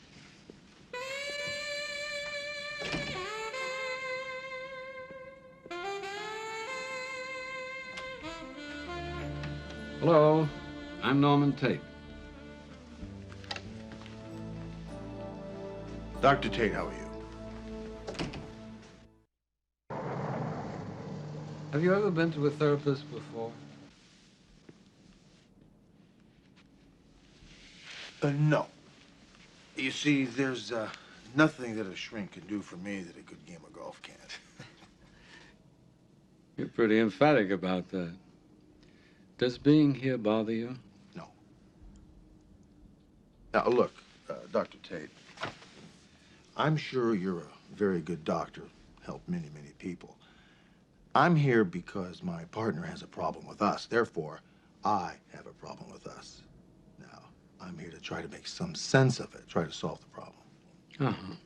Now, normally, she's quite reasonable about these things, but lately it's become, well... You're afraid it's going to get in the way of your work. You're right. You've been partners for 6 years. Maybe you two are on burnout. Yeah, I don't think so. Has she ever been like this before? No. No. Except for the D'Angelo case. What happened in the D'Angelo case? That was the year that McCall took the FBI's forensic course at Quantico, Virginia. Another detective was temporarily assigned as my partner. And who was that? Megan Malone. How did that work out? Sergeant Malone had a knack for making things happen, which explains one of the reasons she's a lieutenant today. I think McCall felt guilty about being away. I mean, especially after we had opened up the D'Angelo case. That was her case. As a matter of fact, I had to talk her into taking some time off. McCall, it's good to see you. You're finally back. Well, no one knows the D'Angelo case better than I do. Well, you know what? Megan has some interesting points in that case. Why don't you fill her in? Oh, no, you go ahead. I mean, I think Dee Dee should know where the case has gone. Well, all right. Now, your theory was that D'Angelo killed his partner, Clay, because Clay found out that D'Angelo was embezzling from their company, right? Right. Well, excuse me, it wasn't the case at all. You see, Clay found out that D'Angelo had a mistress. Now, D'Angelo's wife was the one in the family with the money, and he couldn't afford a divorce, so Clay was blackmailing him. Well, that's a very interesting angle. Do you have any proof? She's working on that right now. Great.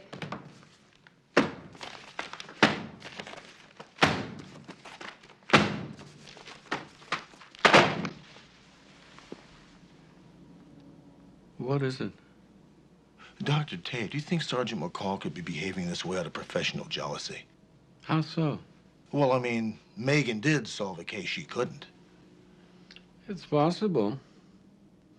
It does strike me as more than just coincidental that Megan was around both times you noticed your partner acting strangely. Would you and McCall consider talking about this together? You could do it here. You're not going to get her to come in here, Doc. Not in a million years.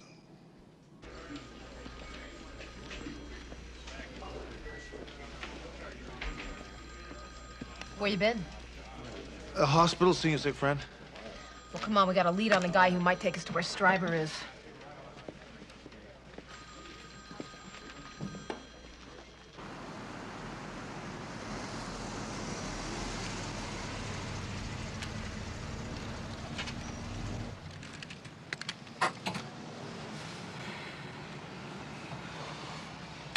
How's your friend doing?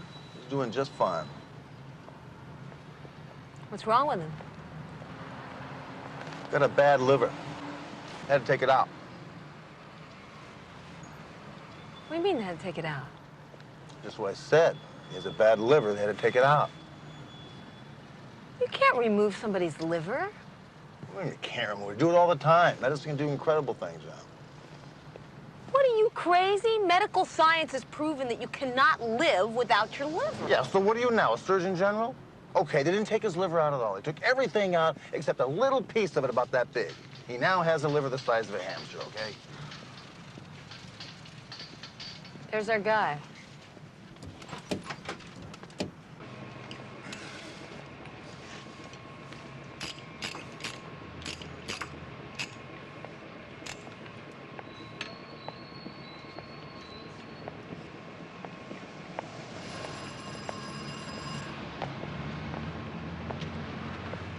Earl Bingham? Who wants to know? I do. How much longer is this gonna go on? Until I get some answers. I don't know how many different ways I can tell you. I ain't seen Stryber in months. That's not good enough, Earl. Hey, I want to see a lawyer. I got my rights. All right, I'll get you an attorney. But I'm not through with you yet. Any luck? No, not yet. You heard? Yeah, I did. I found out something that might help. You mind if I have a crack at it? Go ahead. Sure.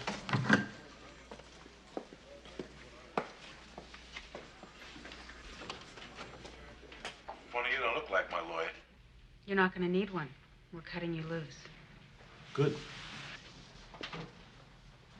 On your way out, say hi to an old acquaintance of yours out there, a fence named Rivera. We picked him up, told him someone had snitched him off. He'll think it's me. Especially after I tell him it was. You're bluffing. Then call it. Go ahead. Walk.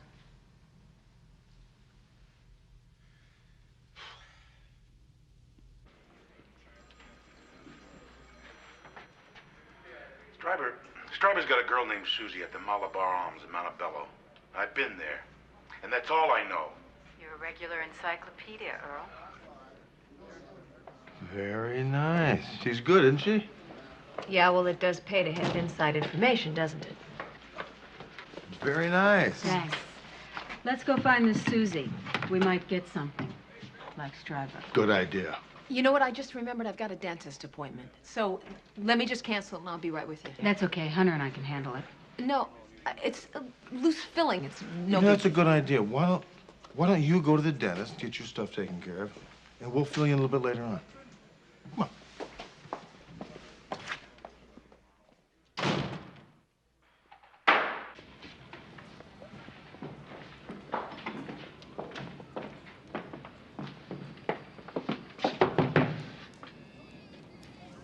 Police, open up. Hey, I didn't do anything. No, but you know somebody who has.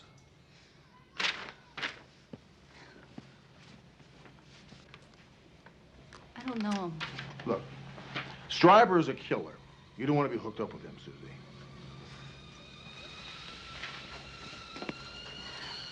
No, I don't need some cop coming in here and telling me who my friends are.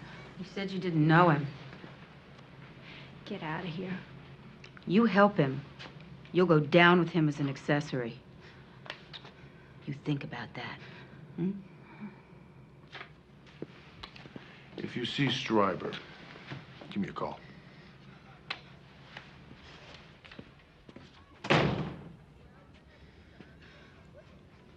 I feel like I should have gone with them instead of coming here. I just don't know that this is really doing an awful lot of good. I see some progress already. Really? It's just seeing Megan again. It felt like 3 years ago. The D'Angelo case, wasn't it? Yeah, right. And you know, even then, she was on the fast track. See, we knew that D'Angelo had killed his partner, so she wanted to set a trap for him. So she picked up D'Angelo's account, and a man by the name of Glazer. Now, I didn't think that this man was of any value to us at all. But We've got him cooling his heels in interrogation room 1. I questioned Glazer months ago. I don't really think he's of any use to us. Well, the information Megan has proves that Glazer was helping D'Angelo funnel money to his mistress. What really happened was that Glazer told Clay about D'Angelo's bad habits. Yeah, and he used that information to make about $200,000.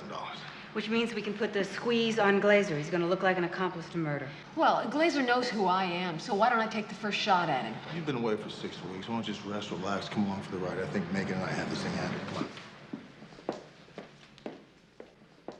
And now it's happening all over again. Yeah. You know, I'm sitting here listening to myself babbling on, and this is terrible. I sound like somebody who's so jealous. Are you jealous of Megan? I don't think so. I don't know. I mean, it's not like me to be envious of somebody just because they get ahead. That's an interesting phrase, just because. Do you think there could be another reason why you feel jealous?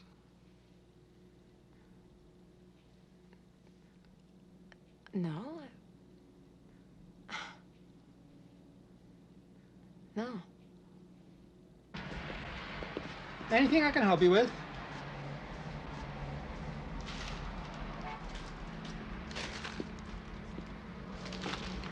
Okay, Pops. Fill it up. And don't forget the lottery money. Come on! Hurry! Okay.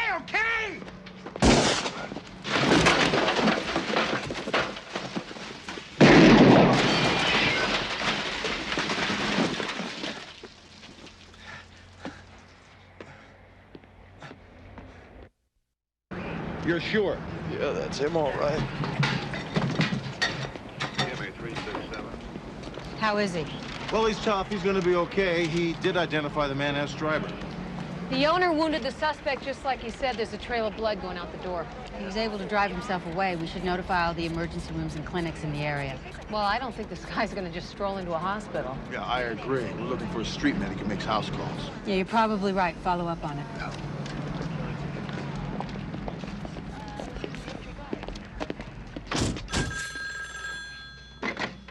Hello? That's me. Where are you? The usual place. You know that doc you told me about? Get him. Get him fast.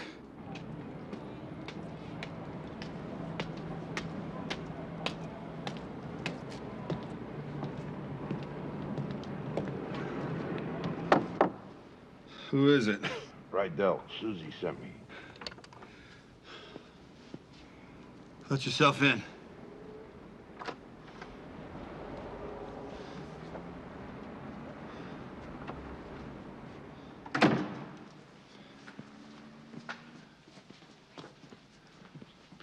I get paid in advance.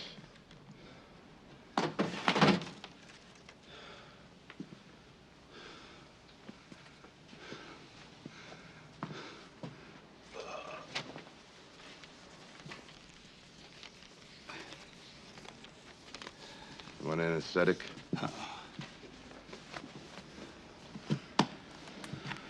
Well, if you change your mind, you just yell. Did he? You just got a call from a Dr. Tate. He wants you to call him.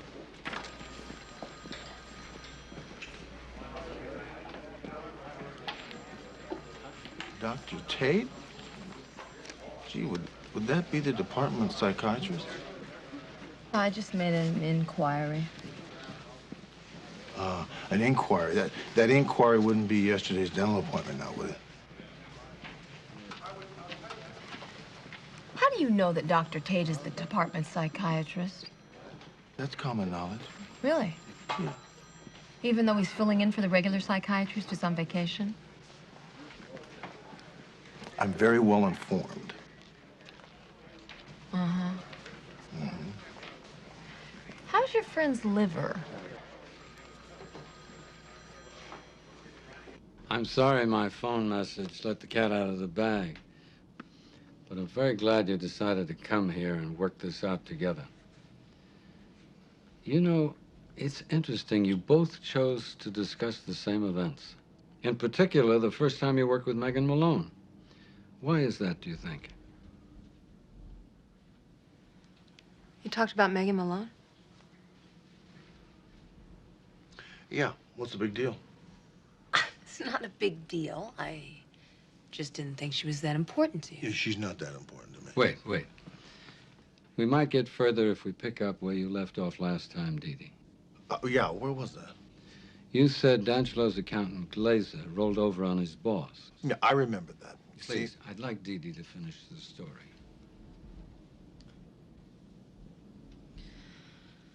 Well, Megan had this idea to put a wire on Glazer. Try to squeeze some money out of D'Angelo the same way that Clay did. We were going to be sitting in the surveillance van and we'd be listening to everything.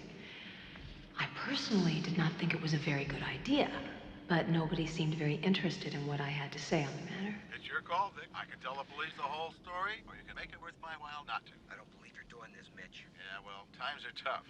You're the last person I ever figured to sell me out. I thought loyalty... This from a man who killed his partner. He didn't care about anything but money. I bankrolled our operation, and he turned on me. Now we're getting somewhere. So you killed him because he was scum. That's it. Let's go in. No, wait. But you were my friend. Let's see where this goes. You're just like him.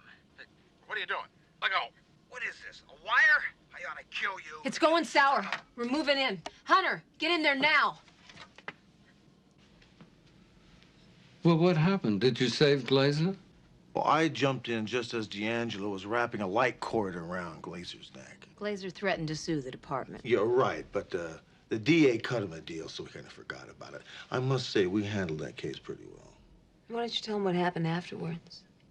Oh, yeah, the press found out about it somehow. Somehow? They made a big deal of it, as the press will do.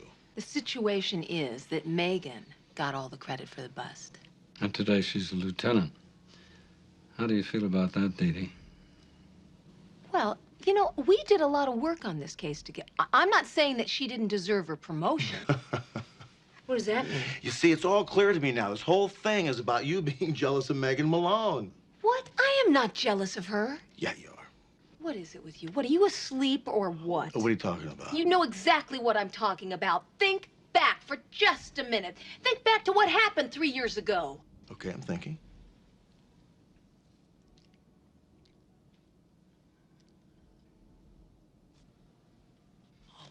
Now he gets it.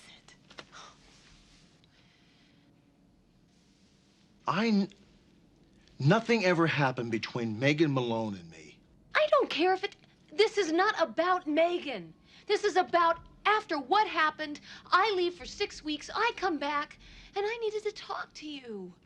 I couldn't. There you were with Megan everywhere you went. You both were together. I needed to talk to you. I needed to connect with you after what happened. After what happened? Oh, just a second, please. Look, I called you twice a week. All you ever talked about was Quantico this, Quantico that, your work. You never once brought it up. Bring what up? Well, you know, on the phone, you didn't exactly sound like... Wait a minute, what do you mean me bring it up? Why didn't you bring it up? Because I didn't think you wanted to bring it up. Why wouldn't I want to talk about it? I have no idea. You see? See? Why is it that a woman always has to carry the ball in an emotional involvement? You still haven't told me what you're talking about.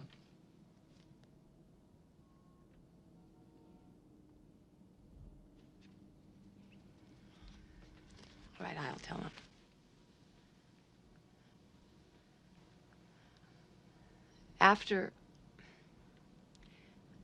Before I left for Quantico,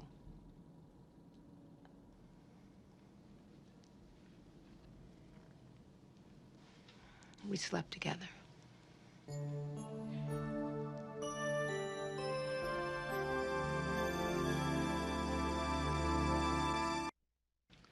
Do either of you want to talk about it?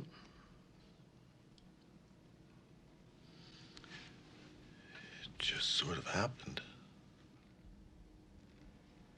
Dee Dee? Yeah, it just happened. We had been, well, we were both working kind of hard, especially McCall. She was getting ready for a trip and all. It was their wedding anniversary, and she seemed a little down, so I thought I might take her out to dinner. We started the evening off talking about Steve. That was her late husband. He was killed in the line of duty some years ago. It seemed to help. And by the end of the evening, she was talking about her trip to Quantico. And her mood was really up. We were having a lot of fun that night. We didn't want it to stop. So when I took her home, dropped her off, she invited me in for a cup of coffee. Came inside and we talked. Talked more than most married people do. And just this once, it all seemed to hit me. It hit her too.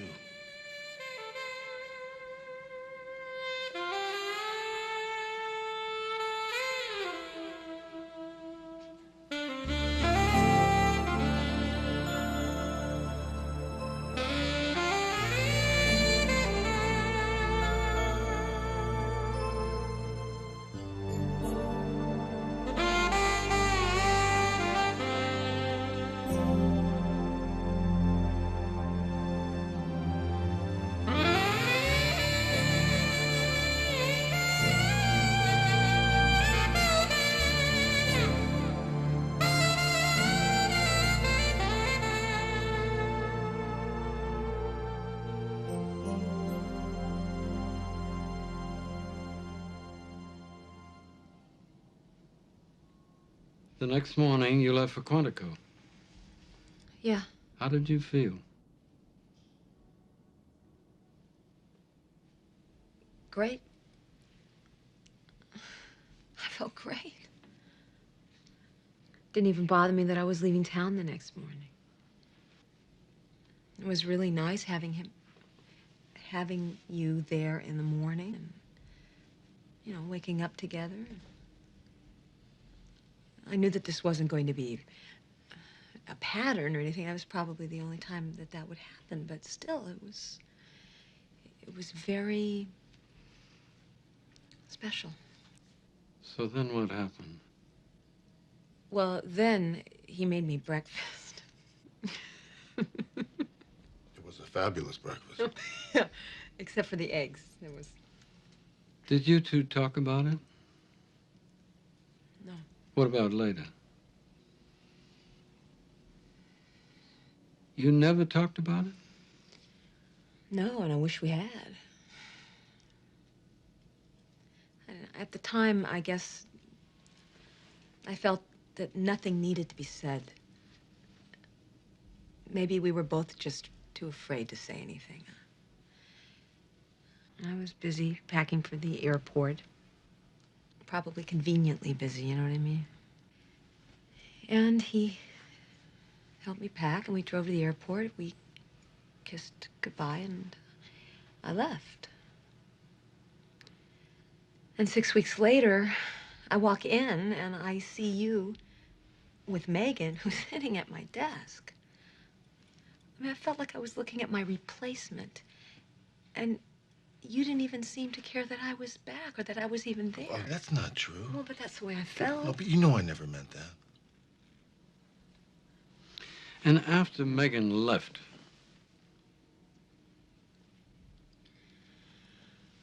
well, after she left, it was just like, you know, we turned the clock back. It was as if it never happened at all. except it did happen. What about you, Rick? How did you feel? I thought about it a lot. No. I asked you how you felt.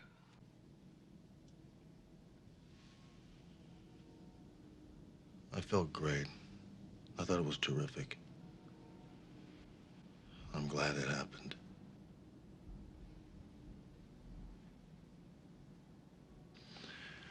But as time went on, I just pushed it aside. Look, what happened between us evolved. I just didn't think it needed to be explained at the time.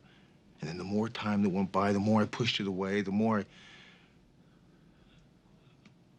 I got afraid of looking at it. I didn't want to risk losing my friendship with her. I didn't want to lose my partner. Excuse me, that's the emergency line. Yes. Okay, I'll tell him. That was for you. Lieutenant Malone wants to see you right away. The surveillance paid off. Susie's on the move. She's on foot, carrying a suitcase. She's going to Stryver. Fantastic. Here's the phone list you wanted. Thank you. What's that? I was right. Susie called this sleazebag ex-paramedic named Rydell. Well, we can follow that up later. She's leading us now to Stryver. You know, I don't think so. I think this suitcase deal is one of the oldest tricks in the book. So what do you suggest? I think we gotta sweat Rydell and we gotta do it now. I think she's right. We should go for Rydell. You know, after all this work, you could miss the bus. Oh, I don't think so. Okay, I'll keep my people on Susie. Thanks, Lieutenant. Come on.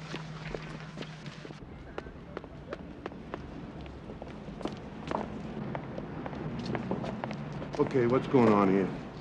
How bad you want to stay out of jail, Rydell?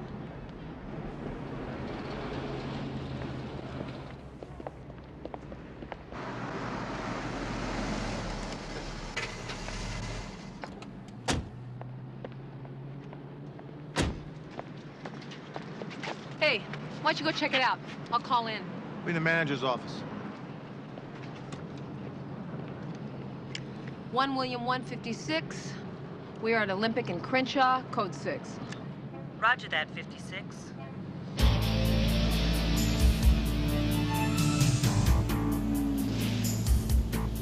One William 156, we are in foot pursuit of suspects and back up immediately. Hunter!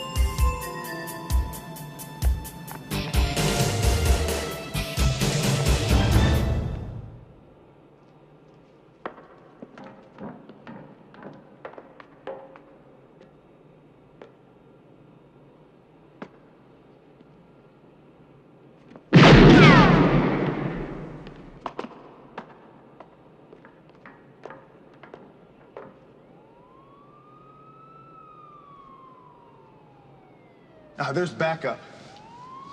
Look, I got an idea.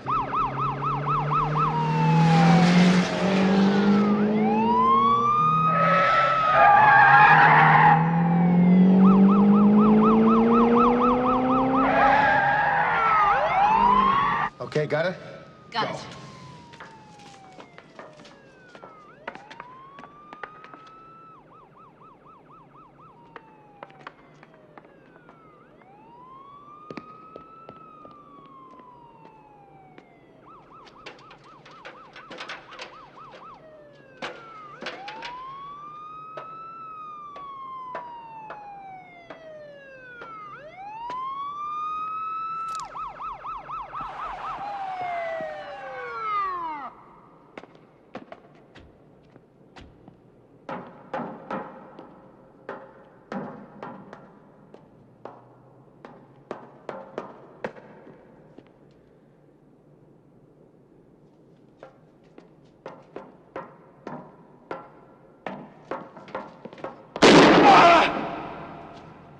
Drop it!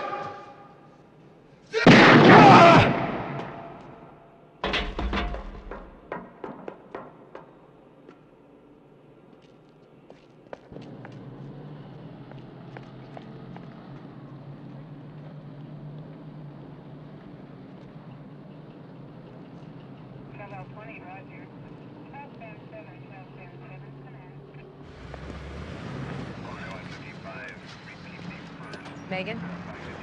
Dee Dee? You won't have me on your back anymore. I didn't think of you as on my back. Thank you. I learned a lot. I learned a lot about myself by working with you. Thanks. Thank you. Thanks, Lieutenant. Good luck, guys. Well, where would you like to go to get something to eat to figure out what we're going to put in this report? I'm not really hungry. Why don't we just do the report and drop me off at my house? Okay.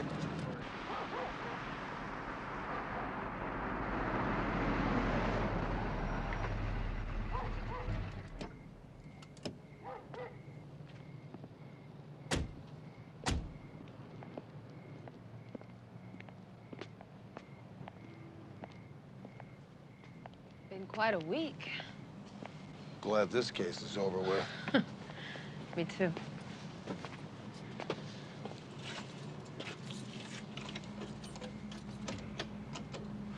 Look, I want to apologize to you again. This should have never have happened. This is a monumental blunder on my part, and I should have confronted the issue from the outset. I had my part in it too, though, you know. I apologize. I'm sorry. Look, we have to make a pact. If anything like this ever happens again, we speak up immediately. Absolutely. No matter what it is, no matter what comes up, confront it and talk about it right then, okay? Absolutely. That's a deal. Okay.